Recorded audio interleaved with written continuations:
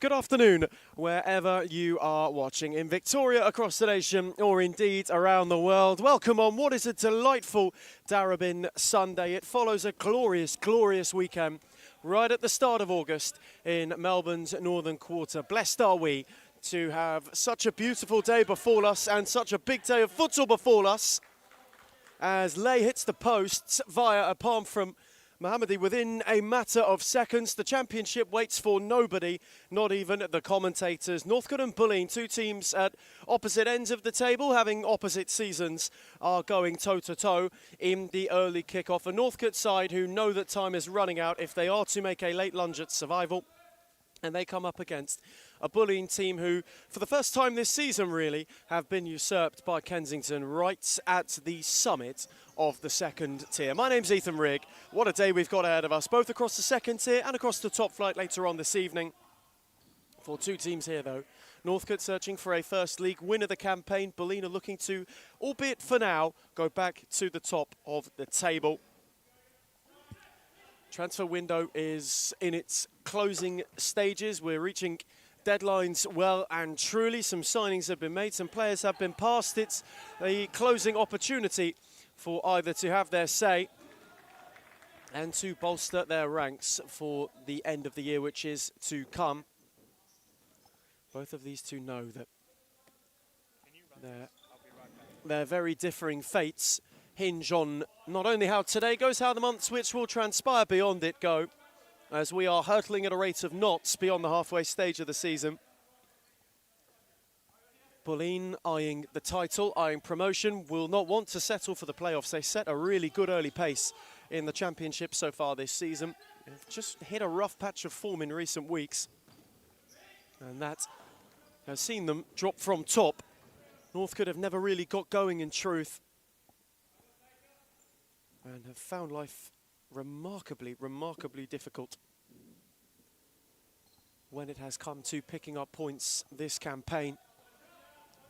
As Mohammadi's invited forwards, and his drive stung the palms of new arrival Jovan Pili, who had spent a lot of time at Thornbury United in the top flight, went gallivanting around the northern hemisphere of the globe in recent weeks. It's been a while since we've seen Jovan, not just in series, not just in the second tier, but in the futsal community as a whole. It's good to have him back more than anything, since he could have a busy, busy afternoon for this side. For Northcote too, they themselves have got some reintroductions well and truly into the fold and into the fray, outside of just Pili. Rilke di Podolinski, who spent time in and around Verona in Italy in months that have ticked over. He makes his return today too. It's been a long time coming for both of them. It's quite a bout for them to make their returns though against the team at the top of the tree. Mohammadi's had plenty of it early. He moves it on for Futterat. The challenge from Lin opened the door for Lay, and the ball is a good one to re-find Peter Lin, who could not sort his feet out. That enabled Lagotto to get a challenge. Lin's slide will favour Fitzgerald. Away from Lagotto, Mason Fitzgerald will drive, and Mohammadi will deny him. Futterat lost it, Rasul recovered it. Mohammadi. Lagotto, Lay, Fitzgerald. His touch was a bit heavy. Two early looks for Northcote's number 23, who, to his credit last week in the Cup, had a good outing and has started in lively fashion this afternoon. Rasul wanting to calm things down, the Bulleen skipper. Futterat. Lagotto, that's tidy. Rasul's touch was heavy, and the ball finds its way out of play. Just have not settled really into a defensive rhythm, have Bulleen. They've looked good going forward, with the ball at their feet. They know today's a golden opportunity. Kensington have got the bye and thus can't reply with an opportunity to be at the top of the table. Bulleen, who have been in the race, have led it for so long, find themselves 2 points adrift. First time this season their credentials are being questioned. And Kyriakos, who was patient. First time we've returned to league action in a little bit as well. The entire month of July was a designated cup month. These two had differing fortunes. Bulleen had a bout with the reigning champions of the top flight, someone who they could very well see themselves coming up against next season if they are to continue in quite their fine run of form across both league and cup competition in the year so far. They are the better performing of the championship teams. They saw that in a rather spiteful 7-5 win against RMIT in the late kickoff last week. One important 3 points though, as Rasul got up ahead of Pili and was able to nod it out of play. Just couldn't divert his header downwards. It was a good bit of judgment to make the header more difficult. They find themselves, as perhaps they should, the best performing of the championship teams in cup competition as well. It's Fitzgerald. Tried to steer it forward. Pili couldn't touch it again. Bullying corner. Podolinsky. Errant. Lagozzo was free. Lay let it run. Pili gave him a shout. And then on the slide went to gather it, just in case it took a ricochet. Lay. Fitzgerald. Looked to spear it for Alejo Suarez, who couldn't quite get there. And now Jerry Lay is swarmed. Lagozzo and Kyriakos battling. Suarez helped him out. Lay unable to find a way further. Podolinsky will drive it wide.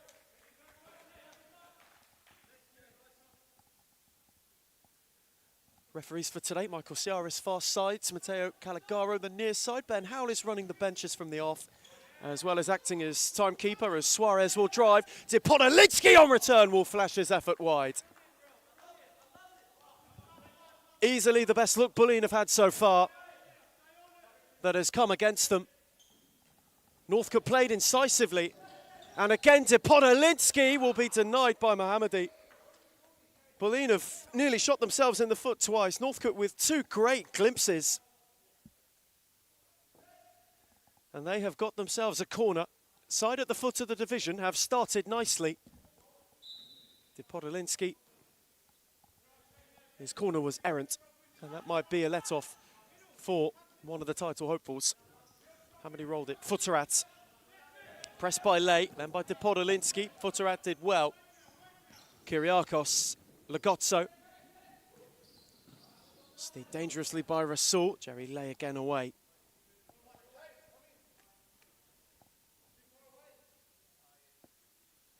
Bulleen wanting to run the changes. Rasul is happy to stay out for the time being. Mohammadi got it back from Futterat. They turn to press Northcote, blocked by Fitzgerald. Rasul will let it fly out of play. They have started well in the 8 minutes of futsal that we have seen so far. Have the side at the bottom of the second tier. Futterat is looking for a yards and couldn't quite. And didn't he look good in cup competition last week? Looked most lively as Podolinsky twisting and turning and winning a corner.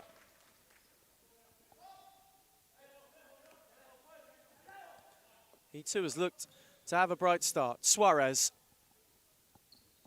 on for Lay. Far side was Fitzgerald's. No way through Lagozzo.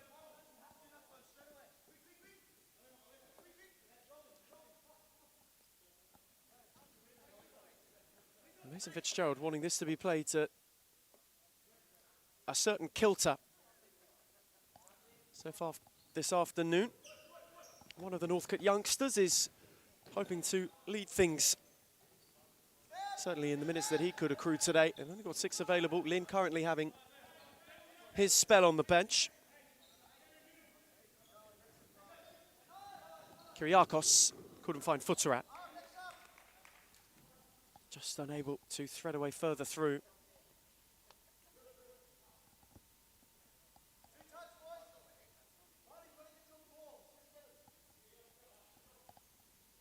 Been a day for things in the championship where it could well and truly pick up. As Kyriakos couldn't quite keep it alive.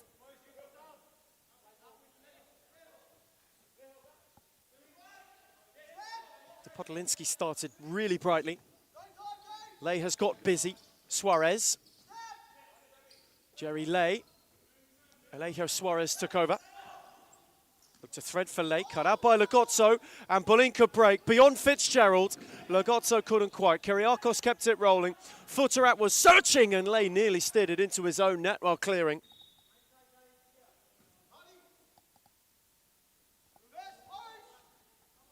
Another Bulin corner. James Rasool is animated on the bench. He was animated last week, which was most out of character for him. Very cool, calm, collected Suter. Mohammadi will belt it, shout for hand, ball waved away, and thumped out of danger by Late. Podolinsky will take his leave. Peter Lim will be reinstated.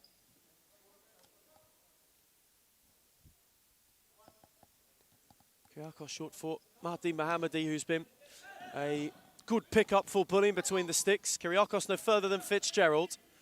Suarez. Tidy. Lay, that's a good ball. Lim was on the switch. Bulin want timeout. It was steered for Fitzgerald. His touch was heavy. And the attack petered out as a result. Kyriakos. No way through Fitzgerald, who will get a flick, and Bulin will have timeout with very, very quick succession. So, there is no way through for either side so far. That being said, the side of the foot of the championship have had the better looks. It's Northcote 0, Bulin 0.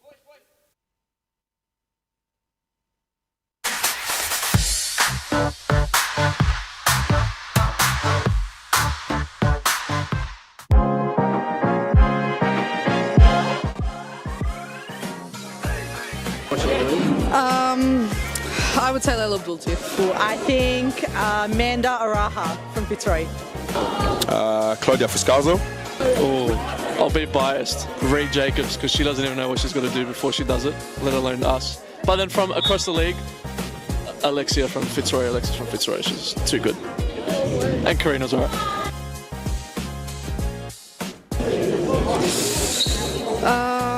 Let me actually think. Fitzroy's white kit. Which team has the best kit in the league? Biased opinion, but also Fitzroy. That's easy, it's us. I'm sorry, it's us. Not a question, Mebon AKU. Liz Air. I think that one will have to be Layla Abdulatif. She would definitely win every time. We are returning from timeout for the first time in the afternoon. Northcote and Bulin locked level. Two teams in the second tier that have had rather different fortunes so far this season. Neither can find a way through. Northcote have had their opportunities. A couple of looks early doors, one for Suarez. Podolinsky's looked tidy. Fitzgerald's had a couple of opportunities. Here is Peter Lin. Beyond Lagozzo and Kyriakos, he then stumbled. One back by Lay, who got it from Lin. Jerry Lay will drive, and Mahdi Mohammadi will take the sting out of it. Lagozzo. It's been a very measured start from Bulin as Gallo goes forward. Good win by Podolinsky. Lin lost out. Foot in from Dave was heavy. Good ball from Suarez. Jerry Lay, no way through Lagozzo. Lin recovered it. Podolinsky. Alejo Suarez, lovely turn. Lay, Podolinsky. There's a real rhythm about Northcote at the moment. This is the kind of motion they have not really shown so far this season. Podolinsky has really added an edge. Maybe it's the Italian influence.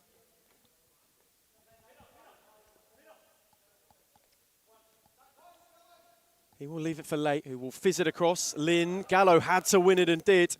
Kyriakos, Gallo, no way through Suarez, and Alejo Suarez will be denied by Mohammadi. Another Northcote corner. And they have started to really heap the pressure on Bulleen. Lay will drive it. Podolinsky will recover. Jerry Lay. Again, had Dave to go at. Podolinsky, Kyriakos, Gallo. Lynn went to hold it up. Lagotto got a foot in. There is still no way through at the moment for either side.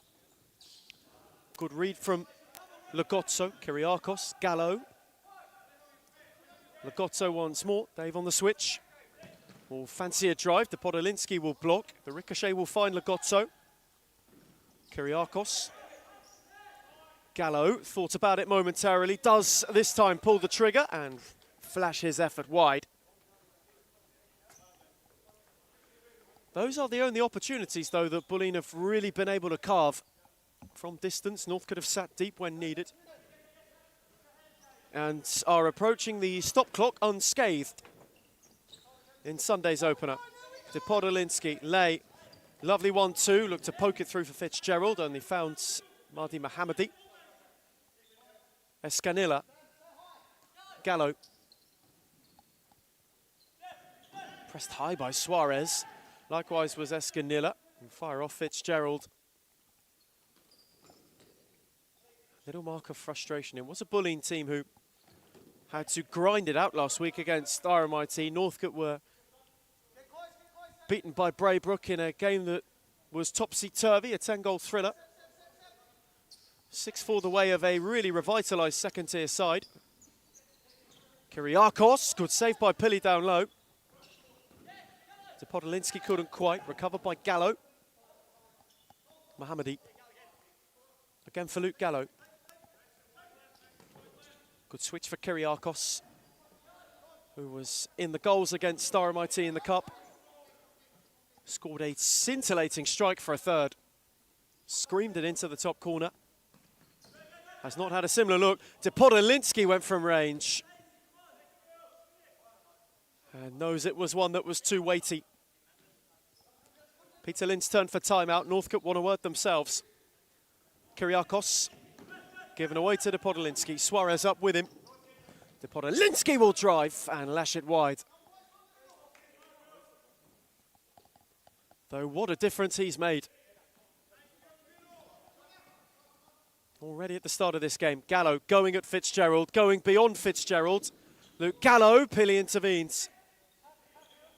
Found Escanilla, Gallo, who again will want to have a look. Tried to squeeze it through for Rasul, away by Lynn.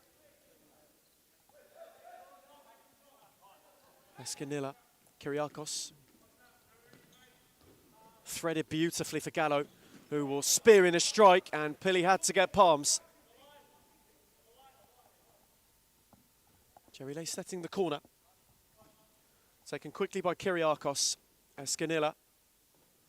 Again for Gallo. Northcote are having to wait some time for this timeout. Still wanting to get through unscathed, nearly for Kyriakos. Suarez. Good return from Lay. Alejo Suarez turned into Gallo. Deepest was Fitzgerald, who gave him an outlet. Podolinsky opened up. Suarez. Showed too much of it to Gallo. Free was Kyriakos. Critical intervention by Fitzgerald and hammered away by Lay. Had to get a block in, Mason Fitzgerald. If not, Kyriakos was sauntering in on his own. And having started not as brightly, Bulleen have settled nicely into this half. Northcote are working for everything they can find at the moment. Good read by Lay. Escanilla got a foot in. And again, Jerry Lay got the final touch. Gallo. Sizing up to Podolinsky. Look to poke it through. Fitzgerald intervenes. Set back for Pili by Lay. Mason Fitzgerald, who searched for Podolinsky, found him superbly. Oh, the ball was flashed wide of the near post.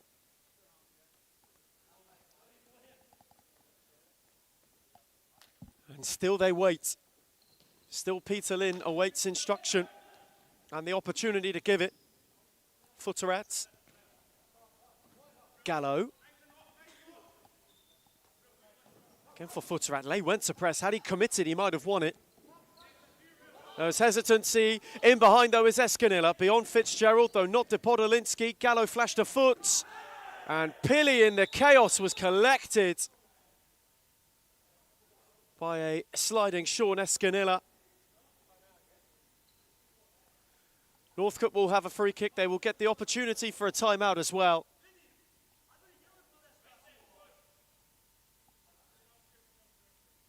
And there is quite a bit of Northcote displeasure at that challenge. We will have a break in the meantime.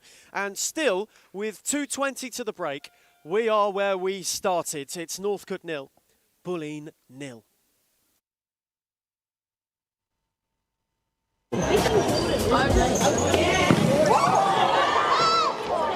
Layla Abdulatif, baller. If I was a girl, probably not Layla. The most clutch player in the competition is definitely Claudia Friscalzo. She is #1 for sure. Sarah Easthope.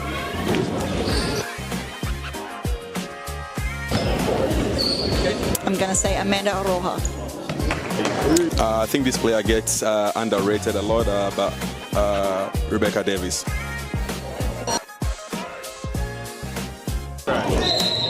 Claudia Friscalzo. Gisela Pepino.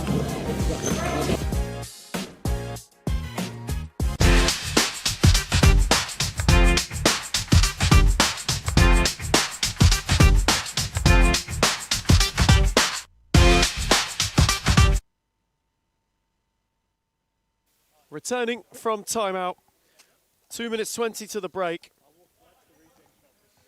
Still, the score is locked level.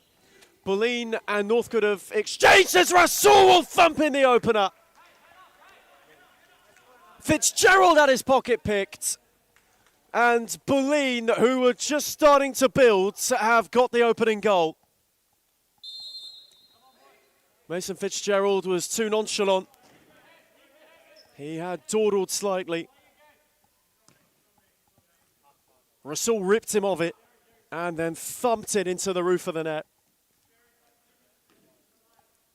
Pili left stranded, and Bulleen are the ones to break stalemate. Looking to do so in double time. Rasul again at Fitzgerald. Suarez put in a good challenge. Fitzgerald picked it up. Once more was immediately pressed. Cleared no further than Escanilla, who can have a go himself. Rolled it on for Futterat. Good save by Pili. Escanilla could have had a drive. It opened up nicely for him. Corner set for Gallo.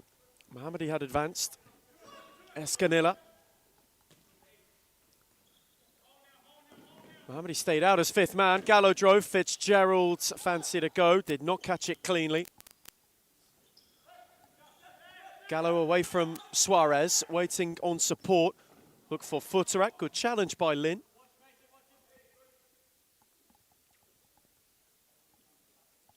Game that needed a goal towards the conclusion of the half. All it was a lapse in concentration, and all the Northcote good work was undone.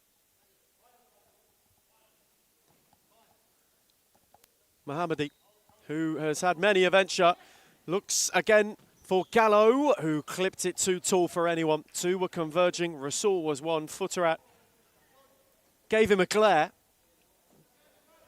as the ball looped far over and out of play.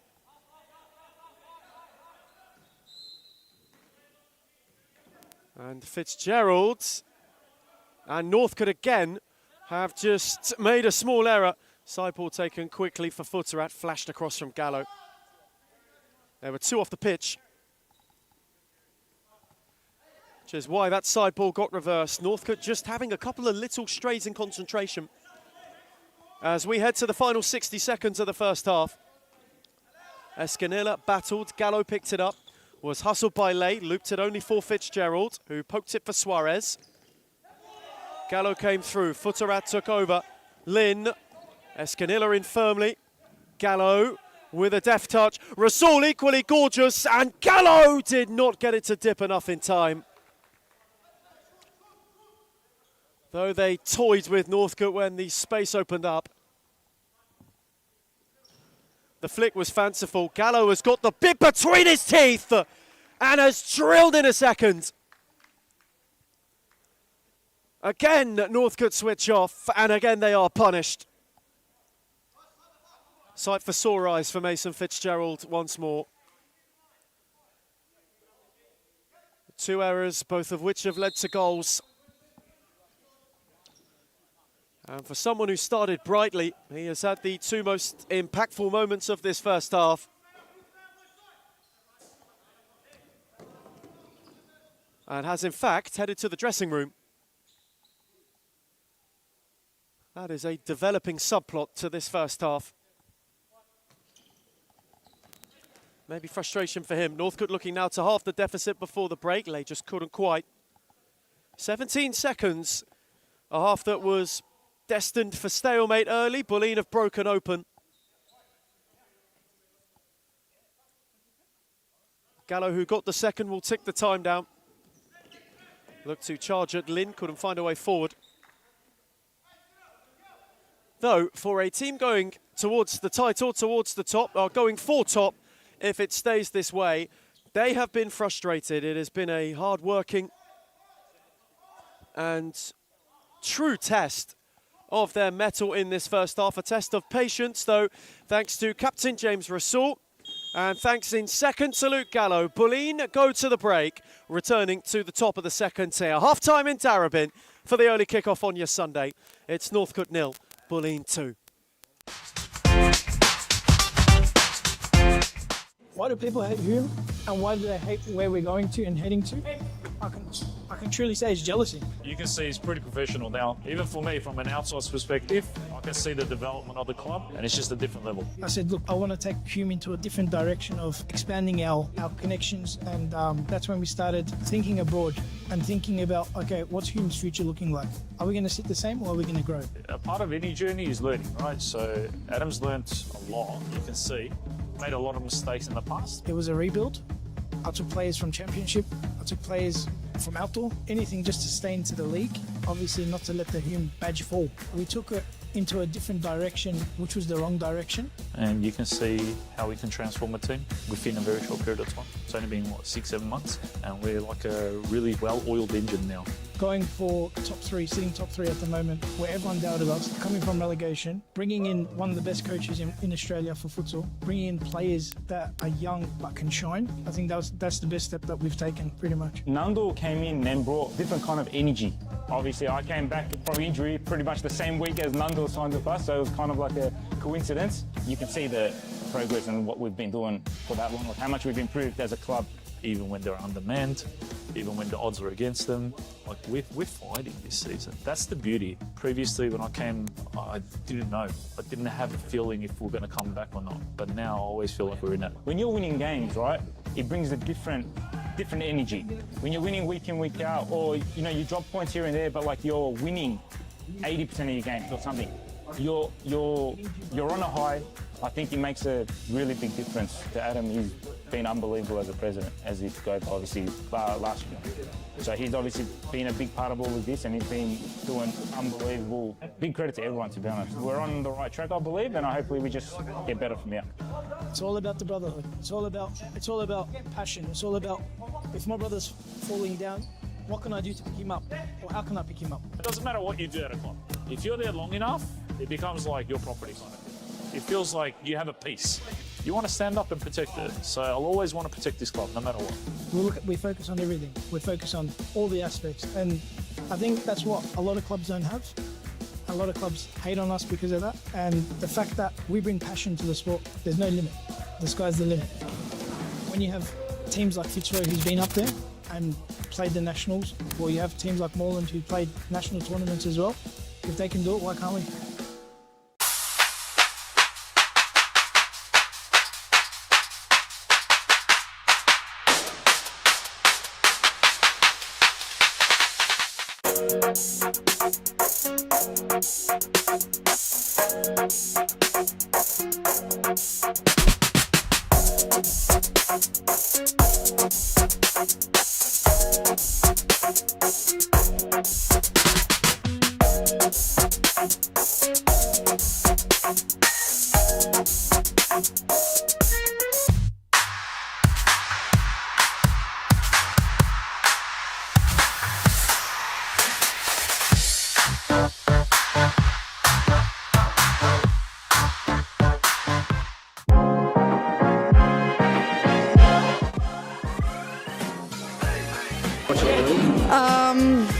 I would say Layla Abdul too.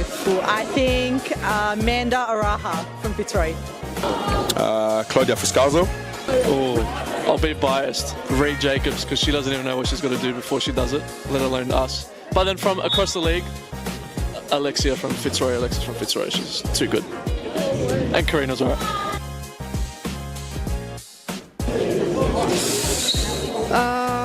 Let me actually think. Fitzroy's white kit. Which team has the best kid in the league? Biased opinion, but also Fitzroy. That's easy, it's us. I'm sorry, it's us. Returning for the second half here in Darabin. Within the first minute, North could have had a couple of opportunities. The latest from Lim.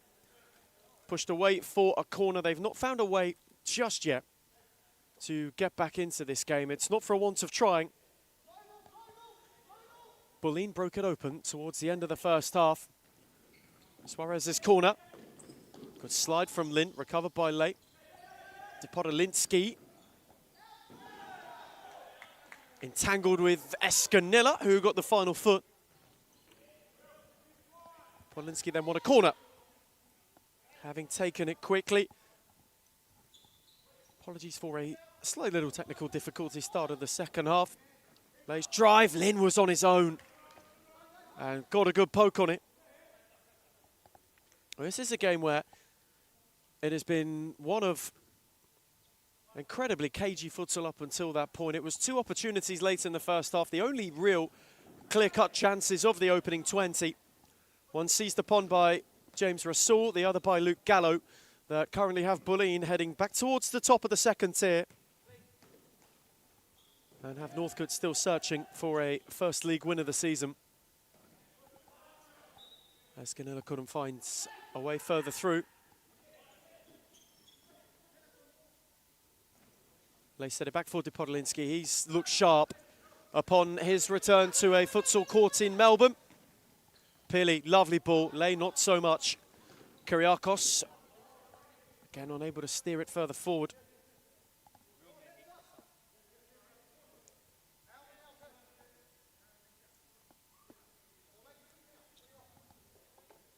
What a way to start this Sunday, though. Northcote are certainly showing signs of progress. But they need to start showing something more tangible as the mop is required. The court is in need of cleansing.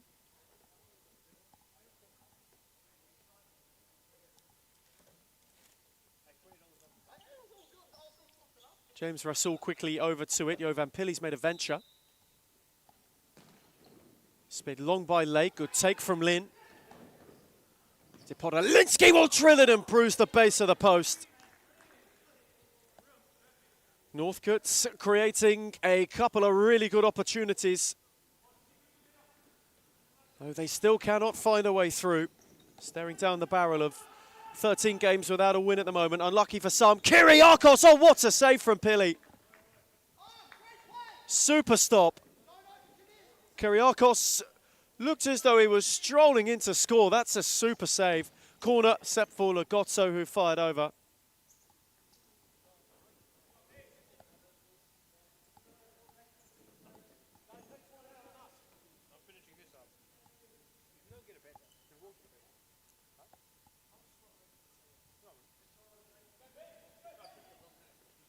Pili speeded long. Futsarat. Kyriakos. Dave has also looked good in patches. Kyriakos. Lagozzo was momentarily pressed by Lint. Futsarat. That's a beauty of a ball. Kyriakos couldn't get it under.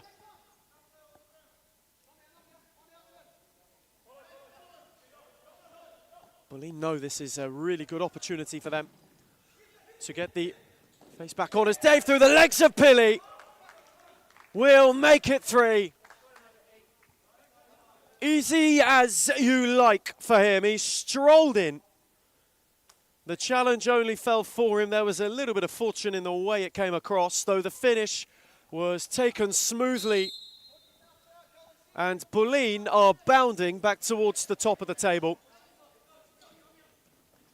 Podolinsky looked to set for Fitzgerald, who left one in on Lagozzo. It was a rash flash from Mason Fitzgerald. Coined the peroxide prince by Joshua Fusco last week. Tidy bit of alliteration from our commissioner turned commentator on the day. Gallo looked to flick it for footer at it. Still will nearly get there. Pili and Lay got in a mess. And somehow,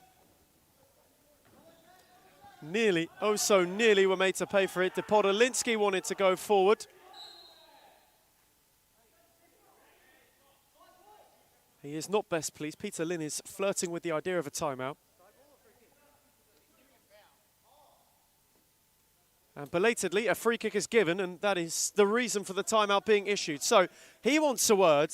Northcote's won away, right back into this game. They will get the opportunity to discuss as such as we get a timeout with just under a quarter of an hour to go in this one. It's Northcote 0, Bulleen 3.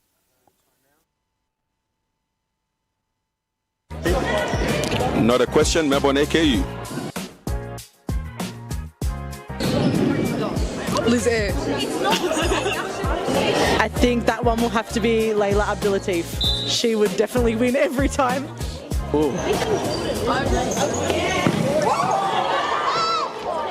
Layla Abdulatif. Ball. If I was a girl, probably not Layla. The most clutch player in the competition is definitely Claudia Friscalzo. She is #1 for sure. Sarah Easthope.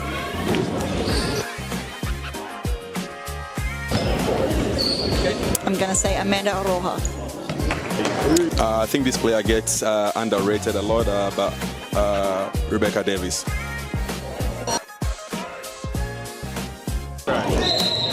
Claudia Friscalzo. Gisela Pepino.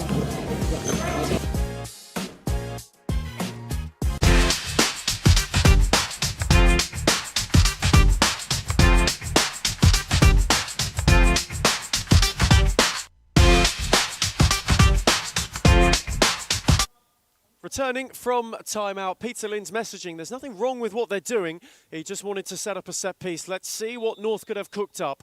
It was Lay to take, set for Suarez, who just did not connect.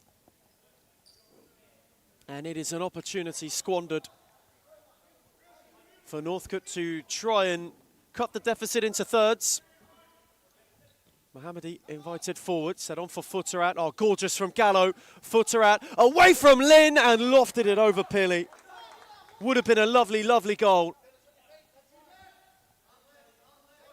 Just inches from something a little bit special on an early August Sunday afternoon. Podolinsky lay no way through Footerat. Northcote, to their credit though, have been in and around this game for good parts of it.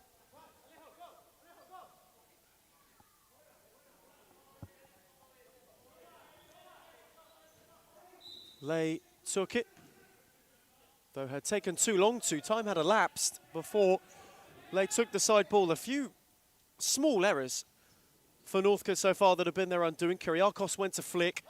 Podolinsky cut out by Lagozzo, likewise by Lay.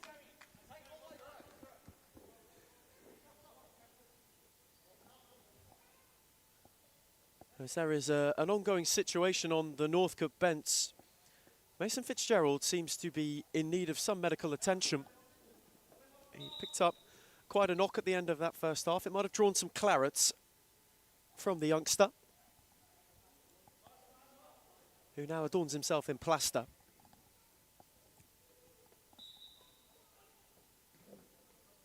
Escanilla got it off the switch from Kyriakos, speared it into Suarez. Mohammadi Again invited forward. Kyriakos kept things open through the legs of Suarez. Set for Sean Escanilla. Rasul fizzed across for Lagozzo, who just couldn't get it under. It was hit very firmly into his path. And he just couldn't quite get it under his spell in time. 8 minutes of futsal elapsed at the start of the second half. Berlin have added one beyond half-time. Beautiful ball from Pili. The Podolinsky and Escanilla were battling. Suarez looked to pick it up, and Mohammadi came crashing through.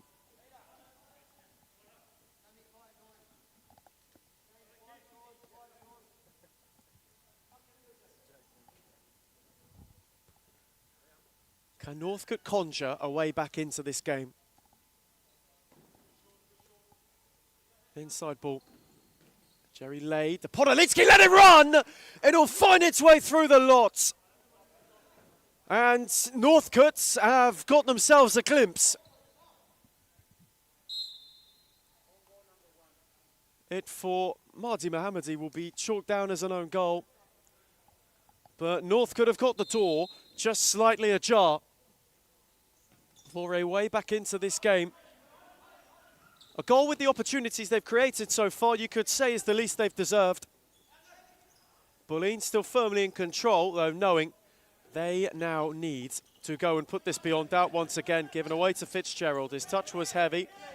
Lagozzo away from Suarez with Fitzgerald to go at. Pili got a foot on it. Suarez. Corner. Will not be a second touch. Pili's first was a save.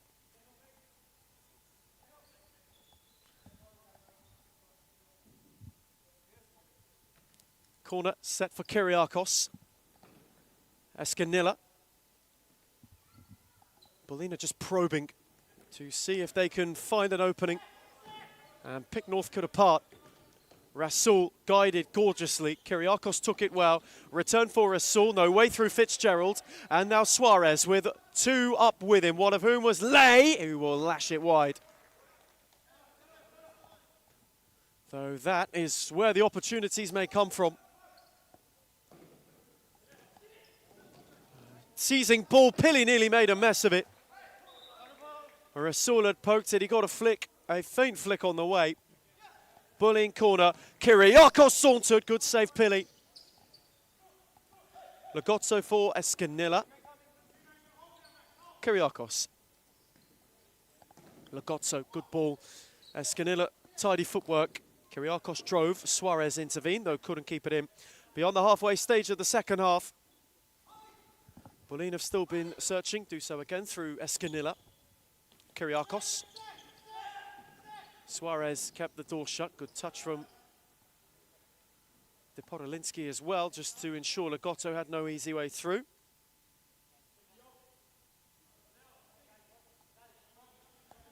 This, of course, the first of a trio of second-tier entanglements we have ahead of us this afternoon. Melbourne Orients against the Braybrook side, who have been bolstered, rejuvenated and revitalised under Noel Sommer's renaissance to the series futsal stage. They are up next. And to close the show, a Footscray team against RMIT, who know today's an opportunity to gain some ground in not just the promotion, but the title hunt too. That is all upcoming before the top flight takes over in the early evening. Suarez in the meantime. To Podolinsky, oh, gorgeous finish! Superbly taken, and we have got a game on our hands. Northcote from nowhere are within one. And to Podolinsky on return, who has looked promising, now turns pinpoint and precise. As a result, Northcote are right back in the mix.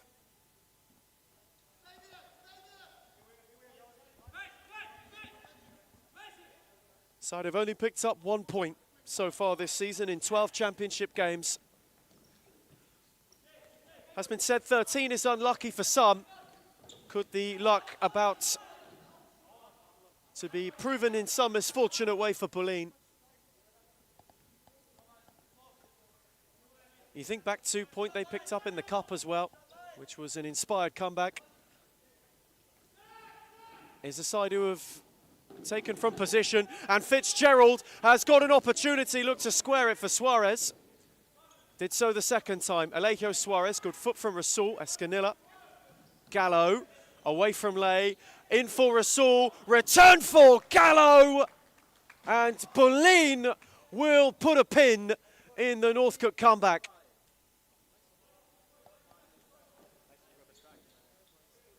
Smooth. Oh, so smooth. Northcote defensively caught short once again. And now the work is back to do. De Podolinsky. Fitzgerald gave it away to Dave, who's got an opportunity. Mason Fitzgerald made up for it. Though the initial contact was one that deemed a foul, his challenge was fair.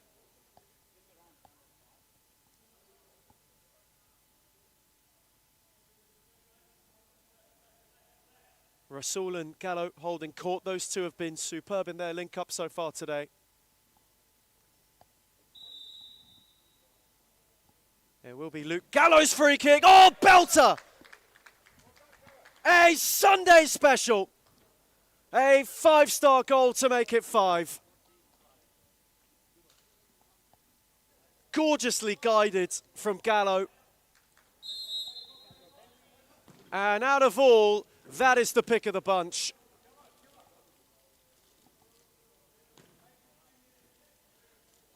From a man who's having a day. He and Rasul have been the difference makers, though Rasul was short, recovered by Lay. James Rasul's hustle was admirable and to good effect as we are ticking towards the stop clock in the second half. Lynn. Lay.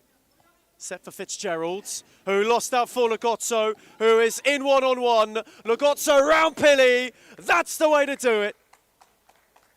3 of the best. He's made them pay. And it does complete a wonderful hat-trick. In fact, it's 4. It's a quartet for Gallo. What a day he's having. Simply superb from minute 1.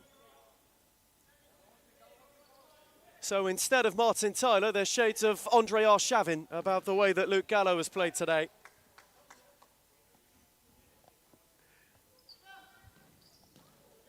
Lynn got a foot in. Podolinsky took over. Footer at Rasul. Gallo. Footer at will have a go himself! And they are running riot and running away with it. 7 for who are now reinstated as the league leaders. And it is ruthless. Footerat was piercing and then left the leg on De Podolinsky. For Northcote, it's disheartening.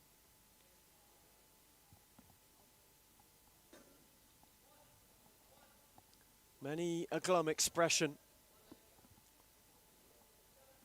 On court, on the bench. Again, it is going against them.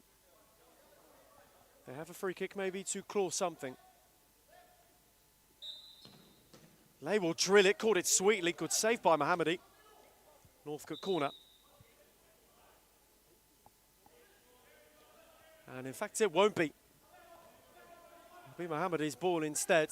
Intervention on the keeper. Footerat looked to set for Gallo, who got it away from Lynn. Gallo will have a go. And again, just fancied a piercing drive. He's looking for a 5-star display of his own. You don't see many bag 5. Does not happen often. Footerat is charging. Gallo is searching for that. And will get his opportunity. Here is Gallo. Rasul made a move. Footerat, lovely footwork. Rasul went himself when he had options. Picked off by Dave. Saved by Pili. Peter Lynn. Alejo Suarez. to Podolinsky, who has been the silver lining on a gloomy Northcote day. Well, won by Gallo. Podolinsky was clipping, likewise Suarez. Lay's turn now to have a go. Gallo will have a drive himself, and Pili got down at his near post. Bulleen corner. 3.5 to the close. Legozzo and Escanilla will make their way on. Mohammedi's come fifth man. Does he want to get in on the act? He stung the palms of Pili. Keeper to keeper. Legozzo got a flick. Escanilla can prevent the corner.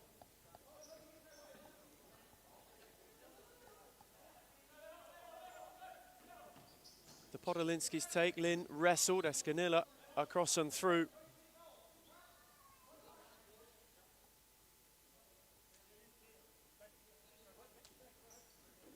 James Russell going round to his bench, giving them a claim. Suarez fired it into Futsal, who looked for Gallo. Good read from Lay. Lynn to Podolinsky, off the post. And Lay's following his wides. Podolinsky could have had a hat-trick today. He's hit both posts now, bruising the base of the goal's frame. Legozzo, oh, lovely from Gallo. That is simply superb. Legozzo in behind. Suarez stayed with him.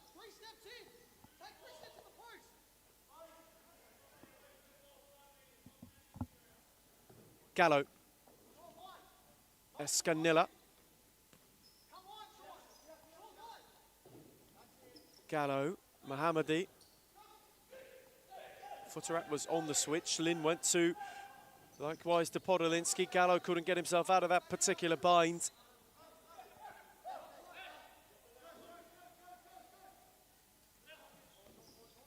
Suarez.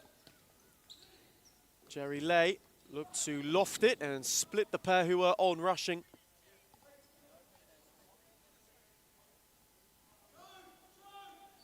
Escanilla, unable to find a way further forward.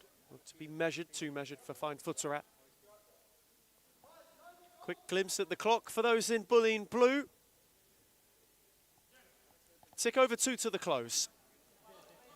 In the second tier, curtain raiser for Sunday, given away by Pili. Gallo away from Lay. Futsal will steer in another. Brutal from Bulleen, who are truly, truly storming their way to the summit.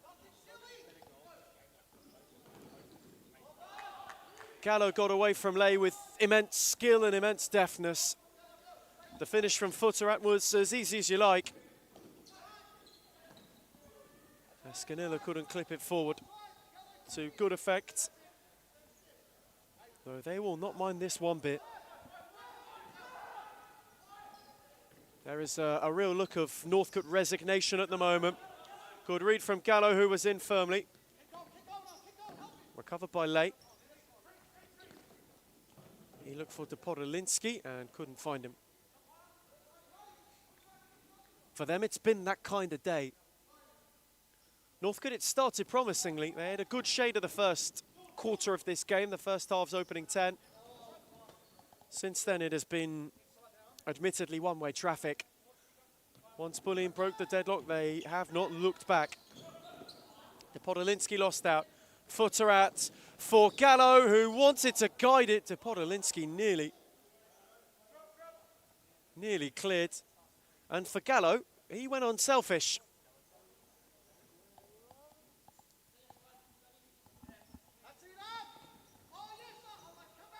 Pili was given a gather. Northcote again nearly not helping their own cause. It was long for Lynn, who couldn't take it under. Gallo. Good turn, good swivel, good drive. Away from one, away from two. Challenge from Suarez, returned by Podolinsky.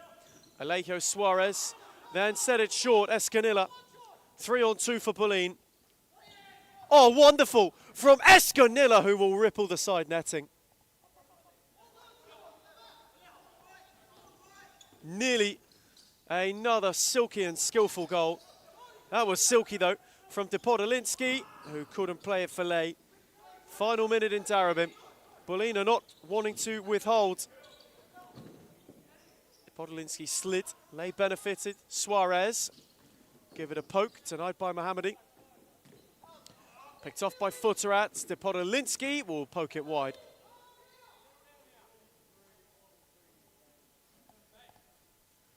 "33 seconds to the close of the first installation of the day. Futterat with all the time in the world. Suarez tidy. Fitzgerald away from one with a good poke in Suarez's direction, though a fraction too heavy in the end. From Mason Fitzgerald, who was motoring momentarily. Two players off the pitch. Not for the first time this afternoon.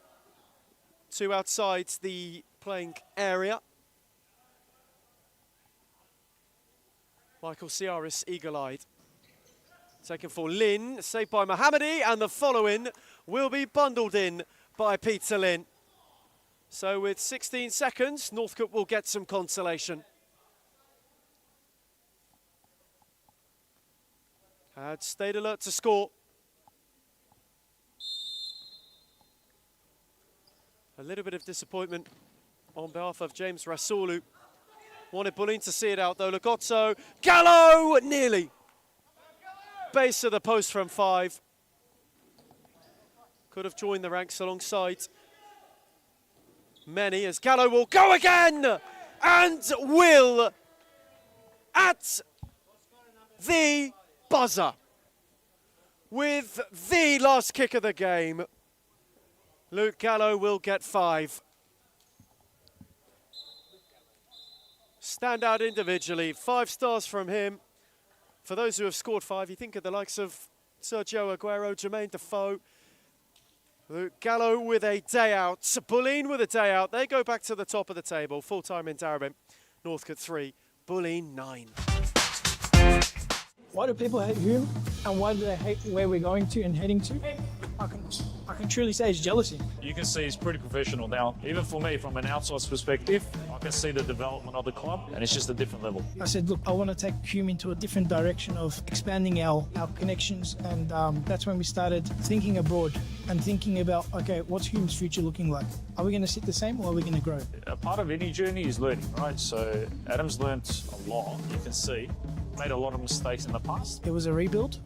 I took players from Championship.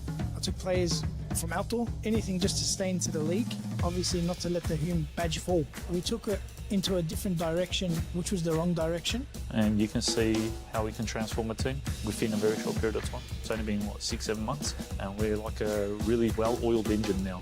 Going for top 3, sitting top 3 at the moment, where everyone doubted us, coming from relegation, bringing in one of the best coaches in Australia for futsal, bringing in players that are young but can shine. I think that's the best step that we've taken, pretty much. Nando came in and brought different kind of energy. Obviously, I came back from injury pretty much the same week as Nando signed with us, so it was kind of like a coincidence. You can see the progress and what we've been doing for that long, how much we've improved as a club.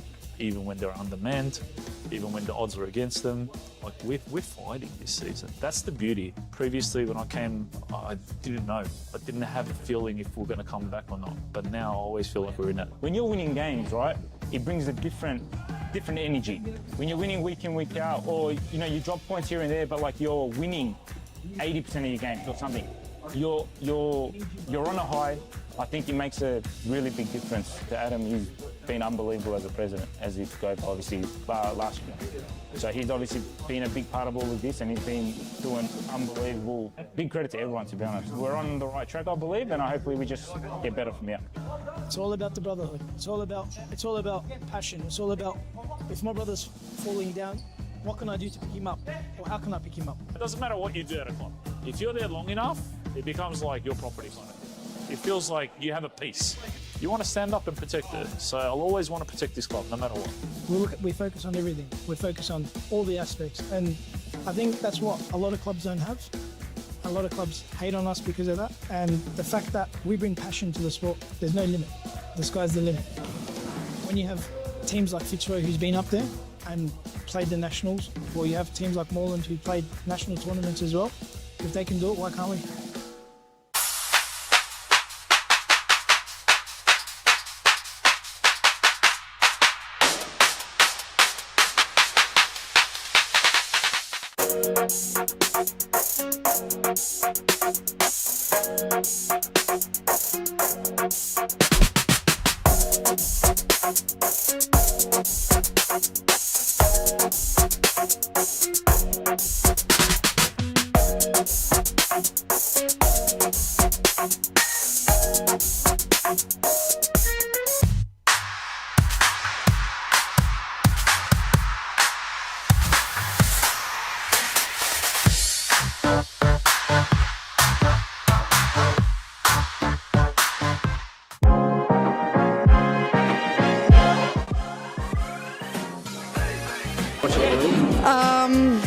I would say Layla Abdul too.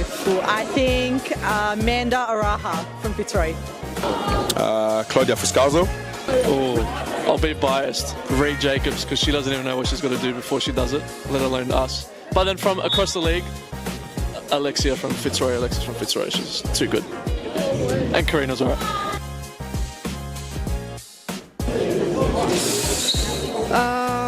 Let me actually think. Fitzroy's white kit. Which team has the best kid in the league? Biased opinion, but also Fitzroy. That's easy, it's us. I'm sorry, it's us. Not a question, Melbourne AKU. Liz Air. I think that one will have to be Layla Abdulatif. She would definitely win every time. Ooh. Layla Abdulatif. Baller. If I was a girl, probably not Layla. The most clutch player in the competition is definitely Claudia Fuscalzo. She is number one for sure. Sarah Easthope.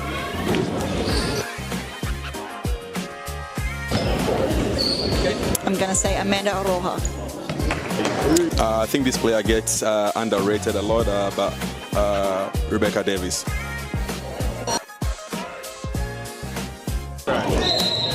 Claudia Fuscalzo. Gisela Pepino.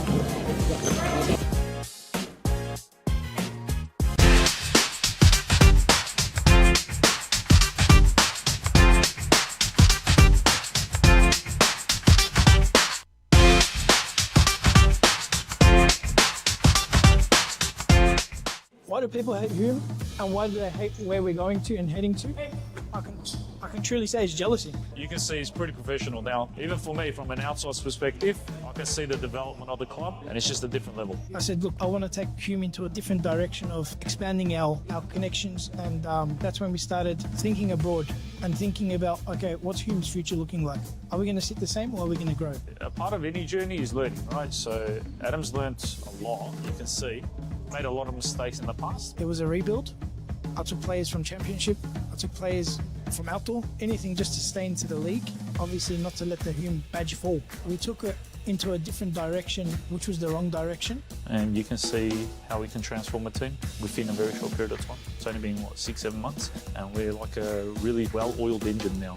Going for top three, sitting top three at the moment, where everyone doubted us, coming from relegation, bringing in one of the best coaches in Australia for futsal, bringing in players that are young but can shine. I think that's the best step that we've taken, pretty much. Nando came in and brought different kind of energy.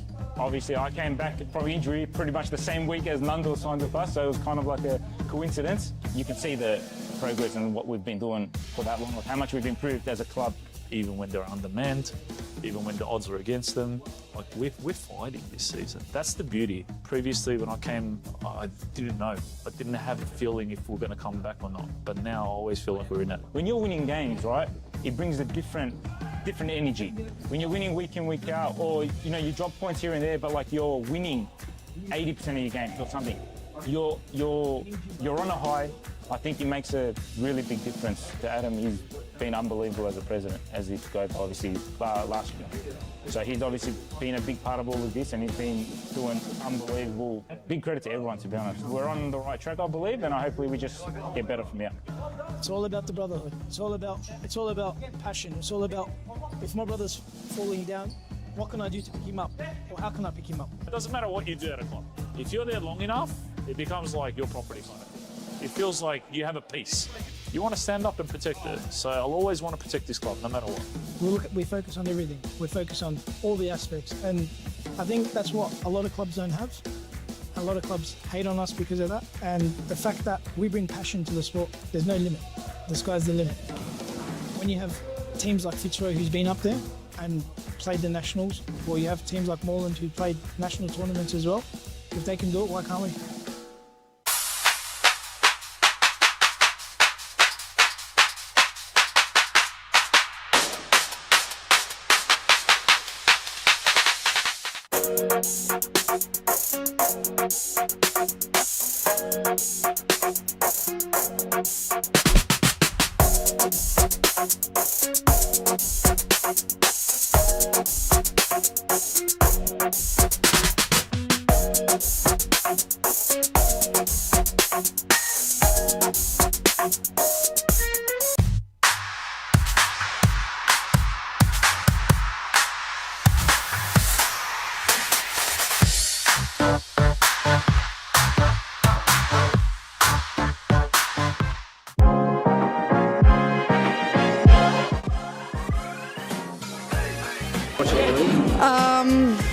I would say Layla Abdul too.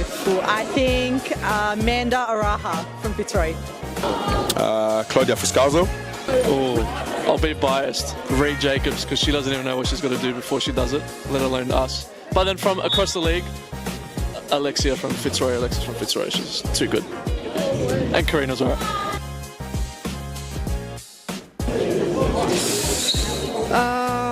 Let me actually think. Fitzroy's white kit. Second edition for the championship on Sunday. It's a Braybrook team who, under Noel Soma, have gone on a little bit of a revitalisation. Still well and truly staring the relegation playoff places in the face. Today, they can look to climb themselves further towards safety against an Orients team that have been a bit of a mixed bag this season so far. They started slowly, have picked it up though, have got Payam Jalali, who is the league's top scorer and who is looking to enact chaos already. These two again with really mixed cup runs. Arians are only 3 points off the playoff places. They can go level on points with RMIT if they're victorious today. Braybrook themselves can close the gap to Footscray to just 3 points, and beyond that, put 10 points between themselves and Northcote at the division's foot. We are getting to that stage of the season where things just heat up a little bit. And all these sides are nearing their respective halfway stages. We will be coming quickly to that point in time soon. Though so many know, this is the point in the season, the stage of the campaign where all of the ground is made up. It sets you up to close things in a really, really strong fashion. Here is Dominguez, who moved it on for Jalali. Arians wanting a really, really quick start. If you've just joined us, first of all, good afternoon. Welcome on a really, really beautiful day in Melbourne's Northern Quarter. You can see the sun reflecting through here at DCSS. It's a touch chillier in here than it is outside, I can assure you of that, but it is a gorgeous, gorgeous day for anybody watching, for anybody playing. Go and get some rays once you're done. We don't always have this kind of weather at this time of year. If you have just tuned in, though, you missed Northcote losing 9-3 to Bulleen in the early kickoff. It was a game that was cased in stalemate for a good portion of the first half, though. 2 late errors before the break saw Bulleen storm ahead, and from that position, it was one which they never looked back, though. In the middling kickoff at the moment, Arians know how crucial 3 points could be today for them and their respective promotion prospects. As Dominguez is driving and forced a really good save out of Madajari, who got fingertips as it was bending towards the back of the net. Jalali in ahead of Tapai. Payam Jalali once more enclosed and encased. Samuel Shimo. Now Caliotti, who can go and had options up with him. Let it run for Yassine Noor. He will drive and only sting the palms of Ali Reza Shamkhani, who was looking to release Jalali, though was unable to find a way further forwards. Chance for Tapai, who couldn't steer it the other side of the post.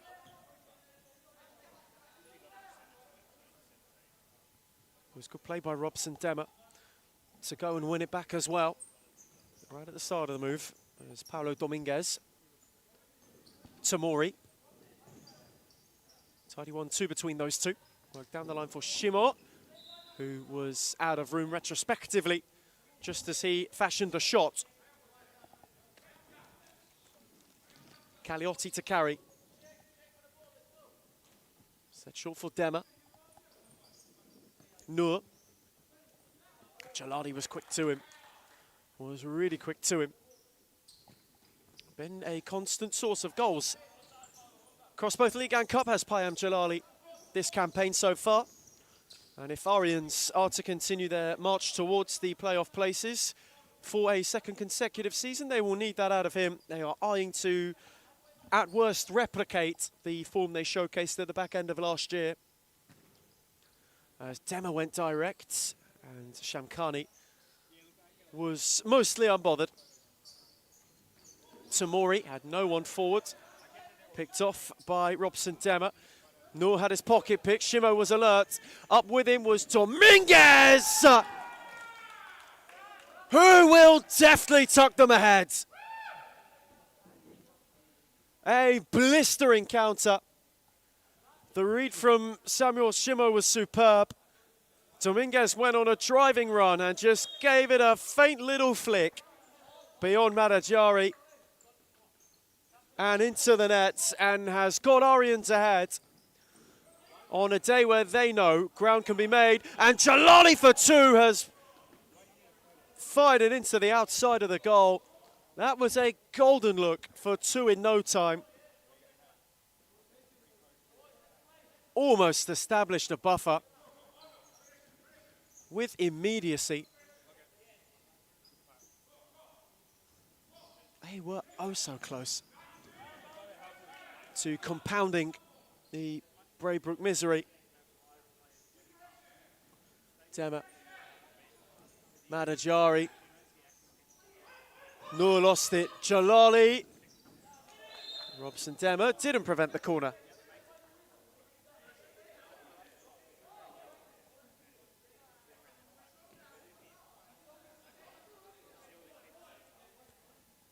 Arians corner, they have made a strong start. Fizzed across, Shimo couldn't get a flick. Tapai will keep it alive and will kickstart a counter. Elidon Tapai went alone and did not catch his effort cleanly. Caliotti was motoring momentarily, but couldn't quite connect. Jalali. Shimo unable to return it. Noor twisting with Jalali. Tapai nearly had it. Good win from Samuel Shimo. Elidon Tapai's challenge was firm, though it was fair.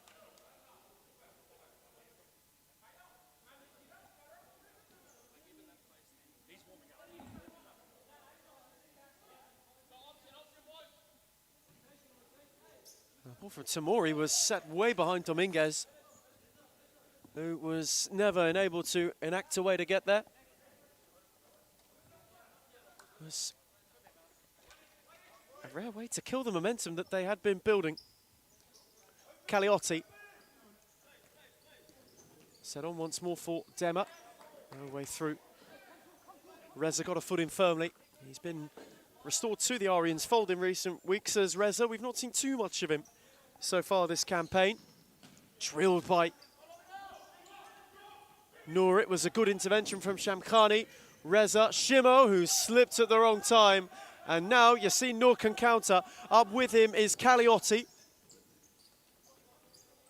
Away from Dominguez, on for Demmer. Able to drive it further.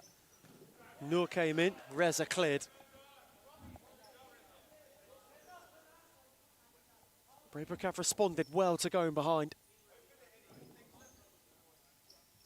Caliotti gained a few more yards. Braybrook team who have certainly seen an uptick in fortune upon the arrival of Noel Soma. Picked up 4 points in their last 3 games in the league.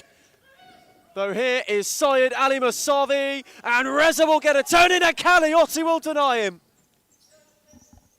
Brilliant, just brilliant from Edward Kaliotti, who wanted to go the other way and gave it to Tamori.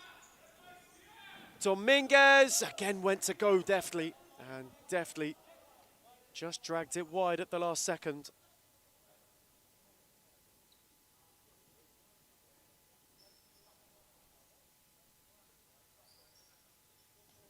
They have really, since going ahead, Arians, and since that good patch had evaporated, looked to play on the counter a lot more. Robson Dema, Tapai, lost out to Dominguez. Elidon Tapai then won it back well. Had options either side, one of whom was Sesmakula. Oh, lovely. Trevor Sesmakula, and Ibrahim Kana steered it wide. Tom Alice also now getting his first introduction. Noel Soma, who is always incredibly dapperly dressed on the touchline, running the changes. Alice was there to stop Musavi. Robson Dema for Tom Alice, who steered it again for Dema. His drive was behind Kana.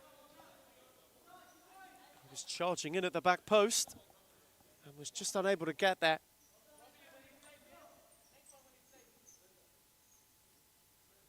Braybrook have looked a lot brighter though in the last couple of minutes. Good win by Sesmakula, who will drag his effort wide. Still unable to make inroads to get much more out of their looks at Ali Reza Shamkhani, though that's a giveaway and an opportunity which Shamkhani had to be alert to. Good read by Sesmakula now. Trevor Sesmakula rippled the side netting. Arians understand the momentum, the ascendancy's flipped. They want timeouts and will get it immediately. Paulo Dominguez is the difference as we go to a break.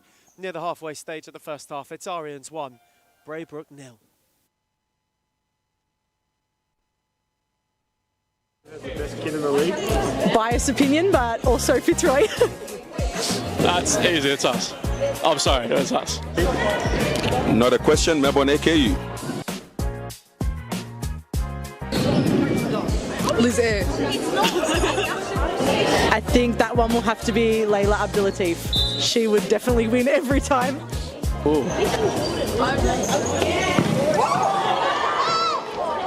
Layla Abdulatif, baller. If I was a girl, probably not Layla. The most clutch player in the competition is definitely Claudia Friscalzo. She is #1 for sure. Sarah Easthope.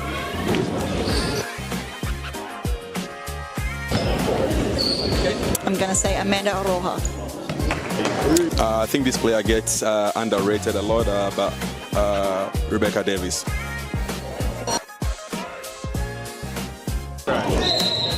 Claudia Friscalzo. Gisela.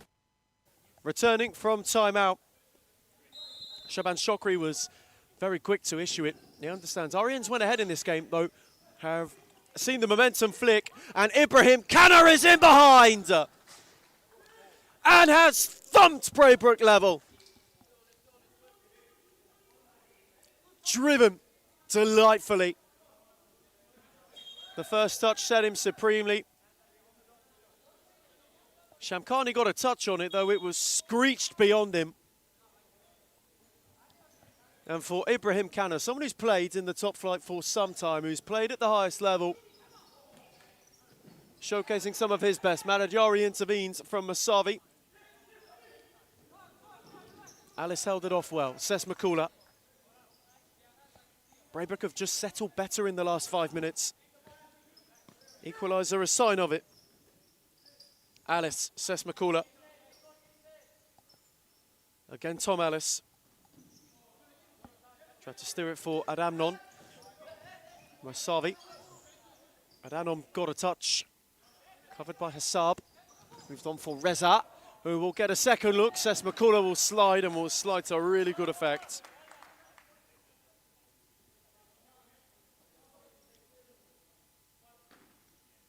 It was Suleiman Osman, in fact, who kick-started that move with a good read. Alice, Kanna. Sesmakula tried to go through the lot. Trevor Sesmakula got inventive. Shamkhani was collected. In the contact that ensued, Trevor Sesmakula too went to check on his well-being.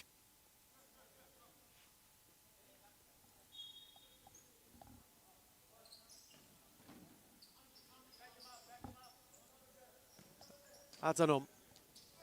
Kanna had two to contend with. Masavi picked it off for Jalali. Payam Jalali twisting and turning and winning a corner.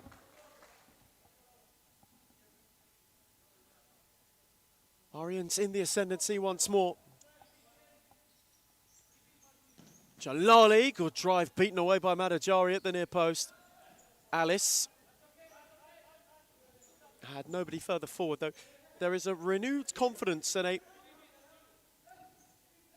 renewed need for progress under Noel Soma at Braybrook. Side who have been bolstered massively by a plethora of new signings. Once the window was open, once he had arrived as well. He's well connected in the game, is Noel. Alice. Sesmakula through the legs of Masavi, fell for Jalali. Syed Ali Masavi. Adanon picked it off well. Just couldn't get through. Jalali once more. Shaban Shokri very vocal on the touchline, wanting his Braybrook side to settle. At Hanom to get further forward. Alice will saunter over in order to go and collect and get things going once more. Set for Kanna. Sesmakula. Adanom. Look to steer it to the back stick while Al Ibrahim got a foot in, not once but twice. Likewise did Osman. Quick glance at the clock from Shaban Shokri. Sesmakula. Adanom, no way through Masavi, whose challenge was a good one. Has fit seamlessly back in to Orient's colours since the mid-season move from Thornbury has Syed Ali Masavi. Back at a place he considers home. Someone who's a frequent source of goals in the Championship last season, who is prolific within this division. Alice got it back from Sesmakula and will drive it just wide. Ticking towards the first half's stop clock territory. Osman was run out of room. Adanom did well. Sesmakula, good turn. Alice went with loft. Shamkhani came through and cleared over towards us. Sesmakula was lurking in behind. So for Ibrahim Kanna. Adanom. Sesmakula did superbly. Trevor Sesmakula has flashed it wide.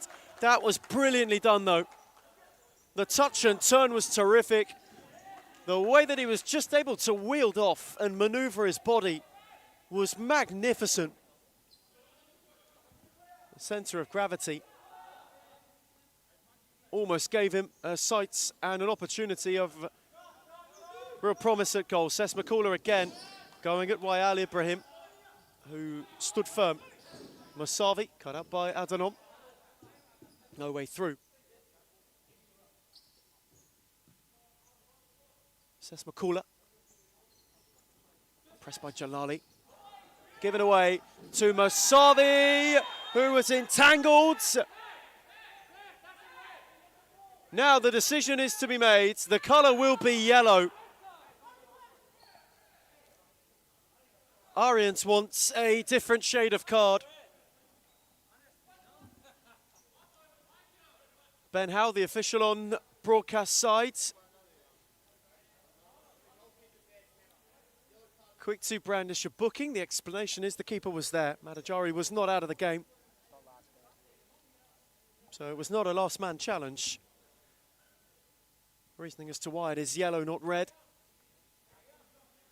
He was in agreement with Matteo Caligaro, who's on the far side. Michael Ciaris is taking a stint as third official and timekeeper.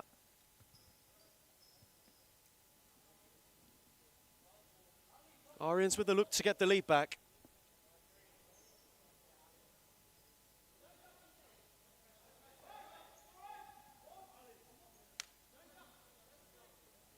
Jalali Masavi in conversation.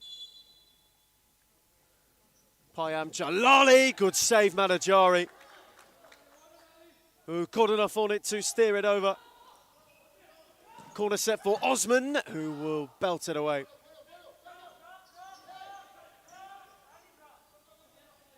Sess Makula. Adenom, Alice, gorgeous flick. Sess Makula was just getting ready to go and was not able to keep it in play while steering beyond. The introduction of those two in particular, they were the first two signings Braybrook made in what has been for them a new dawn of Tom Alice and Trevor Sess Makula. Both have made a really good reintroduction to this place, to these leagues.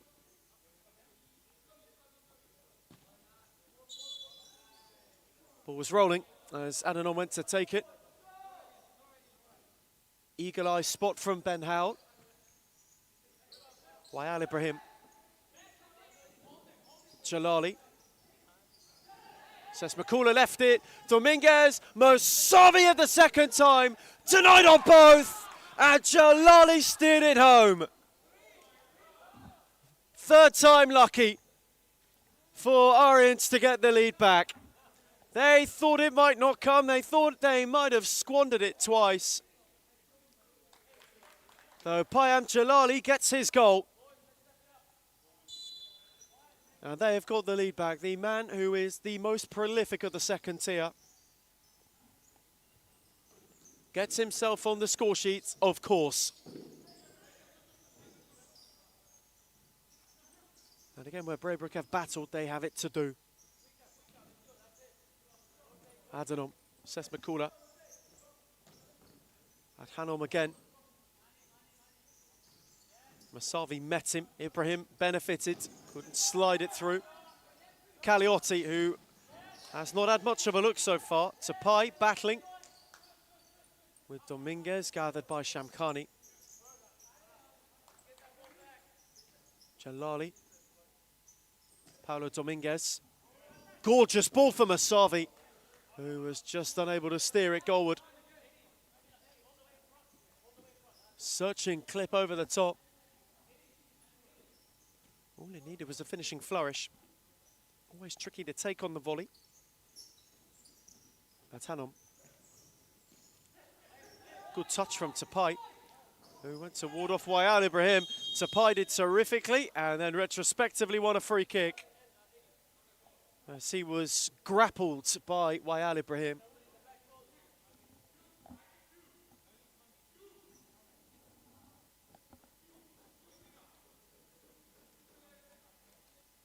Trevor Sess Makula, Edward Caliotti, the two holding court over this free kick.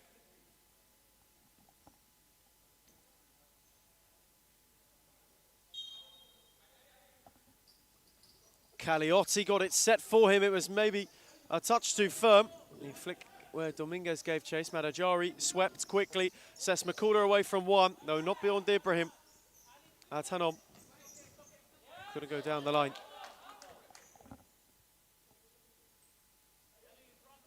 Ibrahim got a foot in just to slow him up.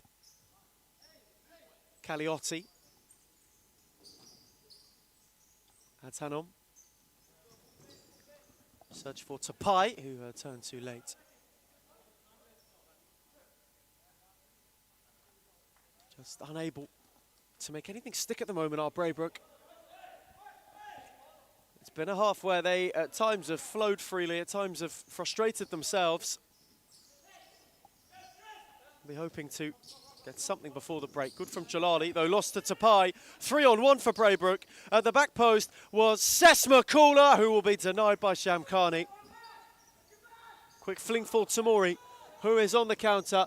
Central was Dominguez. Good save, Madajari. Tanom out of room while trying to get further forward.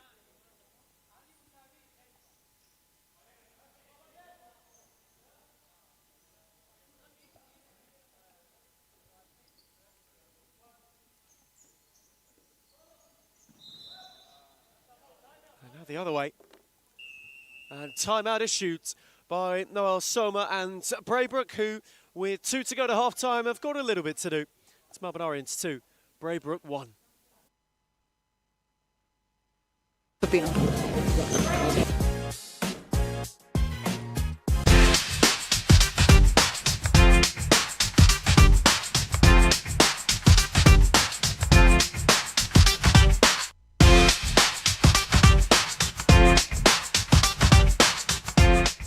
Why do people hate Hume, and why do they hate where we're going to and heading to?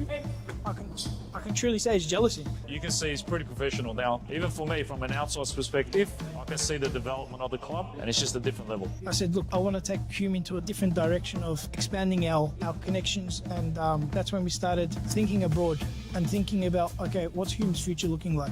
Are we going to sit the same, or are we going to grow? A part of any journey is learning, right? So Adam's learnt a lot, you can see. Made a lot of mistakes in the past. It was a rebuild. I took players from Championship. I took players from outdoor. Anything just to stay into the league. Obviously not to let the Hume badge fall. We took it into a different direction, which was the wrong direction. And you can see how we can transform a team within a very short period of time. It's only been, what, 6-7 months? And we're like a really well... Timeout issued by Noel Soma and Braybrook, who have just got a little bit of work to do, having got themselves level at the midway point of this first half through a corker of a strike from Ibrahim Kana. And then went behind as Payam Jalali bundled him. Kana is lurking, and him and Tamori were truly wrestling. There is a conversation to be had here. Reza Tamori is down. Matteo Caligaro and Ben Howell are engrossed in conversation. There is protest from both sides. There was certainly a lot of contacts between the two. Ali Reza Shamkhani is protesting a red card. Ibrahim Kana is saying they were simply going at each other, and they were.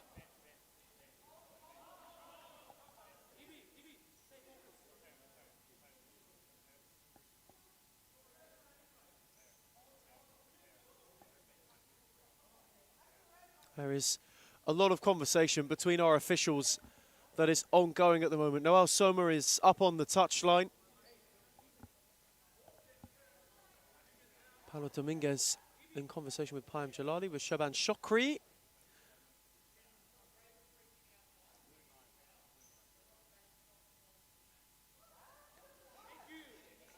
Yellow cards for Reza Tamori. Braybrook free kick is the decision. Melbourne Orients are not best pleased about it.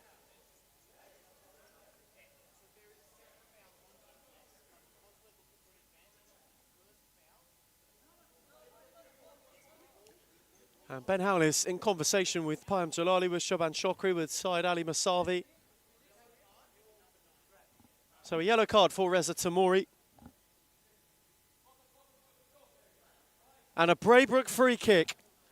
So the initial contact was the foul on Ibrahim Kana, and they were in search of an advantage to see if anything could transpire.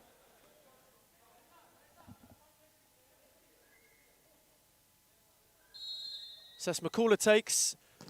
Atanom hits, blocked by Reza. First little flashpoint of a game that has really simmered so far at DCSS.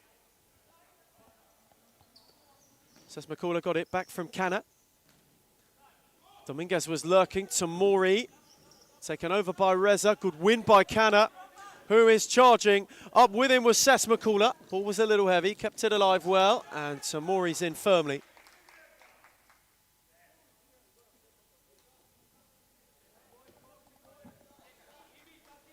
And you can feel there is a little bit more feeling about Melbourne Oriens. That challenge in particular. Dominguez. Yassine Noor did well in retreat to get a foot in.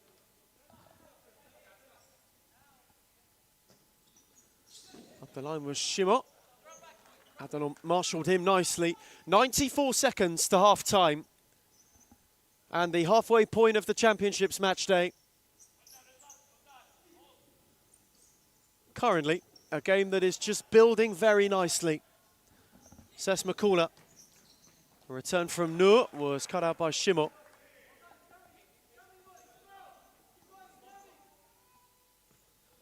Ibrahim Kana. What a half he has had. Space opened up for Adhanom. Ses Makula had darted. Kana, that's a great take. Yassine Noor. Ibrahim Kana was lurking. That's a good challenge from Reza. And now it's 3-on-1. The second in retreat is Noor. Reza held the width. Madajari spilled. And Shimo slid in and gave away the free kick, though there was nothing malicious about it. Adhanom. Braybrook have just looked a bit brighter. Lovely flick for Shimo. Adhanom left a leg in. He's already been booked, and he, prior to half-time, will walk.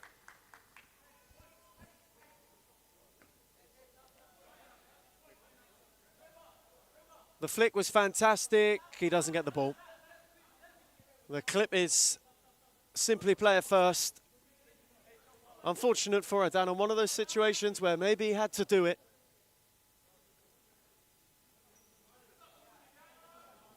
Though he must go, and he is beside himself about it. Braybrook are down to 4. Final minute of the first half. Oriens free kick.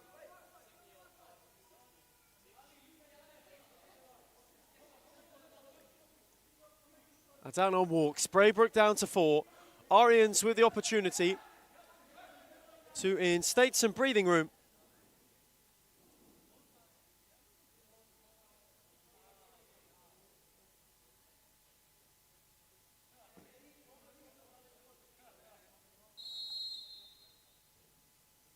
Dominguez, corner.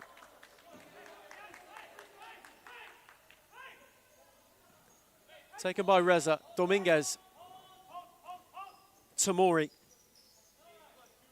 Again for Paulo Dominguez. Reza Tamori. Space opened up for Jalali. And they are shifting Braybrook around. Is there to be a third late? Tamori. Jalali. Tamori on the follow-in. Well blocked by Ses Makula. 14 seconds.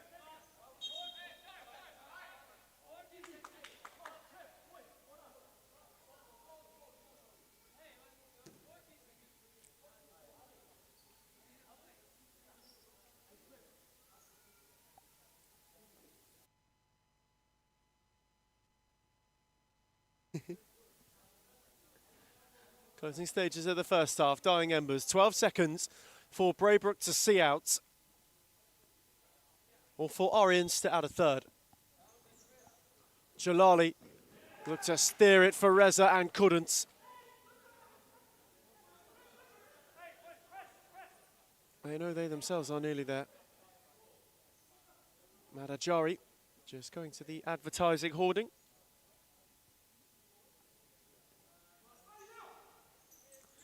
And we'll spear it long. It'll flick the railing on the way. It was well spotted by Ben Howell. It just grazed it, more so than anything. A crazy, crazy first half. One which has had flashpoints, which has peaked and troughed. Dominguez will give it a late stamp. Double for him. And Braybrook will have to overcome a buffer as Sarians establish it before the break.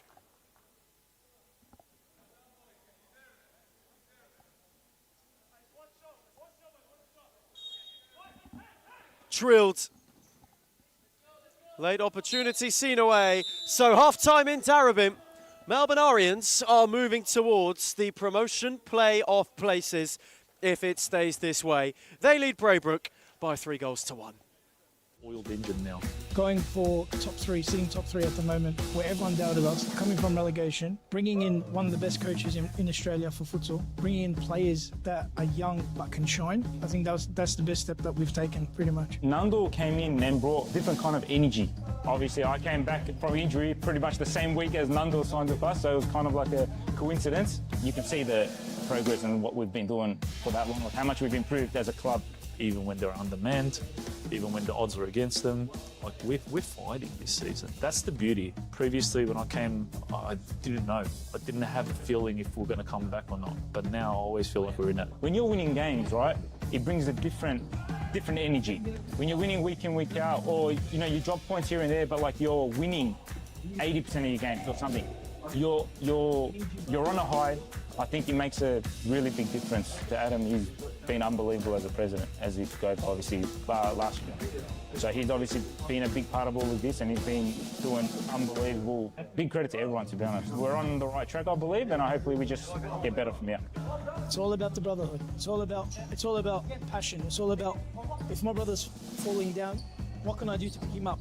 Or how can I pick him up? It doesn't matter what you do at a club. If you're there long enough, it becomes like your property kind of thing. It feels like you have a piece.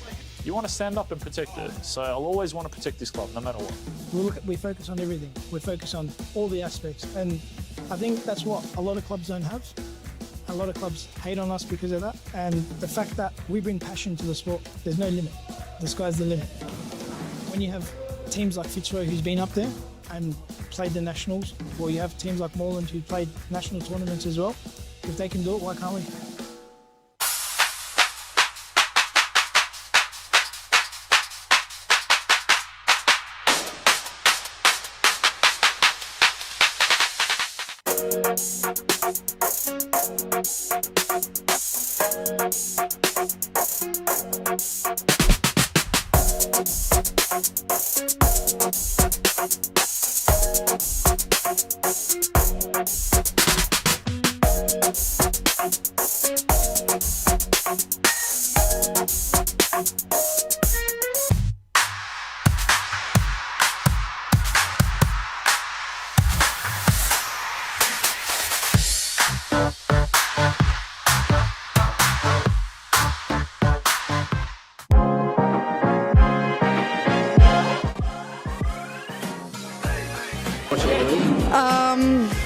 I would say Layla Abdul-Latif. I think Amanda Araha from Fitzroy.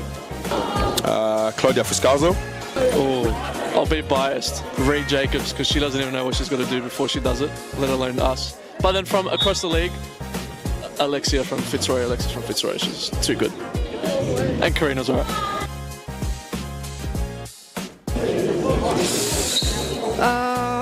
Let me actually think. Fitzroy's white kit. Which team has the best kit in the league? Biased opinion, but also Fitzroy. That's easy, it's us. I'm sorry, it's us. Not a question, Melbourne AKU. Liz Air. I think that one will have to be Layla Abdul-Latif. She would definitely win every time. Ooh. Layla Abdul-Latif. Baller. If I was a girl, probably not Layla. The most clutch player in the competition is definitely Claudia Fuscalzo. She is number one for sure. Sarah Easthope.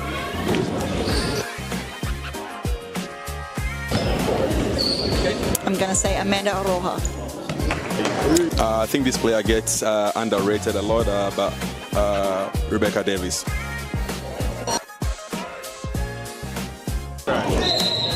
Claudia for Scalzo.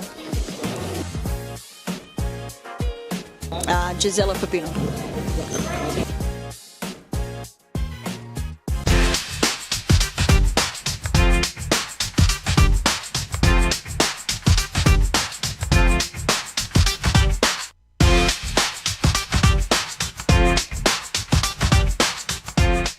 Why do people hate Hume, and why do they hate where we're going to and heading to? I can truly say it's jealousy. You can see he's pretty professional now. Even for me, from an outsider's perspective, I can see the development of the club, and it's just a different level. I said, look, I want to take Hume into a different direction of expanding our connections, and that's when we started thinking abroad and thinking about, okay, what's Hume's future looking like? Are we going to sit the same, or are we going to grow? A part of any journey is learning, right? So Adam's learnt a lot, you can see. Made a lot of mistakes in the past. It was a rebuild. I took players from Championship. I took players from outdoor. Anything just to stay into the league. Obviously not to let the Hume badge fall. We took it into a different direction, which was the wrong direction. And you can see how we can transform a team within a very short period of time. It's only been, 6-7 months? And we're like a really well-oiled engine now. Going for top three, sitting top three at the moment, where everyone doubted us, coming from relegation, bringing in one of the best coaches in Australia for futsal, bringing in players that are young but can shine. I think that's the best step that we've taken, pretty much. Nando came in and brought different kind of energy. Obviously, I came back from injury pretty much the same week as Nando signed with us, so it was kind of like a coincidence. You can see the progress and what we've been doing for that long, how much we've improved as a club. Even when they're undermanned, even when the odds are against them, like we're fighting this season. That's the beauty. Previously, when I came, I didn't know. I didn't have a feeling if we're going to come back or not. But now I always feel like we're in it. When you're winning games, right, it brings a different energy. When you're winning week in, week out, or you drop points here and there, but like you're winning 80% of your games or something, you're on a high. I think it makes a really big difference to Adam. He's been unbelievable as a president, as he spoke obviously last year. So he's obviously been a big part of all of this, and he's been doing unbelievable. Big credit to everyone, to be honest. We're on the right track, I believe, and hopefully we just get better from here. It's all about the brotherhood. It's all about passion. It's all about, if my brother's falling down, what can I do to pick him up? Or how can I pick him up? It doesn't matter what you do. Returning from half-time and beyond the halfway point of the championship match day here in Darabin. Braybrook have got a little bit of work to do if they are to get themselves back within touching distance of Melbourne Arians. It was a late red card for Adanom that saw them reduced to 4. Paulo Dominguez is at the double and was relishing, really, the opportunity to go and instate a bit of a buffer in the final 10 seconds of the first half. It's one which Arians will like, as they are eyeing the promotion playoff places. Braybrook, though, under Noel Soma, have had a bit of a renaissance in recent times.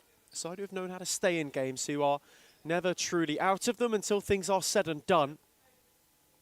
Similar was shown against Northcote last week. They were in a bit of a battle, in a bit of a bind. They got out of it. Here it's Tapai. Moved it on for Dema. Away from Masavi, on for Ibrahim Kana, who is their goal scorer. Tapai looked to turn Shimot, steered it invitingly, and won the second half's first corner.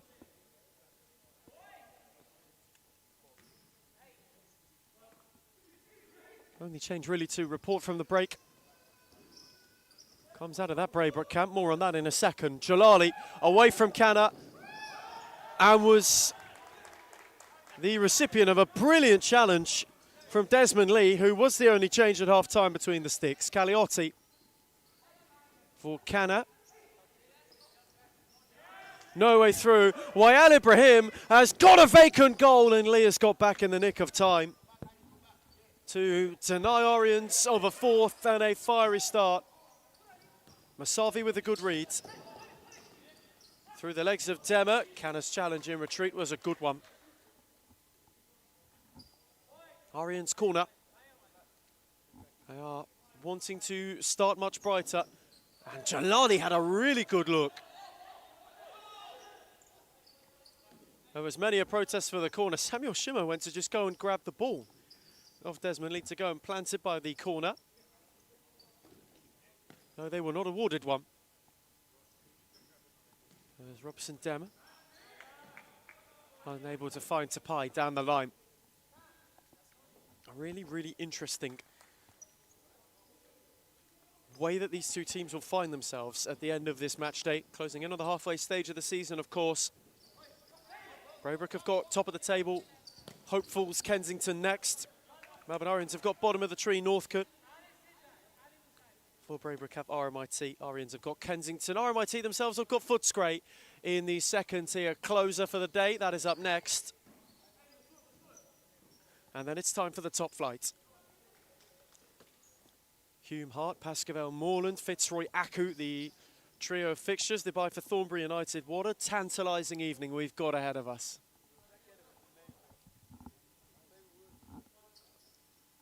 Caliotti. Demo looked to steer it for Yassine Noor at the back post. Al Ibrahim was alert to it. Was able to intervene. They've been good enough at halting whatever has befallen them. Good challenge by Jalali. Samuel Shimo. Up by Caliotti. Benefited Masavi, who was grappling with Noor and won a free kick. Tapai will make way. Tom Alice quickly instated. Braybrook are looking to try and blast themselves level. Shimo on the drive. It was awkward for Lee, who nearly palmed it into his own net. Orient's corner, though, he did not look comfy.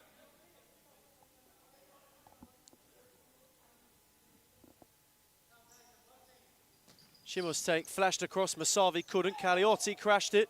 Lee intervened. There's a shout for handball waved away. Alice found Dema, who had two charging forward, one of whom was Noor.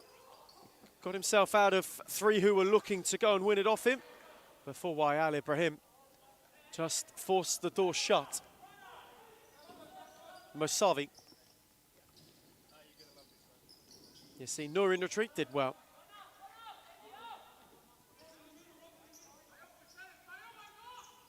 Flung long for Caliotti. Shimo. Masavi, Jalali on the overlap, advantage paid. Payam Jalali, good save from Lee. And a rolling foul for good measure. Just for how Shimo was slowed up. He has gone to the bench in some anguish as well.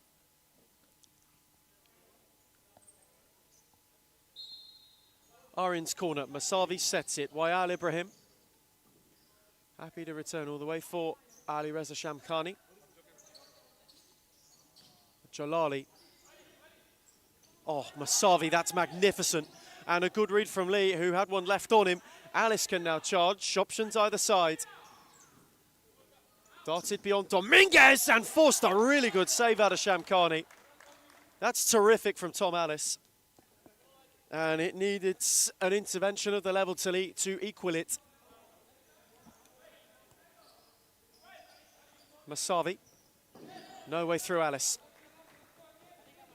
6 minutes elapsed. Start of the second half. Scoreline unchanged. Braybrook have had their looks.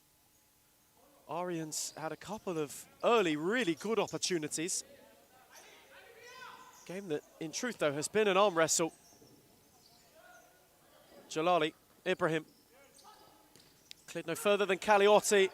And now Yassine Noor, and beaten away by Shamkhani.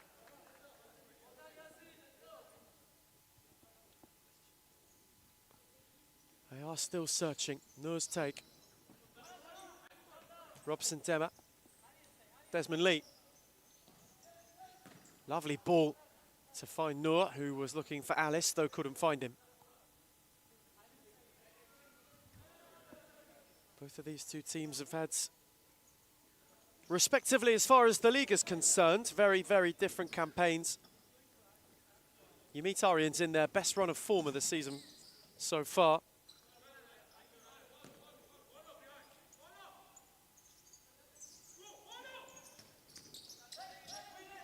Six without defeat in the league, looking to make it 7. You have to go back right to the end of March, the last time they were beaten in league play by Footscray.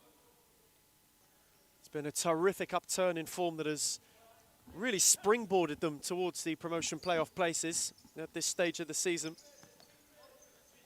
For Braybrook, the new manager bounce garnered by Noel Soma has worked to good effect as well. That buffer between themselves and Northcote has proved to be most important, as the Warriors make it 13 league games without a win, with defeat in the early game. Here is Caliotti in the meantime. Blocked by Masavi. Caliotti got the faintest of touches on the way through. Dominguez, who was on the slide, had Reza, had Masavi, found neither. Alice, who's looked lively. Caliotti. Corner.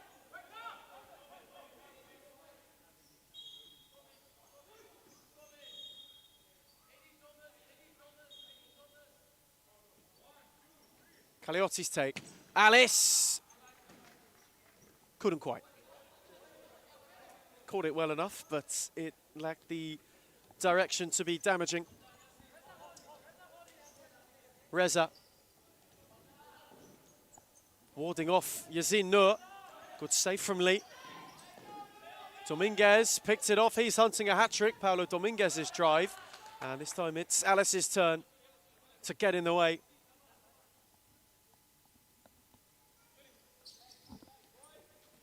Osman. Moyal Ibrahim. Dominguez. Again for Ibrahim. It's been a very measured Melbourne Oriens approach in this second half thus far. Good read by Alice, who got there, and then battled with Dominguez, who was out of room.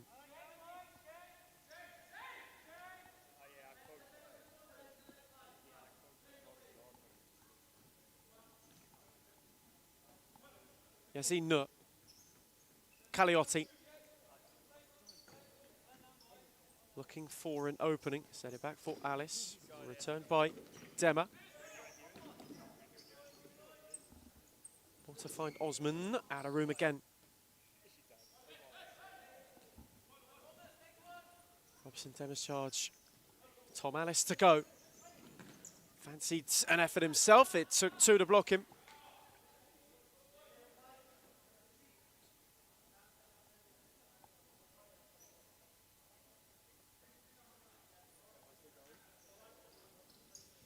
Set for Alice. Robson Dema got under it again. Two looks for Braybrook.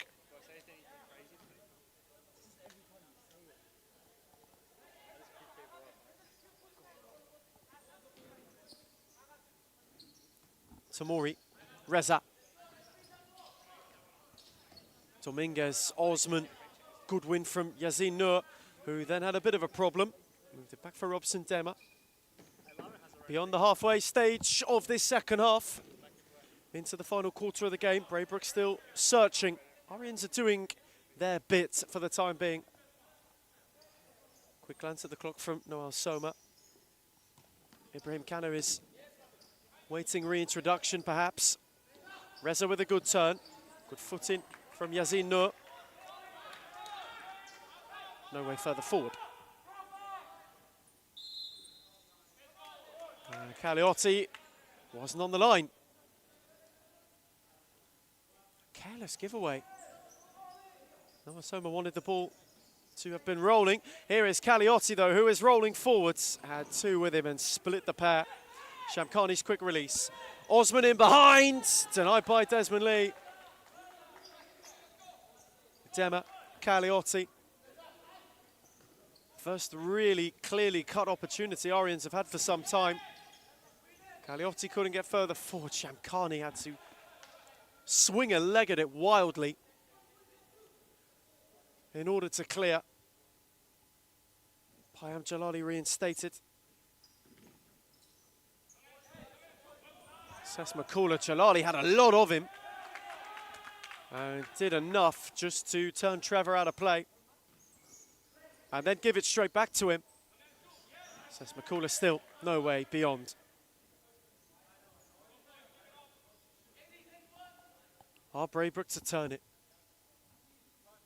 Caliotti maybe awaiting substitution. Yazin Nur. Osman got a foot in.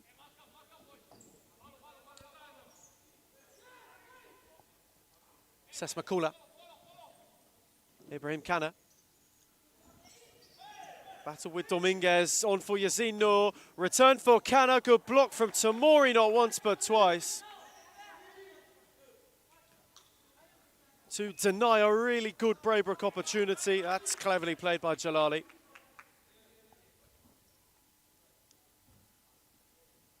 A few in Footscray Black are behind us. They close the show against RMIT. Good win from Kana, who had 2 to go beyond. Jalali got the faintest of touches.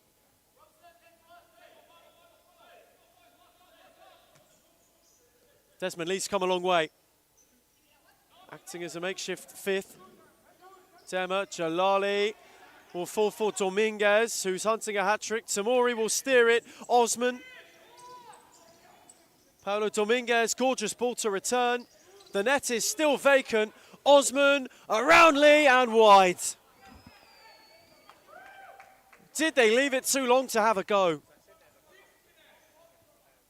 Many an opportunity to have a drive, none of which were taken. Opportunity was squandered in the end. Sesmakula, Kane. Good challenge from Osman. And then got away from Kane fully. Dominguez is driving and stings the palms of Desmond Lee. Arian's corner.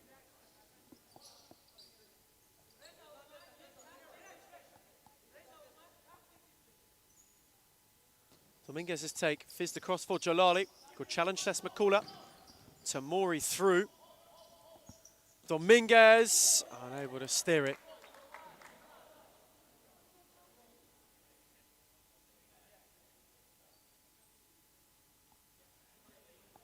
The pressure has inverted. We are ticking towards the stop clock, towards the final 5. As Arians have just shut the second half down incredibly well. Have not really given Braybrook any clear-cut opportunities. Michael Tsiaris is now getting ready to enact that stop clock. Alice. Tried to move it on for Sesmakula and couldn't. It's been that kind of half for Braybrook. One of immense frustration.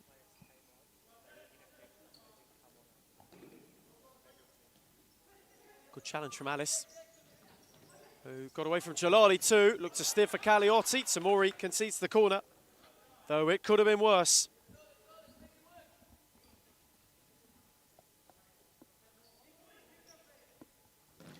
Set for Sesmakula, caught it sweetly enough, was thumped into Jalali though. Alice, Sesmakula, Alice once more. Lovely footwork from Alice, who belted it off the post. Inches from away back into the game. Dominguez was out the back momentarily. Backing into Alice. Tamori. Dominguez. Tamori. Osman. Good block from Kane. Caliotti was all on his own further forward. And Dominguez was there to mop up. Jalali wanted the 1-2. Dominguez. Lee came and didn't get there though. Had his blushes spared by a loose touch. And flung it long, but flung it waywardly. Jalali, Osman, Shimo had a go himself, and Lee got a foot on it.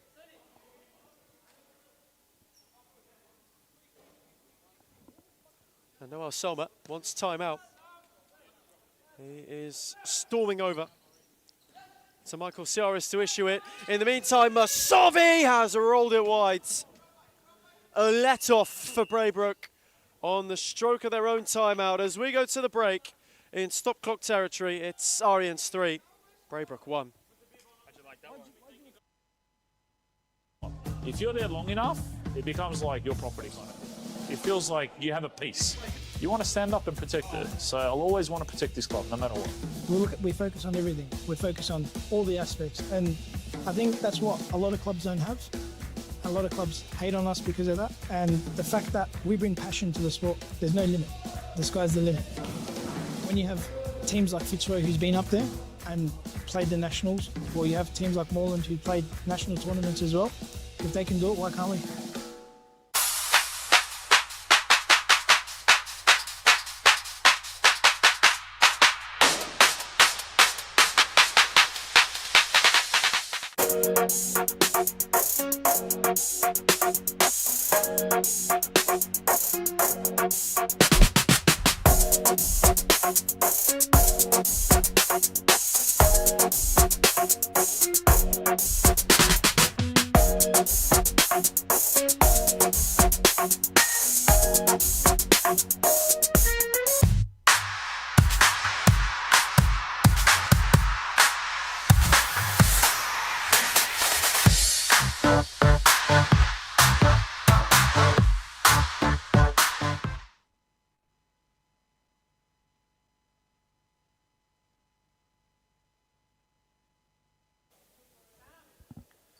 Returning from timeout, maybe a last roll of the Braybrook dice.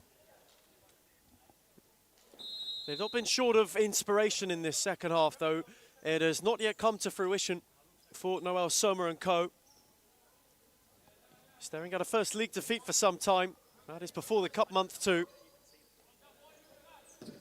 Sesmakula. Alice. Oh, gorgeous. Away from Jalali. In for Dema. Robson. Dema had tidy feet. Alice, the ricochet. Shimo off Jalali. And the chaos, it finds its way out. They've gone fifth man. Desmond Lee has ventured. And sliding in firmly is Shimo, who for it will find himself in the book. Another yellow card brandished this afternoon. In a game that has been packed full of them, it was a rash challenge. They caught Desmond Lee late. Braybrook have got an opportunity. They've got a free kick. Away maybe. To get themselves back into this game. To halve the deficit and to set up quite the finish. Sesmakula via a deflection, corner.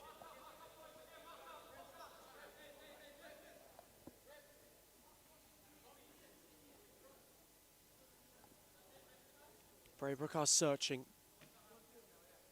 Alice. Tom Alice with a good hit, stung the palms of Shamkhani. Waiting was Kanna, and away was Tamori. There is still no way through. Try though they might. They have not been able to make inroads.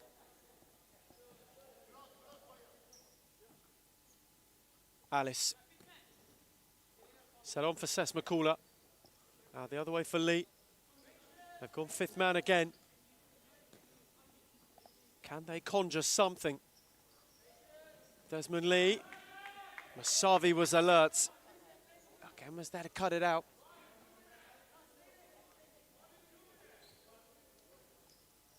Set short for Sesmakula. Desmond Lee. Alice. Braybrook having to be patient. Arians knowing each second, each passing opportunity is one where they are closer. Braybrook have got another corner. It could be now or never. Stations. Sesmakula set for Alice, who returned it in kind. Alice. Desmond Lee, who had a yard and wasted his effort. He clipped it too far high, too far over. Is that Braybrook's look to get back into this game? I think the fixtures won't get easier for them to follow. Alice is driving. Shamkhani denied him. Tamori looked to steer it. Lee's quick to come out. Kane. Masavi with a vacant net has steered it far wide.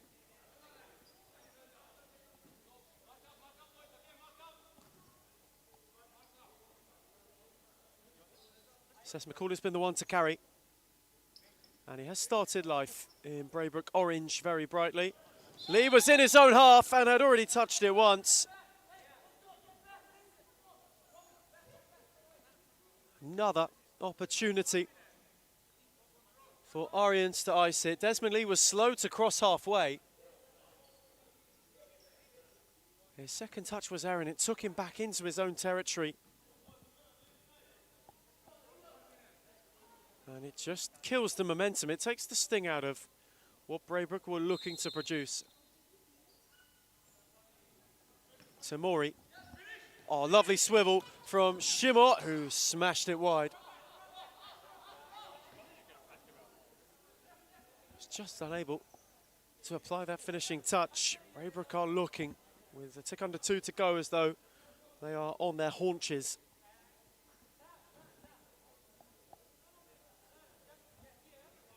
They themselves knew this was a chance to gain ground today.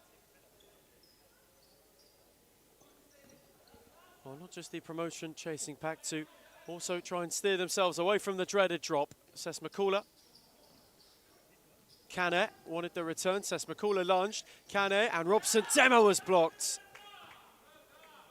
Orients have just found bodies in the way at the right time. When it's needed, there has been intervention. Taken quickly for Ibrahim Kane. Lost out to Mosavi. Lee was around. Likewise, Alice. Mosavi. Oh, that's superb. From Ibrahim Kane, that is fantastic. To deny a certain goal with a glorious slide. Jalali was across and couldn't quite. Seth McCauley, they stay in it for now. This time, though, Mosavi only fell into Lee, had a stumble. Ibrahim Kane, they've got to go. 70 seconds. Demo will drive and drive it wide. Not quite.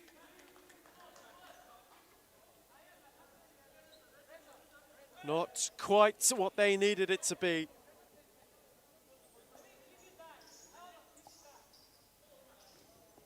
Mosavi. Reza. Given away to Ibrahim Kane. Reza then won it back. Poked it for Dominguez. Set for Tamori. Paulo Dominguez. Tamori was blocked by Robson Dema. Set back for Shamkhani, who clipped it coolly for Mosavi. Arians know they can ice it. Desmond Lee's dive. Mosavi off the post this time. The third time of asking has placed it wide.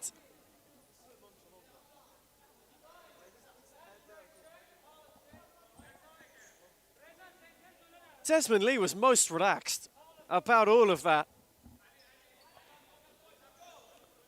Mosavi not once, not twice, but thrice was not able to score. It would have put the seal on this game. Ibrahim Kane left one in on him. With only 19 seconds to go, the seal may already have been there. And so for Arians, a real opportunity. They will now wait and watch on RMIT's result. They could end the day in the playoffs. Here is Mosavi. Desmond Lee just languidly launched an arm at it and got something on it. Have you ever seen a character that unbothered between the sticks? It may be in vain. Could Braybrook take one for the road with them? Good challenge from Mosavi. And so, is the new manager bounce bubble burst? Braybrook won't be able to gain ground. Arians, though, could very well end Sunday as the big winners. They move level on points with RMIT. Full-time in Darabin.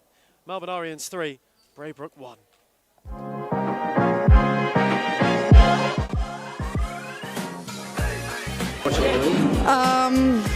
I would say Layla Abdul-Latif. I think Amanda Araha from Fitzroy. Claudia Fuscazo. Oh, I'll be biased. Reed Jacobs, because she doesn't even know what she's got to do before she does it, let alone us. But then from across the league, Alexis from Fitzroy. She's too good. And Karina's alright.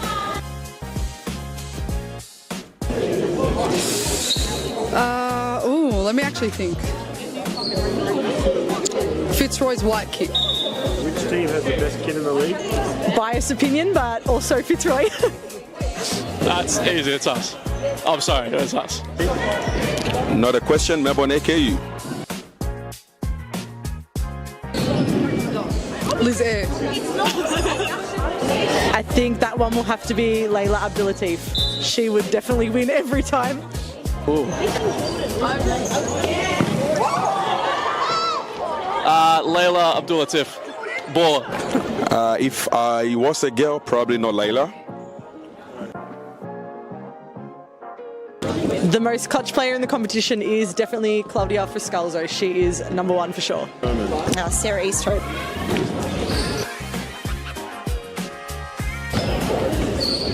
I'm going to say Amanda Aroha. I think this player gets underrated a lot, but Rebecca Davis.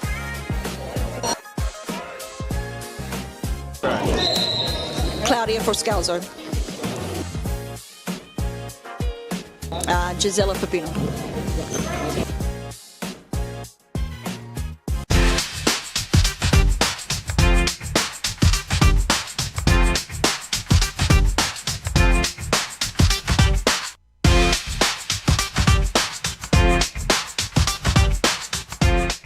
Why do people hate Hume, and why do they hate where we're going to and heading to? I can truly say it's jealousy. You can see he's pretty professional now. Even for me, from an outside's perspective, I can see the development of the club, and it's just a different level. I said, look, I want to take Hume into a different direction of expanding our connections, and that's when we started thinking abroad and thinking about, okay, what's Hume's future looking like? Are we going to sit the same, or are we going to grow? A part of any journey is learning, right? So Adam's learnt a lot, you can see. Made a lot of mistakes in the past. It was a rebuild.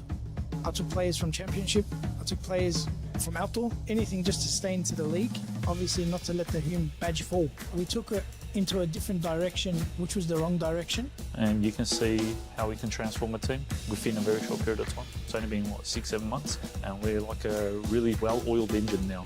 Going for top three, sitting top three at the moment, where everyone doubted us, coming from relegation, bringing in one of the best coaches in Australia for futsal, bringing in players that are young but can shine. I think that's the best step that we've taken, pretty much. Nundle came in and brought different kind of energy. Obviously, I came back from injury pretty much the same week as Nundle signed with us, so it was kind of like a coincidence. You can see the progress and what we've been doing for that long, how much we've improved as a club. Even when they're undermanned, even when the odds are against them, like we're fighting this season. That's the beauty. Previously, when I came, I didn't know. I didn't have a feeling if we're going to come back or not. But now I always feel like we're in it. When you're winning games, right, it brings a different energy. When you're winning week in, week out, or you drop points here and there, but like you're winning 80% of your games or something, you're on a high. I think it makes a really big difference to Adam. He's been unbelievable as a president, as he goes obviously last year. So he's obviously been a big part of all of this, and he's been doing unbelievable. Big credit to everyone, to be honest. We're on the right track, I believe, and hopefully we just get better from here. It's all about the brotherhood. It's all about passion. It's all about, if my brother's falling down, what can I do to pick him up? Or how can I pick him up? It doesn't matter what you do at a club. If you're there long enough, it becomes like your property kind of thing. It feels like you have a piece. You want to stand up and protect it. So I'll always want to protect this club, no matter what. We focus on everything. We focus on all the aspects. And I think that's what a lot of clubs don't have. A lot of clubs hate on us because of that. And the fact that we bring passion to the sport, there's no limit. The sky's the limit. When you have teams like Fitzroy, who's been up there and played the nationals, or you have teams like Moreland who played national tournaments as well, if they can do it, why can't we?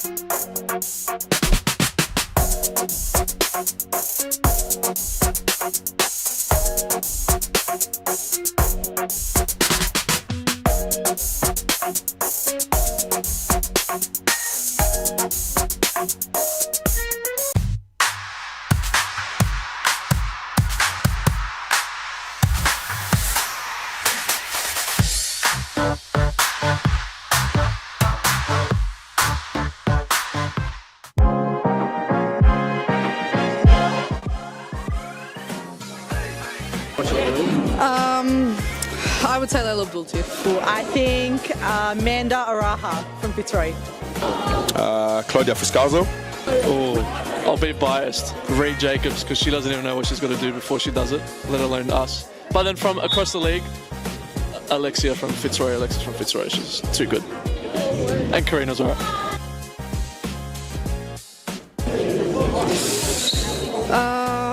Let me actually think. Fitzroy's white kid. Which team has the best kid in the league? Biased opinion, but also Fitzroy. That's easy, it's us. I'm sorry, it's us. Not a question, Melbourne AKU. Liz Air. I think that one will have to be Layla Abdul-Latif. She would definitely win every time.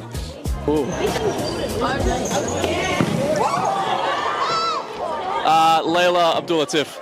Baller. If I was a girl, probably not Layla.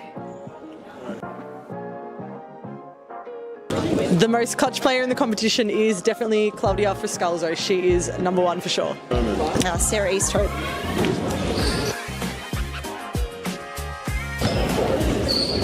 I'm going to say Amanda Aroha. I think this player gets underrated a lot, but Rebecca Davis.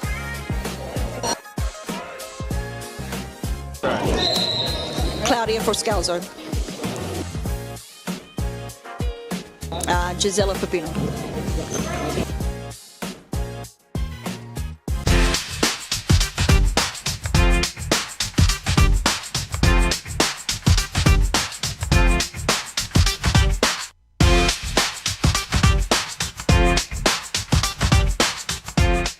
Why do people hate Hume, and why do they hate where we're going to and heading to?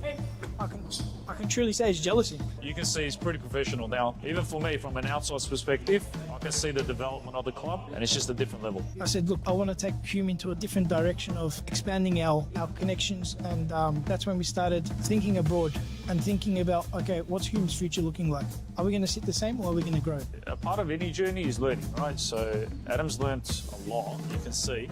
Made a lot of mistakes in the past. It was a rebuild. I took players from Championship. I took players from outdoor. Anything just to stay into the league.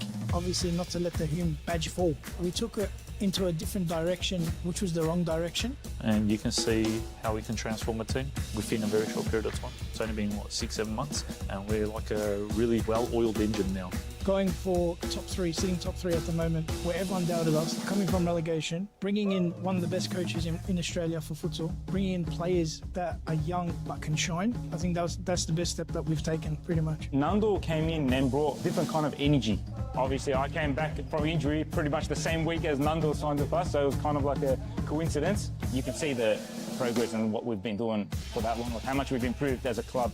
Even when they're undermanned, even when the odds are against them, like we're fighting this season. That's the beauty. Previously, when I came, I didn't know. I didn't have a feeling if we're going to come back or not. But now I always feel like we're in it. When you're winning games, right, it brings a different energy.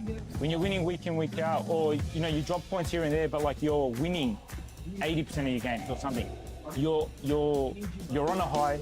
I think it makes a really big difference to Adam. He's been unbelievable as a president, as he's go obviously last year. So he's obviously been a big part of all of this, and he's been doing unbelievable. Big credit to everyone, to be honest. We're on the right track, I believe, and hopefully we just get better from here. It's all about the brotherhood. It's all about passion. It's all about, if my brother's falling down, what can I do to pick him up? Or how can I pick him up? It doesn't matter what you do at a club. If you're there long enough, it becomes like your property kind of thing. It feels like you have a piece.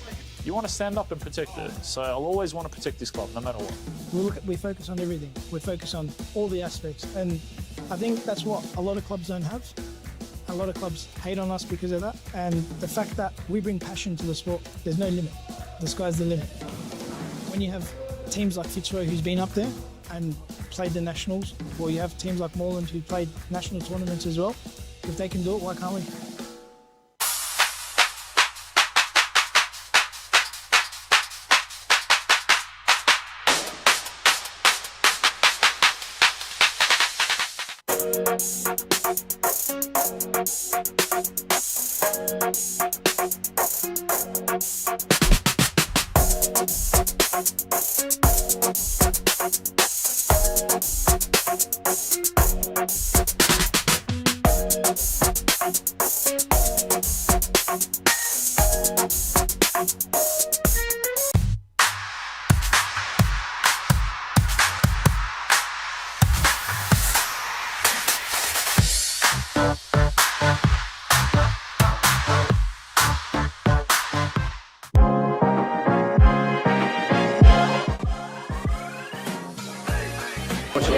I would say Layla Abdul-Latif. I think Amanda Araha from Fitzroy. Claudia Fuscalzo. Oh, I'll be biased. Reed Jacobs, because she doesn't even know what she's got to do before she does it, let alone us. But then from across the league, Alexis from Fitzroy. She's too good. And Karina's alright.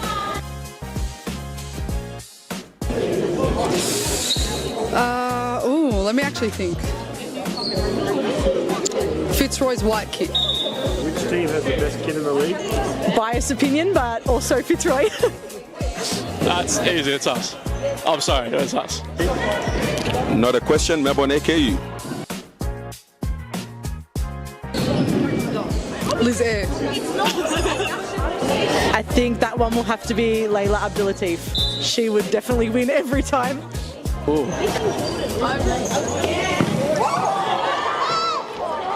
Layla Abdul-Latif. Baller. If I was a girl, probably not Layla. The most clutch player in the competition is definitely Claudia Fuscalzo. She is number one for sure. Sarah Easthope.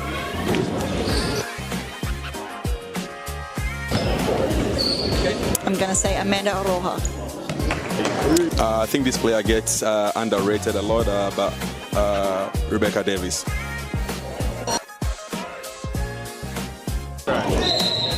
Claudia Fuscalzo.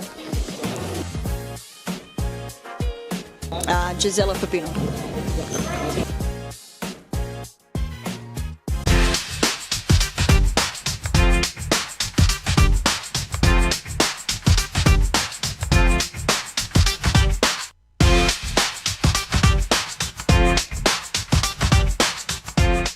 Why do people hate Hume, and why do they hate where we're going to and heading to?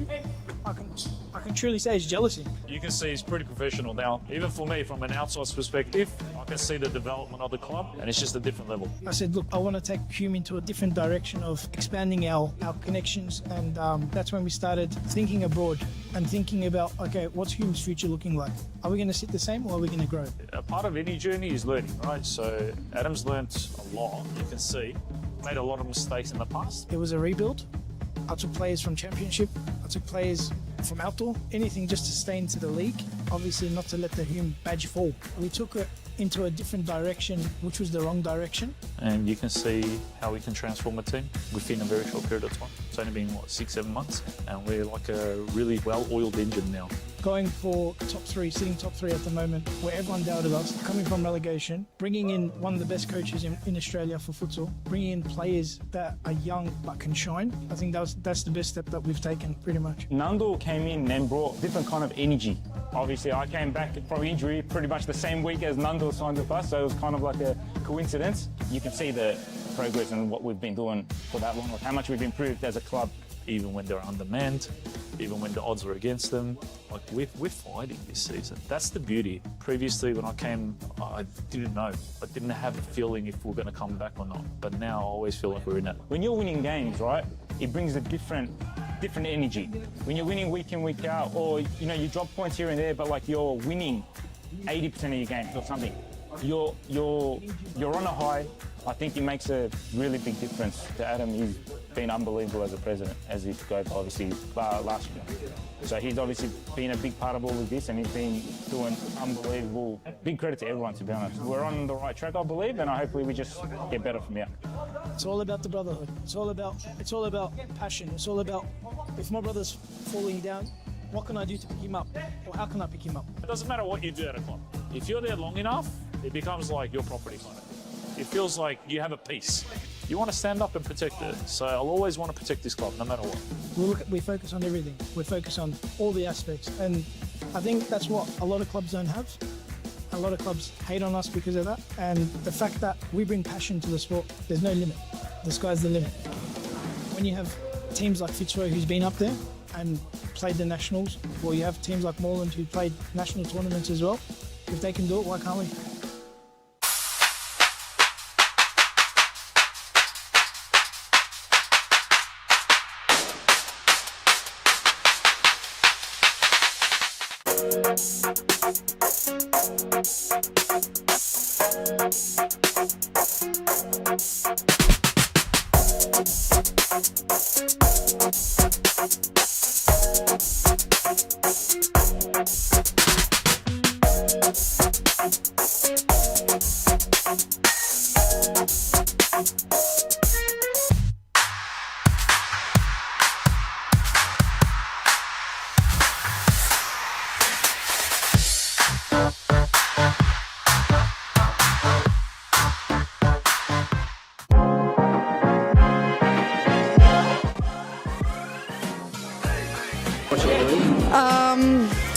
would say Layla Abdul Latif. I think Amanda Araha from Fitzroy. Claudia Fuscazo. Oh, I'll be biased. Reed Jacobs, because she doesn't even know what she's got to do before she does it, let alone us. But then from across the league, Alexis from Fitzroy. She's too good. And Karina's alright.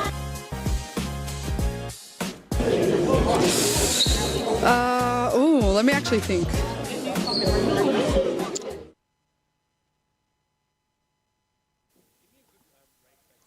Final championship edition for the Sunday afternoon. It's an RMIT side who are well and truly chasing promotion. They are chasing the title up against a Footscray team who had been in good form up until the break for the Series Futsal Leagues Cup. They now have got a bit of ground to make up if it is for them to return to the promotion playoff once more. This, the final edition of a Sunday that's delivered quite a lot. If you've just joined us, good afternoon. First of all, Bulleen knocked off Northcote with relative ease in the early kick-off. The one just gone.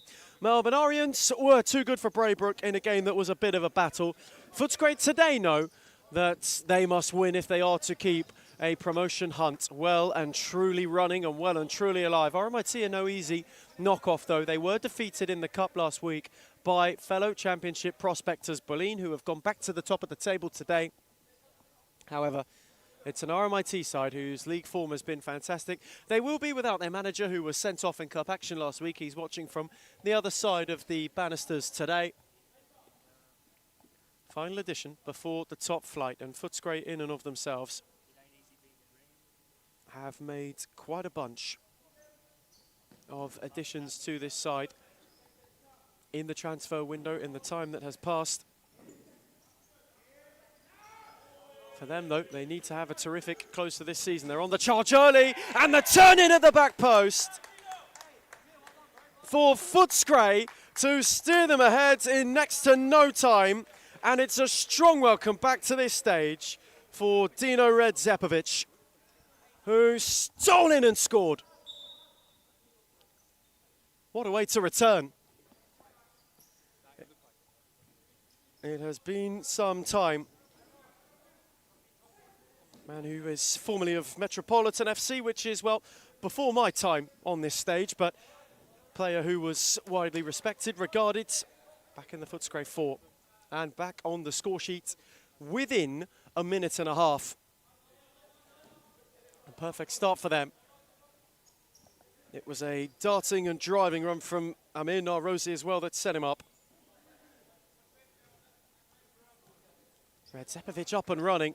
Narrozi for Frost. It's been a little bit of time since we've seen Elliot Frost. Has returned to the league for Footscray when they needed him. Milovanovic went searching for Redzepovic once again. I couldn't quite find him. Here is Ahmed going the other way for RMIT.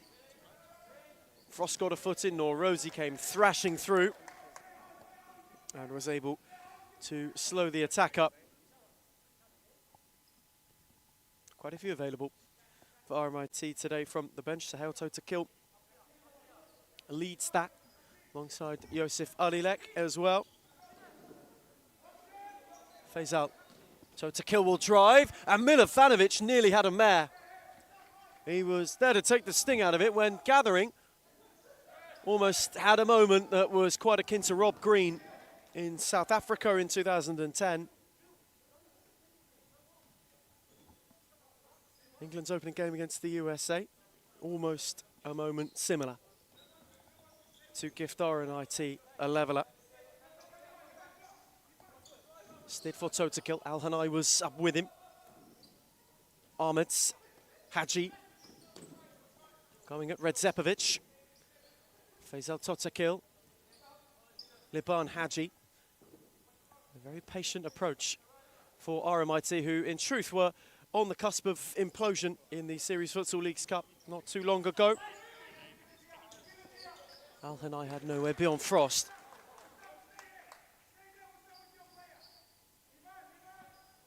It's not the only introductions today. Agent Haji as well returning to RMIT action, as Redzepovic is away from two and was given a pull back. Footscray free kick.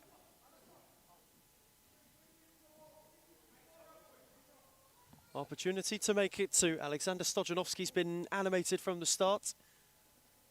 Skipper is waiting his introduction.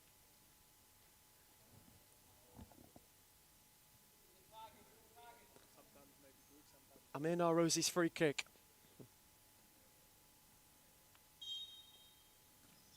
Frost looked too spiritful, Redzepovic. Narosi, Elliot Frost. Totakil was stepping up. Hassan Marabi was forcing them further up. He too is a returner for RMIT. Spent some time out with injury not too long ago. Alhanai charging, picked Frost's pocket, though only found Milovanovic. Narosi. Elliot Frost. Footscray settled nicely. Redzepovic went to drop it, couldn't. Also among the substitutes today for Footscray, Maka Hancock's, Cody Tyler, Jason Barrientos. Sebastian Ramirez, who's been in good form recently as well. As Alhanai's got in behind, Milovanovic closed the door, corner. And the final of those Footscray substitutions is poster boy for the weekend, Kevin Mohal. If you've been up to date with the series Futsal Socials, which you should very well have been, Mahal led the match day graphic. Marabi, Liban Haji. RMIT yet to fashion really a good look. Good challenge from Hancocks, who wins a free kick. Redzepovic, Hancocks, gave it a flash, rippled the side netting. Footscray have made a very firm start to this game. Have really been looking to create early inroads. They know it's a must-win. All things considered, if they are to get themselves back towards a better picture, they can stay 3, they can go back to 6 adrift. My apologies of Melbourne Arians. If they are to win today, at the moment, it's staying that way.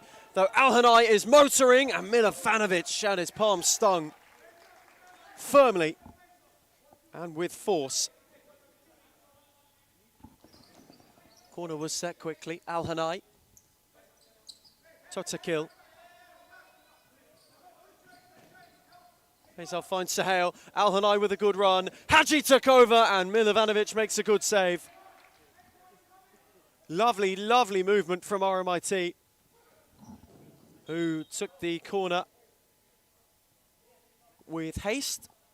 Too much haste.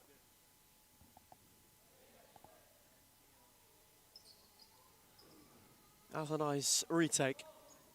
Haji. Redzepovic got a foot in. Totakil. Sahel finds Faisal. Alhanai is having a look at Narosi. Looking to shift beyond. Narosi did superbly. Alhanai picked his pocket, though could not find a way further forwards, and a stumble from Redzepovic. Sees it out of play. Haji. Faisal Totakil, 7.5 minutes elapsed. RMIT without too many more inroads. Redzepovic's challenge firm. Alhanai flew in likewise. Frost. Away from 1, away from 2, and has one up with him. Elliot Frost wanted to go beyond the lots and then lost an arm to arm with Totakil, who was in firmly and fairly.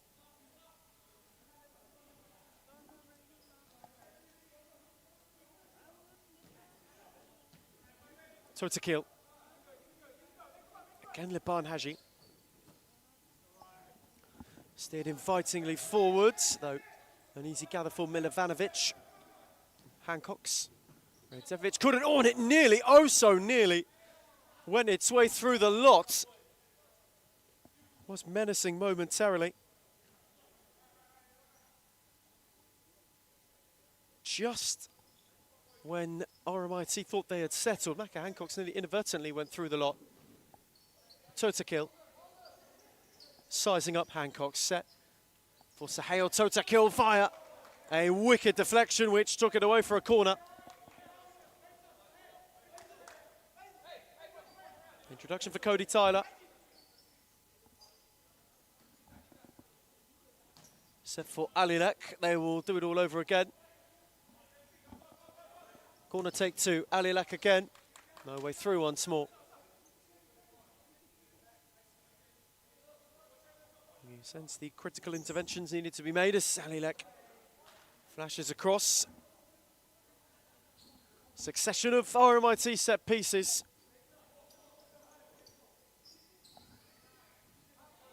Alilek. Faisal Totakil. Went at Tyler and thrashed this effort wide. Still not able to get too far forward. Flung long. Totakil got a foot in. Steered on. Sahote Takil. Alilek's drive. Palms were stung. Once again for Milovanovic. Quick to roll for Frost. He had to tiptoe his way through. Gathered by Marabi. Furlong had 3 to contend with. Tyler picked it off him. Totakil on the break. Sat Tyler down. Hancock's flung a leg at it. Sahel Totakil. Hancock's came through. Faisal Totakil is in a bit of a bad way as we've ticked over the halfway stage of the first half for Sunday's final championship installation. Think about the day we've had so far. Boleyn back at the top. Arians are level on points with RMIT. It currently will stay that way. Totakil for Aidan Haji, who has been sorely missed in RMIT ranks. Haji, Alilek. Tried to clip it further forward. Hancock's took over. Hancock's will have a go. Again, just couldn't trouble Marabi. Kevin Mohalin stated. Stojanovski barking instructions. Quite a good bit of experience around Footscray now. You have him, you have Barrientos. Redzepovic adds another layer of depth to this side. Herrera, Tyler. In truth, when returning for Felipe Herrera, gave him one that was too quick to go and get onto. Flung long by Marabi for Furlong. It'll run for Milovanovic. Herrera away from Furlong. Tyler for Felipe Herrera, who looked to clip it for Mohali, was on his own. The ball had too much height on it. Got a faint flick on the way.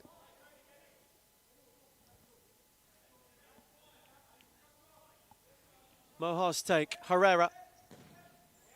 Got blocked by Haji, up by Frost, on for Tyler, who was given a barge by Sahel Totakil, one that took him and the ball out of play. Alilek, Furlong. No way through Frost. Faisal Totakil maybe getting ready to be reinstated. Haji, Totakil. It's a good challenge from Mahal.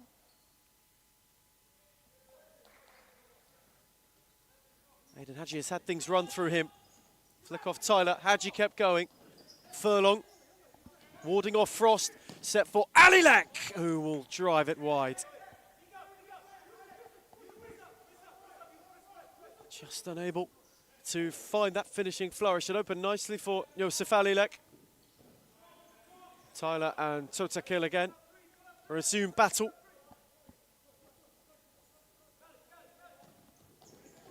Footscray have found ways of just slowing RMIT down at the moment. Haven't really allowed them to fly the door too far open. Alilek on for Haji. Switch for Totakil, who lost out to Felipe Herrera, and on the slide from Alilek, he was there to deny. A golden opportunity for Footscray to make it 2.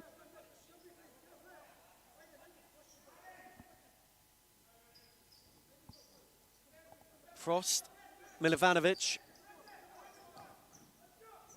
Unable to clip it for Herrera. This is, of course, a Footscray team who were beaten 5-1 by Thornbury in Leagues Cup action faced an all-series month of July, did not pick up a single point from any of their 3 Leagues Cup bouts. Though they did arguably face the toughest of all opposition collectively out of the championship. Liam Zacharias' hat-trick most recently, which felled them. Hadji was errant. Mohal. Herrera. Unable to flick further forward.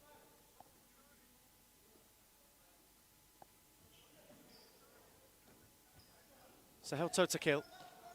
Furlong. Alilek. Good challenge from Frost.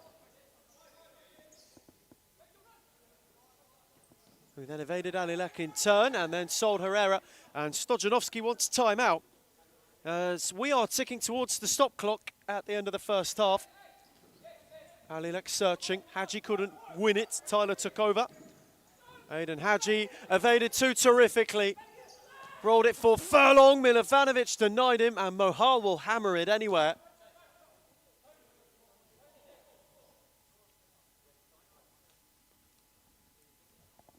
Footscray searching to get to the timeout unscathed. Driven by Totakil. Set on for Hadji. Tyler left one in. Aidan Hadji. Marshalled by Mohal. And Kevin Mohal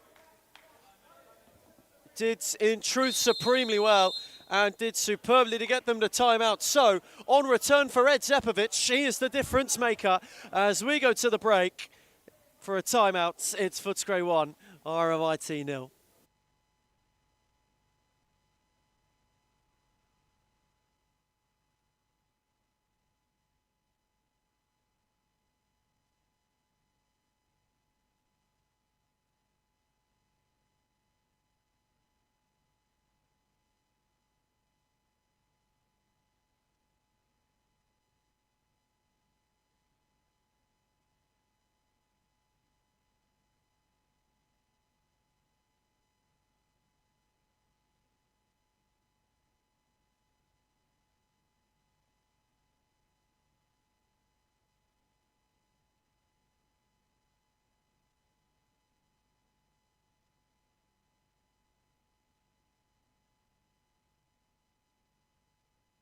Fitzroy's white kit. Which team has the best kit in the league? Biased opinion, but also Fitzroy.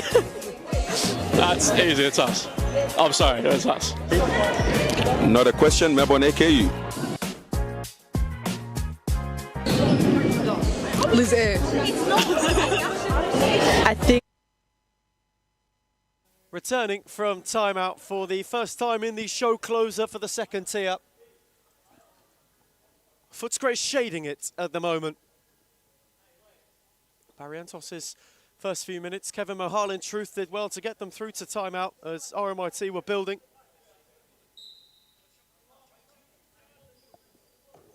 Milovanovic looked for Narosi. Won by Alilek, and Alilek will drive. Though wasn't able to trouble Milovanovic. Has been a lively signing. Joseph Alilek to RMIT, came back through Braybrook initially. Though made his departure to go and join a Redback side that are still well and truly in the promotion fight as Barrientos and Liban Hadji became entangled. Michael Ciaris waves away a free kick on broadcast side. On the far side is Ben Howe. Matteo Caligaro is entrusted as third official and timekeeper for the championship closing show.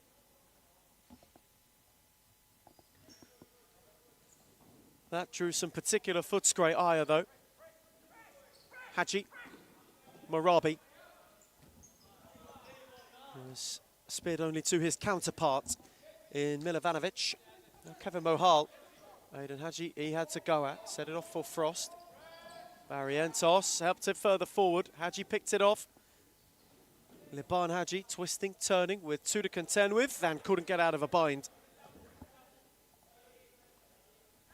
Few Carlton Hearts arrivals behind play. They are up next against Hume to kick off the top flight. Appears as though Ibihabi is fresh off a line bike. He is adorned in a helmet and some pair of sunglasses as well for the Carlton shot stopper. They will be looking to instate a buffer between themselves and the bottom of the series Futsal Premiership. Can go for Pascoe Vale if they win tonight for the time being. But for now, Barrientos is lurking. He's seen how to play by Marabi and Ahmed.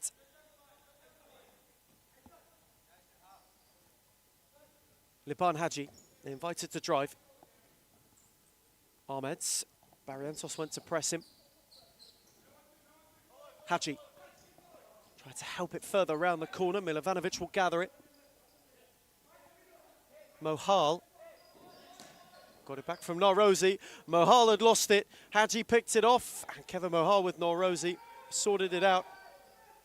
Furlong got a foot in. Hadji kept it calm. Frost with a nice touch. Mohal is on the charge. Away from Hadji, though his touch was too heavy. He wanted a foul. That was waved away. Furlong given away to Kevin Mohal, who is away from Hadji. Ahmed closing. And Mohal retrospectively wins a free kick. And he did magnificently. Mahal's stint will come to a close. It will receive the acclaim from the Footscray bench, likewise for Elliot Frost. Footscray free kick, 2:50 to the break. They are looking to make it 2.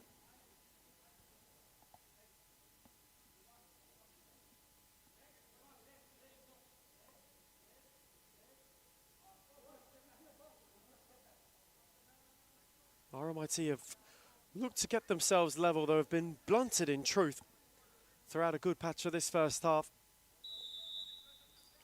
Barrientos, Stojanovski, a set piece that has gone astray. Ahmed interested, likewise was Furlong. Good block, Stojanovski. And thankfully we won't lose the ball.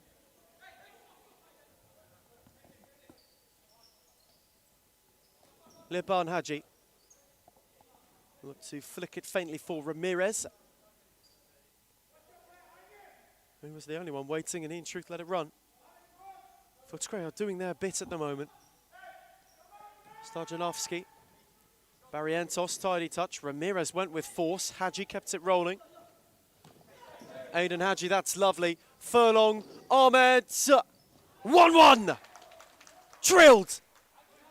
And RMIT have ripped themselves level. Dazzling footwork from Aidan Hadji. The touch-off from Furlong was deft, and Ahmed thumped it below Milovanovic and has stumped RMIT level. Right when they needed it.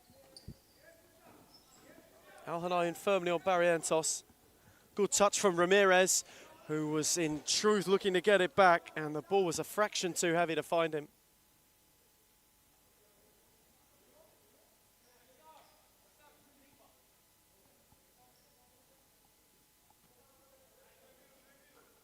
Liban Hadji.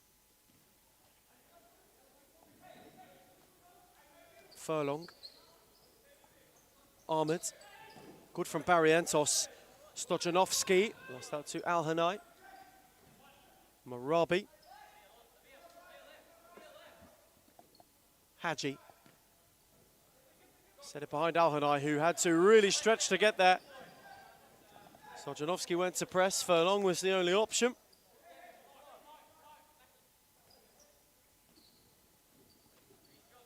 Off to Ramirez, entangled with Hadji.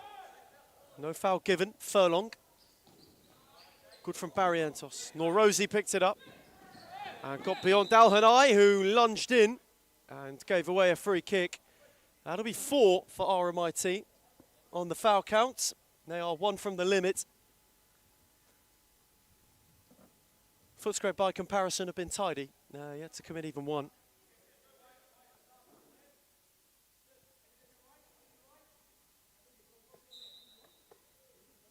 A free kick. Norrozi. Stojanovski. Awkward. And Ramirez will pick it in. Marabi made a blunder. And Ramirez seized upon it to score. RMIT misfortunis, Footscray benefit. Super from Ramirez, a real poaching effort. Stayed alive for the second ball and then steered in surely. And once more, they have got their lead back. Just over a minute to half time here in Darabin. Al-Hanai. Where beyond Rosie.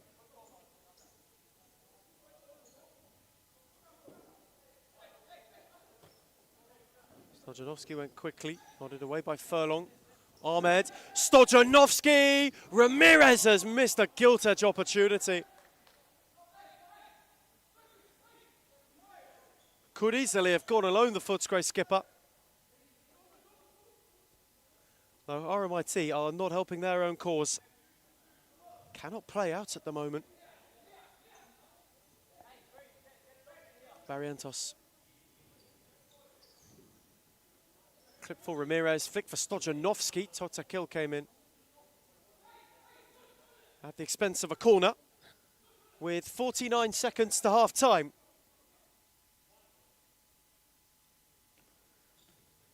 Set for Stojanovski. Al-Hanai came across the challenge. Footscray looking to find a way to the break.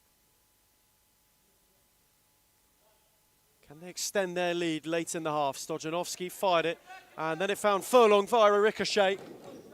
Al-Hanai up, Stojanovski went through, not once but twice, and steered for Ramirez, who will give an early drive, and unable to score.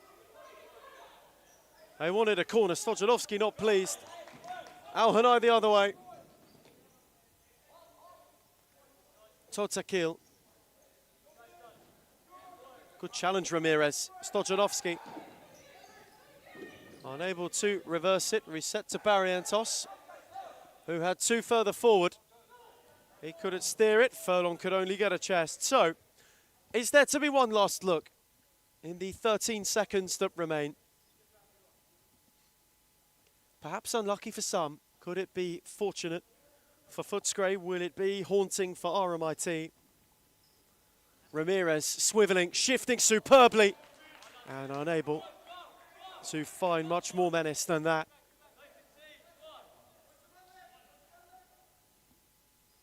Ahmed, again allowed to carry without much fuss. Totakil, Ahmed was lurking. There was nearly late concern, though the clock will beat any further RMIT probing. Footscray, though, at the moment, are once again closing the gap to the rest of the promotion chasing pack. Half-time in Darabin. It's Footscray 2, RMIT 1. That one will have to be Layla Abdulatif. She would definitely win every time.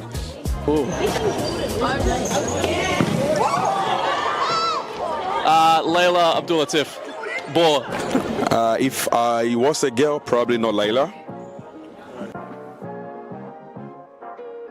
The most clutch player in the competition is definitely Claudia Friscalzo. She is #1 for sure. Sarah Easthope.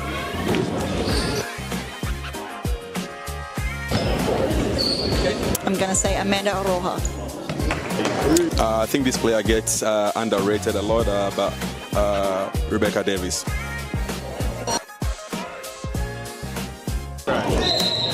Claudia Friscalzo.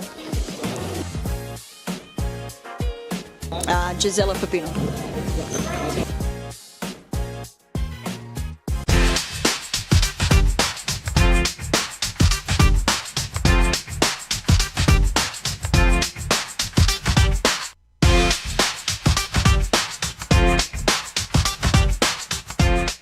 Why do people hate Hume, and why do they hate where we're going to and heading to?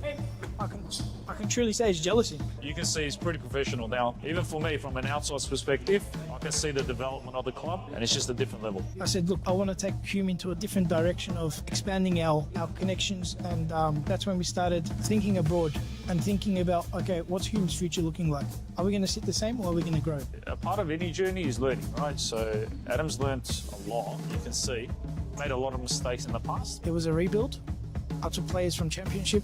I took players from outdoor. Anything just to stay into the league. Obviously not to let the Hume badge fall. We took into a different direction, which was the wrong direction. And you can see how we can transform a team within a very short period of time. It's only been, what, 6-7 months? And we're like a really well-oiled engine now. Going for top three, sitting top three at the moment, where everyone doubted us, coming from relegation, bringing in one of the best coaches in Australia for futsal, bringing in players that are young but can shine. I think that's the best step that we've taken, pretty much. Nandul came in and brought different kind of energy. Obviously, I came back from injury pretty much the same week as Nandul signed with us, so it was kind of like a coincidence. You can see the progress and what we've been doing for that long, how much we've improved as a club. Even when they're undermanned, even when the odds are against them, like we're fighting this season. That's the beauty. Previously, when I came, I didn't know. I didn't have a feeling if we're going to come back or not. But now I always feel like we're in it. When you're winning games, right, it brings a different energy. When you're winning week in, week out, or you drop points here and there, but like you're winning 80% of your games or something, you're on a high. I think it makes a really big difference to Adam. He's been unbelievable as a president, as he goes obviously last year.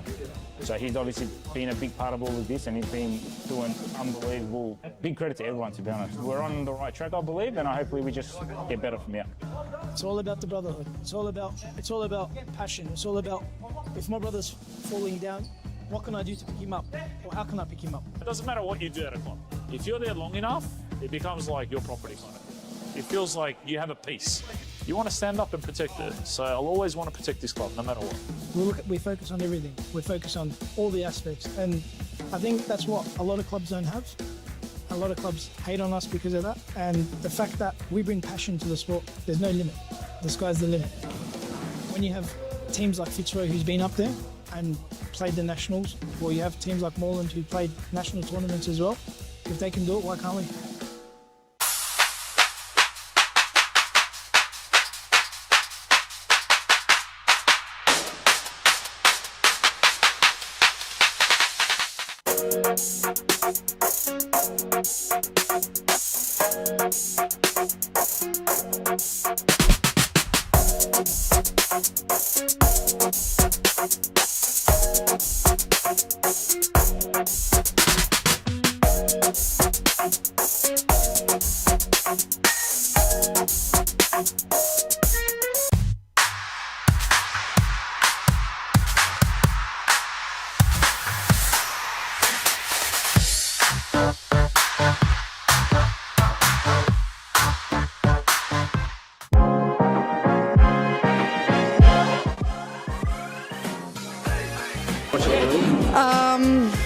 I would say Layla Abdul-Tif. I think Amanda Araha from Fitzroy. Claudia Fuscalzo. Returning from half-time, the final time on Championship Match Day. Footscray at the moment are doing their bit in terms of keeping their own promotion prospects alive and also hampering any title claims that RMIT may well and truly have. They've got to find something. They rallied late against Bulleen last week. They turned a cup game that looked as though it was going to be a formality into something frightful and frenetic at the end. They want to do the same once again. Only within one. The opportunities they created, Milovanovic was equal to a lot of them. It took a really nicely worked goal for Ahmed to get them level. They're searching early. Furlong couldn't find a way through. Redzepovic on return for Footscray. Fired them in front before Sebastian Ramirez picked up on a Hussein Marabi error. There's Hadji, who is there to mop up. Moved it on for Ahmed, out for Totakil, who's got Frost to go at. Aidan Hadji. Furlong, inviting and inventive. Oh, Hadji just couldn't quite get on the end of it.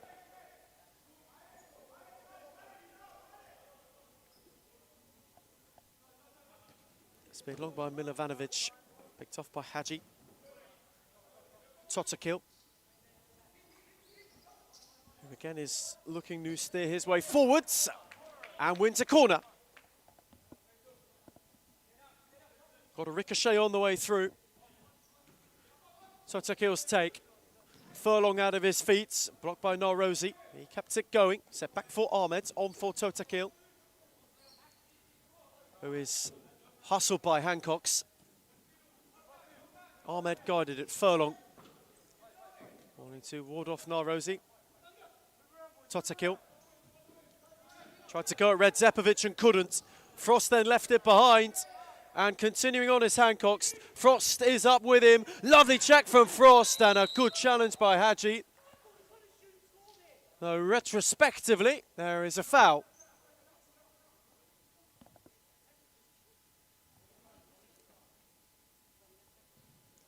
Alexander Stojanovski incensed on the Footscray bench. In conversation with Matteo Caligaro, who is hearing the point. Footscray free kick, opportunity to instate a bit of a buffer. Frost over it. Hancocks likewise interested. It is Elliot Frost who will drill it wide. Dragged it, did not catch it sweetly whatsoever. Hadji on for Ahmed, those two in particular. A wealth of top flight experience, two terrific players in their own right.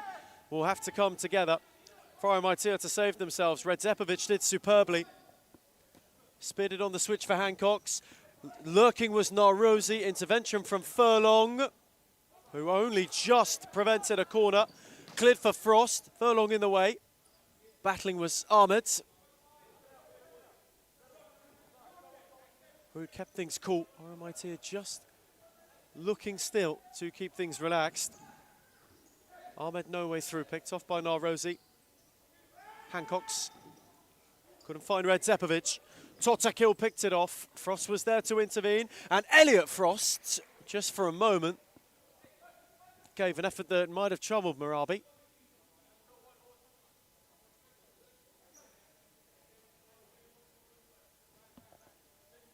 There's Hadji. No way through for Furlong. Footscray defensively have been very diligent, have been very solid in this game so far. It's been a well-organised effort from the side who currently, although are in the relegation playoff places, are quite the way clear of both Braybrooke and Northcote. Whoever does fall into that bind out of any of the chasing pack, come the end of the season, you suggest will consider themselves unlucky. Gathered by Marabi, who rolled off for Ahmed's. Furlong, away from Frost, on for Hadji. Aidan Hadji will have a go. And will just whip his effort wide of the post. Was certainly bending, though was not bending back far enough. Footscray trying to settle, RMIT not letting them. Good win from Totakil. Got it from Ahmed. Redzepovic left the foot in and gave away a free kick.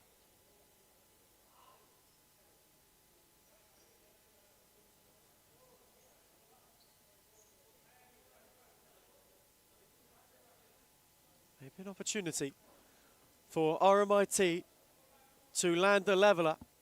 Totakil over it. Two in the Footscray wall. Dino Redzepovic is joined by Kevin Mohal.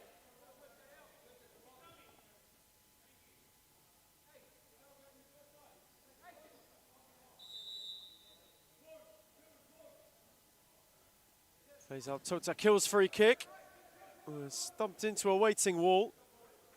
Who were there to block. Totakil. Ahmed again unable to get there. Hancocks couldn't. Ahmed also. Ramirez came thumping through. And is in a bit of a bad way. Here's Sebastian Ramirez.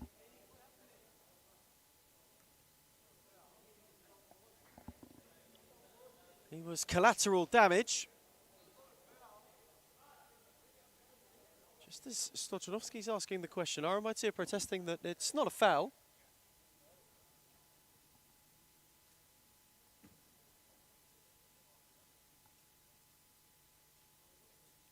Conversation to be had between Ben Howell and Michael Tsiaris.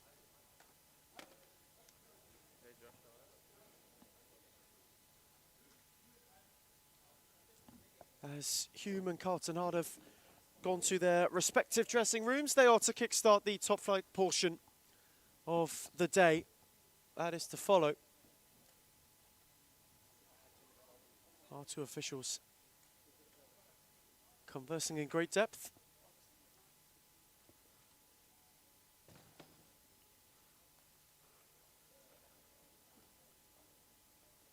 And Ben Howell is just in conversation with Ahmed at the moment.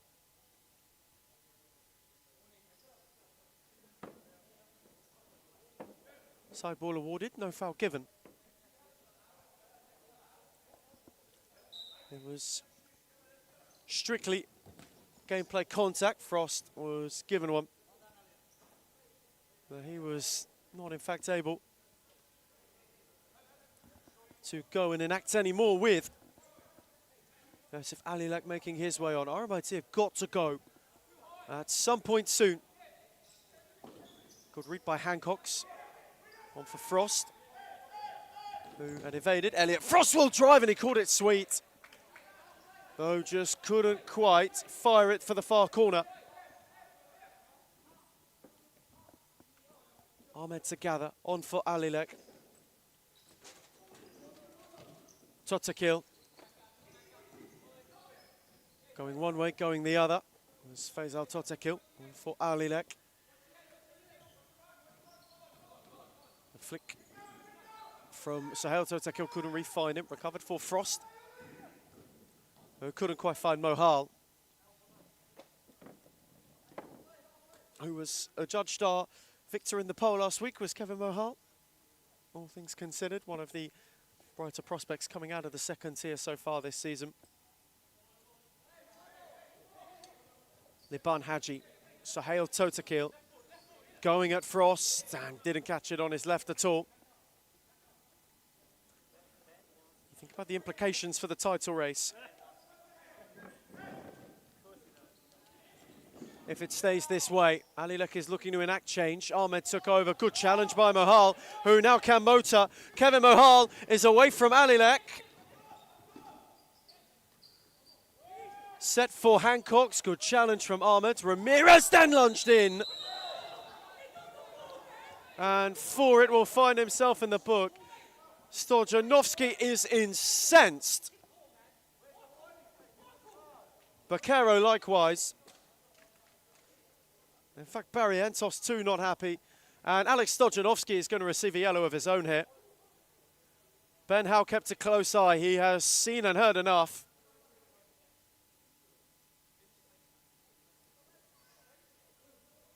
He finds himself in the book. So it's the Footscray skipper turn manager. Alongside Ramirez, his number 9.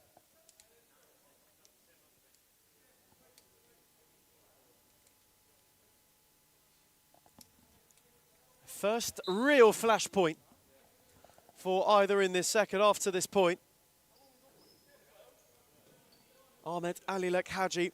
But for RMIT, the gap will be 6 to the top of the table, 5 to Kensington, who are second. They will be level on points with Arians if it stays this way. And Footscray will close the gap to 6 from both. There is plenty to be had here. RMIT knowing what is on the line. They don't want back-to-back defeats across both competitions.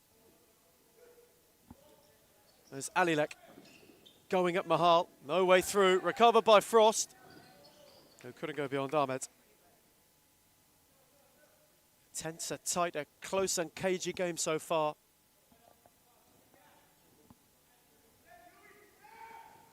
Frost searched. Mahal gave him an outlook, though couldn't keep it alive.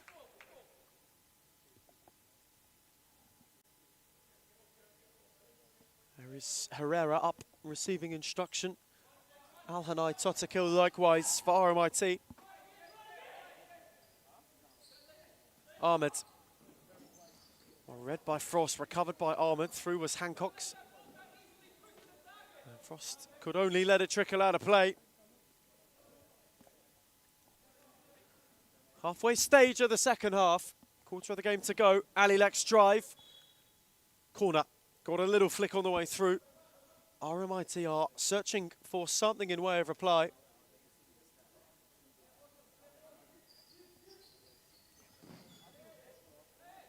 Totakil. Frost is on the charge. Ramirez is with him. Totakil slid in. Alilek recovered. Elliot Frost went flying. Josef Alilek. Ahmed.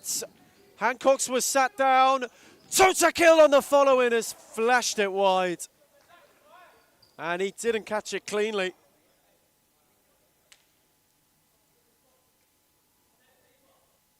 A golden opportunity that they've been able to craft for themselves.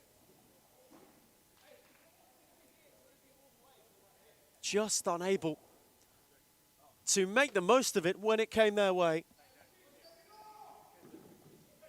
Herrera. Footscray will be wanting to inflict further pain and anguish. They've got a corner now.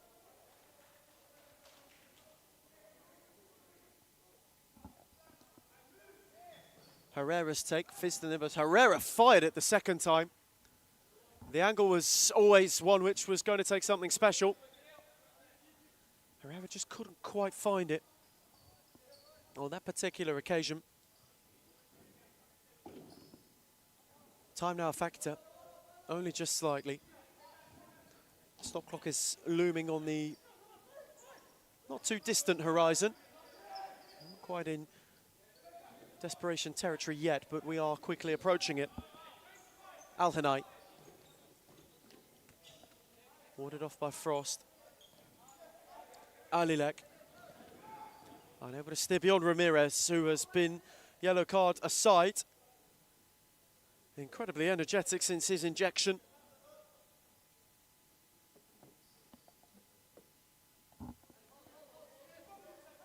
Both of these teams knowing the second tier does not get easier. Furlong allowed to turn on the swivel. Back was Herrera, RMIT corner. Bulleen next week for Footscray. RMIT have got the bye. Their next return toward the end of the month against Braybrook. And then it is Arians. Footscray's bye comes right at the end of August. They face Northcote on the 23rd as well, the week prior to that. There's Al-Hanai, blocked by Herrera. It fell for Frost, and up with him is Tyler. Elliot Frost looked to steer it. Cody Tyler's touch was loose. Lipan Hadji got a foot in. Al-Hanai now can counter the other way. Options either side. Al-Hanai went alone and hit the outside of the goal's frame.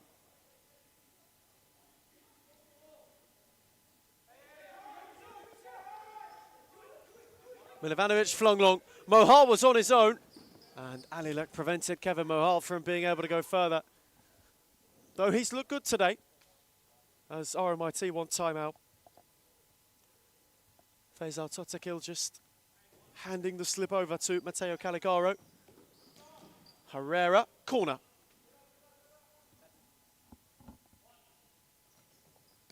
Mohal, Herrera. Looked to flick for Tyler. Hadji, improvisation from Mahal was magnificent. And he nearly was unable to enact something else. Now RMIT gets a timeout. Footscray are edging closer to an all-important victory. RMIT have to turn it round. It's Footscray 2, RMIT 1. I'll be biased. Reed Jacobs, because she doesn't even know what she's got to do before she does it, let alone us. But then from across the league, Alexis from Fitzroy, she's too good. And Karina's all right.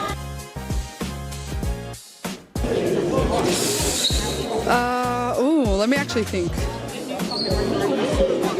Fitzroy's white kit. Which team has the best kid in the league? Biased opinion, but also Fitzroy. That's easy, it's us. I'm sorry, it's us. Not a question, Mebon AKU.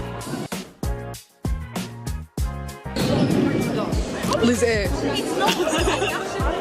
I think that one will have to be Layla Abdulatif. She would definitely win every time. Ooh.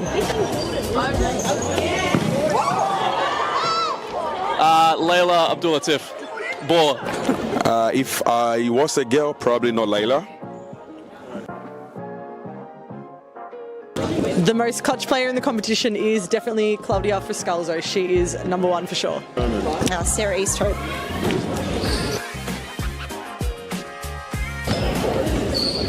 I'm going to say Amanda Aroha. I think this player gets underrated a lot, but Rebecca Davis. Returning from timeout. RMIT know they have to go, but it's getting to that stage of the afternoon. Footscray creeping closer to an all-important win. The job is not done for them yet, though, either. Furlong had 3 to go round, did well. Al-Hinai and Furlong! 2 each! From the restarts, RMIT have thumped themselves level. Al-Hinai got inventive. Furlong on the late run. Oh, it's a good finish. It's a really good finish. Milovanovic simply had to pick it out. Furlong fired true. RMIT are level again. And now they're on the counter. Al-Hinai was deft. Furlong, Alilek. How did it open up for him? But from the timeout, the complexion of this game has changed entirely and 4 seconds have passed. No, Rosie couldn't get rid of it.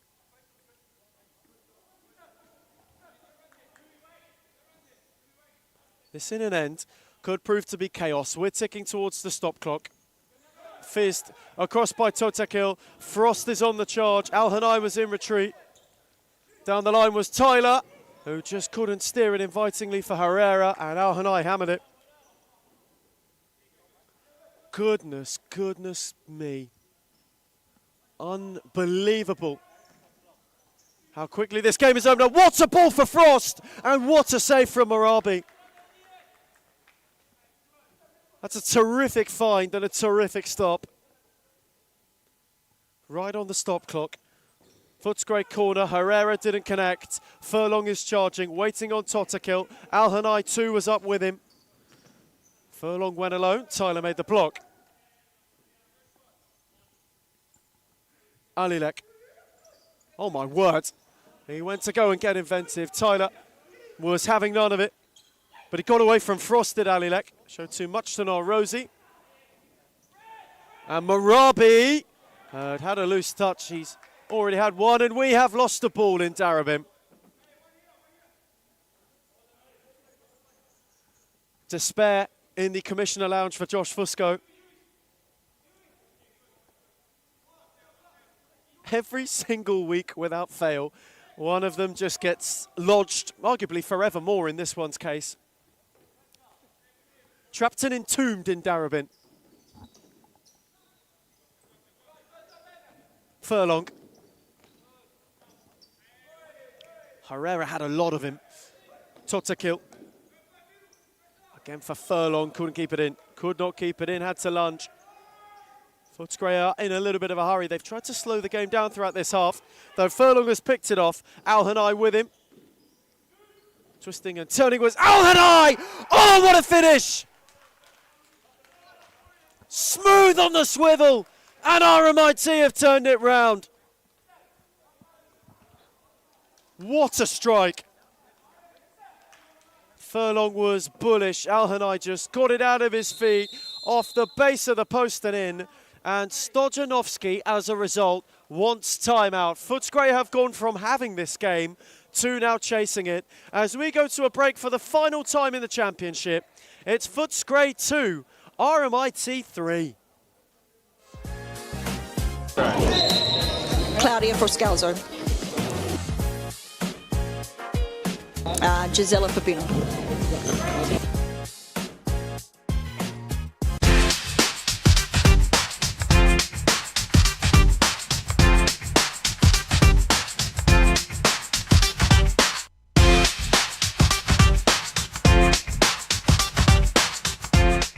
Why do people hate whom, and why do they hate where we're going to and heading to? I can can truly say is jealousy. You can see he's pretty professional now. Even for me, from an outside perspective, I can see the development of the club, and it's just a different level. I said, look, I want to take Hume into a different direction of expanding our connections, and that's when we started thinking abroad and thinking about, okay, what's Hume's future looking like? Are we going to sit the same or are we going to grow? A part of any journey is learning, right? Returning from timeout, final time on Championship match day. And RMIT, who trailed 2-1 not even 2 minutes ago, have flipped this game on its head and lead it 3-2. Footscray have got to go chasing. Furlong looking forwards, had 2 to go around and won a free kick. The way that the dynamic of this game has just shifted in the last 2.5 minutes has been astonishing. RMIT close to closing out.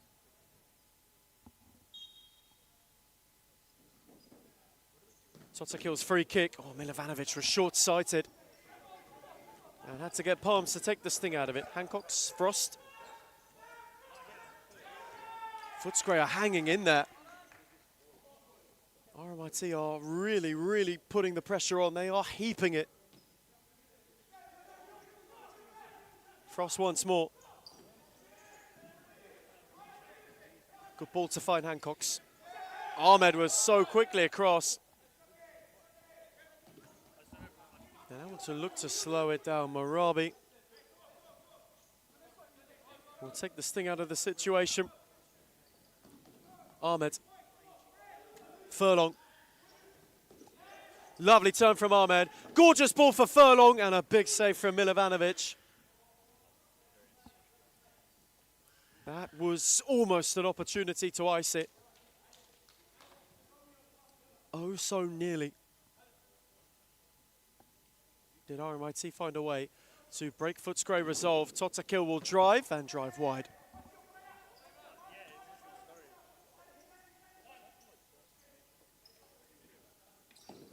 Long from Milovanovic. He wanted all a flick. Oh.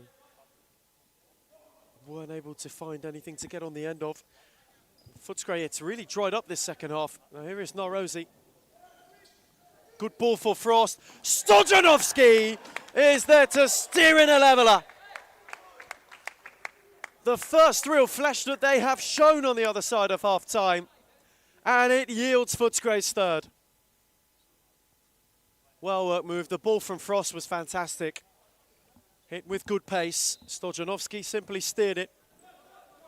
And for RMIT, who have spent the time climbing the mountain, they have to continue to do so again, though Furlong almost immediately was found to put them back ahead. Footscray were all at sea. Hadji's corner, Totakil, no way through Frost, taken over by Stojanovski. Helped on for Hancock's, good slide from Faisal Totakil. 2:44. 2:44 to find a winner in the championship closer. Frost twisting and turning and winning a corner. Human Heart are ready and waiting. Adam Palombi is in the building and will join us for the top flight to follow. So at the moment, the championship has maybe saved its best for last today. Nodded by Norosi, taken by Frost. Stojanovski on the volley! Belter! Oh, what a hit! It's a Stojanovski scorcher! And Footscray have flipped it round. At the double. Skipper's goal for Stojanovski. And maybe the one that steers Footscray closer to 3 points. He was waiting. The second it fell, the second he eyed it, the second he lined it. He had a feeling it could be special. Stojanovski's looking for a hat-trick. RMIT have got to find something. Stojanovski is finding something. He is on the charge. Frost is up with him. It was steered invitingly. Totakil couldn't clear. Hancock's is following. That may be that in a Footscray flash.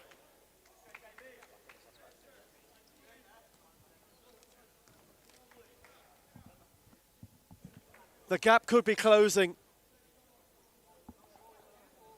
RMIT might need to check the mirrors for the first time this season.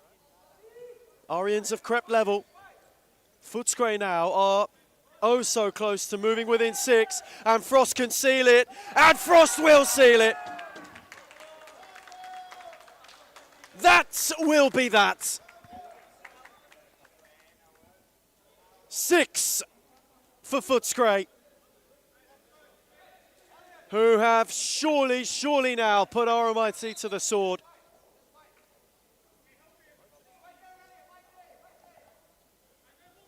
Just when they were getting ahead of steam, Footscray found something. They found a way. Good lunge from Barrientos as well, into the final 90 seconds.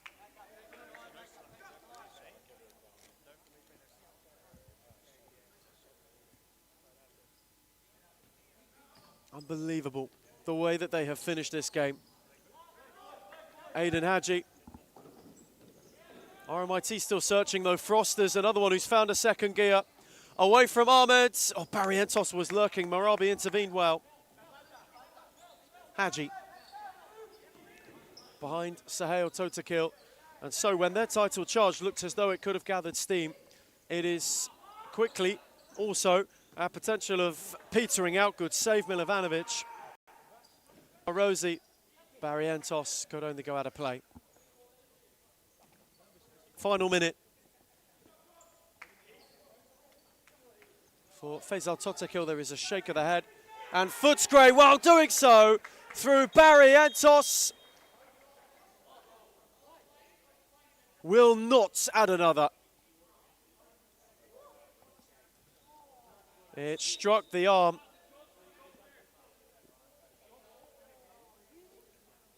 And then he took the shot, the same phase of play, so the goal won't stand.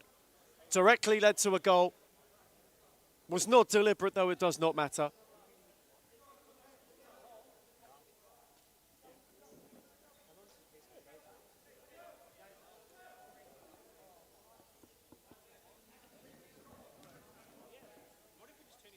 Barrientos without any sort of protest. Simply accepts that it has been chalked off. Though for Footscray, there is not much in the way of care. RMIT will go 5th man, though it'll be in vain more than anything. Now Rosie, Hancock's, Barrientos still searching for one. Only twisted and turned out of play.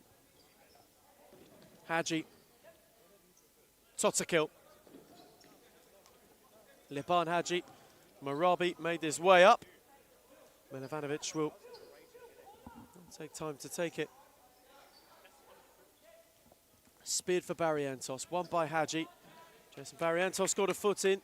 20 seconds on the dot between Footscray and a much needed 3 points for them.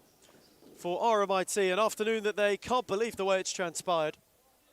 They got themselves back from the abyss. And just when it looked as though they would build enough to go over the top, Footscray found a way. The gap will only be 6 points between third from bottom and from the playoff places for promotion themselves. The championship is the gift that keeps on giving at the moment. It's a league that is tightening week on week. In similar vein to how it did last season, Hancock's drive, Totakil will wear it, Hadji will have the final act, and Footscray will pick up a huge win, courtesy of an inspired Stojanovski at the end. Full time in Darabin for the championship. It's Footscray 6, RMIT 3.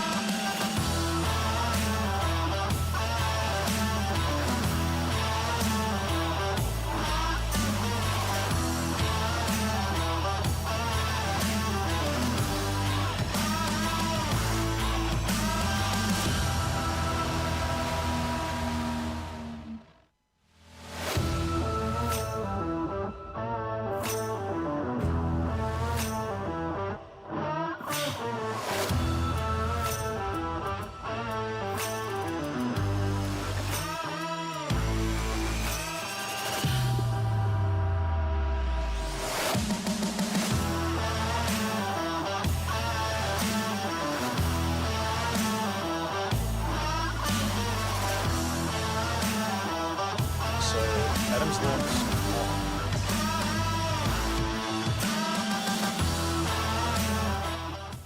Made a lot of mistakes in the past. It was a rebuild. I took players from Championship. I took players from outdoor. Anything just to stay into the league. Obviously not to let the Hume badge fall. We took it into a different direction, which was the wrong direction. And you can see how we can transform a team within a very short period of time. It's only been, 6-7 months? And we're like a really well-oiled engine now. Going for top three, sitting top three at the moment, where everyone doubted us, coming from relegation, bringing in one of the best coaches in Australia for futsal, bringing in players that are young but can shine. I think that's the best step that we've taken, pretty much. Nando came in and brought different kind of energy. Obviously, I came back from injury pretty much the same week as Nando signed with us, so it was kind of like a coincidence. You can see the progress and what we've been doing for that long, how much we've improved as a club. Even when they're undermanned, even when the odds are against them, like we're fighting this season. That's the beauty. Previously, when I came, I didn't know. I didn't have a feeling if we're going to come back or not. But now I always feel like we're in it. When you're winning games, right, it brings a different energy. When you're winning week in, week out, or you drop points here and there, but like you're winning 80% of your games or something, you're on a high. I think it makes a really big difference to Adam. He's been unbelievable as a president, as he's got obviously last year. So he's obviously been a big part of all of this, and he's been doing unbelievable. Big credit to everyone, to be honest. We're on the right track, I believe, and hopefully we just get better from here. It's all about the brotherhood. It's all about passion. It's all about, if my brother's falling down, what can I do to pick him up? Or how can I pick him up? It doesn't matter what you do at a club. If you're there long enough, it becomes like your property kind of thing. It feels like you have a piece. You want to stand up and protect it. So I'll always want to protect this club, no matter what. We focus on everything. We focus on all the aspects. And I think that's what a lot of clubs don't have. A lot of clubs hate on us because of that. And the fact that we bring passion to the sport, there's no limit. The sky's the limit. When you have teams like Fitzroy, who's been up there and played the nationals, or you have teams like Moreland who played national tournaments as well, if they can do it, why can't we?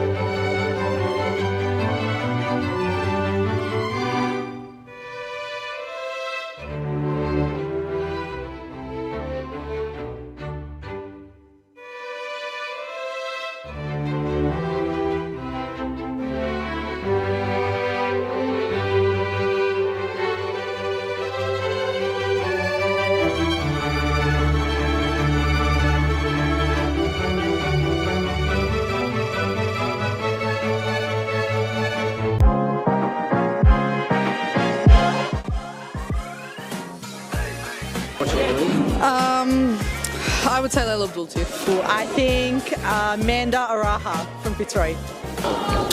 Claudia Fuscazo. Oh, I'll be biased. Reed Jacobs, because she doesn't even know what she's got to do before she does it, let alone us. But then from across the league, Alexis from Fitzroy. She's too good. And Karina's alright.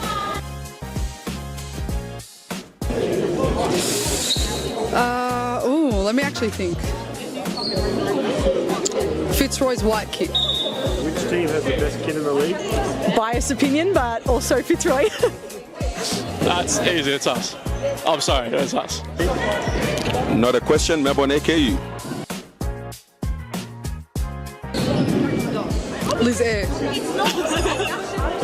I think that one will have to be Layla Abdul-Latif. She would definitely win every time. Ooh. Layla Abdul-Latif. Baller. If I was a girl, probably not Layla. The most clutch player in the competition is definitely Claudia Fuscazo. She is number one for sure. Sarah Easthope.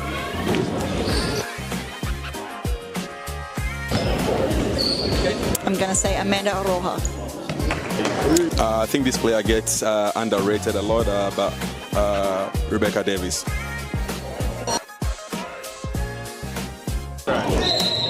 Claudia Forscalzo. Gisela Pepino.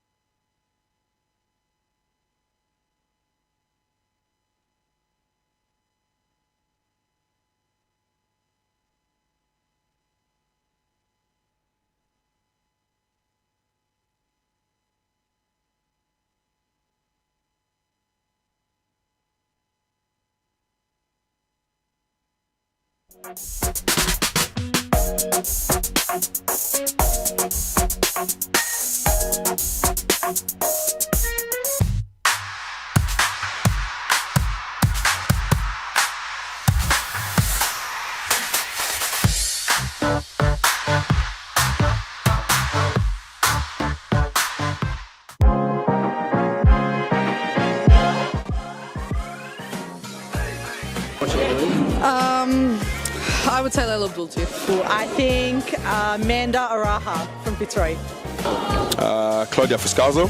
Oh, I'll be biased. Reed Jacobs, because she doesn't even know what she's got to do before she does it, let alone us. But then from across the league, Alexis from Fitzroy. She's too good. And Karina's alright.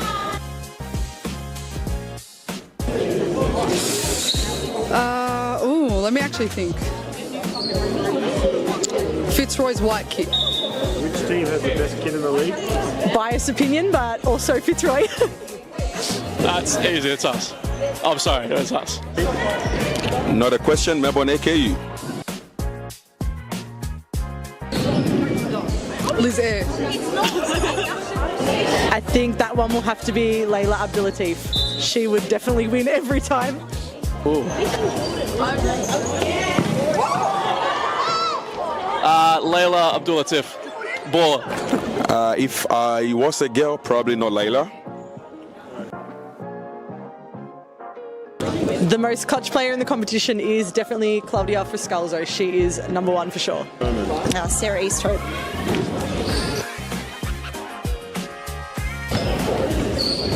I'm going to say Amanda Aroha. I think this player gets underrated a lot, but Rebecca Davis.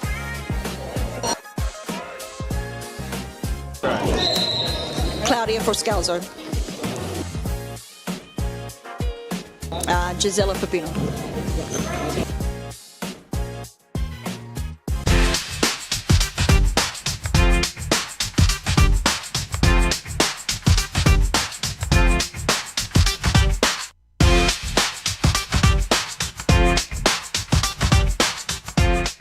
Why do people hate Hume, and why do they hate where we're going to and heading to? I can truly say it's jealousy. You can see he's pretty professional now. Even for me, from an outsider's perspective, I can see the development of the club, and it's just a different level. I said, look, I want to take Hume into a different direction of expanding our connections, and that's when we started thinking abroad and thinking about, okay, what's Hume's future looking like? Are we going to sit the same, or are we going to grow? A part of any journey is learning, right? So Adam's learnt a lot, you can see. Made a lot of mistakes in the past. It was a rebuild. I took players from Championship. Round 15 of the Men's Series Futsal Premiership is upon us at DCSS. We kickstart tonight's instalments with FC Carlton Heart up against Hume FC. Both these sides, the last time they had faced off in League Futsal, it got a little bit spicy on court between many of both clubs' key veteran players. Can we see much of the same animosity in tonight's clash? Adam Plomby and Ethan Rigg on the call team for today's afternoon/evening instalment of futsal. Ethan, you've been here for the championship, but how excited are they for the premiership tonight? There is nothing quite like the return of top flight futsal here in Darebin. Two teams that have had some very good fortunes in recent times. In all truth, Hume have been in good form through the cup. Carlton Heart too, in both competitions, are just starting to get themselves out of a little bit of danger as far as the league is concerned. Hume kicking to the right of your screen. Carlton to the left. There's a man in between the sticks today we haven't seen in some time for the Black Army. Gam Murray has not made the trip down from Queensland. Instead, it's another flying goalkeeper And of course of Vassos Kartambis, the New South Welshman, makes his way back to a Series Futsal Victoria arena. Temel, Turkmen, Swade and Ramadan complete the on-court lineup for Suleiman Mohammed and Nico Ignatiadis. No signs of the King Fernando de Moraes tonight in the building. As for Carlton Hartwell, Lucas Hogan was on Weefroth, listed as an active player. He's only watching from the stands tonight along Jaden Watson, who's succumbed to an injury in recent weeks. So Carlton without two of their real prime movers. Ibi Habe starts in goal. Noah Ma, Chaban Rajab, Matt Cruz and Seb Wickett are the on-court lineup. Both benches, Ethan, are heavy today. They most certainly are. Carlton Hart have had a few of their new additions lined up on the bench. There's a return for Joao da Silva as well. You take a look at Kawan Kura, Angel Barreto and Josh Bowie, all of whom have been important in recent weeks in their upturn in form. For Rudy Wickett, though, this is a side that are just starting to gel and are just starting to get a good rhythm this season. Maybe going long, Turkmen cut it out, Temel. Central for Lockie Ramadan. Hamza Swade was impressive in Leagues Cup futsal last week for the Black Army, who overcame the Melbourne Aarons. Club sitting in the bottom half of the championship. As Turkmen had a glancing header opportunity, Vassos Kartambis showcasing some footwork from his part of town. That's what it gives them, Kartambis. That's why they're so eager to get him back. Similar profile of keeper as Gab Murray in terms of like to play with their feet, really good on the ball. And already you're starting to see the problems that can cause Carlton Hart. Chaban Rajab for Seb Wickett. Ma. Wanting to shoot. Take it on, you might as well, Noah Ma. Recent weeks has been okay. Not perhaps at his usual best. We may have seen him while representing Melbourne Arco. Still trying to find that form which earned him the move to FC Carlton Hart. There was a big scalp which Rudy Wickett had taken away from Kuimu. And given the transfer window has closed, Ethan, there's no more time now for managers to try and reshuffle the chessboard by signing new players. And all teams bar Fitzroy as well made moves in the transfer market, whether it was players they bought in. The Tigers lost a couple. We know Jimmy Sufas wasn't best pleased about that, but Hart were one of the teams that gained a lot. Hume, likewise, have picked up a couple of nice pieces to aid them in their pursuit of a top two finish too. As for Hume, one of their new signings, Tom Franklin, is on the bench this evening. Darcy Skopalidis, Joe Culshaw, Nick Parthenos, Armand Dawood, Michael Klinaris, Ninos Bertrus, all complete the lineup. As for Carlton Hart, Joao da Silva does return, so does Koan Kura, who hadn't played over the course of a few weeks due to injury. He returns. Josh Bowie, Angel Barreto, Peter Kurakas, and that will conclude the Carlton personnel for this evening, which is intriguing considering Hume have 3 more players in comparison to their counterparts tonight, so will fitness play an issue for Carlton Hart? Can they run out the game is a question we might ask, as Ramadan takes possession on the broadcast flank. Temel exchanging with Ramadan. Hamza Swade. Carlton trying to block the mid-court early. Turkmen, Temel. Incisive ball for Hamza Swade! Cutting for the Black Army. They can flick the switch within a moment. Brilliant, absolutely brilliant from Temel. And the run from Swade is superb as well. The ball is hit with a great amount of pace. Swade does the right thing, just doesn't divert Chaban it. Rajab going on a rampage! And to bundle in is Noah Ma at the back post for FC Carlton Hart. Smashing play from Chaban Rajab on his own, and the plaudits will go to Noah Ma. And that is how quickly it can change. Rajab with a brilliant run, just broke his way down the flank. Noah Ma times his run to perfection. The slide is a good one, and Hume, having nearly gone ahead themselves, now have to start things from behind.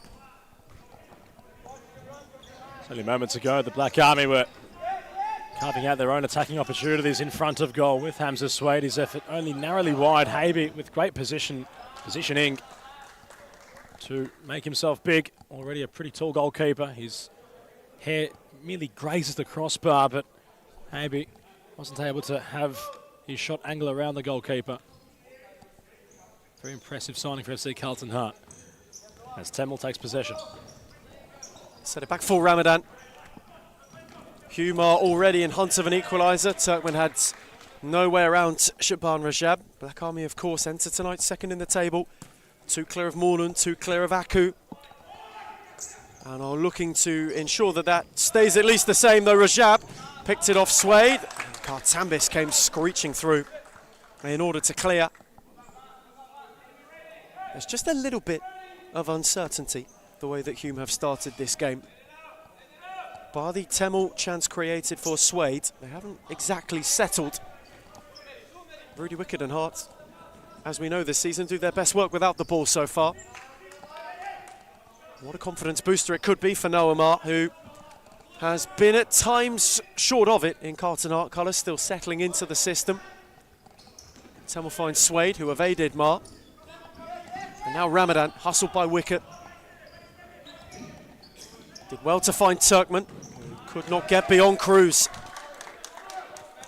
You look at the players available at his disposal off the bench. Josh Bowie's had big moments, scored the winner against Pascoe Vale not too long ago when last Hart graced league action.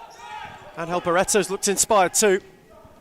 Likewise Wickett on for Cruz. Kartambis had a good look and got his angles right. Hume run the changes, Turkmen forward to Wood, who gets it from Temel. Hamza Suede, Mo Temel. Lovely ball for Ramadan. Marr got the block in. Habe couldn't prevent the corner.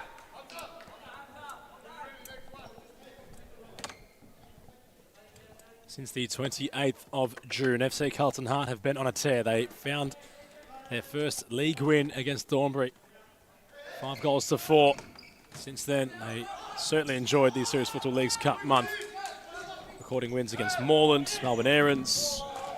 As Noah Marr on the follow-in has dumped it too. And that is the good Carlton feeling flowing. He is at the double. It was again industrious from Rajab, and Marr crashed it into the roof. It's that connection between Rajab and Marr, as you allude to, Ethan, which is causing headaches for the side trailing at the moment. Kartambis spills into the path of Marr, who had a lot of work to do to finish into the top corner. Kartambis couldn't really do much about the follow-up effort, and Marr is on a first-half hat-trick. He has flown out of the traps. Not yet 5 minutes of stop-clock futsal elapsed, and Noah Marr is at the double. Arturo Diaz instated for Hume, who have got a bit to do. Hart, when they've gone ahead, have not necessarily liked relinquishing points from winning positions this season. The Black Army, it's a rarity. Certainly in the last month, having to come from behind. Carlton are in form. Right as, well, Noah Marr had found his second, the number 2. They had also dropped off Melbourne Aku 4 goals to 1 this time last week. So, Rudy Wickett has really enjoyed the months of June and July, and hopefully that form, from a Carlton perspective, can continue into August. Currently, not the worst start by any measure. Certainly a warm end to winter for Carlton Heart, who have seen it as a time where some are frostbitten to thaw out. Temel for Diaz. What can Hume conjure? Skopelidis. Oh, Kura picked it off him and had 2 up with him. It was ahead of Cruz, who kept it alive just. Set it back for Noah Marr, who's away from Diaz and wins a corner.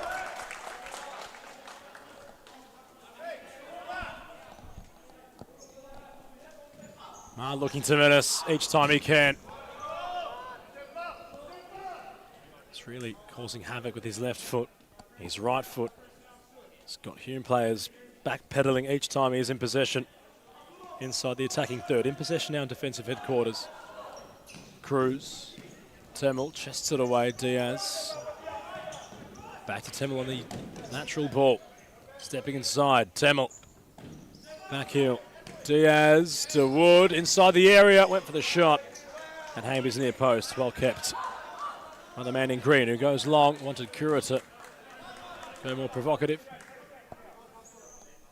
on his pursuit down the court. Not found by the number 10, not that idea that time of asking. And even for Hume, it was a relatively successful month of July in the Cup stint as well. 2-0 win over Kensington, a rather convincing 3-1 win over Footscray, and then last week too against Melbourne Arians. Armando Woods! Galvanises Hume with a much-needed goal. Brilliant hit from DeWood. The way he opened the space is superb and caught it so sweet. Maybe no chance. Armand DeWood against his former side. Thumps Hume right back in the game, and for a side that had started slowly, that might be the catalyst they need. He's been quite an impressive player when fit and firing. Armand DeWood has also dealt, or been dealt rather, his fair share of injuries throughout this season. So we haven't seen him so fluently, but it's really moulding into some player. Great finish to beat Habe. Martin out of court. Diaz doing well with the challenge.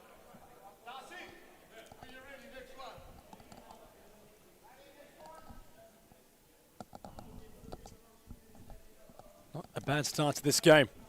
3 goals. Carlton Hart scoring the first 2. Hume with the previous. Big night of futsal ahead for round 15s, having quite the blockbuster start. DeWood, the recent scorer, in possession.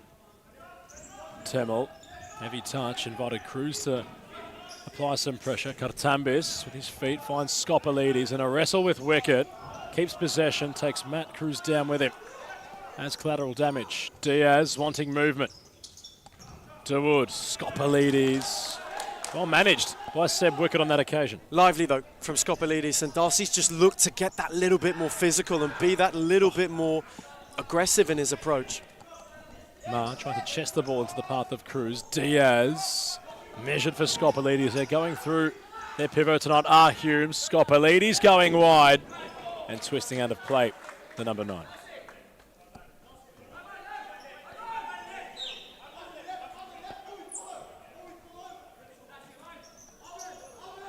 Aaron Wicket. Wicket smashing ball. Barreto, lovely touch. Tamas with a big save. Well played, Vassos. Barreto was convinced he might have scored. What a ball. What a ball to find him. It's a great run from Barreto as well. Kartambis, though, does the right thing. Closes the angle, makes himself big. And it's a huge save. Barreto still in a wide area. Kura inside the attacking semicircle. For FC Carlton Hart, couldn't really make too much movement, was confined to a tight angle. Wicket was never confident in possession and relinquishes it now for FC Carlton Hart. They've shown glimpses in their own right of flicking the switch and playing a long, incisive pass. Parthamos! Scrambling back was Mar. Parthamos again, saved by Habe. Parthamos still. Mar tried to keep possession and couldn't, and Parthamos will strike yet again. Habe with a reflex save. Kura goes down. Diaz sits down, the returning Brazilian. Frantic passage. Ibi Habe stands tall for FC Carlton Hart. And that's the liveliness as well on the other end that Nick Parthamos makes to this Hume team. He's been in a purple patch recently, scored in all of the League Cup fixtures, has been in good form in the League too.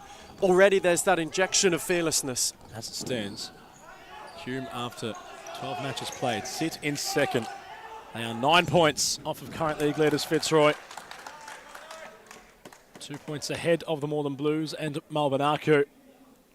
FC Carlton Hart following some good form. Their first win in some time had occurred, as we mentioned previously, just before we took our mid-year break on the 28th of June to reside Thornbury to bottom spot. They're on equal points with Pascoe Val on 5 points each. Goal difference keeps Thornbury at the bottom of the summit. Pascoe Val slipping into a playoff position. The deeper one of the two. Parthamos for Diaz. Hume looking for an answer. That's right, Diaz looking to carry this so far this season, the 4th meeting between these two in all competitions. Hume have shaded the league affairs 6-4, 6-3. Hart got it done in the cup. Goals are plenty whenever they meet. Always close games too.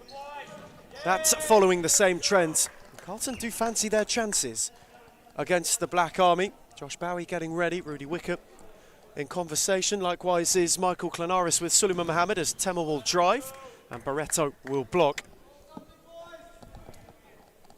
Hume have settled since a red-hot Carlton start. Temel looking for Parthamos, who got there though, lost out to Kura. He clipped for Barreto. Kartambis went early and was always favoured. Temel, man who's having a stellar campaign across both league and cup. Across many in the futsal community, an early MVP shout. Mohamed Temel, and has stayed in those conversations in the months since. Has been Hume's metronome so far. Diaz, Hamza Suede, another one having a good campaign. Beauty from Temel, on for Diaz, who couldn't steer it for Suede. Clever from the Raging Bull, trying to loft the ball over the top of Habe. In close proximity. Yet again, Habe's positioning today has really enabled him to make good saves. Barreto fancied a shot as well, called it sweet, beaten away by Kartambis. Wicker gave it a go! And for someone who has got his own catalogue of screamers, Seb Wicker was not far from adding another. Kartambis wasn't sure where the ball had gone.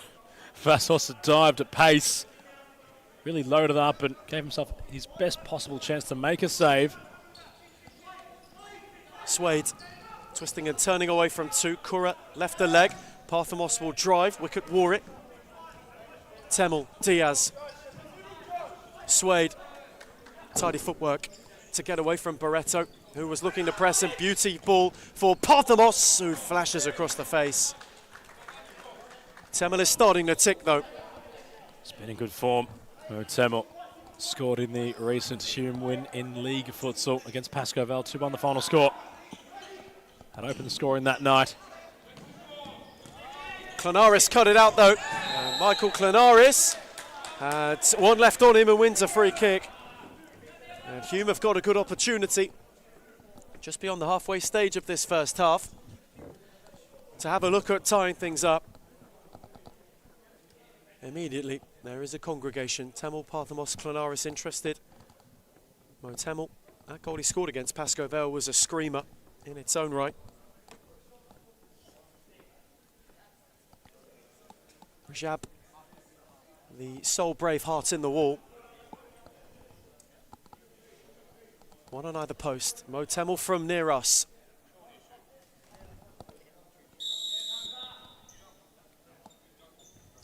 Mohamed Temel rolled it for Parthamos, who got inventive, and Habe just held his ground and flung quickly for Rajab. The flick on fell into the palms of Kartambis. Now Klanaris. Hamza Suede. Carlton have looked to exploit space behind quickly.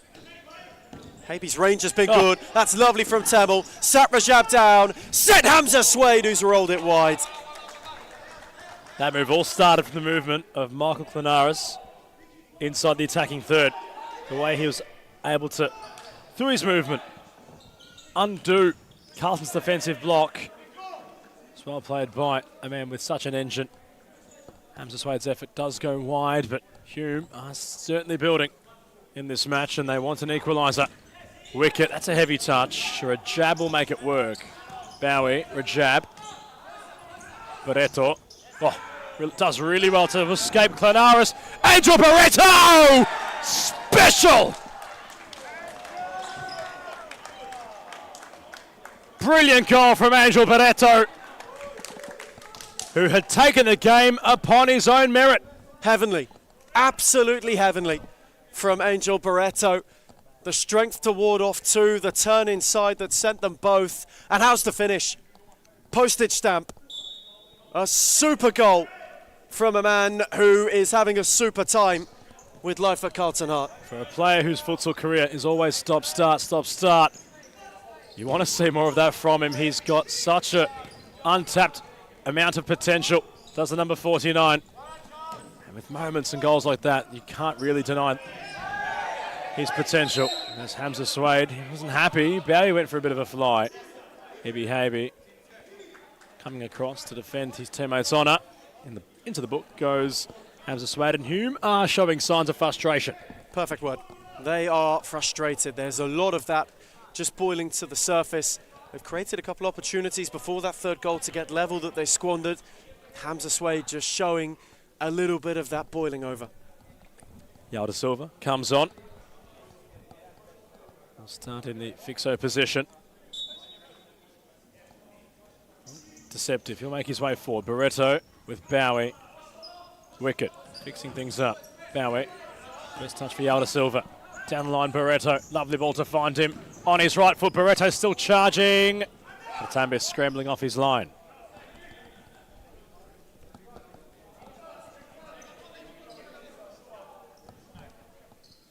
Suede moving the ball ever closer to Hume's offensive half. Temel, reverse pass, Ramadan onto his right, sits down Yao da Silva. Temel doesn't mind a clutch moment in a game. Ramadan twisting, Temel again in possession. Bowie forcing Temel wide, still keeping the ball for a moment was Mo Temel. Rudy Wicket has a timeout in hand. He issues to Rodrigo Salas. Will Carlton hope that they can get the ball back and have it theirs. Temel off of Wicket, no timeout issued as of yet. This is where they'll have to hang in there, Carlton Hart. They've had this happen one too many times this season, not been able to get through to a timeout break without conceding. It's so critical they get through here, still with the momentum. Trying to find a rhythm. Temel had called for Hamza Suede to get busy. His shot goes wide and FC Carlton Hart will take solace in the timeout they issued. What a goal it was for that man on screen of Angel Barreto to ensure that the scoring remained that in Carlton Hart's column. They have a 2-goal lead, 3-1 the score against Hume as we cross to an FC Carlton Hart timeout. I took players from outdoor, anything just to stay into the league, obviously not to let the Hume badge fall. We took it into a different direction, which was the wrong direction. And you can see how we can transform a team within a very short period of time. It's only been, 6-7 months, and we're like a really well-oiled engine now. Going for top 3, sitting top 3 at the moment, where everyone doubted us, coming from relegation, bringing in one of the best coaches in Australia for futsal, bringing in players that are young but can shine. I think that's the best step that we've taken, pretty much. Nando came in and brought different kind of energy. Obviously, I came back from injury pretty much the same week as Nando signed with us, so it was kind of like a coincidence. You can see the progress and what we've been doing for that long, how much we've improved as a club. Even when they're undermanned, even when the odds are against them, like we're fighting this season. That's the beauty. Previously, when I came, I didn't know. I didn't have a feeling if we're going to come back or not. But now I always feel like we're in it. When you're winning games, right, it brings a different energy. When you're winning week in, week out, or you drop points here and there, but like you're winning 80% of your games or something, you're on a high. I think it makes a. Returning from timeout, Rudy Wicket wanted a word. Carlton Hart got through unscathed. Game that has flown by at a rapid pace. Angel Barreto, the most recent goal scorer in some style. Carlton currently out of arguably 2 of the form teams at the moment across League and Cup. R1's continuing that. Ramadan drilled it. Habe got a fingertip. Taking no chances was Habe from our position. Tucked underneath the camera crew. Was certainly going wide, the Ramadan effort, but Habe was taking no chances. Good goalkeeping at the expense of a corner. Diaz, short Turkman, clever flick. Ramadan closing the ball in. Cruz couldn't get it cleared. Still going Ramadan, that was goal bound. Certainly a goal bound effort from the pivot. An important block made at the pivotal moment. 2/3 of the way through the first half. Carlton Hart enjoying a purple patch of form recently. Diaz against one of his former employers, unable to, for his current employer, find somebody. Told not to rush it by Nico Nardiadis. Kalshul has not appeared yet for Hume. Can he have impact as Turkman? It's rather awkward the way he'd taken the volley on. It was bouncing along the ground. Had almost not made genuine connection. And Carlton Hart will take possession back from a side ball. To Silva, quickly for Barreto, who looked to drill it for Bowie at the back post. Ramadan cut it out and is rolling. Lokman Ramadan away from 1, away from 2. De Silva put a stop to it. And then Turkman lunged in. Hume will protest he got the ball, though he did in fact go through De Silva to get it. Siangli's come in on Turkmen. It's whenever you're coming in from the side and sliding, it never looks good. It leaves officials in a pretty peculiar spot. Certain foul. So Caligaro, eagle-eyed, as the Silva drove it teasingly. Cruz will crash through, though will not be able to trouble Kartambis. Hume are still not really settled in this contest. It looks as though they might just be starting to gain the ascendancy. And Angel Barreto came through as Diaz took a tumble. Bowie impeded him. The Raging Bull wants a booking. Noxiaris coming across and telling Diaz to take it easy. Bowie also receiving some perhaps instruction from the official. Very strong player, Bowie. Diaz, very quick, very nimble. It's a pretty interesting matchup. And the body was not fair, the usage at least from Bowie, so free kick ensues for Hume. Nick Parthamos can strike them. They need this here. They need something from here. Can Parthamos provide what Hume require? Been in good touch, Nick Parthamos. It will be his free kick, and he can! When they need a moment, he delivers. And Hume are right back in the picture. And on comes Kelshaw. Intriguing.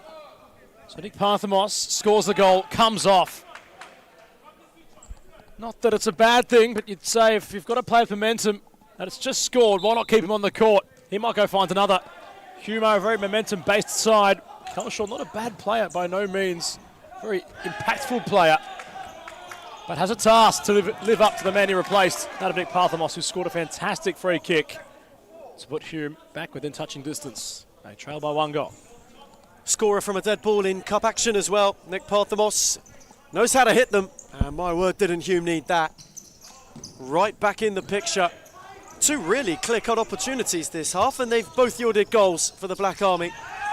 To Wood in firmly. De Silva was deft.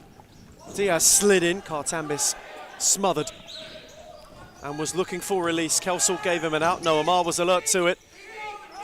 He did well and was given a drag back from Kelsall. It's a dogfight out there right now. It's getting physical. It's getting combative. Not ill-spirited, but these guys want to win. They're not playing for a draw. They're not playing to share the points. They want to take 3 home. Either club in this match, and you can see in each interaction, the physicality is only getting more and more. 2 teams maybe not ill malice, but certainly ill-tempered at the moment. Dawood out the other way for Diaz. Turkmen warded off by Bowie. Space open for Dawood. Diaz's dink was read by Cruz. Noamar got between. Diaz kept going again and again. Cruz just could not get away from Enian Black, who was swarming upon him. De Silva. Noamar. Turkmen there to intervene. They've just gone up a little bit in the last couple of minutes, have Hume. They have. They need to, considering Carlton Hart were finding themselves in so many scoring positions, which they were making full use of. Diaz cuts it off from Bowie. 2 against 2 now for the Black Army. Bowie right into the Raging Bull. And he tried to escape the yellow card booking by running straight to the interchange bench. The jab comes onto this place. Bowie, that was going to happen, judging by the way he was going about his game. Diaz, well, perhaps being taken out again. There's something brewing there between Bowie and Diaz. They've not really got on, have they, so far in this game? That battle's been really interesting. Arturo Diaz was not best pleased about some of the contact earlier from Bowie in that one. Well, it was the Raging Bull's turn to have one left on him. They had scored from their previous set piece, the Black Army. Turkmen will take it! They had to go quickly. The count had started. By the time they got to 4, it was nearly the whistle sounding before Turkmen could even make contact with the ball. Hence his effort was rushed and wide. That's been a theme for Hume so far in this game. It's not been a passive approach by any stretch of the imagination.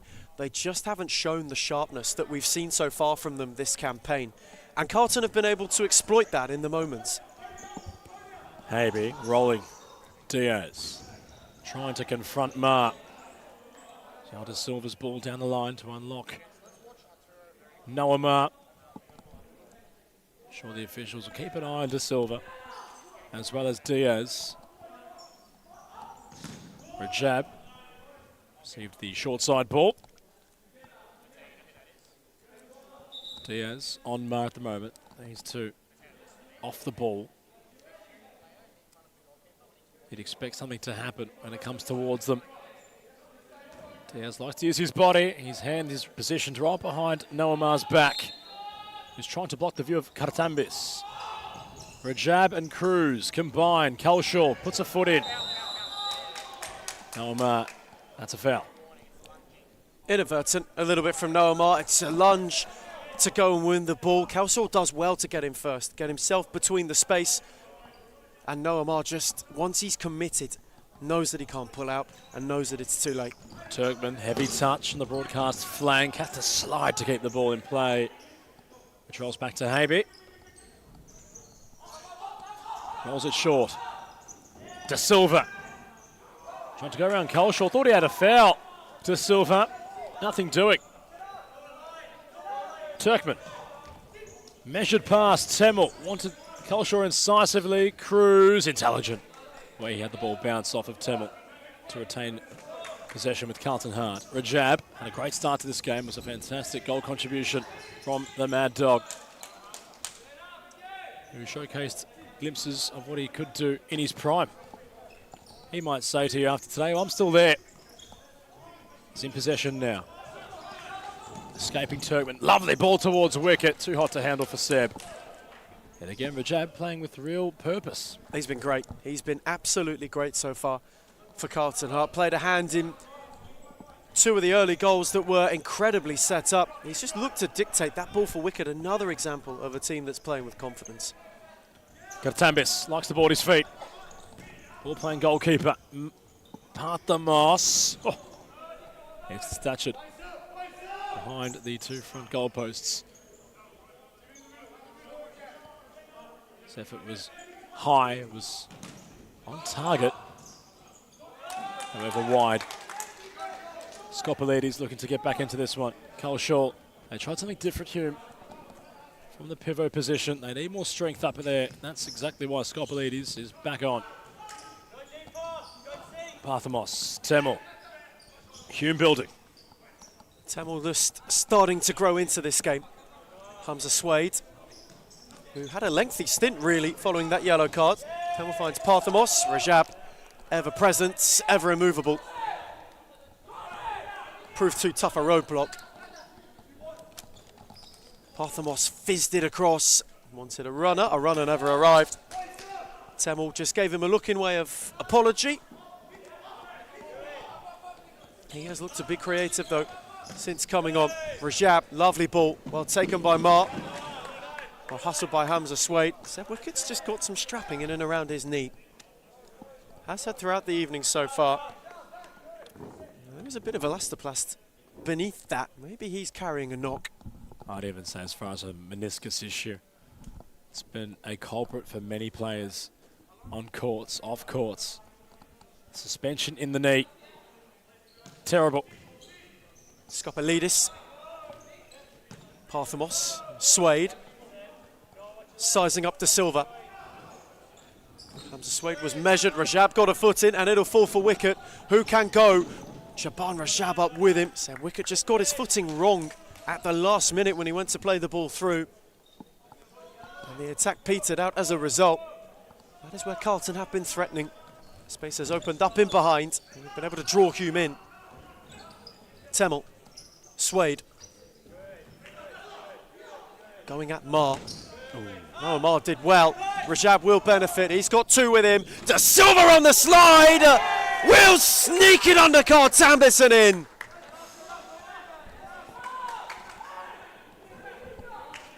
Again, Shaban Rajab contributing, as a club founder should. On the same broadcast flank, same position, almost mirroring what happened with the opening goal. Same scenario, they go towards the back post, they go lateral. They go on the diagonal, once in possession. Jabana jab, and well, Yalda Silva had a bit of work to do. Never really got his foot around the ball. Karatambis would want that back by his own standards. Vassos, a capable goalkeeper, but on that occasion, the ball scruffs underneath him, and that might just personify Hume's start to this match. They've been there or thereabouts, but not where they should be. Now free kick given away by Skopelidis. Mar recipient of some contact. It's been a very feisty first half. Carlton Hart 4 fouls. Hume now, you would imagine, about to join them in that range. Both are on quickly thinning ice. 4 for Hart, 3 for the Black Army. Another Carlton free kick.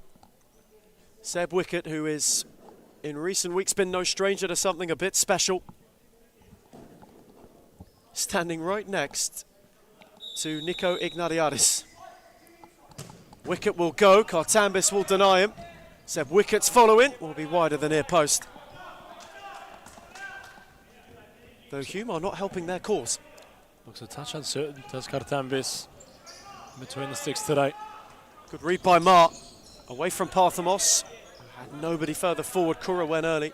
And I say that, of course, not with any malice behind that statement, but we're used to seeing him confident, we're used to seeing him really make routine saves at ease and hold on to the ball. He's been doing a bit of more spilling today.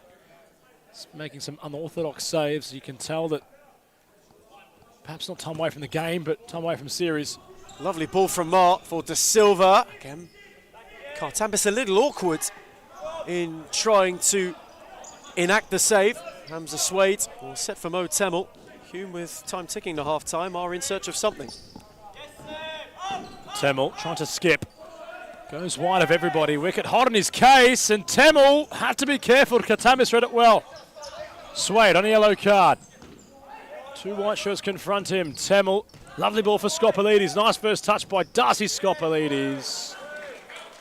Earns a deep side ball for Hume. On Kartambis, Ethan, you think he's not getting flown in comparison to Gam Murray, but he has got the opportunity today. Perhaps it's playing in his mind, knowing that he wants to perform to perhaps keep his position, in which Gam Murray has really held for the Black Army, who have issued a timeout break. So we'll return shortly. Hume issuing the timeout. They trail by a goal. In fact, they trail by 2 goals. It's Carlton Hart with a 4-2 lead. Really big difference to Adam. He's been unbelievable as a president, as he spoke obviously last year. So he's obviously been a big part of all of this, and he's been doing unbelievable. Big credit to everyone, to be honest. We're on the right track, I believe, and hopefully we just get better from here. It's all about the brotherhood. It's all about passion. It's all about, if my brother's falling down, what can I do to pick him up? Or how can I pick him up? It doesn't matter what you do at a club. If you're there long enough, it becomes like your property kind of. It feels like you have a piece. You want to stand up and protect it. So I'll always want to protect this club, no matter what. We focus on everything. We focus on all the aspects. And I think that's what a lot of clubs don't have. A lot of clubs hate on us because of that. And the fact that we bring passion to the sport, there's no limit. The sky's the limit. When you have teams like Fitzroy, who's been up there and played the nationals, or you have teams like Moreland who played national tournaments as well, if they can do it, why can't we?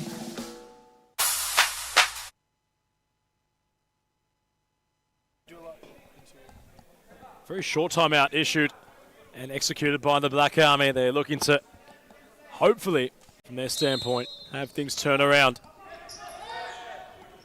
Temel, Parthamos, their recent scorer. There's not much attacking prowess about Hume today. Carlton have been very defensively sound. They hold their shape nicely. Kura had the ball bounce off his head. Club President Kolak having a look in the background. You wonder what's going through his mind at the moment, Ethan. His side have really enjoyed a decent run of form in all competitions. As it currently stands, that might come to an end today. Currently at the moment as well. It's just not ticking for the first time this season, really, with Hume. They've looked a little uncertain. They've looked a little bit just slightly off the pace. And Hart have capitalised. Kura, whoa, wanted to go around Hamza Swade, who's already on a yellow card. Suede walking a tightrope. He looks around towards everybody's direction to see if the officials would have a chat with him. He might know he's in trouble here, Hamza Suede. And Marcus Yaris is in conversation about what to do following what will be Hume's 5th foul. They're in conversation here, the officials. This could be a red card. They really are in deep conversation. Michael Ciaris, Matteo Calagaro, they had a long chat about that.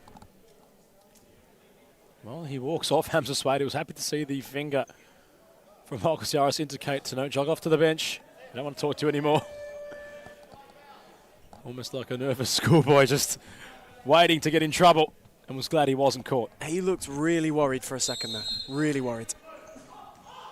So Hume spare their blemishes for now. They have conceded 5 fouls. Carlton could really make something useful of this opportunity. Wicket back in possession. Skipping around Turkmen wickets. Kura inside the area. The angle closed. Out came Karatambis. Wicket still. Time had stopped for Sebastian, who went down. Turkmen couldn't get it cleared until he did. The 1-2 with Temel won't work. It's falling apart right now for Hume. They can't get out at all. They cannot get out. Carlton have got them exactly where they want them. And Wicket is orchestrating that now. He's looked terrific the last few minutes. Just so deft. Barreto edging closer. Had to go wide. Tried to skip around. Turkmen was fair to win possession back. Clonaris sidestepping. Will reset. Last 30 seconds of the half. Can Hume manufacture something late? DeWood for Temel. Carlton so quickly behind the ball. With purpose. They set up like a chessboard. Clonaris keeps it for now. Temel protecting the King of Haby. Are the Pawns on court in playing attire? Temel. They can't find half a yard to shoot until Temel had went underground. DeWood trying. The halftime whistle beating all comers. And the Black Army have been blown out the water by FC Carlton Heart in the opening 20 minutes of stop clock futsal. A 2-goal lead for Rudy Wickett's men after what was a purely captivating opening 20 of round 15 in the men's SFV Premiership. We will cross to halftime. It's FC Carlton Heart 4, Hume FC 2.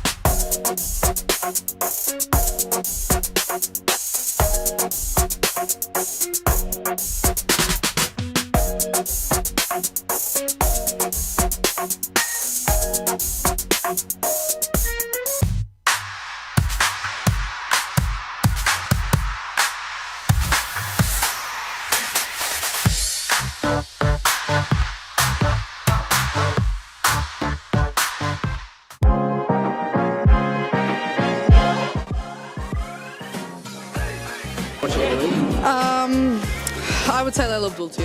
I think Amanda Araha from Fitzroy. Claudia Fuscalzo. Oh, I'll be biased. Reed Jacobs, because she doesn't even know what she's got to do before she does it, let alone us. But then from across the league, Alexis from Fitzroy, she's too good. And Karina's alright.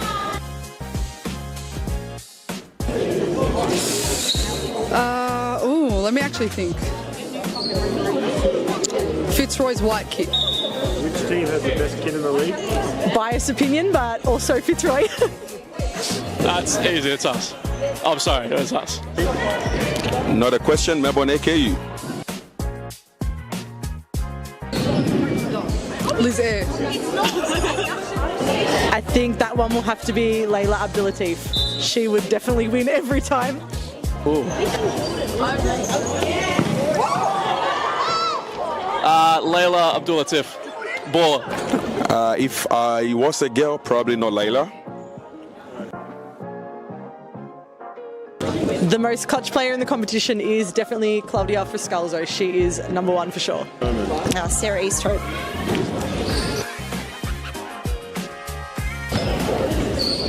I'm going to say Amanda Aroha. I think this player gets underrated a lot, but Rebecca Davis.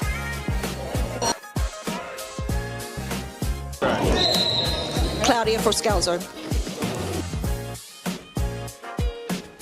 Gisela Pepino.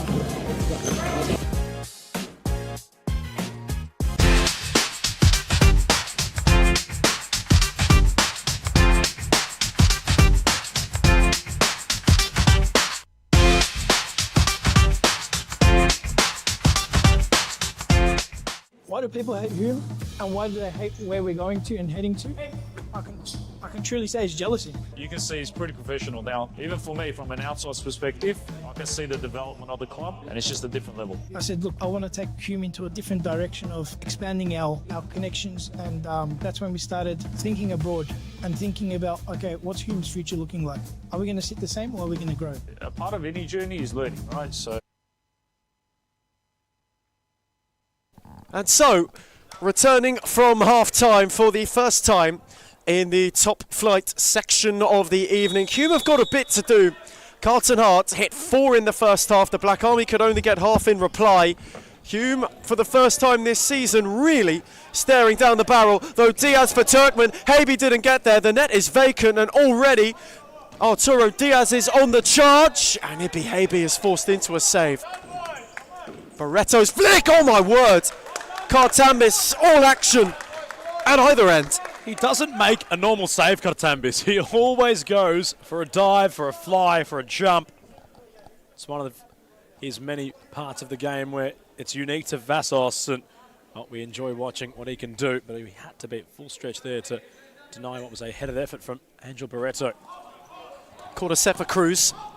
Good touch from Wickett, who got away from Turkmen, couldn't poke it through Diaz. Imran Turkmen's all on his own. Barreto's holding him up. Seb Wickett came to it as well. Carlton's pressure this evening, Adam, has just been a different level so far. On the meter, if it's out of 1 to 100, I'd say 90 on the gauge. It's well and truly in that zone. Ramadan fashioned an effort, just was not able to catch it sweetly. You can see how confidence can so easily shape the destiny of a futsal club in the way of Carlton Heart. You think it was only a month and a half ago they were beaten 12-3 in league play by Melbourne Aku. That team out there tonight is night and day from the one that put in that performance. It's not as if there's many personnel changes either. Yes, they've gone through a bit of an extensive overhaul in the recent transfer market, but still many of the same players on court currently that were involved in that demolition at the hands of Aku. Right now, leading against Hume, who are second place.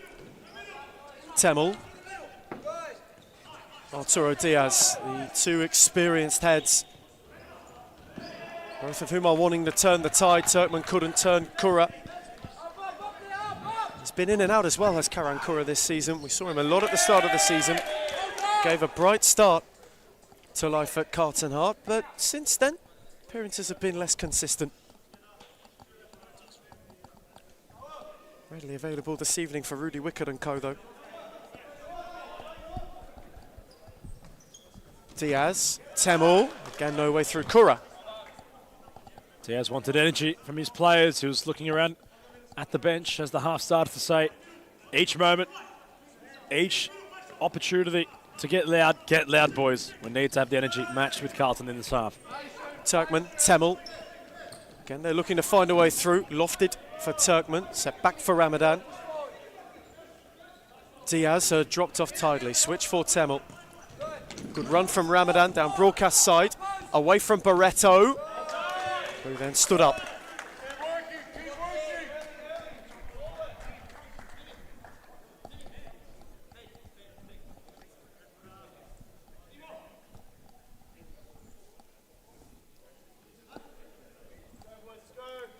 Hume are searching. They've got themselves a corner. Temel is over it, wanting to halve the deficit with immediacy at the start of the first half.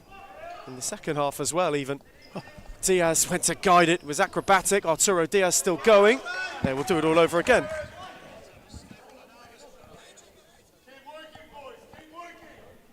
Temel take two. All the way home for Kartambis, who is invited to come forward. Diaz lost out. Wicked, he wouldn't, would he? Not quite this time. Wasn't able to steer it over. Just for a moment, Hume might have thought they could have been on the wrong end. That's another good win from Wickett. Barreto was with him. Diaz's slide had to be measured and was. He then switches for Temel. Turkmen the only one forward. Ramadan is roaming. And did well, did Lockie Ramadan. He couldn't spin Wickett, away by Cruz. No way through. Unlucky.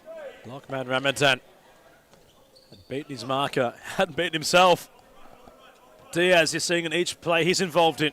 Boy, does he want to win this game. Turkmen found tidily by Temel. Good block from Barreto. Hearts have just got bodies in the right place at the right time when Hume have gone forward so far. Black Army have not gone without incision. The cutting edge still a bit blunted. Diaz, Kura left the leg in. And Arturo Diaz was the recipient of it. The Raging Bull, unfortunately, wearing one where you don't want to. Another Hume free kick early in this second half. Turkmen entrusted. Ramadan is causing a menace. Wickett is watching closely. Set it for Diaz. Look to steer it for Ramadan. On for Turkmen. Away by Wickett. Barreto wanted to lead the counter. Ramadan. And Angel Barreto did superbly. Kartambis saved. And Noamar couldn't complete his hat-trick. Diaz now advancing forward. Thought about Ramadan. Went around Cruz. Wickett had to come across. Diaz. Side ball Hume. Diaz awaiting the cavalry. Ramadan. Temel flicking back to Ramadan. Isolated on this broadcast flank. Back out to Temel. Incisive Ramadan. Spinning onto his left. Hume thought about a foul. They weren't going to get nothing there. Wickett and Cruz inside their defensive semicircle. Very close to Habe. Wickett had to go long. Out of court in the end for Sebastian Wickett. Better start from Hume to this second half. They've just looked to be a lot more calculated when they press Carlton Heart and have not allowed them to get out with as much ease as they did in the opening 20 of Stop Clock Futsal. And they're starting to just reap the rewards of that a little bit. They've got control of the tempo. Kartambis has come off his goal line. Playing fifth man, has the capacity to do so. Kartambis in possession. Temel. Diaz, deepest. Ramadan has Dawood on for the pass. Went on his own. Lockman Ramadan off to his left, and the shot was blocked. As Kartambis gets back into a deeper area. Turkman saying to his coaching staff that there are still 15 minutes left. Why are we going perhaps fifth man now? That was the call. Barreto in possession. Over the top he wasn't. Of Diaz. Mar came across. It will be a foul. As Diaz comes off, he's put in a shift, has a raging ball. Really showcasing his veteran professionalism in the last 4 minutes of futsal he had to start the second half. And the Hume were nearly burnt straight away by going fifth man. Imran Turkman wondering why. Kartambis now maybe just encouraged to stay at home more. Meanwhile, at the other end, Habe watching carefully. Will roll for Barreto. First time pass for wicket over the top. Cut off by Dawood. Cruz was the target. Barreto. Hamza Swade has to be careful. Is on a yellow card and final warning. Barreto around Temel for Cruz. Hits the post. And Cruz may have been completely flatlined in the process. Angel Barreto, that is brilliant. What a run. The way that he gets away from one, twist beyond the second. The challenge flies in from Temel. It's superb. It really is. Scintillating run. Takes 3 out of the game.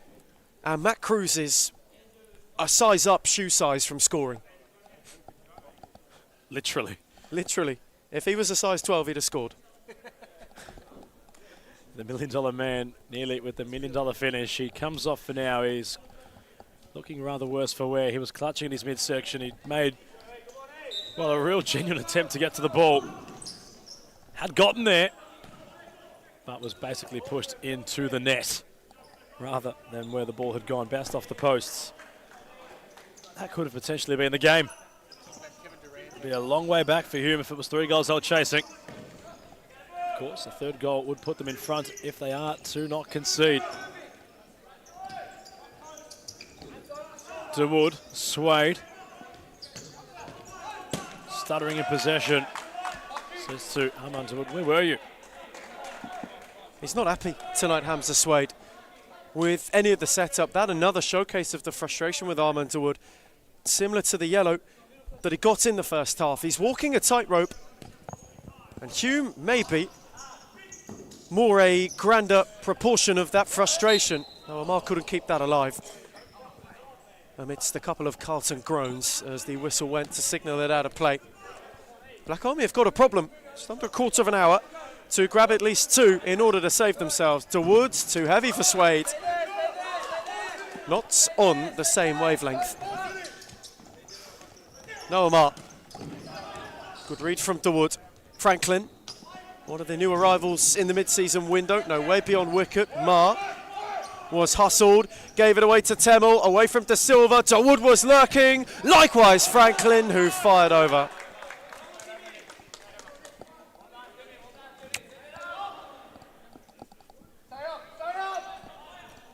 Still, they can't find a way. Hume have started better. Hart are still holding firm. Franklin left one on wicket. Hart wanted a foul. Mar then took a tumble. Swade took over. Beyond Barreto, sizing up to Silva. Hamza Swade wins a corner. Looks frustrated, Hamza Swade, doesn't he? Doesn't look like he has in recent weeks, where his body language speaks a different story. The multi-sport athlete at the moment needs to resort back to what he does best. That's play futsal with a clear mind. Swade, Franklin. Hamza Swade once more. Temel. Good movement from Franklin. Habe was uncertain. Another Hume corner. So all of this muster has to come to something. Time still very much far from a factor. Temel's take. Wasted into wicket. There is just something amiss. Mr. Woods darted, Barreto blocked, Mar is on his own. Noah Mar with two to contend with when alone, and rippled the side netting. Armand to Wood now the other way, Carlton a little bit stretched. Temmel couldn't fashion a shot, well blocked by Wicket, Mar gave him a hand. Bowie. Barreto. Would have loved to have seen Armand Wood on that occasion. Ignore Temmel and go on his own. It was clear sighting for goal for the youngster. And Wood, of course, did the team move, but would have loved to have seen him being a bit more selfish there. João Silva's got a problem. He is moving gingerly on the Carlton Heart bench. Maybe in the contact he took and the fall he's taken, he is not moving well. Barreto is moving well. Oh my word, what a turn! And a massive save from Cartambis. He is walking on water. He's gliding like a gazelle at the moment. Angel Barreto. Unbelievable the way he was leaving his marker there completely in the wind. He's a player that when he plays at this level, he's almost unplayable. It's a real headache for opponents. And tonight, well, he's been causing all the problems for Hume in an FC Carlton Heart shirt, the former Western United player. Carlton corner, Mars take. Wicket, Barreto sold short. Swade there ahead. Lovely flick from Hamza Swade, who then bodied Mar. And Haby denied him with a good save. Really good stop. And a really good moment. He was patient, Haby. He knew not to commit to either side. He wanted to be reactionary, which he was. Swade's effort palmed away at close proximity. Maybe Haby, who's having a good game tonight. Clenaris will take the corner. The Black Army still have ample time. It's been a real stop-start affair. And the 7 minutes of stop-clock futsal have transpired thus far in the second half. Still 30 minutes to play. No goals scored yet this half, but both sides have had their chances. Hume have had majority of the play inside their attacking half. Carlton really closing things up nicely defensively as they were in the first.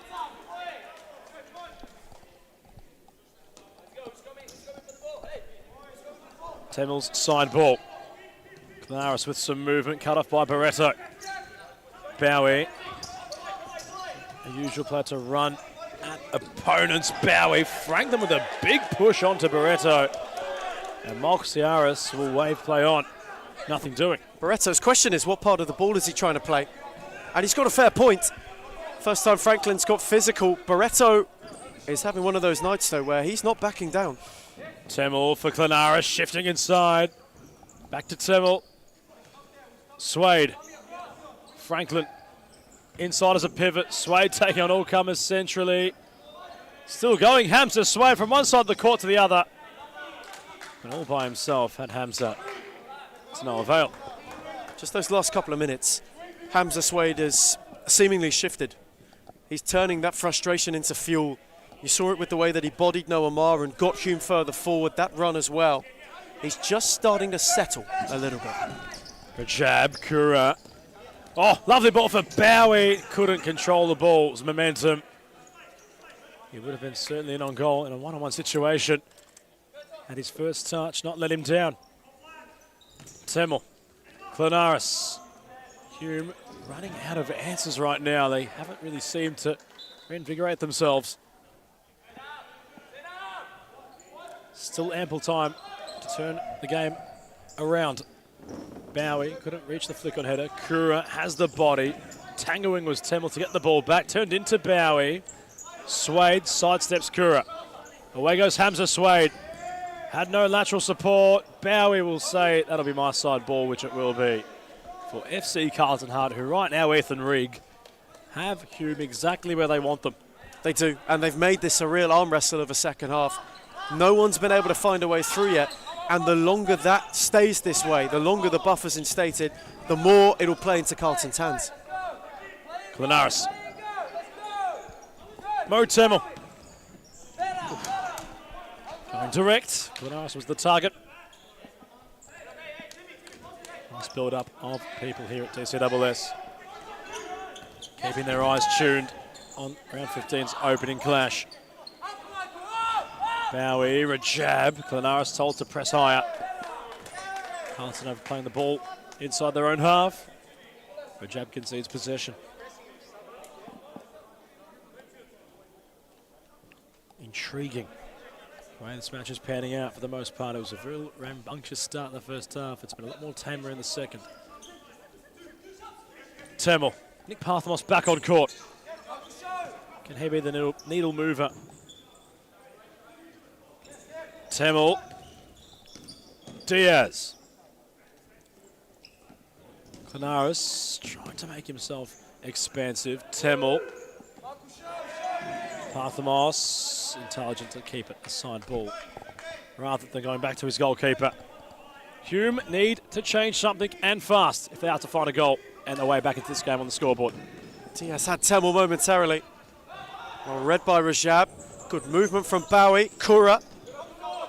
Arturo Diaz has done the dirty work this evening.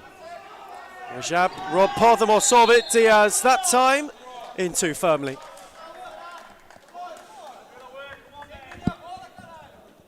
And it's not just him, and it's not just Hamza Suede, and it's not just Mo Temel. There is a really frustrated look about this Hume side. Suleiman Mohamed, Nico Ignatiadis stood on the touchline looking menacing, more so than anything.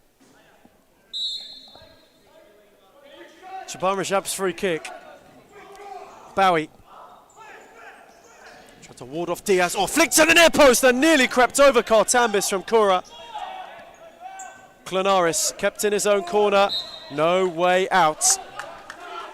It's a really strong hand from Kartambis. Would have been similar to how he conceded the most recent goal, which Alda Silva had scored in the first half. This time, a stronger mitt to palm the ball away. It was awkward for him.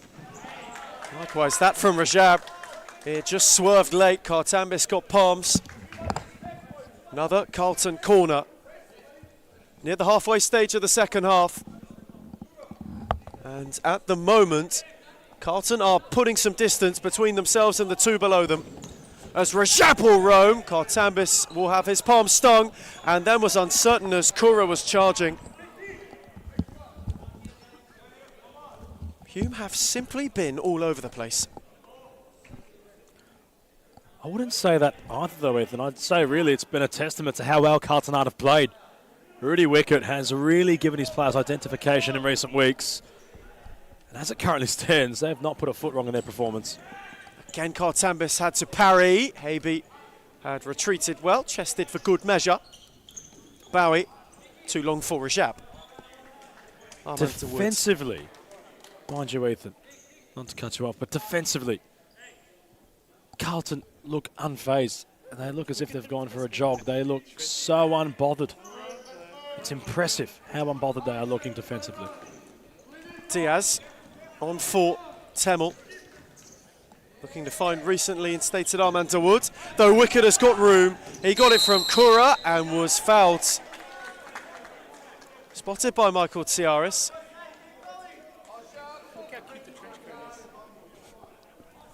A few Pascavel Lions in the building. Albion Chachi channeling his inner Arsene Wenger. We know it's chilly here. The Lions hoping to provide some warmth up next against the Moreland Blues. In the meantime, Shaban Rajab has a free kick set short for Bowie.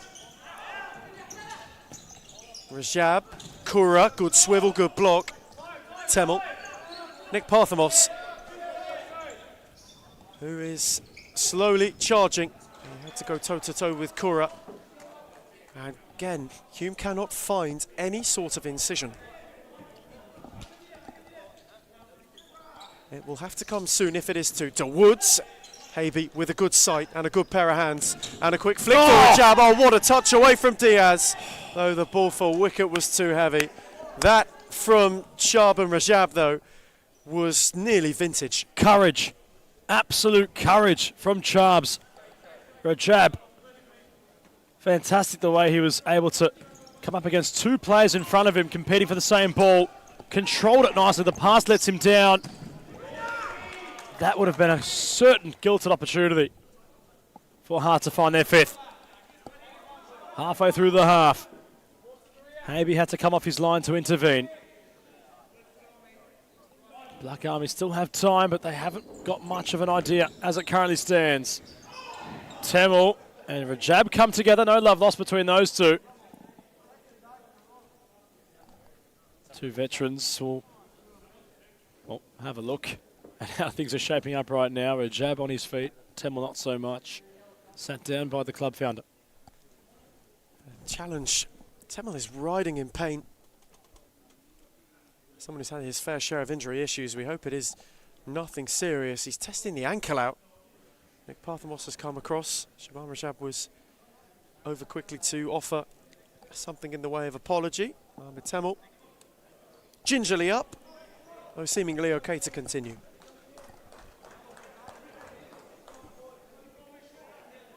So Hume will take a side ball. Temel up on his feet. How they need him tonight. Over the top. Had that come off Bowie? I think it had. Diaz with the side ball, opposite flank. Carlton Hart looking to continue. Has been an undefeated month of futsal.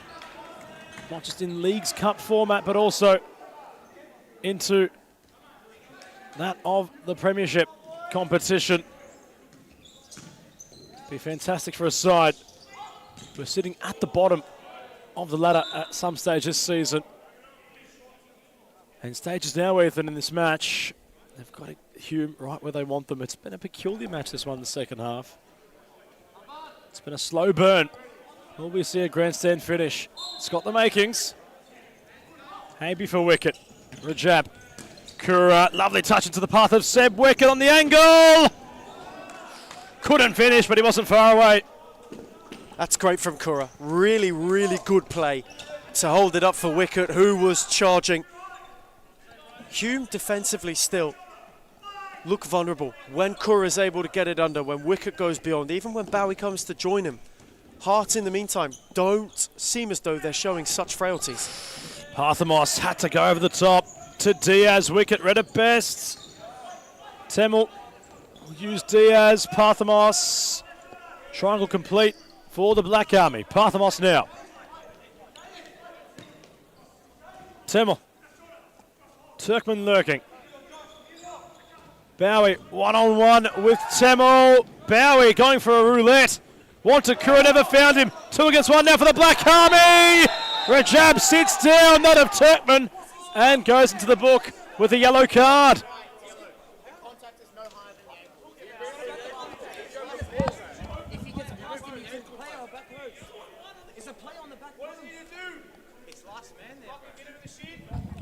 Hume is saying that was last man.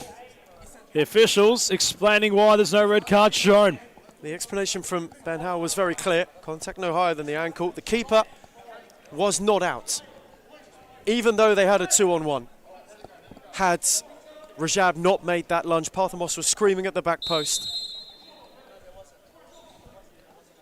They still have a free kick to utilise. It was all open for Parthamos, who scuffed his effort.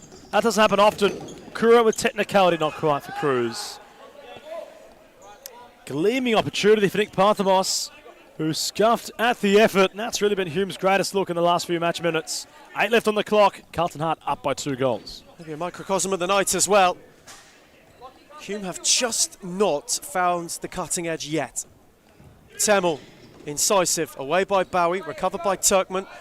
Kura got away from 2, tried to poke it through for Cruz. Temel slid. Gartambis. Turkman checked the other way.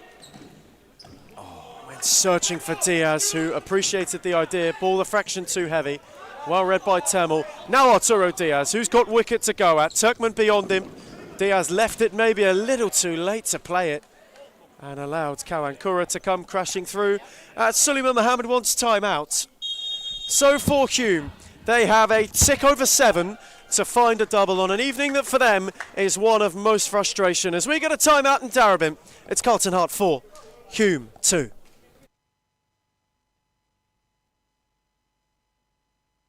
Adam's learnt a lot, you can see. Made a lot of mistakes in the past. It was a rebuild. I took players from Championship. I took players from outdoor. Anything just to stay into the league. Obviously not to let the Hume badge fall. We took into a different direction, which was the wrong direction. And you can see how we can transform a team within a very short period of time. It's only been, 6-7 months, and we're like a really well-oiled engine now. Going for top three, sitting top three at the moment, where everyone doubted us, coming from relegation, bringing in one of the best coaches in Australia for futsal, bringing in players that are young but can shine. I think that's the best step that we've taken, pretty much. Nando came in and brought different kind of energy. Obviously, I came back from injury pretty much the same week as Nando signed with us, so it was kind of like a coincidence. You can see the progress and what we've been doing for that long, how much we've improved as a club. Even when they're undermanned, even when the odds are against them, like we're fighting this season. That's the beauty. Previously, when I came, I didn't know. I didn't have a feeling if we're going to come back or not. But now I always feel like we're.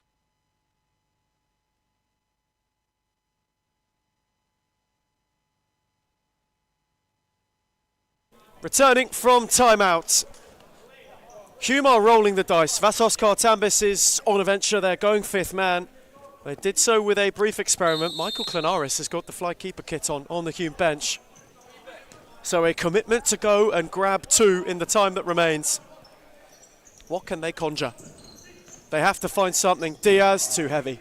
Too heavy for Turkmen. It's been their night in a nutshell, really. Hume have never really found a set rhythm. Carlton Heart have broken the game up expertly. Noah Mart still chasing a hat-trick. Away through Parthamos. Kartambis readjusted as Bowie stole in. Carlton corner. Cruz was all by himself.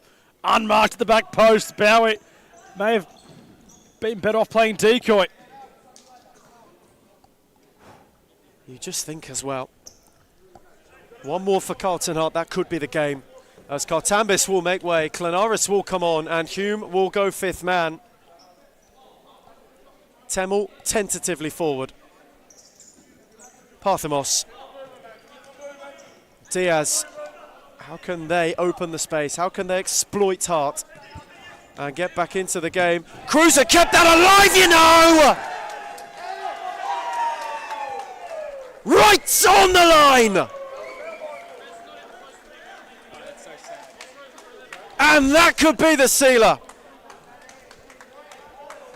You'd want so many photos of that finish from the $1 Million Man Cruz.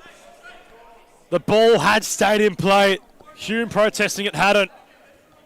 The net vacant, and Carlton Heart will remain in the winners' column surely now. You just think for a side who took their time to get going, Carlton are making up for it at a rate of knots. That's flash from Temel.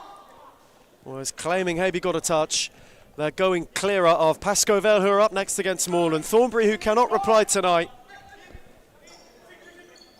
Just how good and how kind has Winter been to Rudy Wickett and co. Kartambis again with a bit of a moment and another Carlton corner.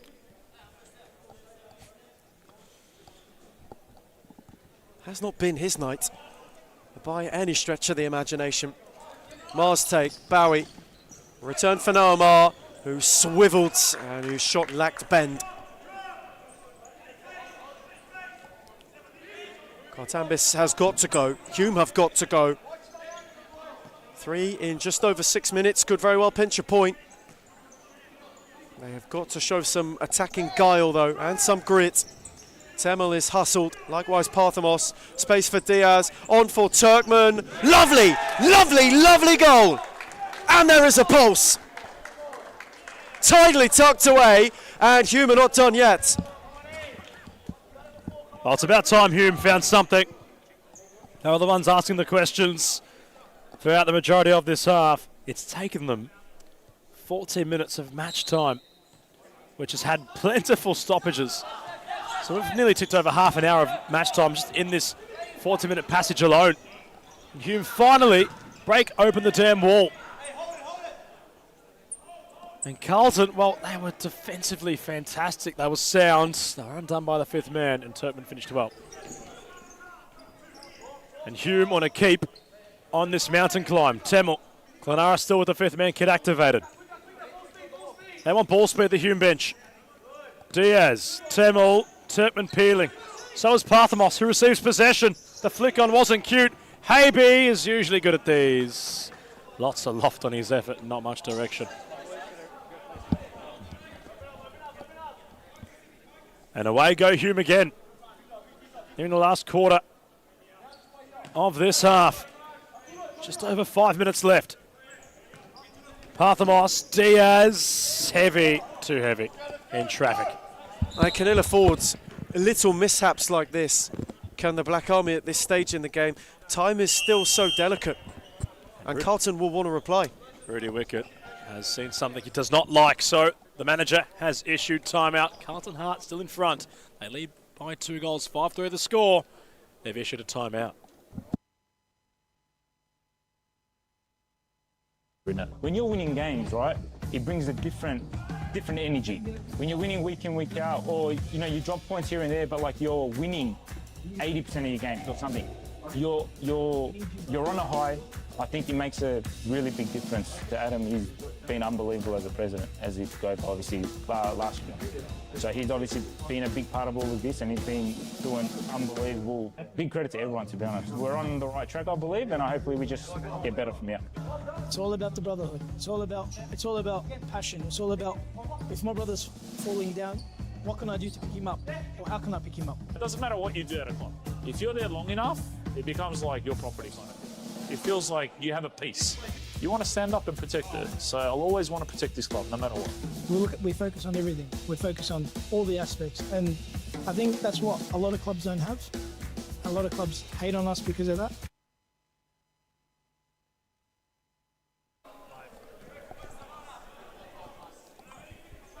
Five minutes left on the clock. Carlton Hart with a quick reset. They still have the game on their terms as it currently stands. Will remain in the winners column. It's been a real rejuvenation of their season, of their year across all competitions for those in white. And a win against second place would surely put you in good stead for your aspirations this season. There's a golfing class between second, third, fourth, and those positions out to the playoff areas on the league's table, but Carlton might try and mend that gap. 3 points here against Hume would start that campaign. Diaz, meanwhile, the cutback was for Clenaris. Cleared quickly by Bowie. Wickett as well got a foot in there. Those two have been so good tonight. Near post was Clenaris, shielding the ball away from Havey. Tamil, shot blocked by Ma. Turkman, blocked again by Wickett. Over the top was Ma. Big block necessary from Mo Tamil.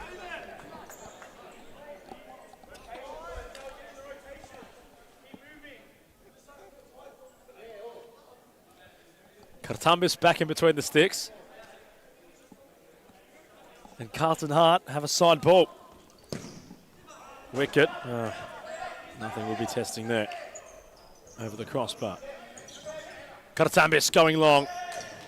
They are very keen and they're getting overzealous. And they're doing so with, and they're gifting the ball away. But this was what Rudy Wickett wanted to change in that timeout. Carlton are just going a step higher. That way there's no easy outlet to get Kartambis out and to go fifth man. Hume cannot get into a rhythm. So they have to stay with the keeper at home or run the risk. That was the only change he made in that timeout break. Wickett got there first. Oh, nearly. Kartambis happy to watch the ball sail out of play. Tamil needs support, never found it. Kartambis sprints off. Clenaris sprints on. 2 goals in the next 4 minutes to equalise. 2 goals every 2 minutes, essentially. Cruz cuts it off for a moment. Diaz got it back. Parthamos. Tamil, a war of attrition on court right now. It's been a grueling second half. Diaz tried to go underneath everybody. Habe, it sits up in the sky.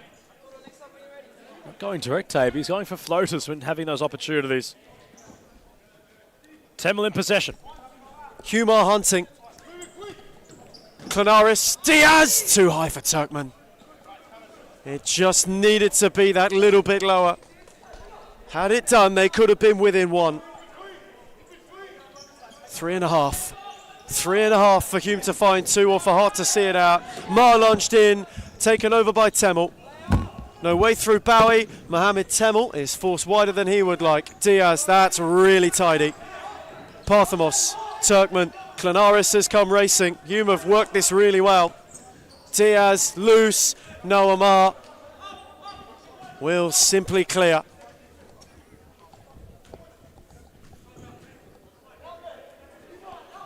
Now or never. Now or never for the Black Army. Moreland's watching on eagerly. Aku also likewise, you'd imagine. Both can usurp Hume come evening's end if it is to stay this way. Had a look at 5 points clear, even if it was temporary. In second, though, now, as Noah Ma takes a tumble. Maybe a little too early to start holding things up. And Clanaris out. Again, Temel goes searching. Habe sliding. The net is vacant for Hamza Suede, who rushed it. He rushed it. And just quickly, we'll have a glance ahead at what is to come, because Sakawal Jarin, it has been well known within the community, picked up a rather nasty knock in the week. He is in the warm-up. He is listed for Pascoe Vale. That, even a couple days ago, was unlikely. I had a gut feeling that was going to happen. You cannot keep this man away from a futsal court. Sakawal Jarin, I think, would play with one leg if it meant he could play. And he might tonight for Pascoe Vale. Man who's got a real love for the game. Another is Nicholas Parthamos, who was fouled by Noah Ma. Time Hume's enemy. Goal a minute will suffice, nothing less. Temel. Still they are patient, still ball speed is wanted. It is the call from Suleiman Mohammed. It is more of a cry at this point in time. Parthamos, Temel, they are tucked in. Spaces with Suede. Clanaris, Tawadas dragged it over. That might have been the look. That really might have been the look. And the way Nuko Nadiadis has his hands on his head, it would indicate that even the manager concedes that may have been the moment to put this match on a knife's edge in the last two. Rajab, it was just for a second a little bit awkward for him. 2 to the close then of Sunday's top flight opener in Darabin. Carlton Hearts are peeling away from the bottom at a rate of knots. A good form and a good run of it will continue for them at the moment, bar some sort of Hume hammer blow. Parthamos got a foot in. Noah Ma did his bit. And the Carlton bench tonight has been stoic. In stark contrast to Hume, it has been as if they're soldiers out there, Carlton Heart. They look like every match moment is of the utmost importance. And they don't necessarily get vocal. It's more getting to business and getting down and dirty. To Wood. Through the legs of Wicket. Temel, Clanaris charging, Parthamos patient. The time for patience may be exhausted though. Suede lost it. Rajab, Ma lurking. Hamza Suede did superbly. To Wood. Temel. Suede, good challenge, Rajab. How many times tonight has he been in the right place at the right time? Another to the collection. Hume are hunting though. They cannot find any sort of way through. Parthamos. Cruz nearly got there. He so nearly got there. I do want to hear the roar from the Carlton bench if they are to hold on in this next minute and 2 seconds, which I'd assume they would. Hamza Suede. Final minutes of the second half. Final minute of the opener. Good win from Suede. Now or never for Hume. They have got to go if they are to even make this threatening. Parthamos away from wicket. Really good block. Temel kept it rolling to Wood. Mohamed Temel. Urgency. Clanaris. Big save, Habe. Thought it might have hit the post. Habe with his feet able to save. Temel.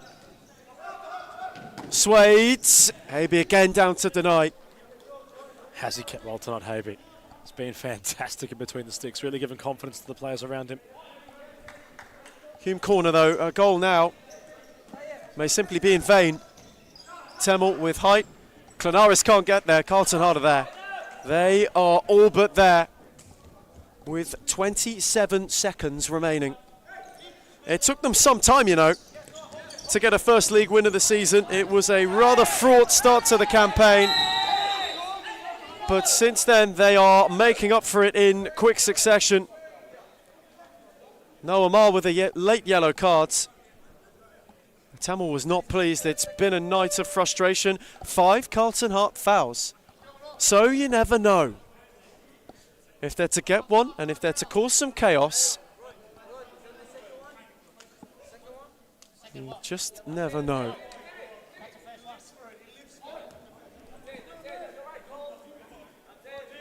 Hume free kick, quite away from home. Carlton Heart looking at back-to-back league wins for the first time in Darebin in the top flight.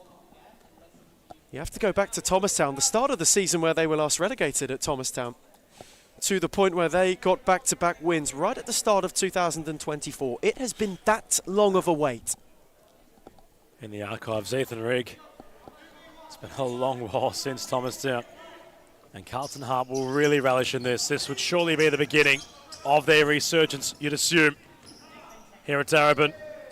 It's been a difficult road to being consistent. The last month, however, could be as generational for them as perhaps their championship win, which occurred last year to get them back in the Premiership Promised Land from the championship. A huge 3 points on the cards for Rudy Wickets, man. Who topples second place in their wake? Wood will have the final say, though Carlton Hearts, having had to wait their fair share of time for it, have got back-to-back wins and have got breathing room from the bottom two. Without Lucas Hogan, a good run of form continues. The purple patch for Rudy Wickett and co rolls on. Though for the Black Army, an evening of frustration, an evening where they never got going, sees them succumb to defeat for the second time in the season to Carlton Heart. Full time in Darebin from the opener. It's Carlton Heart 4, Hume 2.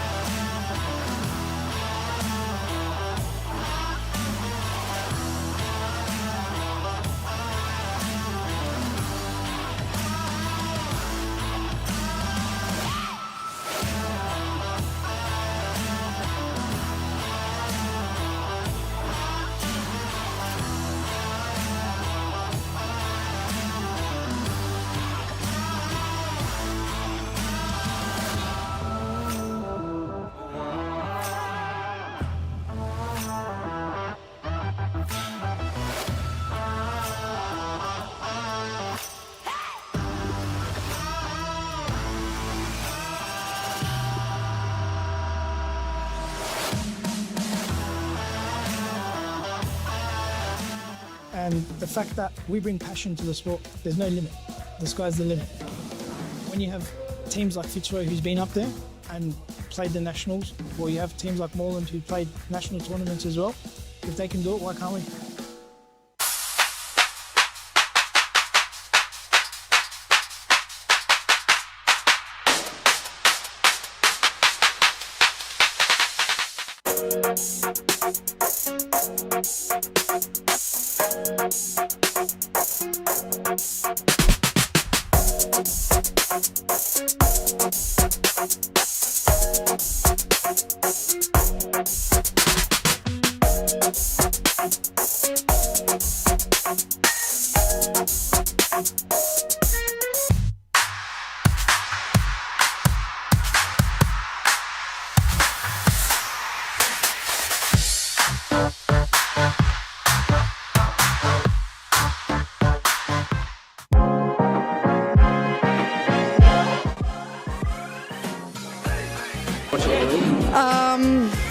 I would say Layla Abdul too.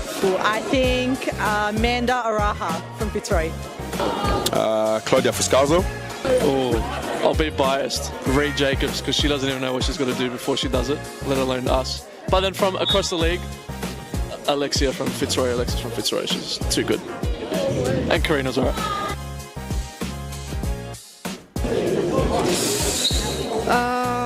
Let me actually think. Fitzroy's white kit. Which team has the best kid in the league? Biased opinion, but also Fitzroy. That's easy, it's us. I'm sorry, it's us. Not a question, Melbourne AKU. Liz Air. I think that one will have to be Layla Abdulatif. She would definitely win every time. Ooh. Layla Abdulatif. Baller. If I was a girl, probably not Layla. The most clutch player in the competition is definitely Claudia Fuscalzo. She is number one for sure. Sarah Easthope.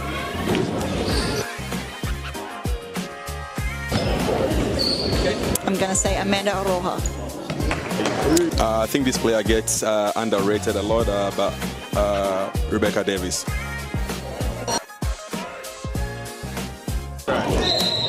Claudia Fuscalzo. Gisela Pepino.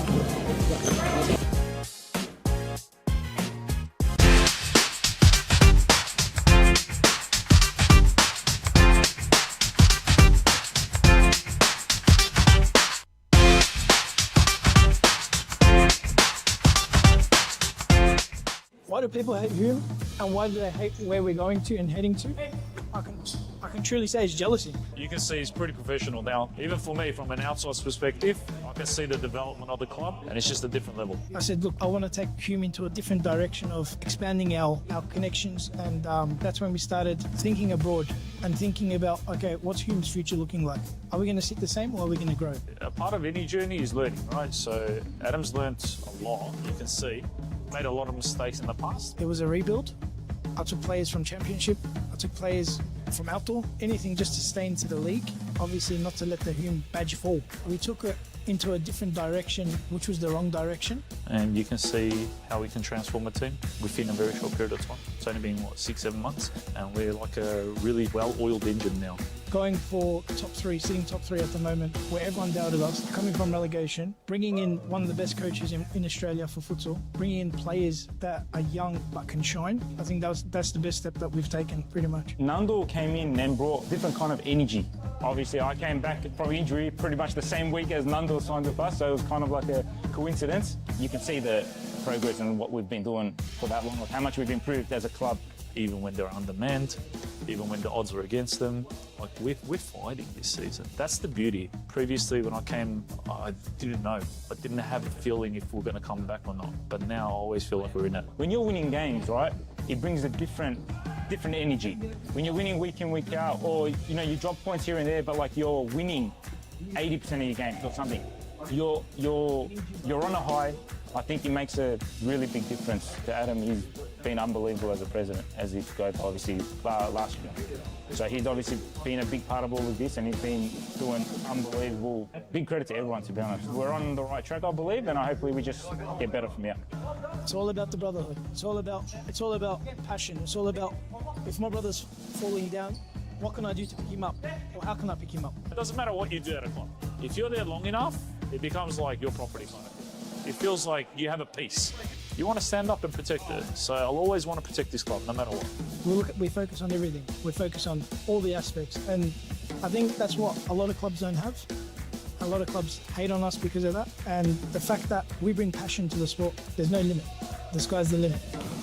When you have teams like Fitzroy, who's been up there and played the nationals, or you have teams like Moreland who played national tournaments as well, if they can do it, why can't we?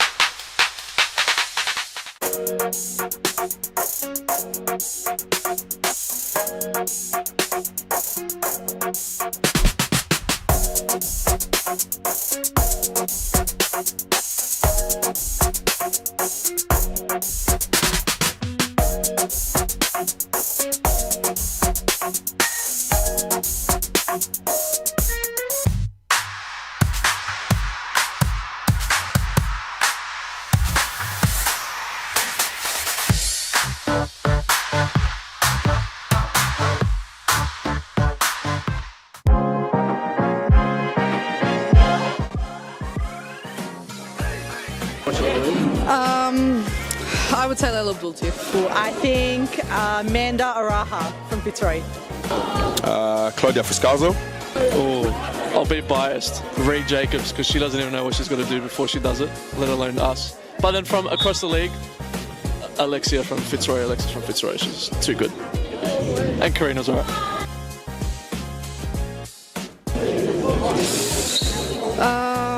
Let me actually think. Fitzroy's white kit. Which team has the best kid in the league? Biased opinion, but also Fitzroy. That's easy, it's us. I'm sorry, it's us. Another question, Melbourne AKU. Liz Air. I think that one will have to be Layla Abdul Latif. She would definitely win every time. Ooh. Layla Abdul Latif. Baller. If I was a girl, probably not Layla. So the dust settles from the FC Carlton Heart and Hume Marvel, which recently unfolded. Carlton Heart enjoying 3 points, 6 wins in a row for Rudy Wickett's men. But as it currently stands, Mourne have a chance to reacquaint themselves in second place. Pascoe Vale have an opportunity to potentially escape the second playoff position by moving into fifth, albeit they'll need to topple the Moreland Blues. Adam Plomby, Ethan Rigg, your usual suspects on a Sunday. DCSS has entered its second match of the evening in the men's premiership. Pascoe Vale and Moreland Blues are the teams currently in dispute for 3 points. Ethan, bar a miracle, it was on Friday, Sakawal Jaron was appearing with crutches. He's now playing on court. Lots of tapage around his left knee, but Saka isn't just warming up. He wasn't just here to watch, he's here to participate, and he's on court currently. He absolutely is for Pascoe Vale, and how big a boost that could be for Maurizio Novak and co. They even said they would leave it as late as the warm-up to make a judgment call on whether or not he would play. You think of R9 in the 98 World Cup final, how late he was put back into the team sheet. Sakawal Jaron channeling maybe a bit of that, but he's out there alongside Michael Newant, Kevin Lamb, Kademi, and Aaron Yu. Welcome back to DCSS for him as well. He starts between the Pascoe Vale sticks. For Moreland, they too have got a returning keeper in Christos Apostolakis. Jerry Angelatos partners his brother Angus, Adam Cooper, and entrusted is Shavin Arn to start against his former side. Strong lineups for both sides this evening. Pascoe Vale resorting to the bench, or rather the trenches of their youth setup, which plays on a Saturday out in Brunswick. Some players getting some senior match minutes to fill the gaps in their squad. As for the Moreland Blues, well, they had made some youthful signings throughout the window. The Angalatai, collectively of Jerry and Angus Angalatos, coming across from Albanaku. Stellatano fit again. He's on the bench also. As Angus Angalatos will open the scoring. May have taken a touch on its way through. All smiles are Adam Cooper and company because the Blues have hit the board early. Thumped by Angalatos. It came out to him, had no time to take a touch. It takes a little ricochet, which diverts it beyond Aaron Yu, but he called it sweet enough. The perfect start for the Moreland Blues. Haven't even gotten to the part where we flesh out the lineup. So Herdus Tazara, Erkan Berakli, Alexander Evrepidu, Shavinan, and Ata Ibrahim all remain on the bench. However, Ata Ibrahim is not in the building yet, so whether he comes late, we're not sure. But the Blues are off to a good start. As for Pascoe Vale, Jonathan Sapina, Dan Baker, Abdurrahman Ahmed, Luis Flores, and Kevin Lamb make up the numbers on Pascoe Vale's playing staff tonight. Lamb, of course, in the starting lineup, as well as Kaz Kurodate, who no longer is donning the peroxide in his hair, so all straight black hair now for out of Kaz. Kurodate trying to find his rhythm, had featured for the Moreland Blues at Nationals, I believe, in January of this year. Already in the 8th month, my word. Time flies when having fun. And how players now with them looks to start building their Nationals campaigns. It would all start, you assume, soonish. And Angel Barreto would certainly be on Suda's eyes following his performance tonight. Nonetheless, well, Jaron, Lamb, Newitt, the captain in possession. Pascoe Vale in a position they're usually familiar with for the wrong reasons. Trailing, wanted to get back into the game on the scoreboard. But to that point, Ethan, for a side that is usually trailing and familiar with being behind, wouldn't that give them more resilience to go find an equaliser in comparison to other clubs? It certainly would, and it's a side who, to their own misfortune, have had a lot of time spent behind this campaign. You've seen them be able to show some resolve. The two competitions this season, though, for Pascoe Vale have been an entire flip. In the Cup, they've been fantastic. These two played out a thoroughly enthralling 3-3 draw last week in the earliest of Cup kickoffs. But League Futsal, whatever it may be for the Lions at the moment, it has not clicked. Kademi firing and getting in the way. Aaron Yu was beaten by a deflection, had recently experienced some international futsal out in Thailand. Last time he was on court, it wasn't pretty viewing for the Pascoe Vale shot stopper. They were leading by 7 goals. It was 8-1 against FC Carlton Heart when Pascoe Vale were playing in that match a few rounds back in Premiership Futsal. There was a hefty collision between Hogan and Aaron New. It was a futsal act, but it had suspended the match, and Aaron New was looking a bit worse for wear. He was, well, it was initially believed to be that of a neck injury. All appeared to be okay. He still went overseas and played futsal in Thailand, which was great on a personal and broader series futsal perspective. It's great to see him back playing tonight, Aaron New. Kademi cuts it off from Cooper. Kademi has Jonathan Sapina on for the pass. Apostolakis with the initial save. Kevin Lamb will thump it in, and it's one apiece. Brilliant from Kademi, who kickstarts the attack. It's a good read, and he's smart to play Sapina. Kevin Lamb does the right thing. He tucks in. Apostolakis hits it with pace. A really good move from Pascoe Vale. The first time, really, they've been able to throw themselves forward at Moreland 2, and it bears an equaliser. Angalatos from kickoff. Jerry and Angus coming together, and Angus Angalatos went for a roam down the line. It was a great first touch, and away went the Greyhound. Moreland wanting to reply and reinstate the lead with immediate effect. Adam Cooper came through, was lobbed over. Our referee on broadcast side, Ben Howe. Michael Ciara's far sides. Matteo Caligaro entrusted to mind the benches. Cooper. Moreland are really looking to go back into second place. They got first-hand watch of Hume being defeated by Carlton Heart in the early kickoff. If there is ever some fuel to capitalise on one's misfortune. Maybe a touch of Schadenfreude as well for the Blues. This would be the ultimate opportunity to enact it, though that's a good press from Michael Nguyen, who did not let Barackley out. He's a man in the last month or so that has just looked a lot better, Michael Nguyen, than he had done at the start of the season. Seems more settled in his futsaling life again. Here's loft for Sapina, who scored a supreme goal in the cup when these two met each other only 7 sleeps ago. Danced his way beyond 1, beyond 2, beyond 3, got it back from Nguyen and slotted superbly. And it was Angelatos out of Jerry Lates who pinched a point. In the league earlier on this season, the Blues won the other instalment in rather comfy fashion too. Escovel, of course, without Felipe Evangelista, who is accumulated 1 too many yellow cards, without Kevin Dos Santos, as he is serving a ban himself. Sakawal Jarin past the test. Michael Nguyen's on the drive, and Apostolakis saw the base of his post bruised. They are looking lively, the Lions. Here is Evrapidu. Look to go at Sapina. Good read from the Spaniard, who is motoring. Jonathan Sapina will drive. Driven shot from Sapina. Don't usually see him go for that type of finish on the Spaniard.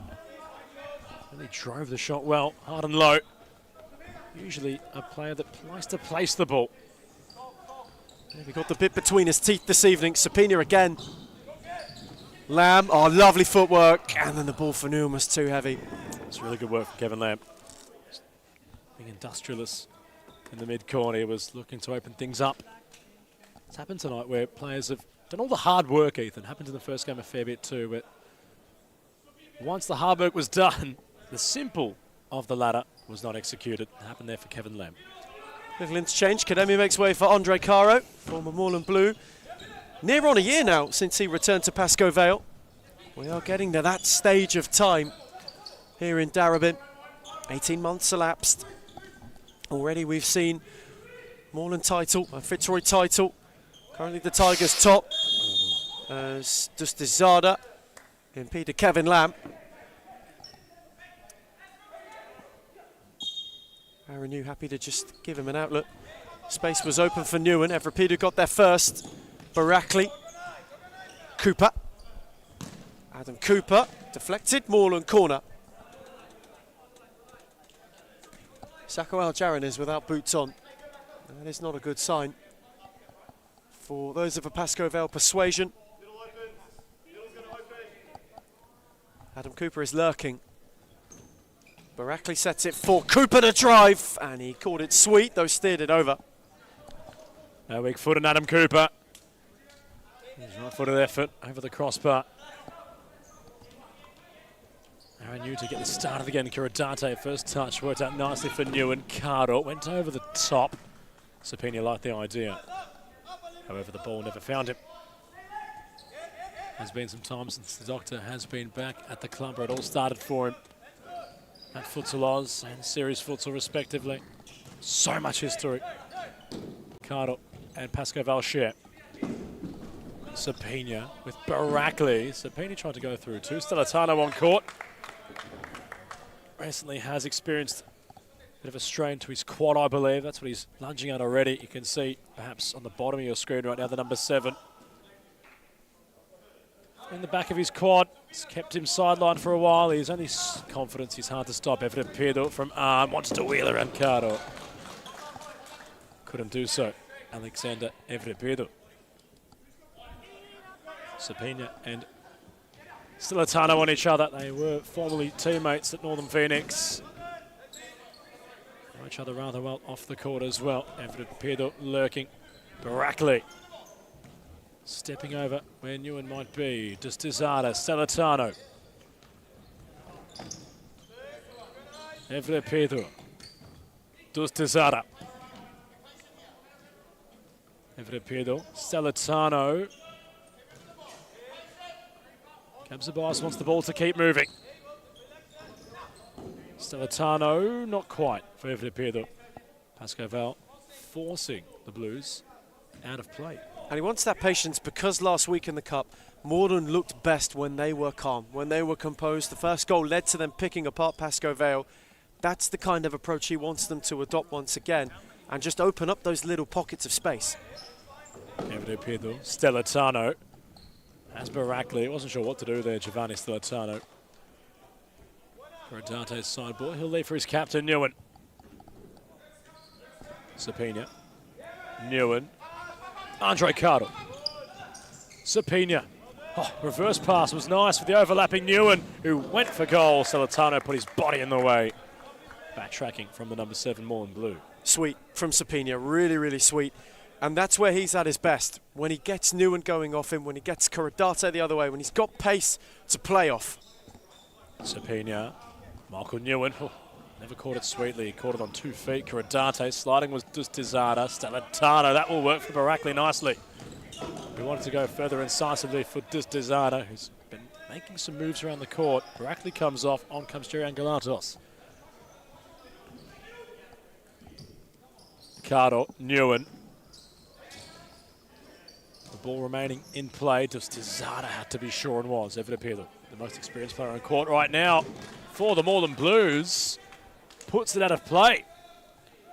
Dustizada and Evan Appeal not on the same wavelength. That second half of the opening clash, Ethan, dare I say, had gone for just under an hour. It had gone for some time, that match. It was a grueling war of attrition. Stark contrast here in the first half between the Blues and Lions. It's been a lot more free-flowing, a lot more open. The ball's been in play. Aaron Yu over the top. Michael Newen thought about a headed opportunity. Lots of pace from the keeper. The ball towards his captain. Not a bad ball from Aaron Yu in the end. That's the kind of incisiveness and decisiveness on the ball that Pascoe Vale have been looking for, especially when it's come to the keeping side of things. They search for a way to go and get ahead in this game, having got level. In a game that, compared to the war of attrition that preceded it, has truly flown by.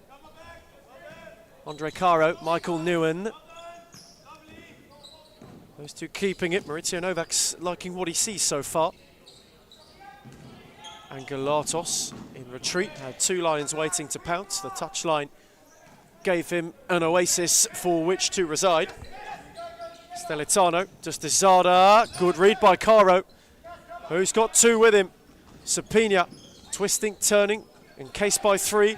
Now Angelatos, who can go the other way. Options left and right. One is Evrapidu, whose touch lets him down. Recovered well, then took a tumble, and now the other way. Sapina had 2 options, though, gave it to neither. Maurizio Novak was not pleased. Stellitano gave it. This game has become stretched. Caro. Kuradate. Good save, Apostolakis. Stellitano will beat Sapina there. He's around the Spaniards. Gio Stellitano. It will trickle wide.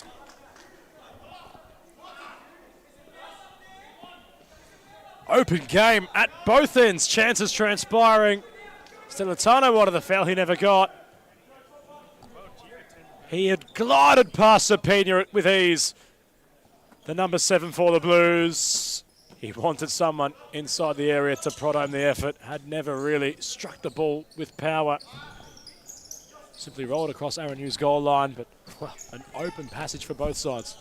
Angelatos, Jerry for Angus. On for Stellitano, who will shift the yard. Kuradate will block. Sakawal Jarin is in trainers without socks on, no shin pads present. He could be done for the night.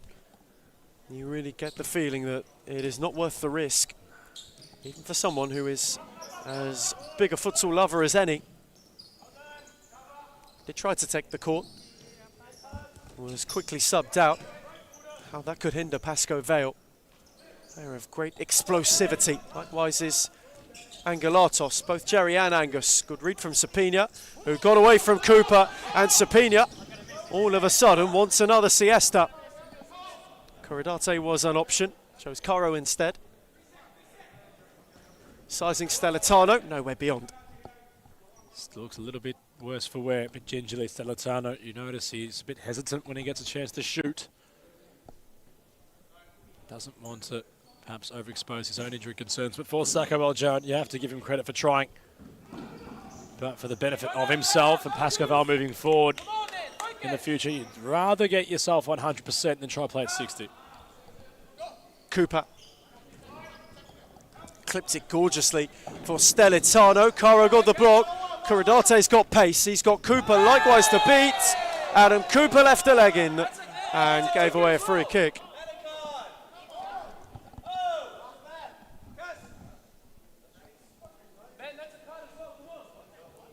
Ahmed instated. Curidate's stint comes to an end by being fouled. Kevin Lamb back on.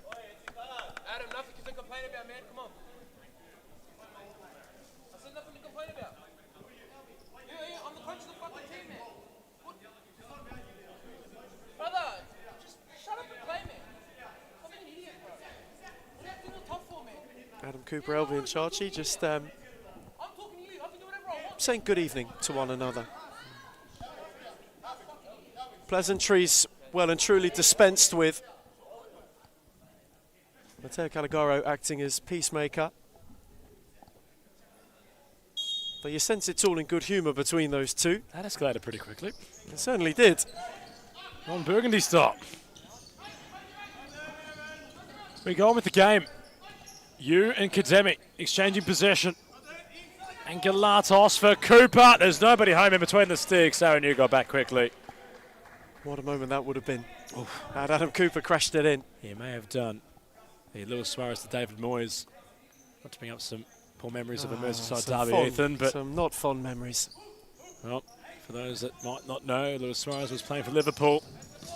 He had scored and had dived in front of David Moyes, who claimed the Uruguayan was a diver. That was one way to perhaps have the Scotsman eat his words. Albin Chachi calms down for now. Adam Cooper gets on with business in possession. The futsal roo went back post for Angelatos. Aaron, you cut off the danger nicely. And that is how quickly Moreland can flick the switch as well. That's why Gab Ceballos wants them to play with patience, to slow the tempo down, to open up the space for Angelatos, who has got pace in behind. The same for Chavinan. Cooper is the conductor in that situation. And it was a great ball, well read by Aaron New. Angelatos, Adam Cooper. Jerry Angelatos and Angus making up some space. Chavinan, the lateral option utilised. Angelatos, Chavinan, they're all exposing forward. Here are the Blues. Kademi cuts it off, and Kevin Lamb could be in behind. Apostolakis got across, cat-like the goalkeeper, and may have got a hand on the ball.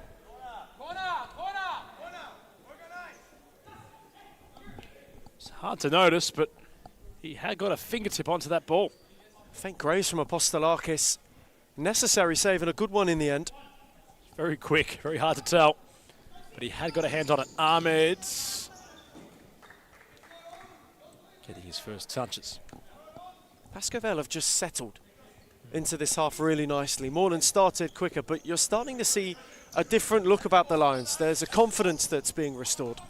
Kademi, Ahmed, cut on the centre, cut off by Cooper.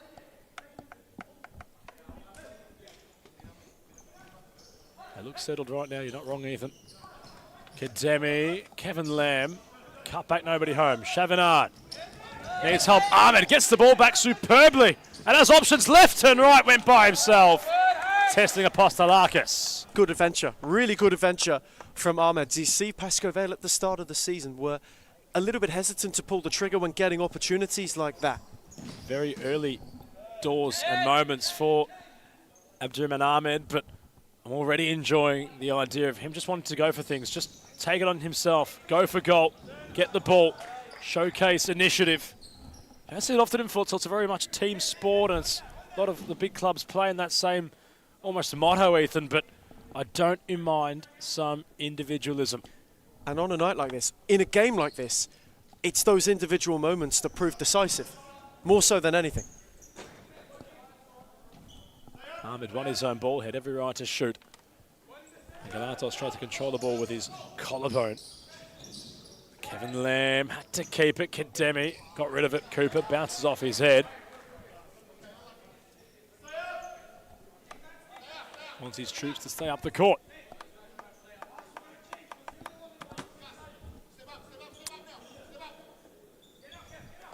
Aaron Yu, the barrel throw Ahmed, lovely take. Great first touch off his right boot. Kademi.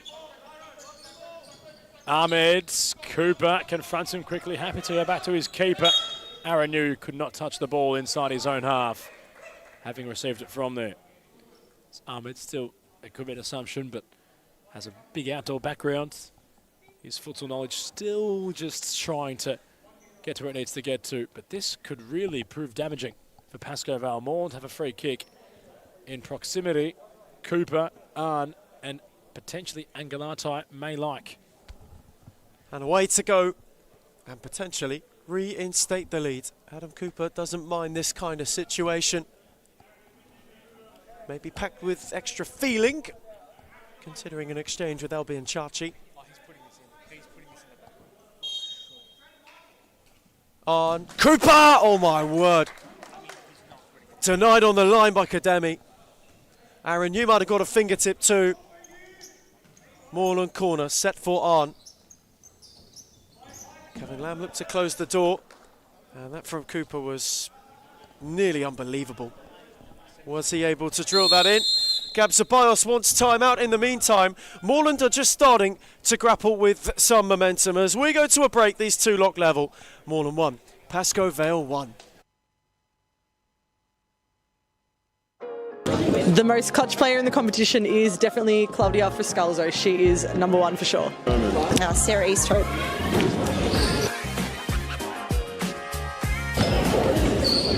I'm going to say Amanda Aroha. I think this player gets underrated a lot, but Rebecca Davis.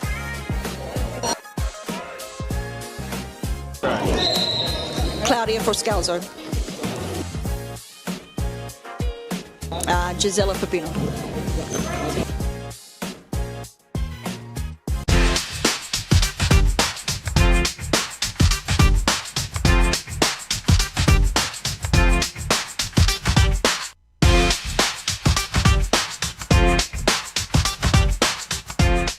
Why do people hate Hume, and why do they hate where we're going to and heading to?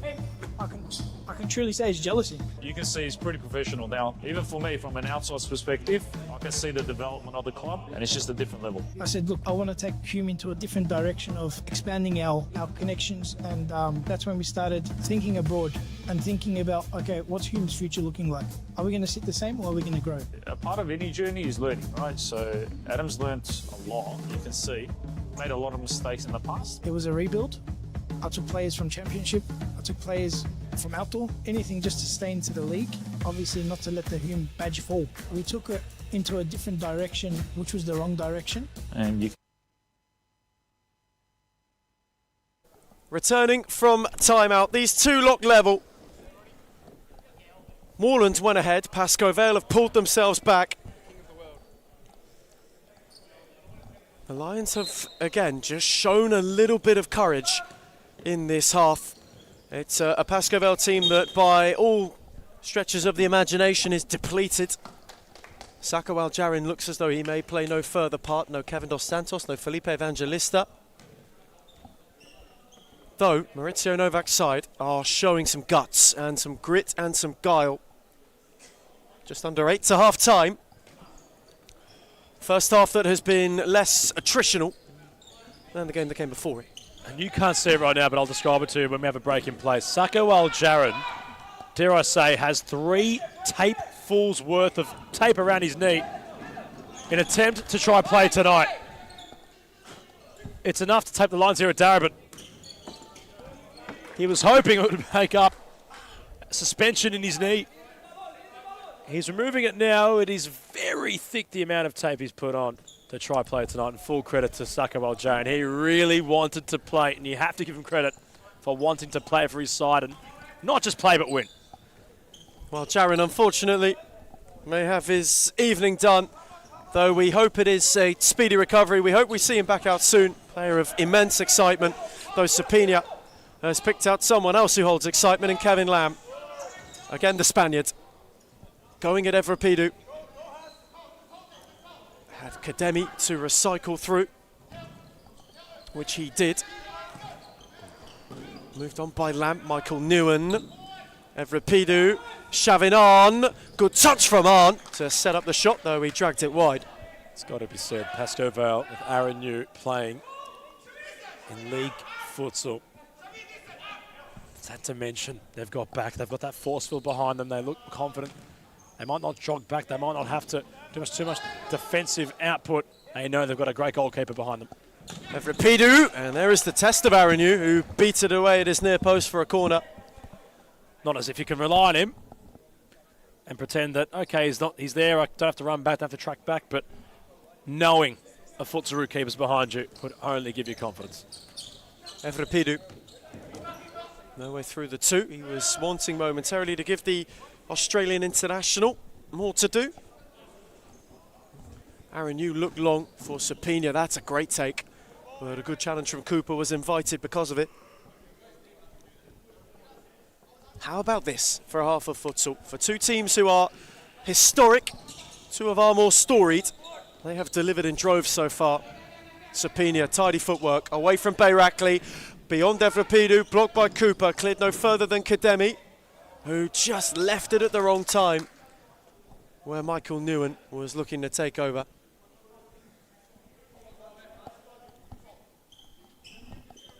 Sakawal Jarin, sight for sore eyes. He will play no further part. Lamb up. Sapina. It's options with him. Bayrakli closed the door. Michael Newen recovered it well. Set for Kademi! Oh, what a hit! That is a scorcher! Wow! Blistered from Kademi, who crashed it through the lot. It takes something special to beat Apostolakis from there, and that was it, and then some. And that just shows in recent match minutes how much Pascoe Vale have wanted it more than the Moreland Blues. They were always first to the ball. They were always a team prodding, trying to find that opening. And once Kademi had the chance, he tore the absolute leather off the pink ball. The post is still rattling Apostolakis. No keeper is getting near that effort. Fantastic from Kademi. Pascoe Vale flipped it round. Cooper drilled it. Caro cleared it. Chavinon recovered it. Kademi blocked. How about it from the Lions, who have just looked to have so much more purpose so far this evening? They were in this situation in the Cup a week ago. Point split on that occasion. Arn lurking. Caro again. Sapina. Oh my goodness. Sapina skinned Cooper, and Bayrakli got back in time. Sapina's have the beating tonight of the futsal route. And Marcus Yaris is saying that's Morn's ball. Bayrakli will take it. Blues, similar to the issue Hume was having in the opening game. They got the answers, but it's the side who are in front and have the defensive block to match. Evrapidu. Cooper. Shifting inside of the Doctor and Newen. Bit of a stumble from Adam Cooper. Bayrakli trying to open up some space. Bayrakli got caught in possession and caught on his own feet. And Sapina is storming forward. Andre Caro for Sapina. Pascoe Vale supreme on the counter. Beautiful. Just beautiful from Sapina. So many times he's gone on his own this evening, but he continues to run. He doesn't leave Caro to try and beat Apostolakis, who did as much as he could. Excellent on the counter. Textbook from Pascoe Vale, who are giving Moreland a mountain to climb. Again, the side in front, who really, regardless if it's Carlton Hart or Pascoe Vale, like to set up behind the ball with real intentions of not conceding space, let alone a goal. Sapina closes the passing angle for Dustazada. Andre Caro could have gone on his own. Unselfish was the Doctor, who records a goal contribution. Sapina and Caro finding some real connection between each other on that counter-attacking goal, which all stemmed from a Bayrakli mistake. Stellitano finds its way to Sapina somehow, who's charging at Evrapidu. Jonathan Sapina. The Blues haven't cleared yet. Still a chance. Recycled. Ball played by Flores, formerly of Carlton Hart. say surprise move, in all honesty, but Flores, similar to perhaps how Ferrer had come across. See Carlton Hart flankers somehow find their way at Pasco Vale one way or another. Similar time of year as well. Yeah. To Dawood Ferrer's move. Luis Flores, the latest to make that particular switch. On a dime to Cardo by Sapina. Off half a step, rather impressive from the Spaniard. Moreland need to rectify the situation. Failed to get back into this game on the scoreboard. It's all Pasco Vale right now. They're having the attacking opportunities. They're having the entries inside their attacking semicircle. And Apostolakis has been bothered. Dustizada. And Galatos. Dustizada, Evrepedo. Wanting to go central. Stellatano goes down.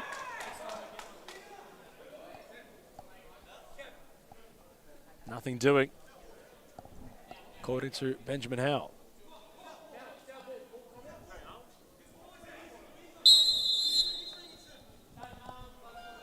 So Pasco Vale issue a timeout. Bit of confusion as to whose ball it may have been. Aaron New and Jer Stellatano almost in agreement that it wasn't to be a Pasco Vale side ball. But that's where they'll issue the timeout. They're in front by 2 goals, 3-1 the score. The Lions head to a timeout break. And see how we can transform a team within a very short period of time. It's only been, 6-7 months, and we're like a really well-oiled engine now. Going for top 3, sitting top 3 at the moment, where everyone doubted us, coming from relegation, bringing in one of the best coaches in Australia for futsal, bringing in players that are young but can shine. I think that's the best step that we've taken, pretty much. Nando came in and brought different kind of energy.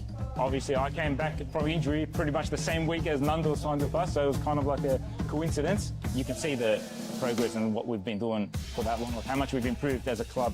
Even when they're undermanned, even when the odds are against them, we're fighting this season. That's the beauty. Previously, when I came, I didn't know. I didn't have a feeling if we're going to come back or not. But now I always feel like we're in it. When you're winning games, right, it brings a different energy. When you're winning week in, week out, or you drop points here and there, but you're winning 80% of your games or something. You're on a high. I think it makes a really big difference to Adam. He's been unbelievable as a president, as he goes obviously last year. So he's obviously been a big part of it. Aaron New got the ball moving. Oh, nearly over the top. Michael Newen, that was very creative from Maurizio Novak's men, who were looking for a fourth. Dustizada. High press from the Lions. Newen got excited. He sensed the opportunity which he couldn't seize.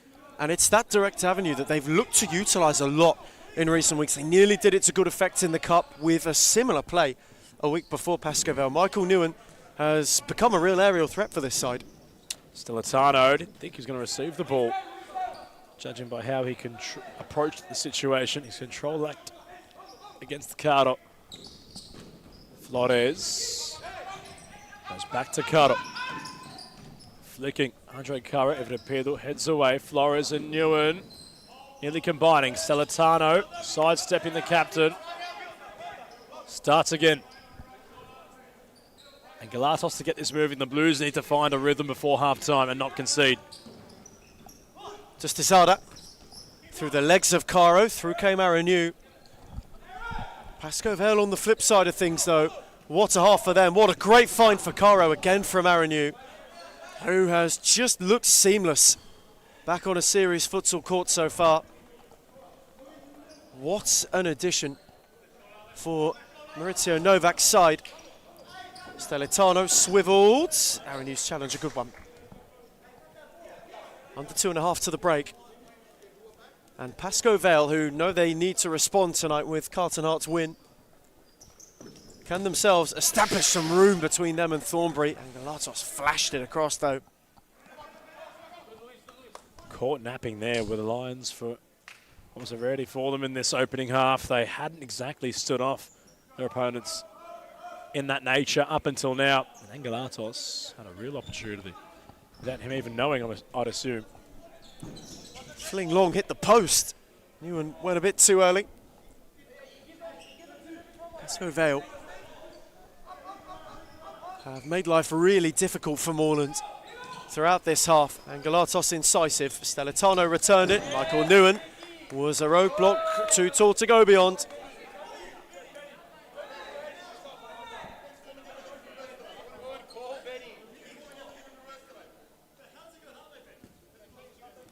Jerry Angelatos posing the question to Ben Howell on our broadcast side. Angus Angelatos picked it off. Kevin Lamb then got in with him. Stellitano, Angelatos. Jerry and Angus combining. Justizada. Stellitano, that's deft. Angelatos' touch was a good idea, though too heavy. Lamb. And where Pascoe Vale have looked to play at pace in this half, the last minute or two, they've understood game management, the importance of it. Tempo being slowed down, space being opened up. Knew and wanted Kademi, who appreciated the idea. The ball, though, was far too forceful. 92 seconds to the break in Darabin. Justizada. Angelatos. Return for Justizada. Jerry Angelatos looking to provide some incision. Stellitano. Angus Angelatos. Moreland to make a move to half the deficit. Justizada. Angelatos. Up was Caro. Pascoe Vale resolve holding.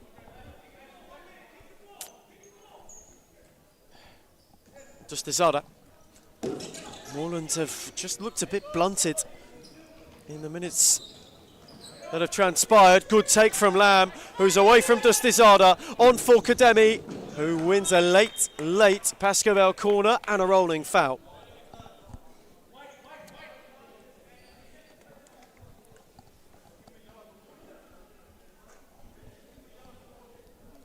Time ticking to the break.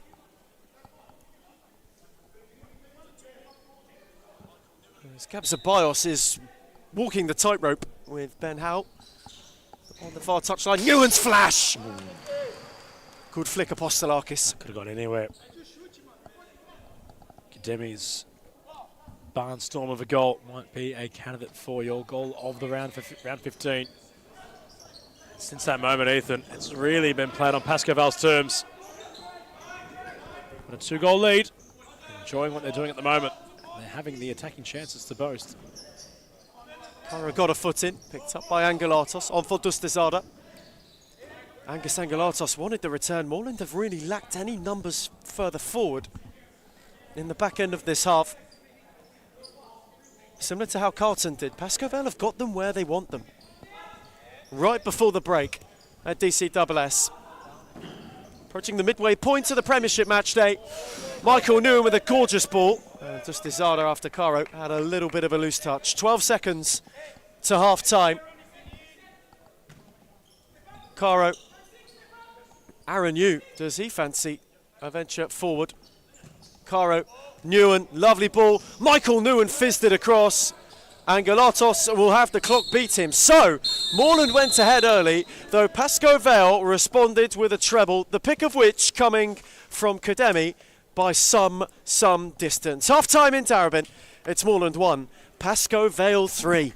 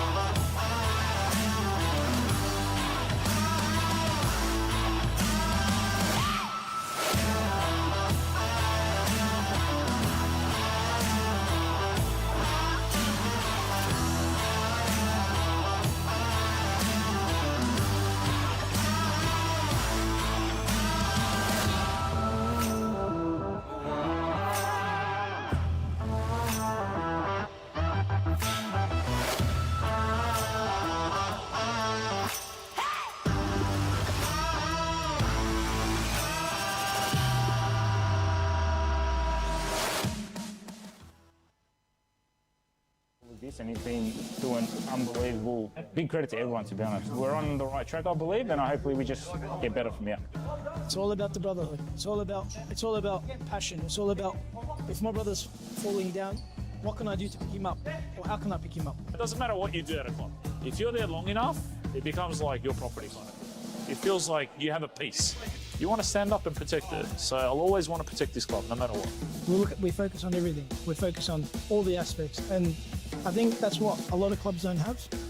A lot of clubs hate on us because of that. And the fact that we bring passion to the sport, there's no limit. The sky's the limit. When you have teams like Fitzroy, who's been up there and played the nationals, or you have teams like Moreland who played national tournaments as well, if they can do it, why can't we?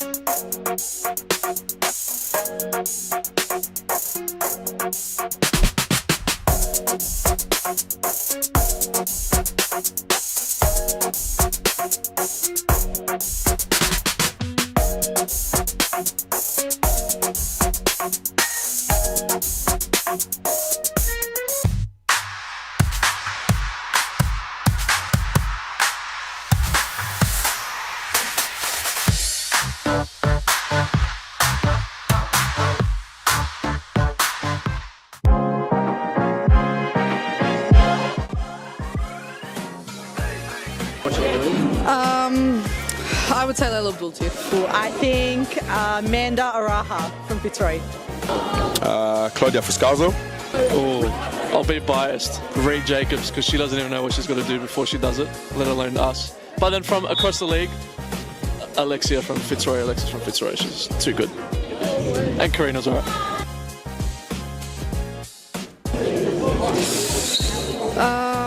Let me actually think. Fitzroy's white kit. Which team has the best kit in the league? Biased opinion, but also Fitzroy. That's easy, it's us. I'm sorry, it's us. Not a question, Melbourne AKU. Liz Air. I think that one will have to be Layla Abdul-Latif. She would definitely win every time. Ooh. Layla Abdul-Latif, baller. If I was a girl, probably not Layla. The most clutch player in the competition is definitely Claudia Fuscazo. She is number one for sure. Sarah Easthope.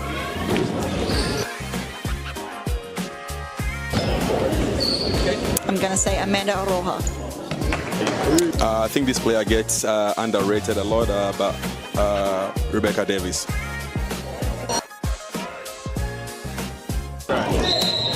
Claudia Fuscazo. Gisela Pepino.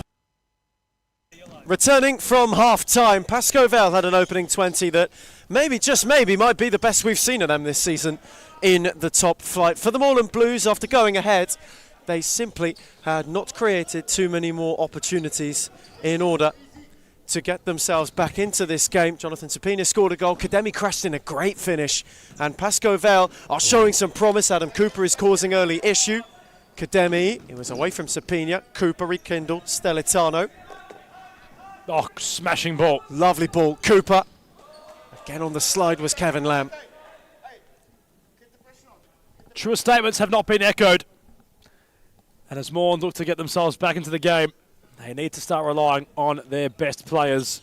Adam Cooper certainly trying to galvanise and get himself in the right headspace in this game. Neat from Stelitano, beaten away by Aaron Yu. Sapina will keep it going. Lamb and Ewan up with him. Could only pick Stelitano. Kevin Lamb calls menace. And Gio Stelitano went long. Still nursing that quad. He's not moving in discomfort, though. You can see there's a twinge every now and again. He's hesitating. He keeps hesitating, Stelitano. You can notice that he likes to wind up on shots. He likes to sprint at pace. He's not there, I'd say. He's thereabouts, but he's not there. It's not that he's playing poorly. He still can have a moment of magic and open the game up for the Blues, but you're just noticing he's a little bit hesitant to go at full pelt. Adam Cooper was not hesitant. On Stellitano, lovely 1-2. Oh, brilliant save from Aaron Yu to keep the 2-goal lead. Kevin Lamb is motoring. Cooper slid in and did superbly. Gave it away to Newen. Away from Barakli. Kademi into Stellitano. And then could not keep it rolling. What an intervention from Aaron Yu. Well kept by Aaron Yu. That was certainly goal bound from Arn at point blank range. Futsal Rouge shot stopper says no, not happening. Not today, not now. Moreland are making bright at the start of the second half. I'd even argue, sorry Ethan, it's a fantastic move for Aaron Yu and the competition as a whole to have left Fitzroy, giving Price the full goalkeeping reins there. Meanwhile, Sapina's on the charge. He's got Newen with him. Jonas Sapina went alone. Apostolakis was uncertain. It was cleared only as far as Kevin Lamb, who got away from Arn, beyond Barakli. Set for Sapina. Sizing up Cooper. And then split the two lines in waiting. That's a face we haven't seen in some time from Jonas Sapina. That trademark look of, I don't like what I'm seeing. It's a bit of a head nod. It's a bit of a, how would I call it, Ethan? How would you call it, Ethan? How would you call it at home? That look of almost Jim Halpert-esque towards the camera saying, what is this? What are we doing here? Kind of type beat. And that's what happened there from the Spaniard. We saw it all the time at Thornbury. It was a searing stare down from the Spaniard, who is in his office at the moment. Handed away by on by Cooper.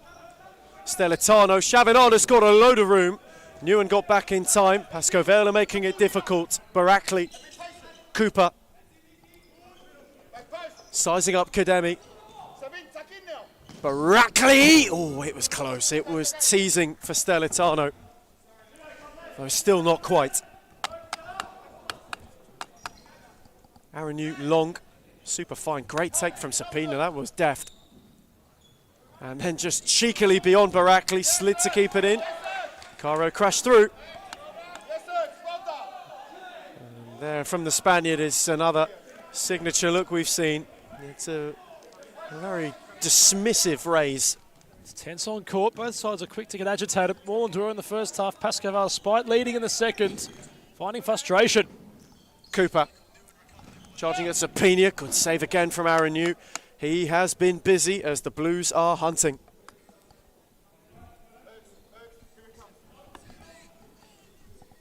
Chavinard with Cooper. Kademi cuts it off and can shoot from distance. Kademi! Apostolakis sprawls across. The captain doing what he can for now. Good save. Apostolakis. Kademi caught that sweet again. He's such a danger. When he just gets half a yard, he's able to generate so much power on those strikes. Kademi receiving it from Newen. They cut back, nobody home. Execution wasn't poor.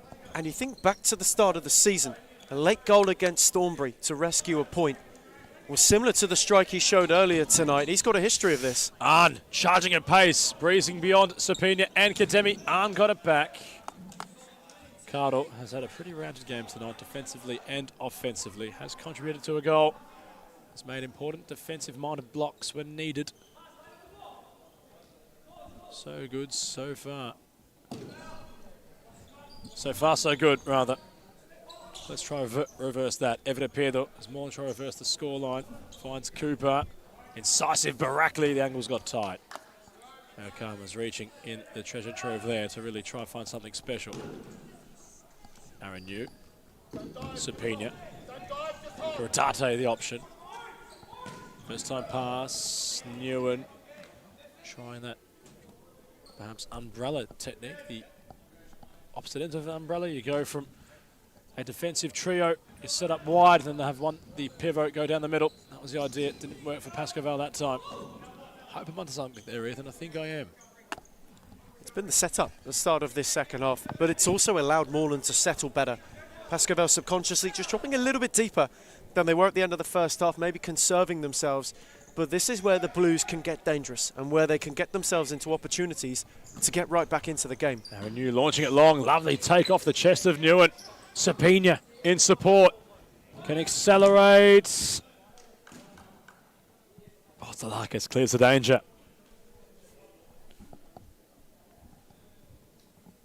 Albanaku and Fitzroy to close out the show for round 15. Enrique Pimenta and Ubidi Cicek are scheduled to make their arrivals into DCSS soon. They do return. They hadn't featured in some time. Aku recently losing in Cup Futsal to FC Carlton Heart, who are on a tear at the moment. Fitzroy haven't lost a game in some time. Dare I say it was Hume back in round, I want to say, Ethan, which round was that one? It could have been 4, I believe. 3 or 4. One of those. It was within the opening month. Round 4. Instincts were right, so yes. Haven't lost the game since March. Well, you forget. Although it all happens in relative time. Aaron Hughes come off his line. Apostolakis sensed the possibility. Went over the top. Nothing doing for the keeper. So both games so far tonight have been rather similar. Breakneck first halves, more methodical seconds. The team chasing have to really try combat up against the defensive block. However, Arn is running with purpose. Cardo and Newen close him out. Brilliant ball from Andre Cardo, and Kuradate has taken a great first touch, but couldn't finish. Vintage Doctor on display at Darabin. Superb from Andre Caro. Corridate's second touch to set the shot is what lets him down. He just takes himself too wide. What a look. Chavanard been told to lift by his management. Evrepido wheels to get there in time. Back post lurking Angelatos. Evrepido blocked by Caro. Ball goes back towards Apostolakis, who will claim and get things recycled for the Northern Blues, who trail by 2 goals, 3-1 the score. Though have looked brighter at the start of the second half. A plethora of opportunities have befallen Moreland. Just Desada Barakli Stelitano on the bench. Jerry Angelatos getting instruction, awaiting his reintroduction. Abdi Rahman Ahmed too, as Andre Caro went longer than the lots. Apostolakis quickly. Adam Cooper. Newen in retreat. Poked for Chavinan, who worked a yard on his left. Good save, Aaron Yu. Got down delightfully. And made a good intervention. Angelatos. Evrepidu. Oh, brilliant. Super save.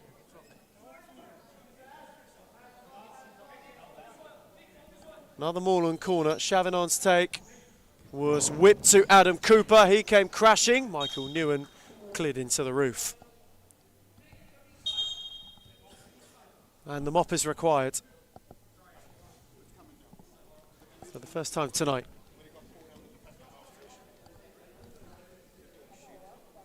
Cooper came crashing. Michael Newen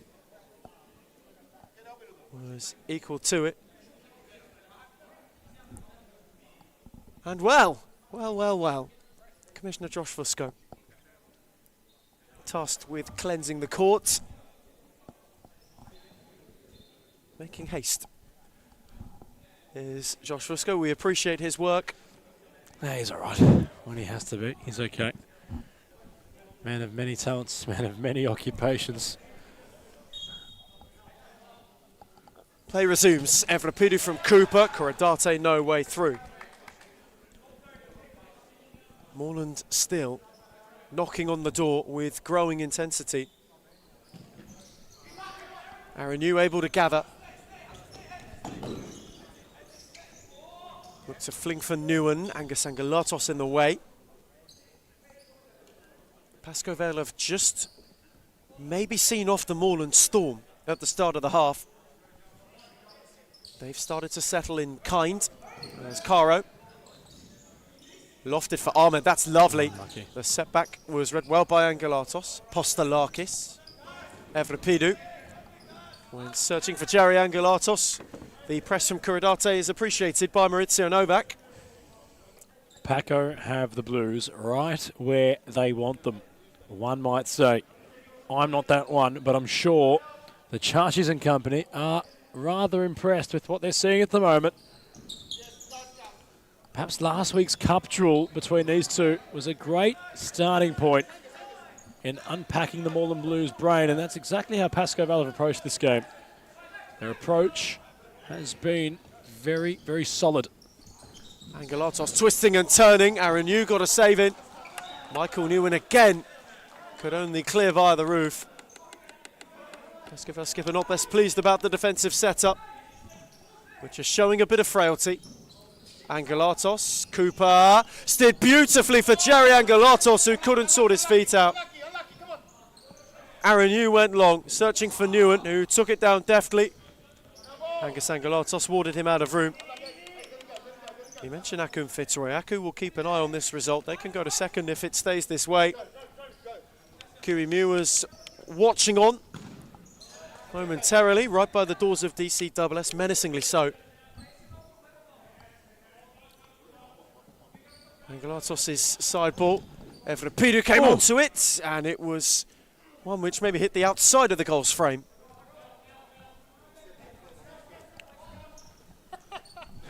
Aaron Yu goes long with a barreling throw. Apostolakis had to handle the ball. Away from Newen, Evrapidu turning, Angelatos interpreting. Cooper. Evrapidu. The Angelatos brothers peeling wider and further up the court. Here's Jerry. The attack stops. Evrapidu gets it continuing. For now, Angelatos. Cooper. One-on-one with Lamb. Not around Kevin Lamb was Adam Cooper. Evrapidu recycling. Angelatos. Cooper.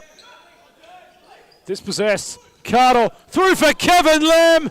Well kept by the captain Apostolakis. Yet again off his line, cat-like. Fantastic from Andre Caro as well. It's not the first time tonight that he's just played a super ball behind the lines. The weight was wonderful for Lamb. Apostolakis, though, judged it well. Kevin Lamb's take. Strikes it. He went low and Apostolakis simply thought, I may as well just put my boot onto the ball. As out comes our commissioner again. Josh Fusco with the mop in hand. Certainly been busy tonight. Gabs the bias, speaks for many people.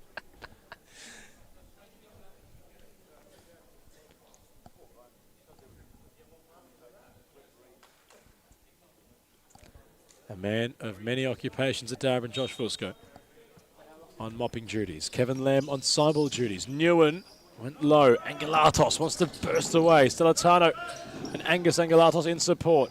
Jerry Angelatos, great first touch away from Kaz Kuradate. The recovery was exceptional. The ball for Cardle, even better. The doctor, not with the dribbling. In close quarters, sideball the Blues. Adam Cooper. Cut off by Kuradate. He's had a lively second half.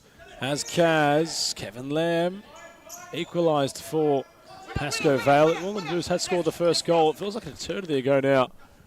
And the Blues had found their net a ripple. It's been one-way traffic since. 3 unanswered goals scored by those in black and white stripes. Sapina, Newen, Cardle, all by himself, was on for the pass. Never utilised by Michael Newen. The doctor was in a very promising position. And Sapina ensured that Newen knew as well. Straight away was pointing to Andre Caro. Cardle arriving from the near post at the corner. Angelatos will stream forward. Stellatano's on for the pass. Michael Newen will intervene. But how dangerous that could have been. So close. Really finely measured from Michael Newen. Could have easily been an own goal. As Newen leaves a push firmly on Angus Angelatos. Angus to take the corner. Cooper, Stellatano. Cooper. Stellatano. The Blues trying to build something here. Angelatos. Cooper. Angus Angelatos open. Cooper going central. Angus Angelatos. Corner kick the Blues once more. They are building. They are seriously building our Moreland. It's been a slow increase in momentum as the second half has transpired. Angus Angelatos for Jerry Angelatos. Gone around Kevin Lamb. Out of play. To his disbelief, Jerry Angelatos and the Blues. I'd almost say running out of answers still. They haven't conceded, but they haven't scored. They need 2 unreturned goals to be on level terms. Second game, second half. in similar vein to the first one that came before it. Lamb was charging. Jerry Angelatos got a foot in. It'll be a Pascoe Vale corner. You just feel if they get the next, it could break this game. It is critical. Stellitano with a great touch and has looked to find Dustizada. Sapina in retreat, Michael Newen equally so. We got the challenge in. Andre Caro. Aaron Yu, pressed by Stellitano. Great ball and a really good take from Lamb. Dustizada dangled, Cooper. Too heavy for Stellitano. Just a fraction too far beyond him.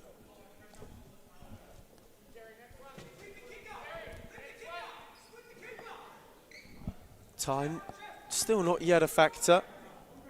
Still in plentiful supply.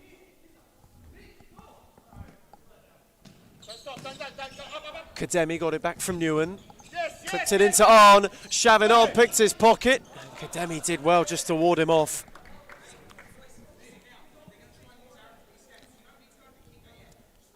Christos Apostolakis in depth with the substitutes, with the management too, about the utilise of Aaron Yu as an outball for Pascoe Vale. He'll have to come through to clear as Sapina was lurking. The Spaniard has stayed up. Sapina, great nod. Kademi on the volley! Nearly. Nearly. He can strike him, can't he, Kademi? Doesn't matter how he might be having a shot. Off the volley. Great ball from Cooper. Stellitano just couldn't turn the side foot the other way. Sapina again down deftly. Kademi looked to clip for Newen, up by Dustizada. Michael Newen, foot in from Stellitano.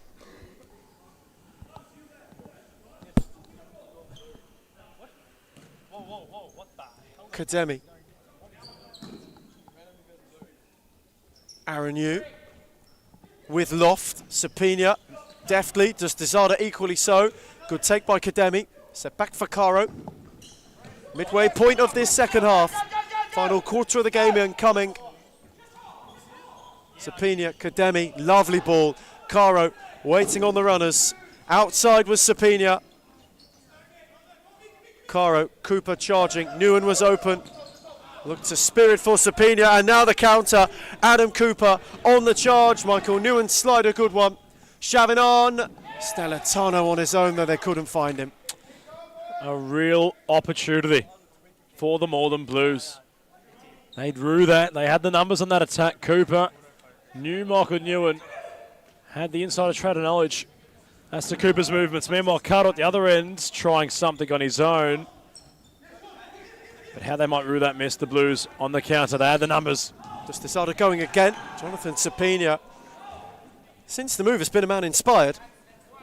In Pascoe Vale, black and white. Lacan Barakli getting readied. Cooper. Chavinon. Steer it well wide. Stellitano had to lunge, which, as well for his current condition, may not be a good thing. Sapina. Patient, very patient. Nearly sold himself into trouble. Ahmed did superbly and then spun his way supremely. Abdirahman Ahmed was on the march. Stellitano picked it off. Two up with him. Kuradate in retreat. Kaz Kuradate keeping Stellitano kept close. Barakli. Corner. But really well played from Kuradate.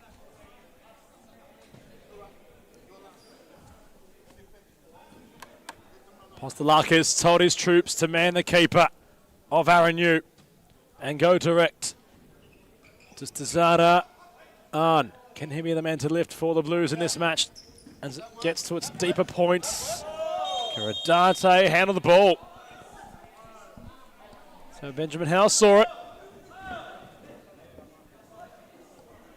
Pascoe Vale unhappy about that. Perhaps the cracks of tension starting to show. Chavinon shifted a yards. Struck the underside of the arm. That's a good spot from Ben Howe. So Stellitano and Cooper are behind the free kick. The Blues need something. They need a pulse. Could this be that moment they find their mojo back? Stellitano has vacated the free kick premises.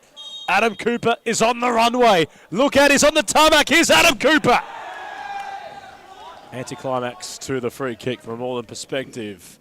As Postalax went over the top. Destizada unable to loft to head the ball. And the Lions will manage the situation for now. Aaron New. Ahmed Neely. No one had a lot of him. Amtaman Ahmed shuttling back to his position. Seen him in patches tonight, but he's showcased he's got quality. Arn. Working left, working right. Going central. Dustazada. Stellitano. Confronted by Sapina in a wrestle. Are those two right now at the moment? Barakli, Karadate. Great defensive output from Kaz Karadate. Kademi got his shot blocked off by Karadate inadvertently. On spinning, Karadate goes down. Big cries from the Pascoe Vale bench. They get the ball back with Kaz Karadate once more. He's really matured as this game's continued. Super from Karadate. And you're right, Adam, he's had a great night. The turn, the twist, there's a little bit of contact. Maybe not enough. But he is having a moment of it in this second half. Sapina. Kademi. Flicking. Jono Sapina initially looked bemused and then found the funnier side to it. That's pretty much summed up his night, hasn't it, Ethan? In that brief passage. Can't seem to lift his head. It has, unfortunately. Jono Sapina's night summed up in that passage too. Just looks to be lighter playing it for Pascoe Vale than we've seen him in recent times. Thornbury looked a little bit heavier, looked frustrated, but the Lions have lifted whatever weight was there. Ahmed Kademi, side netting. Adam Cooper has got the Moreland Blues fly kit on. At least he wants people not to know that for the moment. But he's gone to the bag to see if it's in there. Dustazada for Arn. Stellitano being held by Kademi. Somehow he scored! Giovanni Stellitano with strength, composure and poise to get around his marker and give the Moreland Blues a much needed pulse in this match. They trail only one goal now. Lifeline from Stellitano, it's superb. It's what they've lacked, a bit of a bullish approach. He bullied his way beyond and has the finish. On the way down, just a cheeky little loft. Brilliant. How that might get him running at full tilt. How that might get the Blues with a kickstart in their hearts. Pascoe Vale had tension build, although having a decent scoreline bowed in their favour. Deficit cut in half. And now Morelands are just feeling renewed. Shoving on. Dustizada. Oh, Lamb was lurking. On again once more. Stellitano, who is the source of Moreland inspiration. Shaving on, forced home for Apostolakis. They won't mind a bit of patience. Dustizada on. Couldn't clip for Stellitano. And, well, you said Adam Cooper was looking in the bag for the fifth man kit. He's decided to keep it closed for the time being. From a first glimpse, it looked as if he had it on. Might have been in the process of applying before that goal. How quickly the dynamic changes. Newen was trying to ward off, cleared no further than Lamb. Kademi. Hustled by Dustizada. Aaron Yu now, who will go for a venture. Kademi had to go himself. Oh my word, that was close. It just faded late, and Apostolakis might have been thankful for it. The ball really travels when Kademi's striking it. And it was dipping, knuckleball-esque, once Kademi had put his foot right through it. There's concern. Look from Zeballos on the touchline as well. Lovely from Stellitano. Good save, Aaron Yu. Gio Stellitano, quad injury or not, is lifting. More Moreland energy. Shavinan. Wanted movement. Barakli gave him that. Arn. Dustizada. Barakli. Pasco Vale being picked at. Good read from Newen. Kademi. Caro. Michael Newen. Oh, that's neat. And Kademi equally so, only just. Newen, have they played themselves into trouble or have they gone out the right way? Lamb. Newen. Wonderful. Wonderful for Kademi. On for Caro. Set for Kademi. That's a huge challenge. Challenge of the night from Erkan Barakli. He was determined. He was producing a gut-busting run to get back in the nick of time. And reward for effort was personified with that block. And gave it a poke. Postelakis got a palm. Pasco Vale corner. Only one in it. How they would love a buffer again. Fitzroy being put through their paces behind play. Michael Newen wanting to hit with pace, though only into Cooper. Barakli makes way. Angus Angelatos reinstated. Aranu. Kademi again will drive it. Apostolakis intervened. Angelatos had a go. It was on target, though Aranu was back. Andre Caro. Left for Newen, who was lunging. Tick over 5 to go in Darabin. Second edition, giving us something special, giving us something fun. These two played out a thriller in the Cup 7 days ago. We're on course again for that. Cooper on Angelatos wide.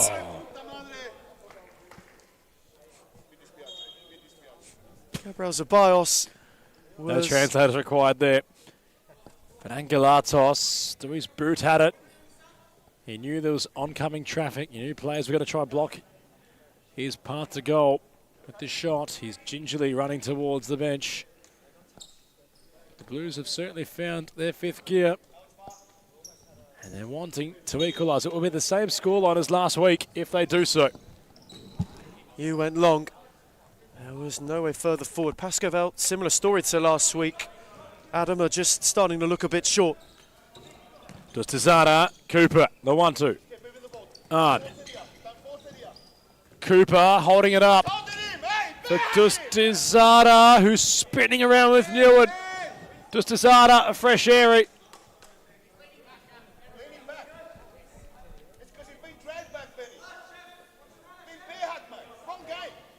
Newen.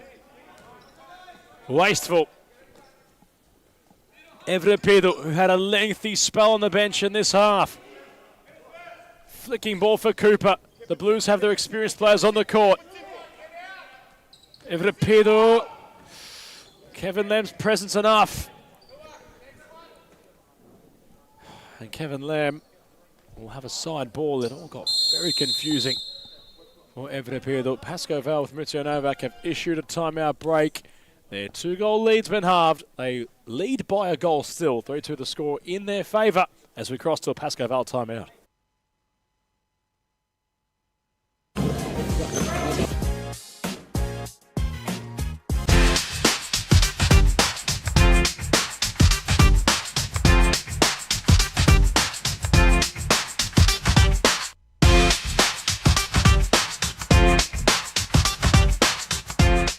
Why do people hate Hume, and why do they hate where we're going to and heading to? I can truly say it's jealousy. You can see he's pretty professional now. Even for me, from an outside perspective, I can see the development of the club, and it's just a different level. I said, look, I want to take Hume into a different direction of expanding our connections, and that's when we started thinking abroad and thinking about, okay, what's Hume's future looking like? Are we going to sit the same, or are we going to grow? A part of any journey is learning, right? So Adam's learnt a lot, you can see. Made a lot of mistakes in the past. It was a rebuild. I took players from Championship. I took players from outdoor. Anything just to stay into the league. Obviously not to let the Hume badge fall. We took it into a different direction, which was the wrong direction. And you can see how we can transform a team within a very short period of time. It's only been, 6-7 months? And we're like a really well-oiled engine now. Going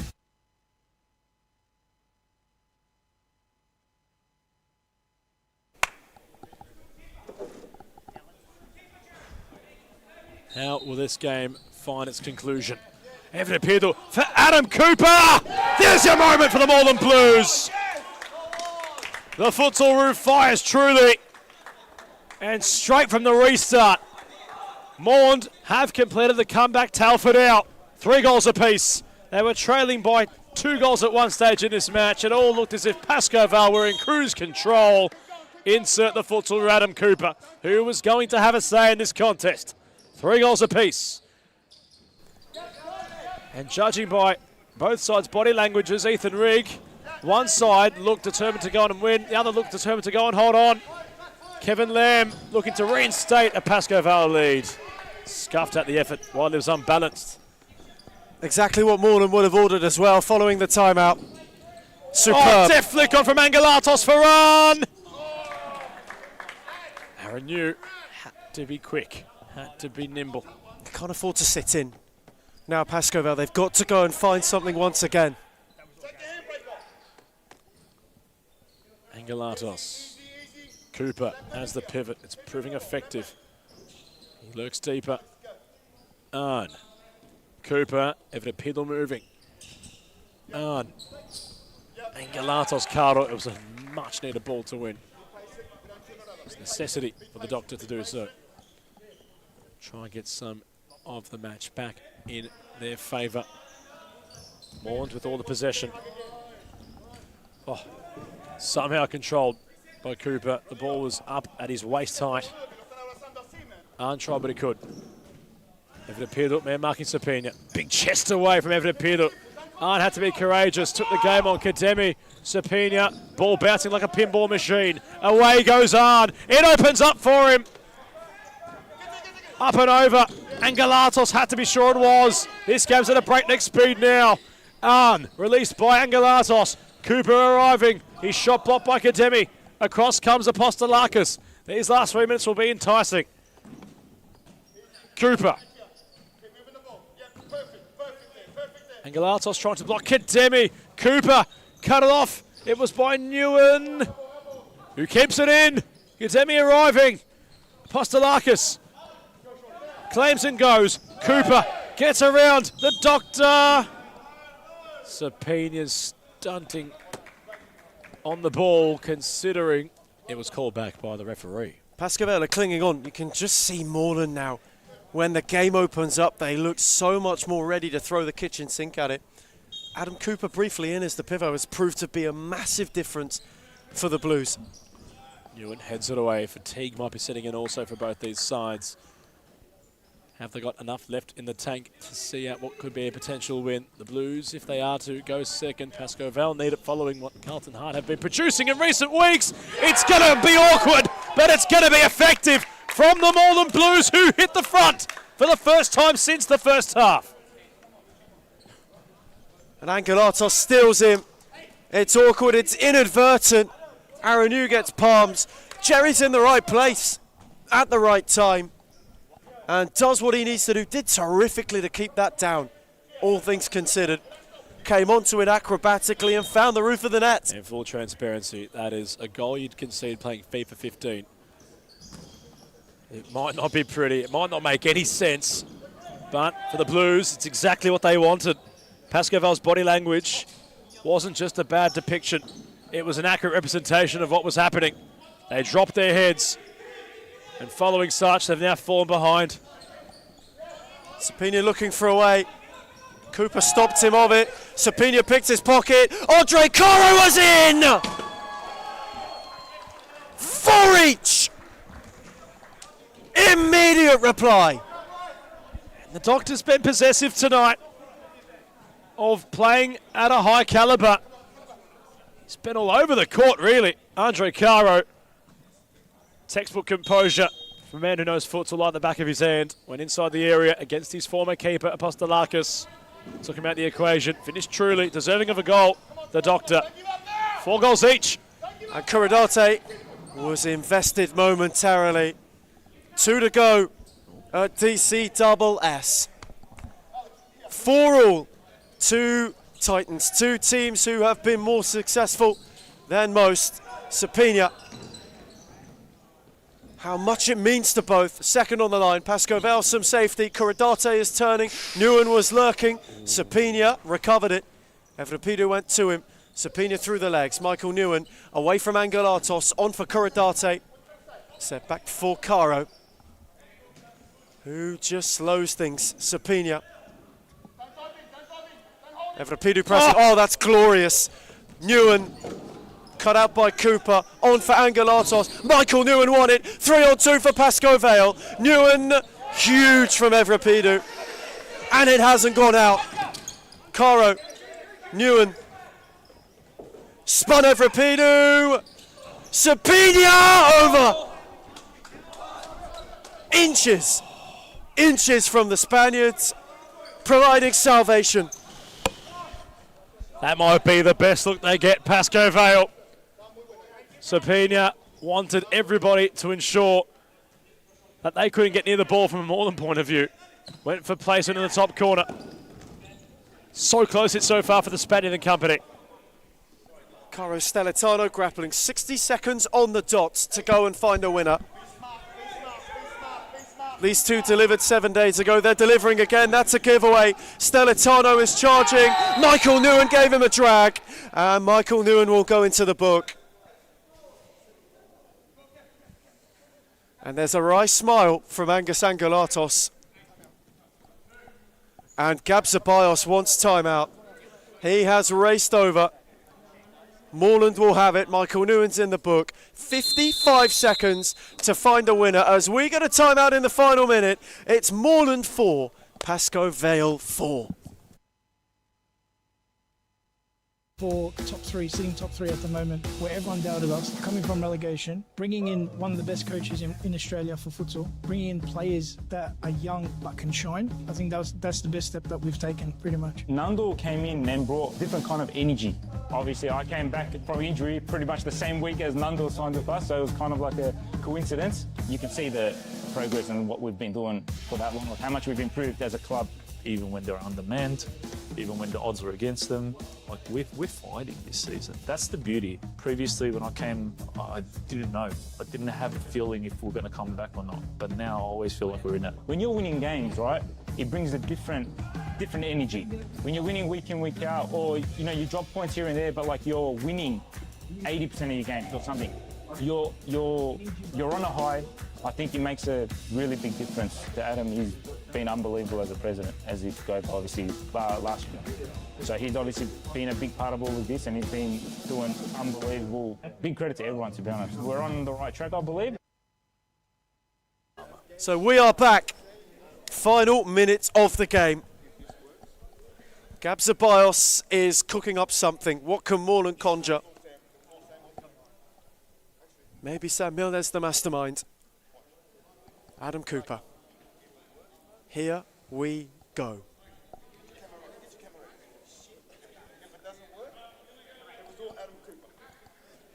It's a hush. 2 in the wall.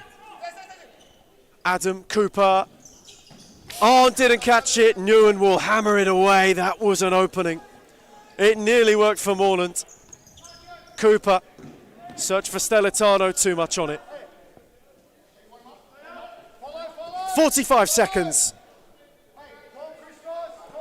from either a second place win for Moreland, a precious 3 points for Pascoe Vale, or them being split as they were in the cup. Sapina trying to ward off Cooper through the legs of Stellitano. He's got 3 to contend with. Andre Caro was there. Michael Newen off his knee. Arn was lurking. Angelatos through and into the roof. How did Sapina keep the ball there is what I want to know. How did he keep the ball with 3 players around him is what I'd like to know right now. At this stage of the match, cojones from the Spaniard. Sapina, it was superb. Half a minute to find a winner. Kevin Lamb charging. No way through Cooper. Lamb continued. Stellitano across. Moreland holding firm. 18 seconds. There's a match-winning moment in this game, Ethan, I'm convinced. You always get a look. Whose will it be? Sapina looking to spin, looking to turn. Is the Spaniard? Could it be him? Could it be Lamb? Is it for Michael Newen? Or is it Andre Caro? It's wide. Moreland's look. Apostolakis, Stellitano couldn't get there. 4 seconds. All on this. Aaron Long and Galotos away.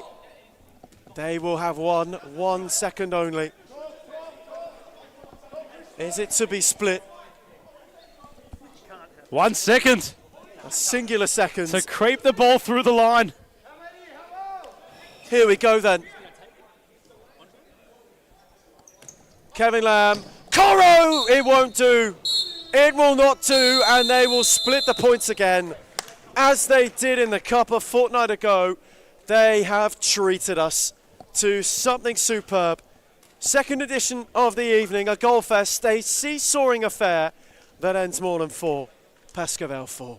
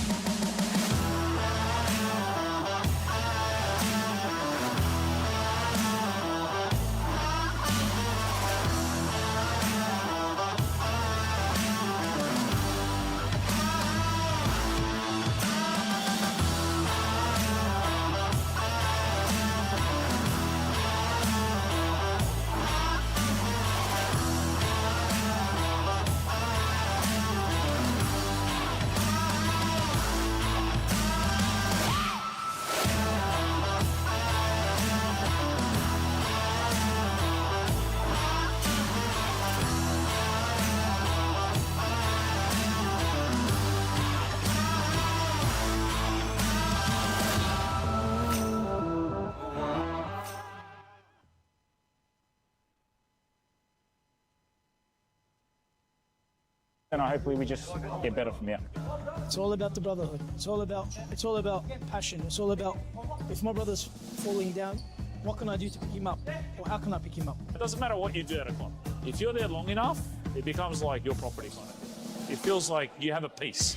You want to stand up and protect it. So I'll always want to protect this club, no matter what. We focus on everything. We focus on all the aspects. And I think that's what a lot of clubs don't have.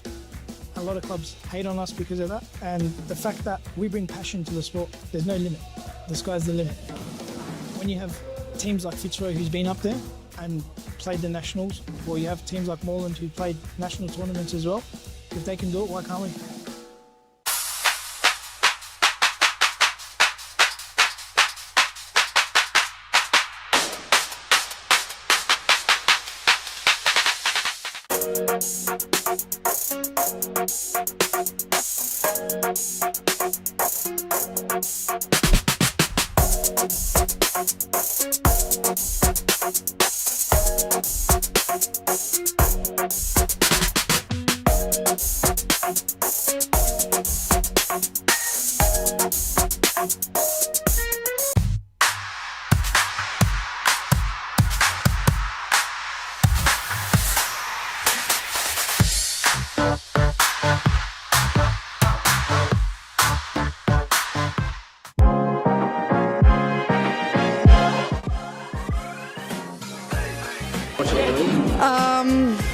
I would say Layla Abdul-Latif. I think Amanda Araha from Fitzroy.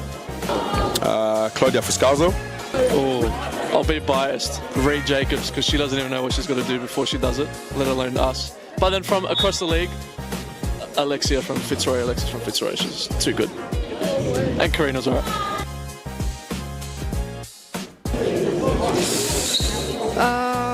Let me actually think. Fitzroy's white kit. Which team has the best kid in the league?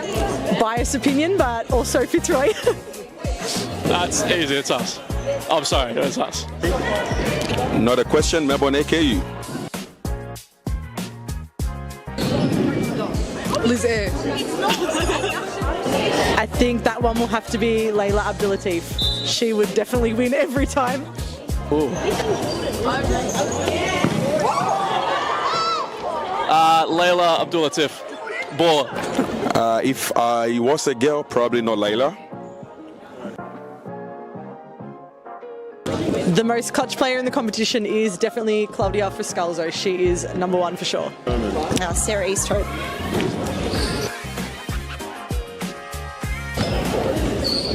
I'm going to say Amanda Aroha. I think this player gets underrated a lot, but Rebecca Davis.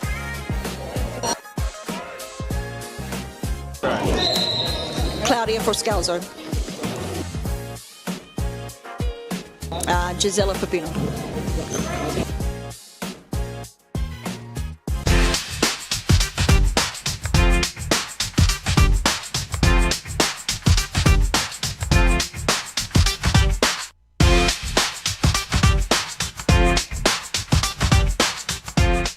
Why do people hate Hume, and why do they hate where we're going to and heading to?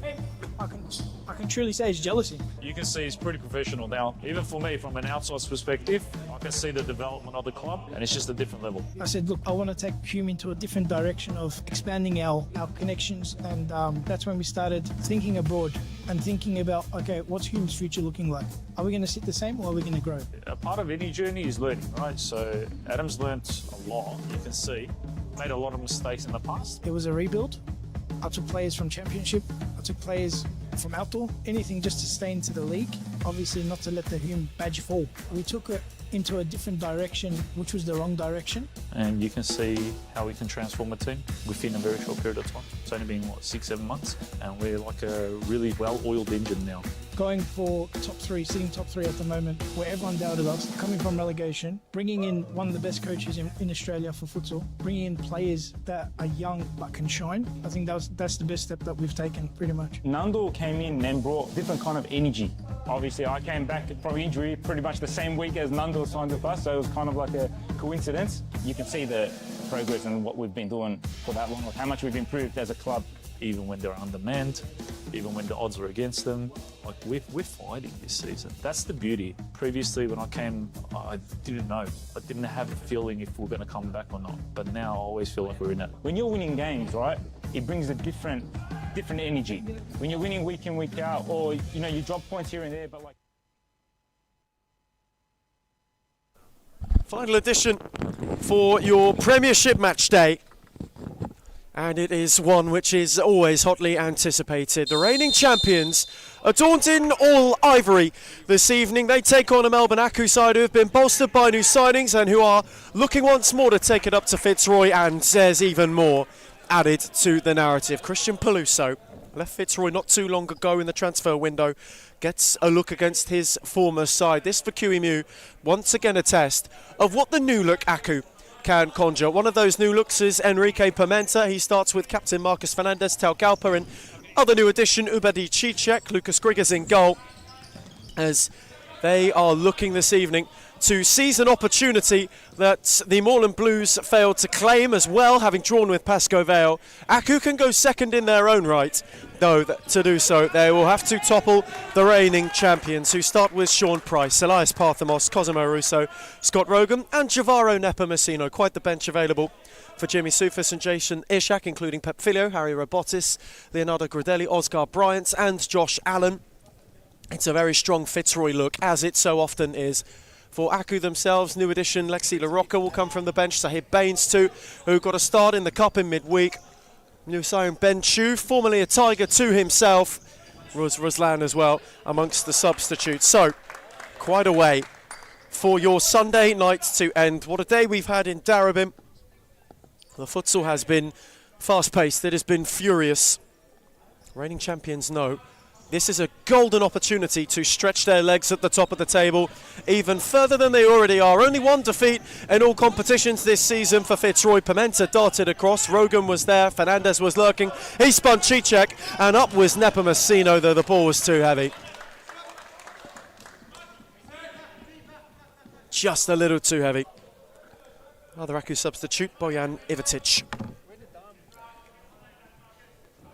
Fernandez, Pimenta, formerly a Moreland Blue, made his Aku mark with a hat-trick against Hart. Likewise for Cicek, who's had his injury bouts this season, though is finally back fit and in the fray. Regular source of goals in Hume All Black, hoping to do the same in Aku Evergreen. Parthamos shifted away from Fernandez. Elias Parthamos went early, it was awkward for Grieg, and Cicek had to clear his line. So these two often, bar an 11-0 outlier, always tend to run one another close. It is something about Melbourne, Aku and Fitzroy as a fixture that always throws up an incredibly tightly fought contest. Cicek is charging, Nepomuceno was with him, and belatedly Cicek is given a free kick. Was signalled by Ben Howell on the far side. Maria Patricus is near sides. Two of our state's most esteemed. Early Aku free kick. Pimenta over it. Enrique Pimenta will drive. And it was a good pull from Price to steer it away.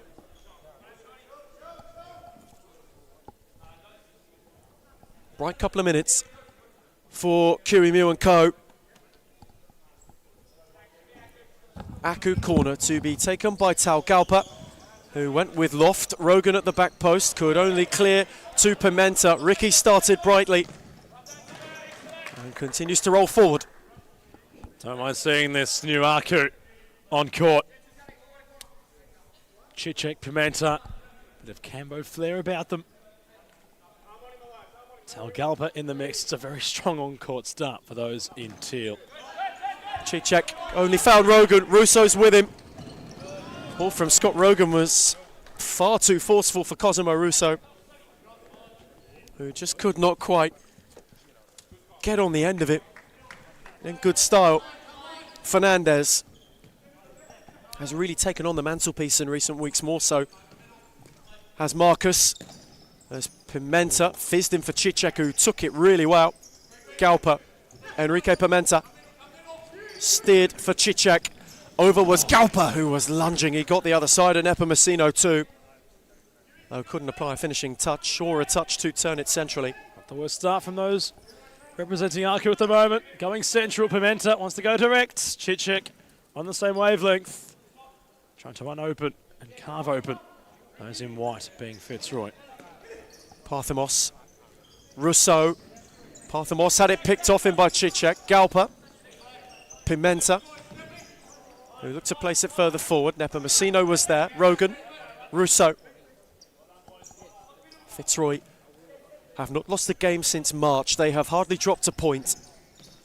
Stretch their legs truly at the top of the table.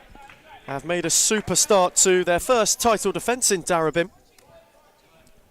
Just been a little bit of time. Think about the pieces to the puzzle, all of which are coming together. Elias Parthamos, nearly a year ago since he made his return to Fitzroy. Cicek with 2 to contend with. Got it back to Pimenta, who fancies a go. And Pimenta caught it sweet, though couldn't keep it under. There is something about this fixture. Always throws up a well-kept contest. Parthamos going at Fernandez, wins a Fitzroy corner. Nice Parthamos. As each transfer window comes and goes, his name always seems to go up in lights. And clubs try vie for his signature. He was never moving anywhere. He got close, from what sources may have suggested. However, he doesn't leave mid-season and he's loving his life at Fitzroy. Fernandez speared it. Sean Price was there to gather. Rousseau, current Golden Boot leader in the series Futsal Premiership for this season. Got it back from Rogan. Nepomuceno, wonderful. Rousseau was charging, blocked by Peluso. His first action against his former side. Nepomuceno now. And Rousseau, good save from Grigg. Very good save from Lucas Grigg. Got down very quickly. Diving was the keeper to make the save. Galpa caught on it by Parthamos. Had nowhere to go, Tal Galpa.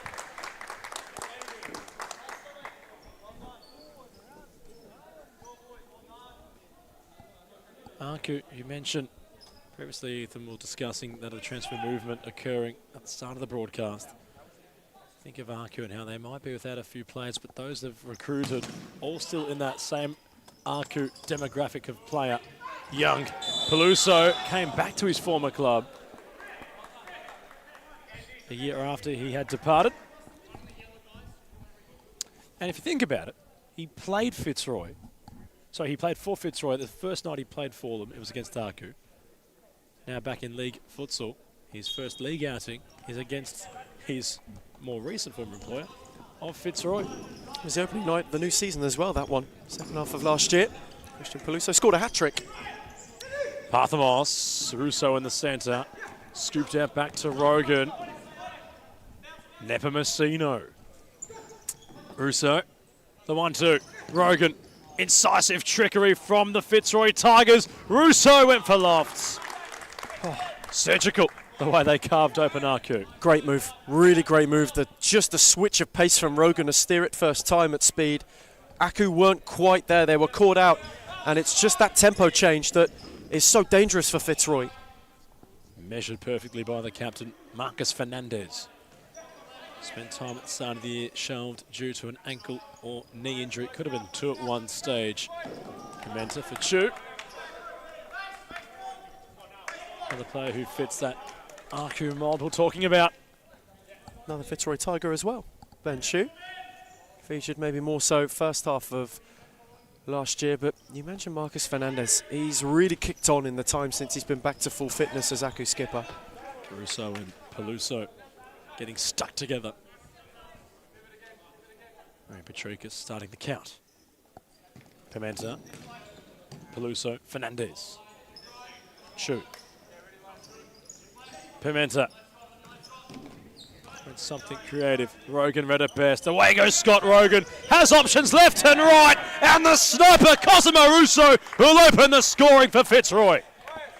Right place, right time for Rousseau. Breakneck from Rogan. Peluso gave him a pullback. Great ball. Waited superbly. Parthamos lurking. Cosimo Rousseau on the slide. Does what he does best. And Fitzroy, who had been knocking on the door, have found that opening goal. Carved undone, Aku. Fitzroy, what they usually do, the champions, whatever their opponents can do, we can usually do better. That's what the current league leaders have exercised here.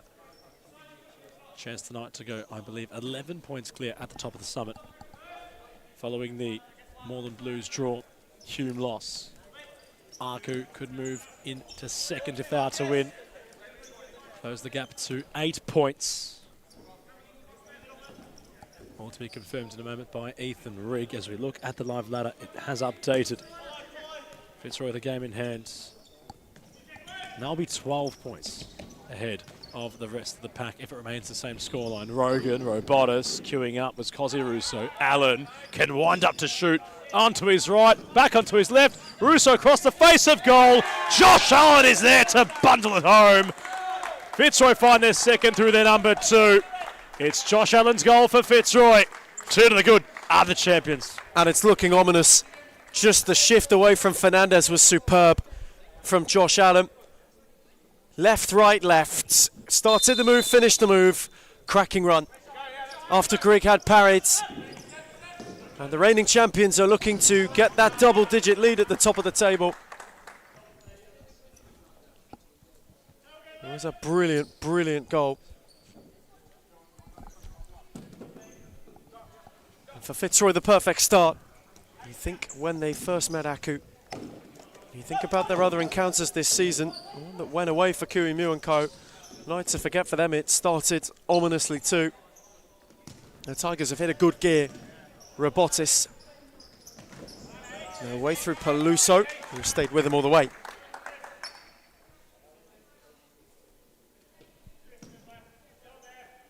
6.5 minutes. And Fitzroy are firing on all cylinders and have added another in super style. Stealing in to make it 3 in supreme fashion is Scott Rogan, who thumped it and picked the top corner postage stamp.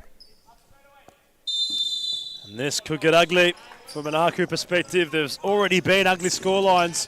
One up against the Tigers. It was 11-1 a few rounds ago. It was simple, dismissive, almost arrogant from the Tigers on that occasion. Decimation. And Aku need to rectify something quickly if they are to not experience the same match result. The rocker slides, Robota still. Picked up by Fernandez. Counters on full of Rocker. Loose touch got in ahead of Russo. Galper will give it a poke and will ripple the side netting. Just unable to move further beyond was Tao Galper. Man who we've seen a lot more of this year. Cosimo Russo saunters over. Pepfilio is ready and waiting. Allen. Not through Fernandez. Instead on for Rogan.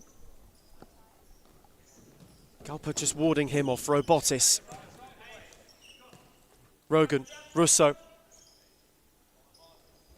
Robotis moving. Galper going with him. Open the space for Rogan. Who's going at Fernandez. Scott Rogan will drive. Did so just wide. It has been frantic and frenetic though. Of a Fitzroy start, firing on all cylinders, doesn't quite cut it. Peluso was without an option.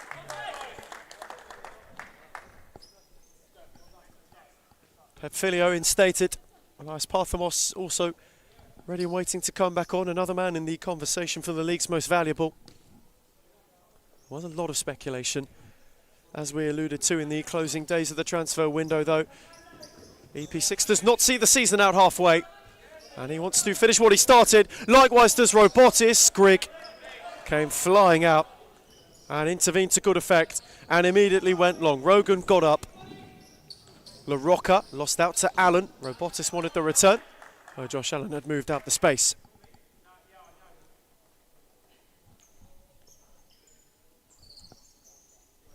Really strong Fitzroy start.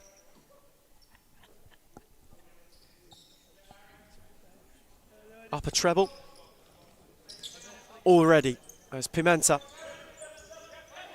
Fernandez, return for Enrique Pimenta. It's a good save out of Price, who was falling away. And managed to get a foot on it to divert it out for an Aku corner. 8.5 ticked over. Fitzroy firing firm. Fernandez. Galper. No way round Robotis. Ball had gone out.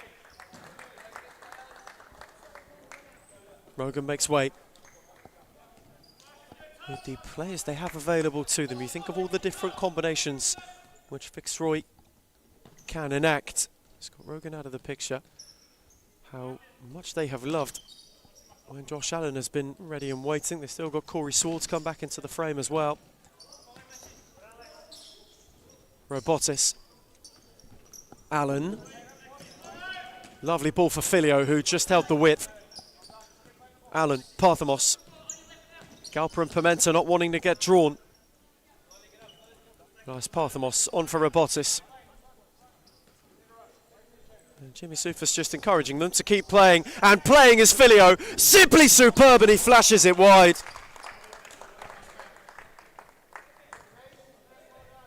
Almost wonderful. So nearly. Pep Filio toyed with Fernandez more than anything, and just couldn't steer his strike the other way. Ruslan down the line.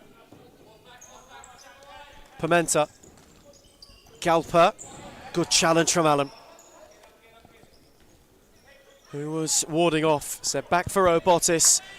Switches on for Parthamos, who's got Galper to go at. Filio. Oh, and the back post was vacant. Two were converging, and neither could steer it in.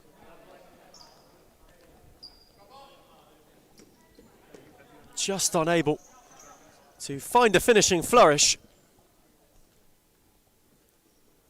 Fitzroy again pouring forward. Halfway stage of this first half. 10 minutes that have ticked by in a hurry. Robotis is hustling Peluso, who lost out to Allen. Josh Allen, Robotis. Good intervention from Grigg.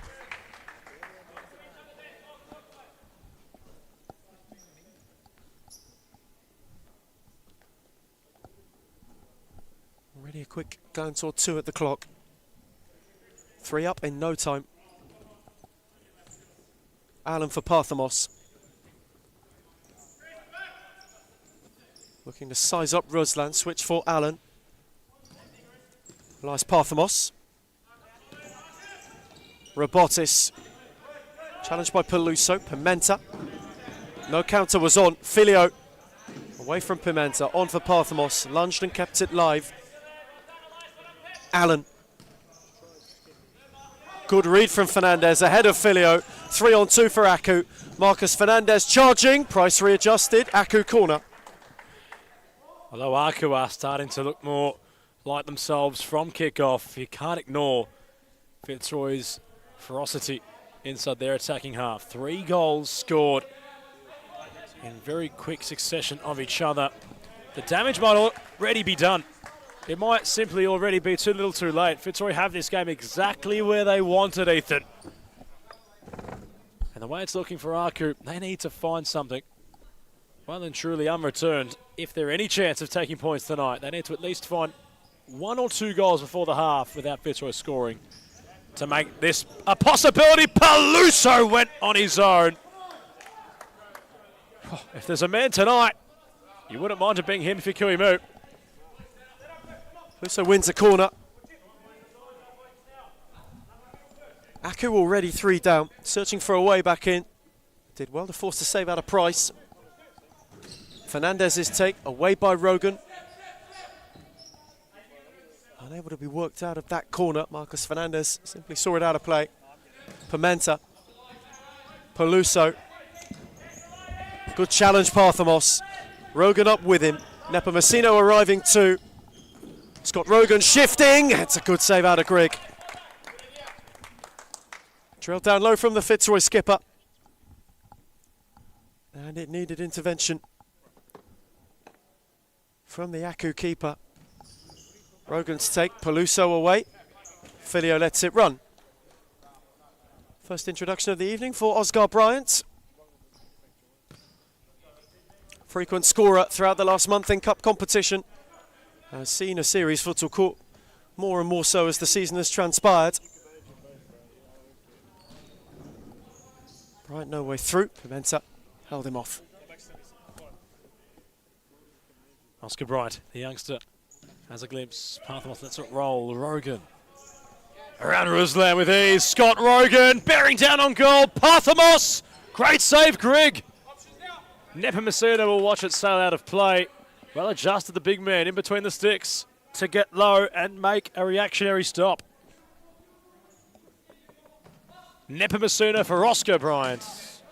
He's got lengthy ambitions, does Oscar, but he'll want that moment back, as I'm sure Kuimu would want back those match minutes, which all proved decisive in favour of his counterparts this evening, Fitzroy, who boast a 3-goal lead in this contest. Aku issued a timeout. We head for a break on our broadcast. Fitzroy 3, Aku 0.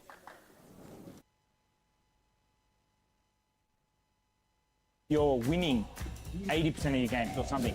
You're on a high. I think it makes a really big difference to Adam. He's been unbelievable as a president, as he's go obviously last year. So he's obviously been a big part of all of this, and he's been doing unbelievable. Big credit to everyone, to be honest. We're on the right track, I believe, and hopefully we just get better from here.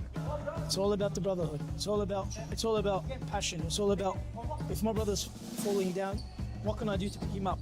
Or how can I pick him up? It doesn't matter what you do at a club. If you're there long enough, it becomes like your property kind of. It feels like you have a piece. You want to stand up and protect it. So I'll always want to protect this club, no matter what. We focus on everything. We focus on all the aspects. And I think that's what a lot of clubs don't have. A lot of clubs hate on us because of that. And the fact that we bring passion to the sport, there's no limit. The sky's the limit. When you have teams like Fitzroy, who's been up there and played the nationals, or you have teams like Moreland who played national tournaments as well, if they can do it, why can't we?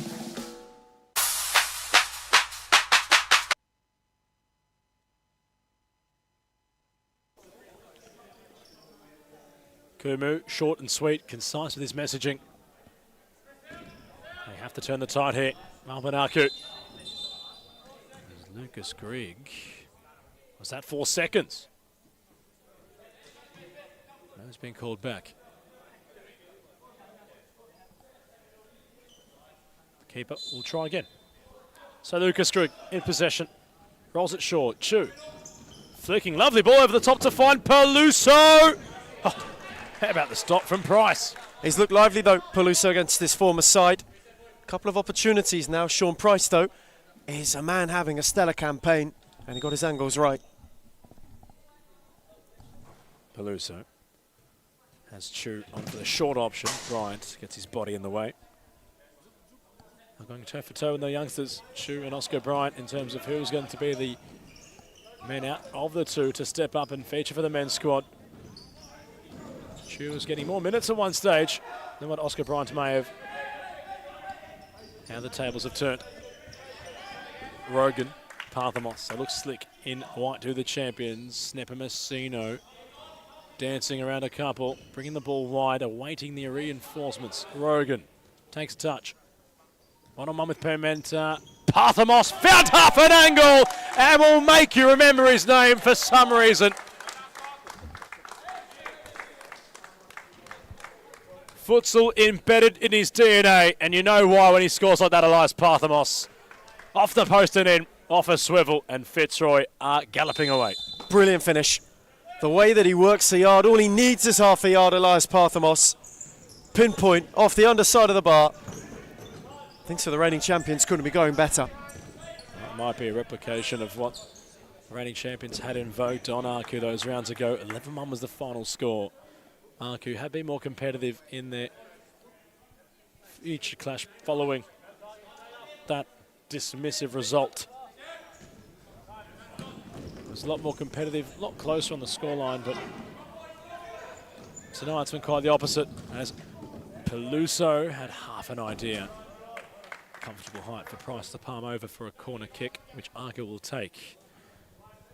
There was a slight question mark as to Arco's performance tonight, how it would have fared, considering they've got Pimenta in the building, they've got Talgalpa on court, Peluso, got some heavy hitters. Their on-court starting lineup was very strong, but unravelled by the champions. Peluso, Chu, that's incisive. Pimenta couldn't latch on.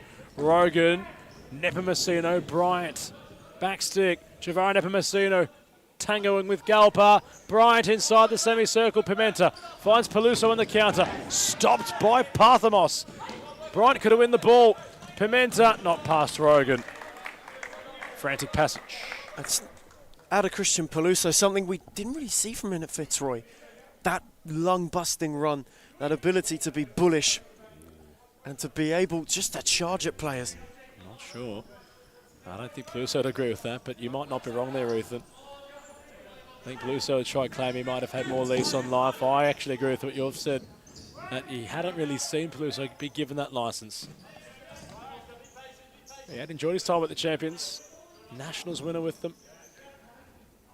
Rogan, not past Pimenta. This is a golden opportunity for the MVP. He got caught on the possession. His step-overs had let him down. Rogan will carry the ball forward. Greg saw it all the way. Aku have just responded a little bit better since Parthamos' goal. Here is La Rocca, one of those new additions. Pimenta had Chu wide. La Rocca opened a yard. Lexi did well, got ahead of Nepomuceno, got through the legs of Nepomuceno. Russo, following the challenge of Javaro Nepomuceno, steered on for Oscar Bryant. Lovely shift from Galba. Bryant went alone and scored a beauty. 5 stars for Oscar Bryant and for Fitzroy. Steps inside Oscar Bryant, got full roam. Oh, he roamed completely, I should say, to find an angle to shoot, and he shot truly. That one hard to the bottom corner. Greg well beaten, and Arco looking out on their feet at the moment. They're at the 5 count. It looked as if things are really going from bad to worse right now. Pimenta will try and formulate a response of some kind, but, well, they have not been kind. The champions upon Arco. 5 to the good Fitzroy. Oscar Bryant, well, he's a goal-getter. Had done so in the Cup, had impressed at the National Championships on the Gold Coast earlier this year. Clearly won the faith of Jimmy Soufis and the rest of that Fitzroy squad. Was a winner with and amongst that group. Young lad with a bright prospect. That was a simply superbly taken goal. Fitzroy have hit 5 and we're 5 from half time. La Rocca, Pimenta. Could Aku maybe conjure something? Galpa. Enrique Pimenta once more. Up by Bryant, on for Allen. Josh Allen was measured. Oscar Bryant. Rogan, Allen. Bryant again. Methodical and measured are the reigning champions. Bryant. In was La Rocca, who looked to go on for Galpa. Bryant was almost in behind again. La Rocca's lunge was a good one. And he got a foot in firmly.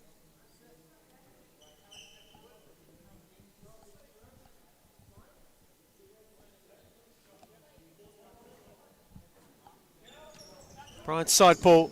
Allen, Rogan got in. Almost to take it under and change the angle for Grigg, who had got it covered. He speared long. Price got a punch. La Rocca looked to move it. Allen, Russo. Charging at Pimenta. And him and Rogan got in a muddle. Neither able to find their way further forward. And Pimenta was playing with fire and gave it away to Allen. Russo around Grigg and into the side netting. And he had Oscar Bryant on at the back post. Ruslan. Russo just helped him over the line. With a bit too much for Ben Howe's liking.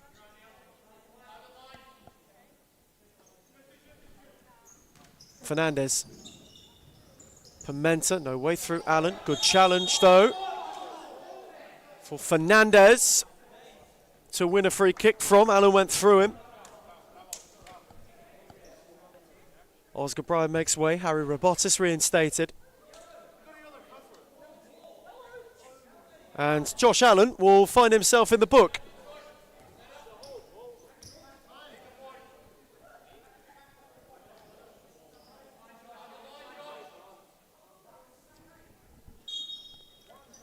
Fernandez's free kick. Pimenta.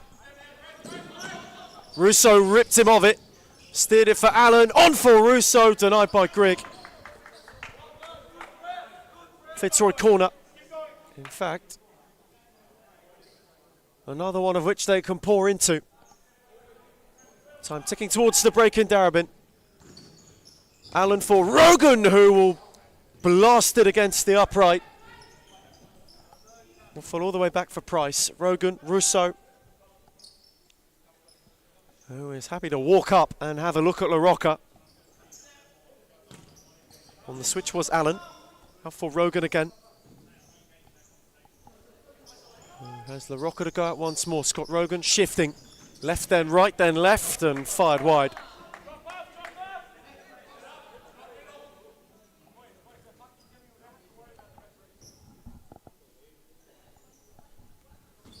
Unable again to find something to cause Grigg further concern. Good read by Rogan.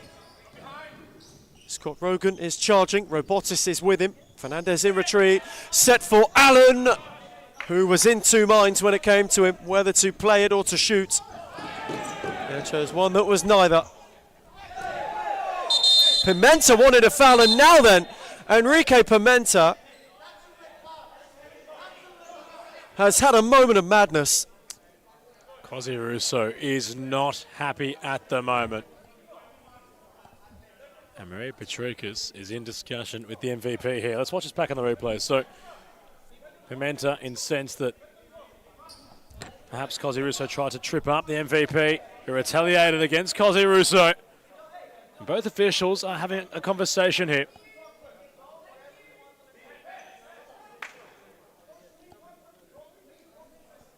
Marcus Yaris has been also involved in these conversations. There's a lot going on. There is some decision to be made here. Back pocket for Maria Petrikis and Enrique Pimenta. His night is done. Pimenta walks for a moment of madness. Jimmy Soufas issues timeout with immediacy.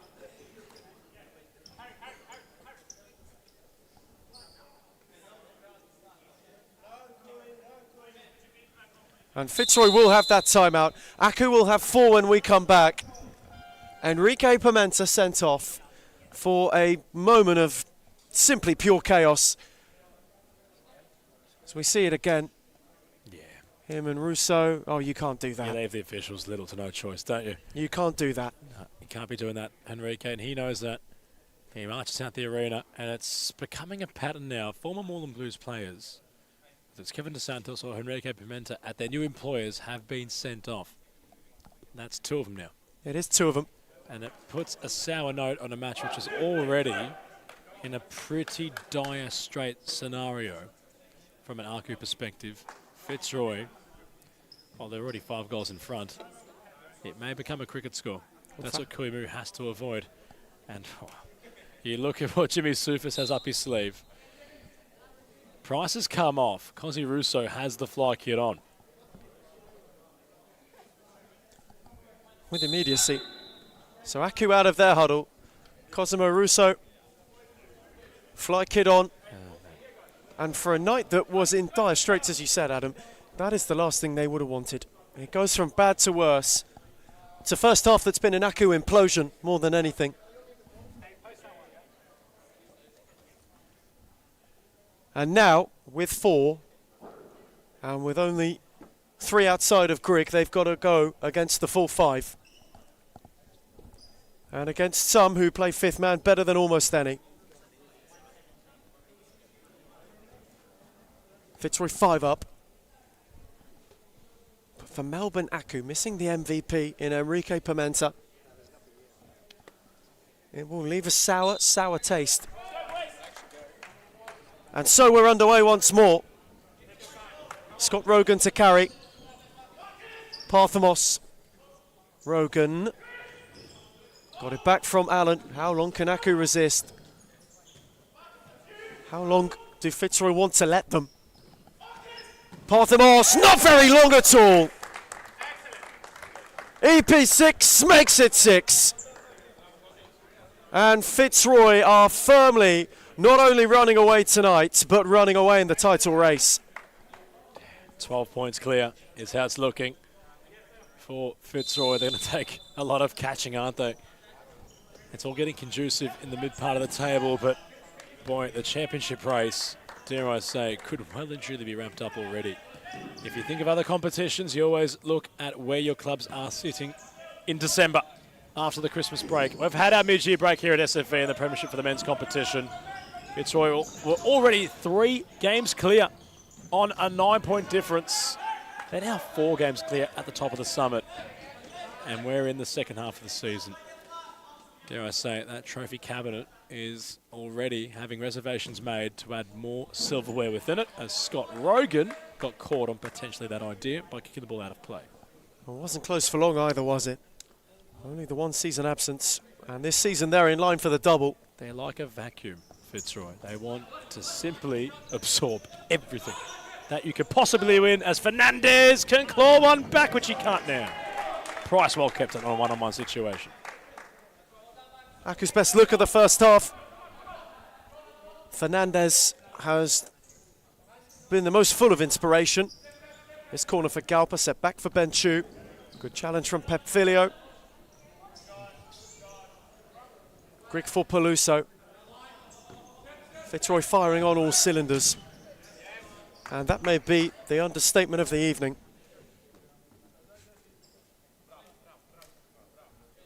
Just how good have they been? Josh Allen comes for a sit down. He's had a terrific stint. Cosimo Russo getting readied. Lofted long for Galpa. Robotis just waited for him to run over it and then rolled it for Parthamos. On for Rogan. Chu was wanting to keep in close. Filio. Robotis will have a go and will slash his effort over. And beyond the 12-point buffer, you just think all who had considered themselves even a somewhat close contender have missed an opportunity tonight in a big way. Yeah. Hugh maybe more so. Morelands against the Pascoval team, who are on a road to rejuvenation, though themselves were depleted tonight. Fitzroy the only ones who have made good. As Fernandez stings the palms of Price. Doesn't it speak to the strength of the volume? Or the volume to the strength, rather, of how damaging and perhaps how much of a golfing class there is amongst Fitzroy's pillar players to the rest of the competition. It's a damning statement, but dare I say a true one, given they've lost Aaron New. Yes, they signed Giovanni Messina a while ago. They did lose Chu and Peluso and Cruz. Swool hasn't been playing due to injury, but they remain unfazed. They lost Wicket too. They lost Seb Wicket, yes, sure, but they still come out here, Ethan, week in, week out. And look, they do have valid tests, but if you look at Aku, how they've really tried to get themselves within a competitive position against the likes of Fitzroy, you look at results like this and, oh, they're still miles off it. Yes, it's been perhaps an outlier and they've been competitive in games against Fitzroy. But that's why you'd sign players of the calibre of Pimenta. He's gotten sent off, a night he'd want to forget. On paper, it looked as if this evening was going to be a lot more even, but they've been in cruise control, the champions. There's no other way to really put that together. That's how it's appeared to be through my perspective. Beyond that, we've hardly seen Cicek too. Everybody Cicek maybe still nursing a little bit of a knock. He's had his injury problems this season and throughout the calendar year so far. Those two Aku signings, him and Pimenta, seen as statements of intent. And instead of how do they get themselves out of this bind, how do they limit the damage in the second half? Or is it simply how many do Fitzroy want this evening? I don't want to say something like that, but the way they've played, it seems that way. Ruslan was briefly interested in a late look. Filio came through. 29 seconds to half-time for the reigning champions. This could not have gone better. Fernandez flashed it across. But for Aku, they've not been able to carve out anything. Defensively, they've been cut open far too often. A lot for Kiwimu and Co to assess. It's not quite the identity crisis they suffered in that 11-1 defeat, though it's not been pretty viewing for them. Fernandez, Ben Chu, does he get a late look? Denied by Price. And again, Pep Filio is choosing the no-nonsense route. 11 seconds. Can Aku at least blemish the clean sheet before the break? Fernandez firing, or is Russo going to add one more with whatever remains? Denied by Grigg. Russo still searching. Lucas Grigg yields a corner with 3 seconds to spare.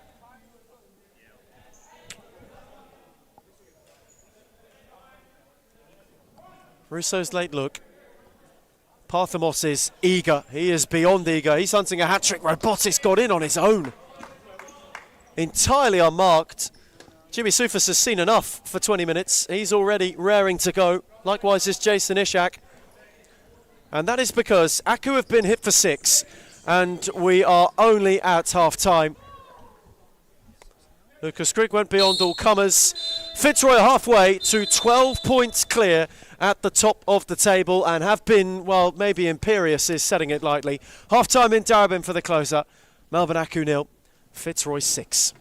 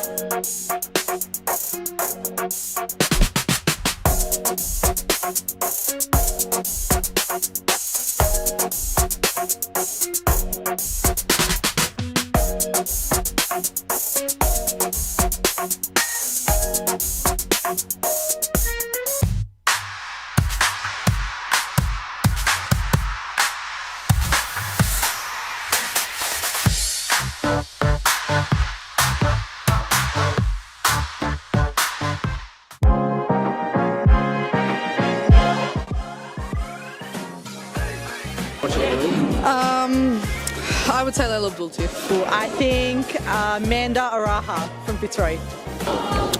Claudia Fuscazo. Oh, I'll be biased. Reed Jacobs, because she doesn't even know what she's got to do before she does it, let alone us. But then from across the league, Alexis from Fitzroy, she's too good. And Karina's alright.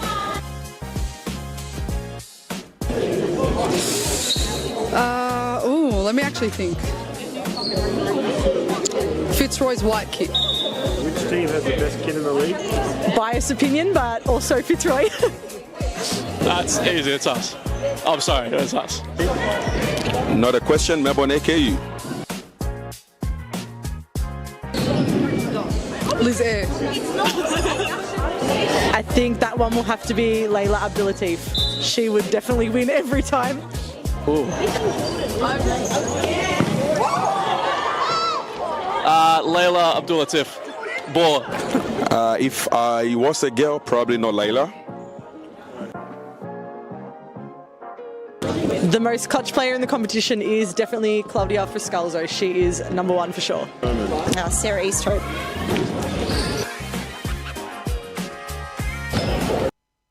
We turn for home on round 15 in absolute cruise control. Are the Fitzroy Tigers, the current champions, enjoying what is a 6-goal lead? Kuimu at halftime did not mince his words. Ethan Rigg, he was not a happy man. He was not happy at all. Was really disappointed with the way that Aku just sort of collapsed in that middle period of the first half, and they let in a few goals that you've not seen from them in recent weeks. He understands that they will take new time for signings to gel and for players to come into their own, but he was beyond displeased at the performance, particularly the first 10 minutes. They allowed Fitzroy out the traps too quickly, too easily. Found themselves 4 down, found themselves 5 down before we'd even hit halfway. Since then, they had shown some more resolve. But still, for the reigning champions, an evening for them of complete control in its entirety. Rogan wins an early corner. Jimmy Soufas on the flip side was a little bit unhappy at the missed opportunities on a couple of occasions, though apart from that, was all happy. Galper for Fernandez. They're going to start their mountain climb. They'd have to start it now. Melbourne Aku, 6 goals unreturned against the champions. That is not an easy feat.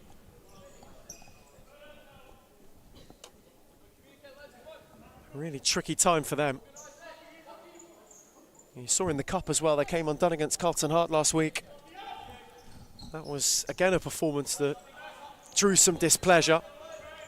Josh Allen, good save by Grigg, who beat it away. Allen caught it sweetly though, shifted a yard well. Another Fitzroy side ball. They are not simply wanting to control this second half, as Bryant was rolling in. Grigg was down to deny him. Ivatic was under pressure from Bryant, couldn't get away from him. Rogan. Nepomuceno. Toying with Galper. Javaro Nepomuceno bundled over, free kick.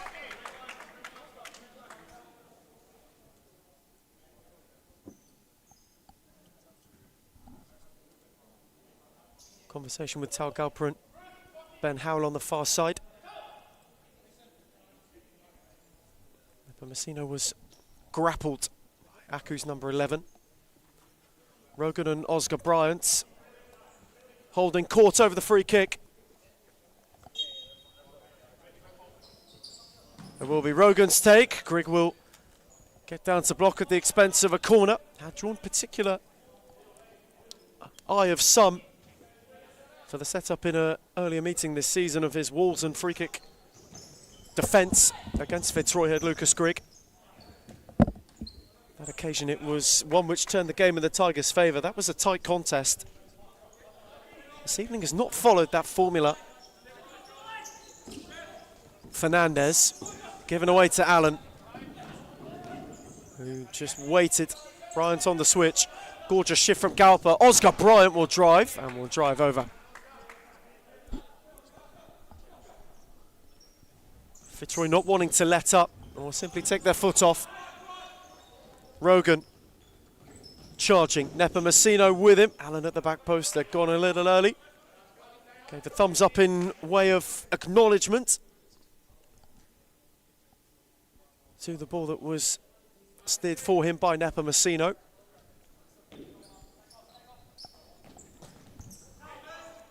Ruslan far too long for Galper. Price will simply let it trickle out of play. Aku bench, Ben Chu. Shahid Baines, one of those new signings. Haven't seen much of Ubedi Cicek tonight either. Perhaps already being put on ice. Lovely ball for Allen though, who is in behind and denied by Grigg. Little clip over the top into the space. Allen's corner taken quickly. Bojan Ivitic was in the way. Ruslan could only clear his lines. Rogan, who has been the metronome tonight. Allen. Scott Rogan, Nepomuceno. Lovely shift. Oh, brilliant. Pure power from Jovaro Nepomuceno, who lashes the second half's first strike in.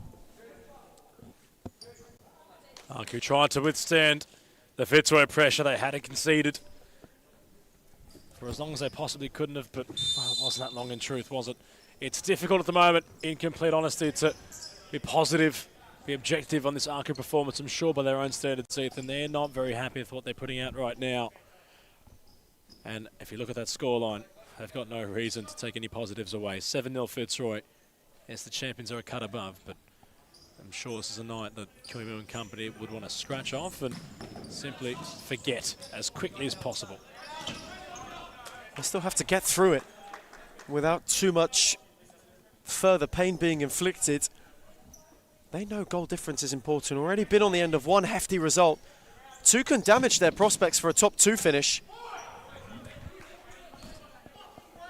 As the second subplot is that they can still finish top two. Lucas Grigg is not a happy man. Wow. He just went through poor Lexi LaRocca, who wasn't getting the service he wanted at Carlton Hart in terms of match minutes. It's a pretty good change for him to move to Aku, similar to what he was touted to do at Carlton Hart. He was with the club for a very long time. But it doesn't matter how much service you might give to another club, showing loyalty. And his new employer, his goalkeeper, was not mincing his words at all. And I'm sure you may have picked that up on the ambience audio. Apologies for any advised language from Lucas Grigg. You can't blame the goalkeeper right now. Having conceded 7 goals, you're not going to exactly be in a chirpy mood, are you, Ethan Rick? Oh, you might be, but not Lucas. Not even I would be at 7-0.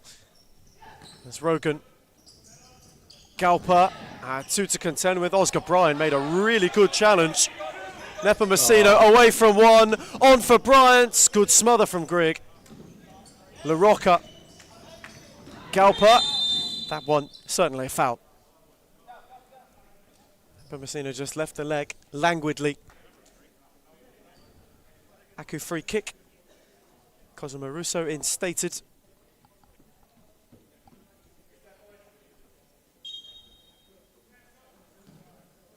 Christian Peluso, how he must have had so many thoughts, so many scenarios about facing his former side run through his head today. This, I'm sure, was not one of them. Fernandez, Chu. Marcus Fernandez, out for Peluso. Sizing up Russo. Looked to steer to the near post, away by Price. And now Russo can go, and Rogan made a great run and was found smashingly, denied by Grigg. who got down low to stop him. Bryant, Rogan, Oscar Bryant, LaRocca got a foot in. Bryant's second go, he's still looking. It's the Fitzroy youngster, recovered by Rogan. Set for Allen. Oscar Bryant. Kind of scenario Fitzroy have been able to conjure a couple of occasions this season. That's lovely from Russo. Rogan. Cosimo Russo, LaRocca this time, getting a good foot in. And it gets some appreciation from the Aku bench.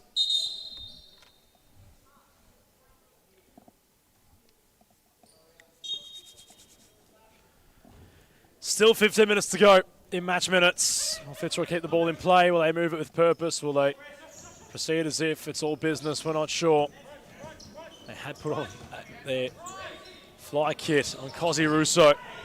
As Bryant got tangled up with Lucas Crick. Goes over the top. Glancing header arrives from the captain, Fernandez. The real talking point here, Ethan, is we've seen Aku in this predicament before. They've been on the receiving end of bad losses to top-end talent, to top-end clubs, but the week later they always seem to bounce back. Of course, I want to, in the midweek, I'm sure, pick apart what had gone wrong at early proximity tonight, but for what's ahead of them come next week in round 16. Same time slot, they face Pascoe Vale, a side who had chances and claims to win tonight's match against the Moreland Blues. That'll be a hotly contested game between those two. Think back to the last time they had faced off against each other. There were many important players for both sides. It was a tight affair in the early stage of the season, but more recently, I should try allude to, would be that in round 11, Aku won by 5 goals. It was 7-2 the final score. Very convincing from Kuimu's men on that night in Darebin. That was part of a really good winning run as well. Aku were on in all competitions. They won 5 straight league games. They won a few in the cup too. They'd only suffered 1 defeat in just over a month. Tonight, that good run has really come crashing down quite spectacularly. And you think back to an Aku side who are within touching distance of the top 2. Opportunities to take it up to the reigning champions. Many a tale about at times, not to say they have a ceiling, but flying too close to the sun. It's unfortunately more an Icarian downfall than anything. Filio, Rogan, left by Russo smartly. Parthamos shifting wonderfully, saved by Grigg. Filio's following, delightful double save. But although Lucas Grigg has had quite a lot to do tonight, he's answered the call in all right fashion quite often. There is a real look though. On one side, they want this night to be over. Without a doubt. There's no denying that. It's difficult when you're in this situation, Ethan. It's not easy for anybody involved in it. It's bleak unless you're a Fitzroy supporter or Fitzroy club personnel. You'd be really happy with what you're seeing. The champions flexing their muscles. You look at the next round and, well, they do have FC Carlton Heart with the early kickoff at 4:50. Moreland and Thornbury lock horns, meaning Hume have the bye. Black Army return in round 17, and they will face Wayfroth not being our friend. We've swiped away from that screen we've needed until we've got it back up. And Hume return against Thornbury. So busy couple of weeks for Thornbury, who had the bye tonight. They've also been busy in the transfer market. Some losses. Sapina, a big loss. They signed Michael Morasic from Northcote in the championship. Perhaps as part of compensation for losing Sapina, not like for like, but just to keep the cavalry. But Tregower from Carlton Heart came across for Mario Barho and company. But you look to next week, it's already come to that predicament for Marvin Aku tonight. They are going to want to seriously rectify what was a poor performance. But they are without one of their talisman, the MVP, the dual MVP winner of 2025, Enrique Pimenta, out. He's suspended. A big loss for Kuimu and company. I have to go up against the Pasco Vale side, who will be having Felipe Evangelista, Kevin Dos Santos, both returning to their ranks too. Could be a tricky and tall order again. Though they will want to get this out of their system as quickly as possible. Now Fitzroy on the flip side though have longed for a night like this. It's been a little bit of time. Their last league action was that tightly contested win over the Moreland Blues in the Classico. Got to go back to mid-June against Pasco Vale for a night they found some ease. Ruslan's on the charge. Got a poke, that's a good save from Price. Quick reaction down low. Easily Aku's best opportunity of the second half so far. Yeah, it was poked away from trouble. Corner set for Peluso. Sizing up Robotis. On for Ruslan. Peluso. Around Robotis, who wrangled him. And there was no advantage as Parthamos was going to counter.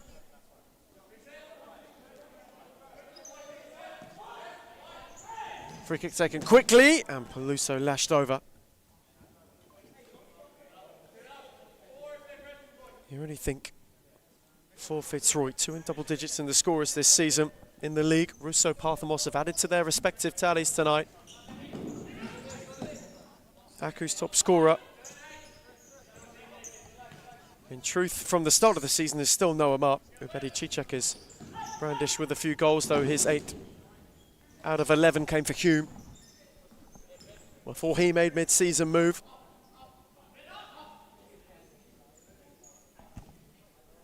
Robotis, Russo, Pepfilio.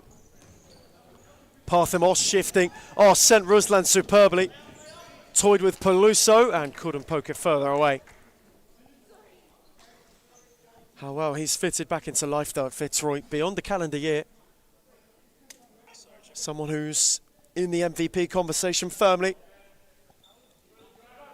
Has thrived, more so than anything, as a Tiger. Ivatic, lovely ball.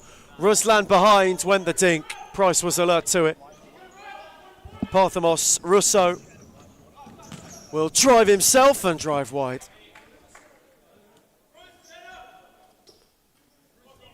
We'll win a corner in the meantime too. You've got a flick on the way. So the evening's real flashpoint. The red card for Enrique Pimenta before half-time. For a collision with Cosimo Russo. Parthamos looking to shift. And again was met by a green wall. Defensively, they've been more steadfast in this second half, Aku. That is something they can take from it. Fitzroy have been looking to wear them down further. Griggs made some good interventions.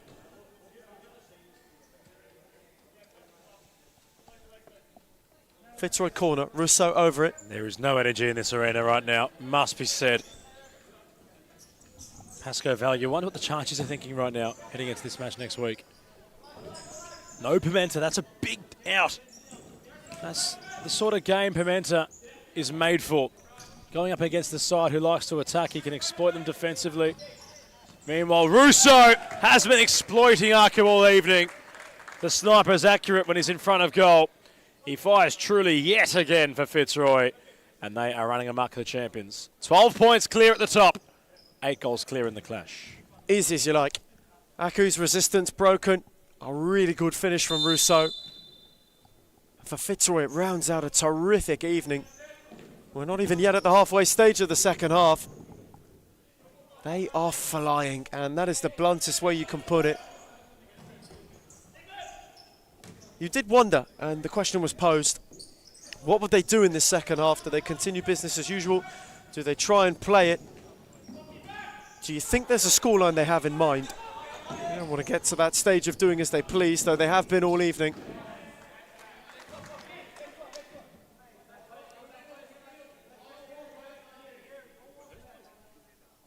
Fitzroy have fired far too truly for Aku to contend with.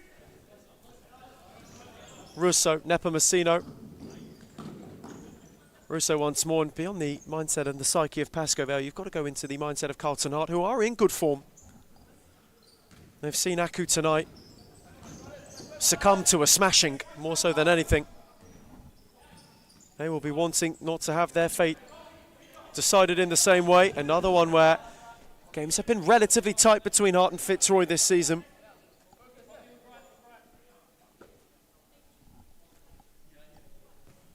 One eye maybe already for Jimmy Sufas, for Jason Ishak and co on the upcoming challenge. Russo, no way through Galpa. Ivitic couldn't get beyond Parthamos. We are now near halfway stage of this second half, final quarter of the game. Result a foregone conclusion. Marcus Fernandez maybe getting ready for another stint. Peluso cut out by Russo. Good challenge from Christian Peluso. Roslan.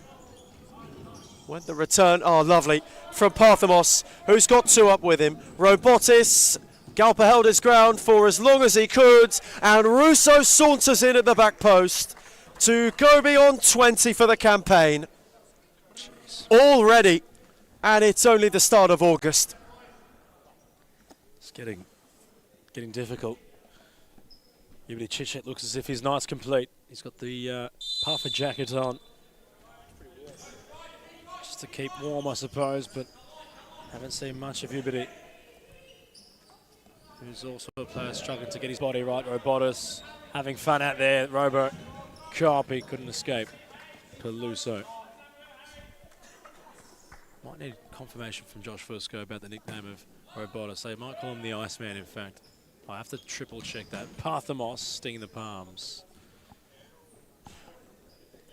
As for next Friday, Ethan, there's the return of the Series Futsal Women's Premiership. That competition's gone from strength to strength in recent time. And if we have a look at the clashes which will unfold there are a couple, in fact all three, certainly are rather intriguing. It's a replay of last year's Cup final between 1-0 and Fitzroy to kickstart proceedings. Hume Pascoval for your 7:30 main event. Carlton Hart and Argu Women's round out proceedings at 8:45. Ethan, as the broadcaster of the women's competition, which clash you most excited for? Another terrific night of futsal in Darebin to follow on Friday. You must admit 1-0 Fitzroy is a tantalising opener. Hume Pascoval always will promise to deliver, as Nepomuceno nearly delivered in droves.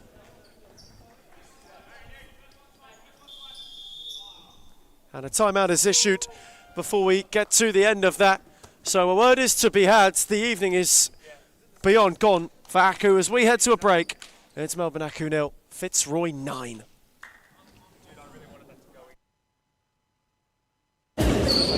I'm going to say Amanda Aroha. I think this player gets underrated a lot, but Rebecca Davis.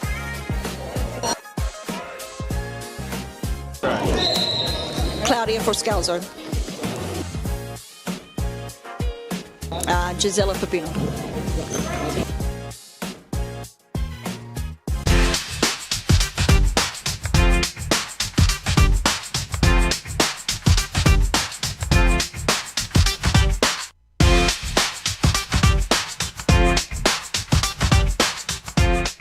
Why do people hate Hume, and why do they hate where we're going to and heading to?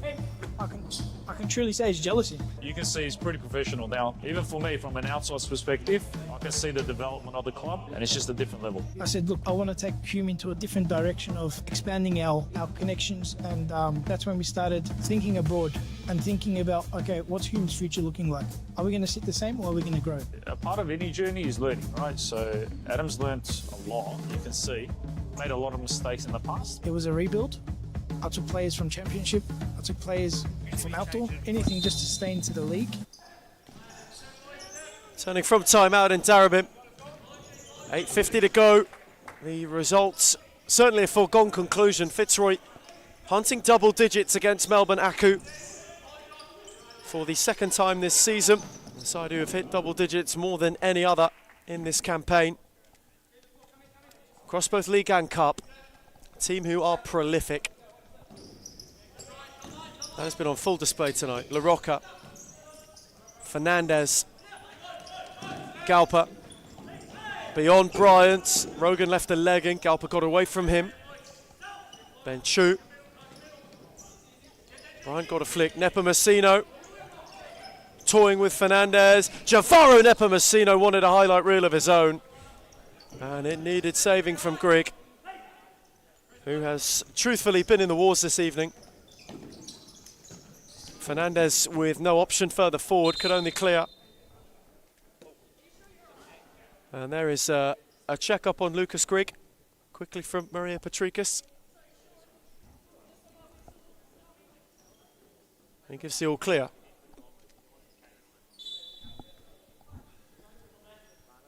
Price rolls for Allen. Rogan. You get the feeling double digits for Fitzroy might be satisfactory for the night. Some who have not got themselves yet on the score sheet. Rogan perhaps wanting to instate himself further. Here he is once more to steer it for La Roca and couldn't quite.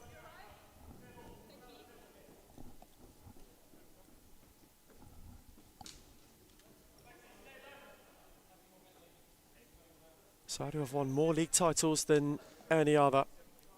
12 in total, going for number 13. Unlucky for some, not unlucky for Fitzroy. Fernandez. Galper. La Roca slipped as he hit it. You just hope moments like these and matches like these, Ethan, don't push away from what the Aku players are trying to all put together as a collective.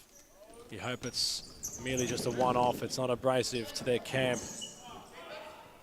So I'm sure having this happened not just once or twice, but a couple of times now in this season, it's not like it's unfortunately a one-off situation. It has become a bit of a repetitive pattern. You just hope that it doesn't ensure that everybody comes undone, but Josh Allen there to reap the rewards. Once more, coined by many as the human epitome of excitement, Josh Allen was rather simple the way he strutted in to score. We've hit 10. Fitzroy double digits again against Melbourne Aku. It's a nice touch from Chu to Galper. Allen mopped it up, and Galper conceded the foul. You just think for Aku, it's not long ago they were putting 12 beyond Carlton Heart. Thought it was a new dawn for a team who could go toe-to-toe. And this evening has shown once again just how much further the reigning champions are ahead.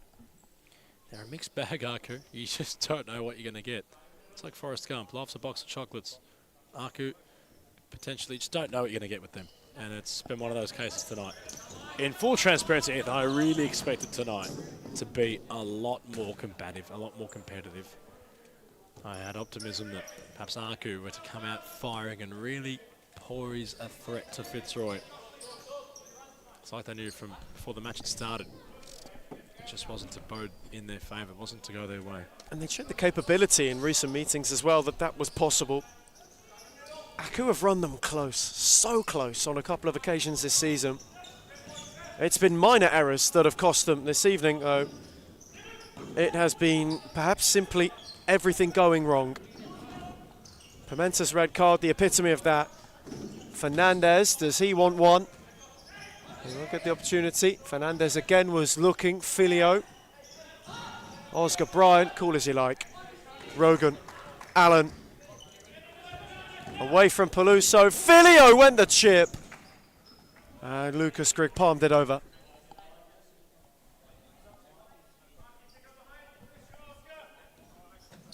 And on the flip side, where this is, for Aku, a horror show, for Fitzroy, it's a statement in its own right. A team who could have gone, had things transpired differently, within 8 points of them this evening. They firmly set the score to rest as to whether or not there would be any challenge from across the realm as to who could maybe pose a threat to the castle walls that are ever fortified.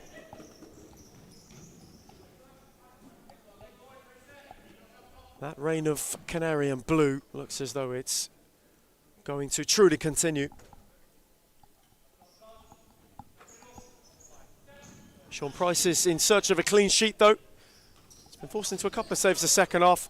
That's gorgeous from Russo to release Oscar Bryant. Had two up with him. It was behind Allen, and Filio had gone beyond far too early. You sense somehow they could still find some fine-tuning out of all this. Relentless is Jimmy Soufis in his pursuit of perfection.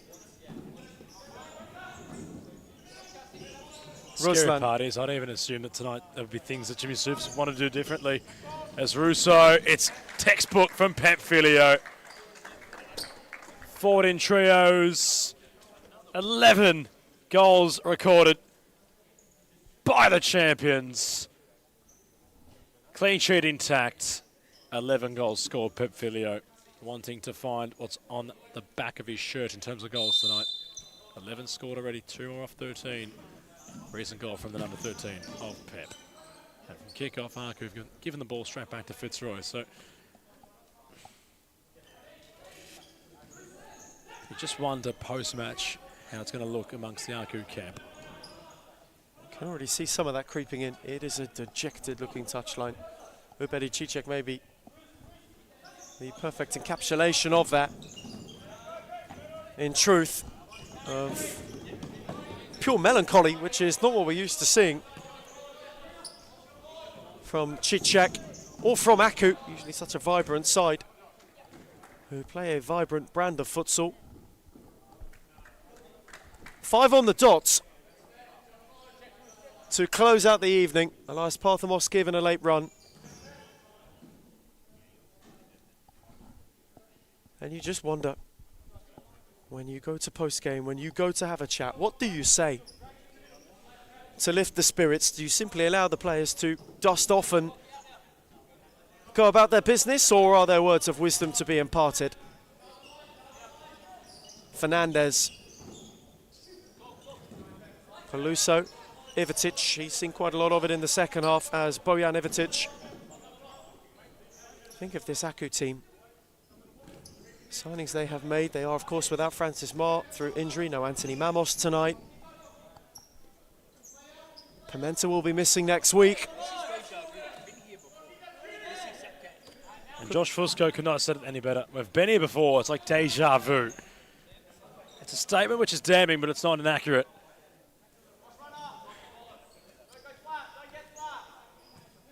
We really feel like we have been here before. This isn't something unforeseen. Alan Russo rattled. They'll go one better than earlier on. And Cosimo Russo, who has done as he pleases all night, simply continues to score for fun. Who dare catch them? That is the question. The Fitzroy folklore of domination that was Thomastown. Thought as though it might have evened out the first couple of seasons in Darabin. This is a futsal machine, and it churns out winners. Nothing less.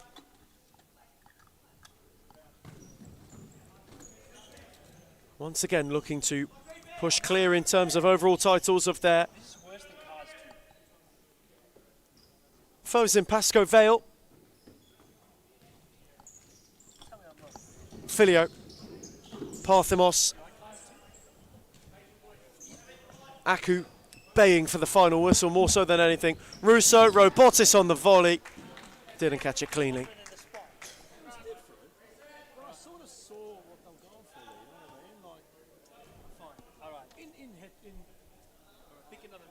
How on earth for Aku do you go from here?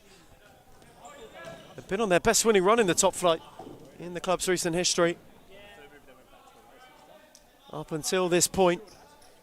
And when you run into the roadblock that is the reigning champions, you can expect a hefty halt To like the definition of it. Nepomuceno, lovely. Parthamos in behind, and Grigg makes another save.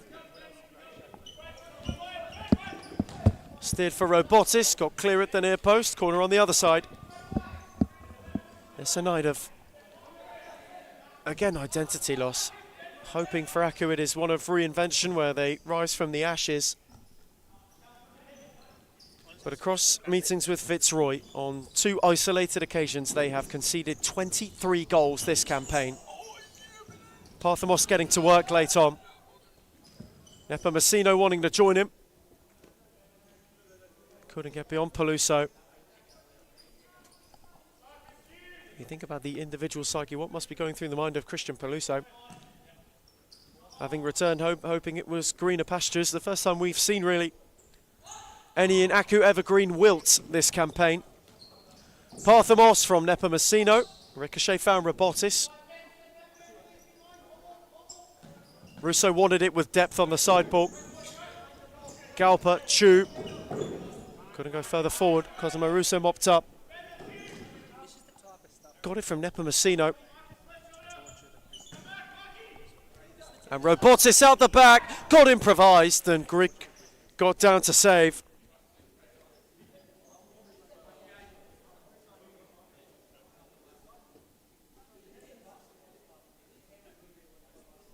This may be a big wake-up call. Was used as a catalyst for change last time.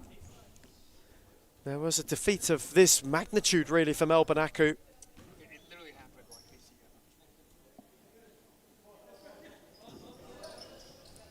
Speared by Grigg. Chu was out the back. Nepomuceno got up to prevent anything further.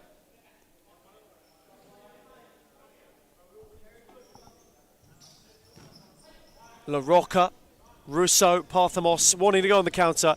He's got all 4 around him, does Elias Parthamos. A player of that potency, of that stature this season. Again, wanted Russo, who was not on the overlap. Robotis was hustling, Chu, Peluso. Away from Robotis, Christian Peluso on the charge, calm was Price. Russo, Nepomuceno, they fly in droves, looking for Parthamos, cut out by Fernandez. Is there an Aku look maybe? La Rocca, tiptoed Price and lofted over.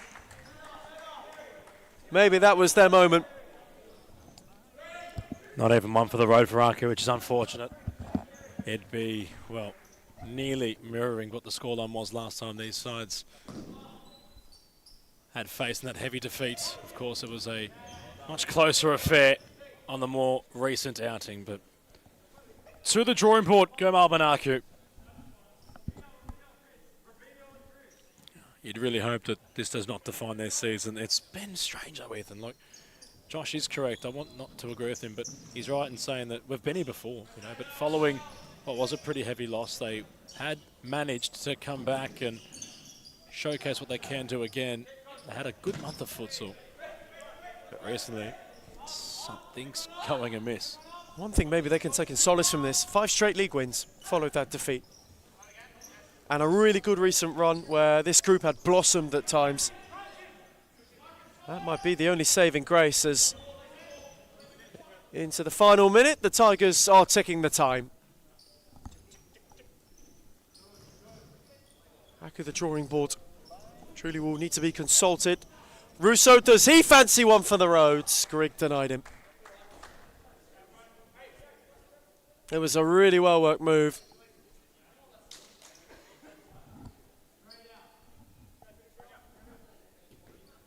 Fitzroy maybe wanting to find one more.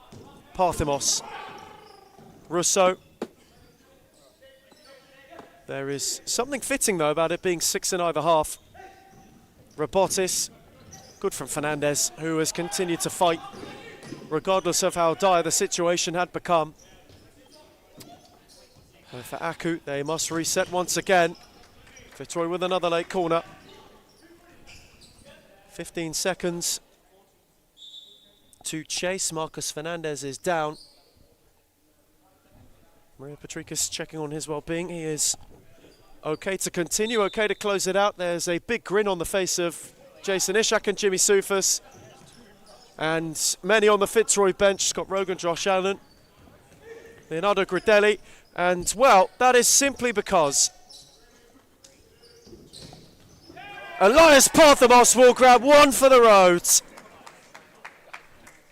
Why not take something to round it out? On a night where they all got greedy, Fitzroy could not relent. They could not let the game be seen without the final say. So, 12 clear, 13 on the night, in pursuit of title 13. Demolition job, destruction, whatever words you choose to use.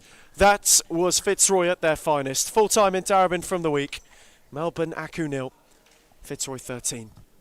We will see you on Friday. Always a pleasure. Thank you for joining us tonight, everybody. Adam Palombi and Nathan Riggs signing off. Until next week, women's returns on Friday night. As for Sunday, the men's championship and premiership is to steamroll forward for round 16. Round 15's come and gone. We thank you for joining us for today's instalments. Ethan Rigg, what a shift. And for everybody at home enjoying. Thank you and have a great week ahead. Obviously not to let the Hume badge fall. We took it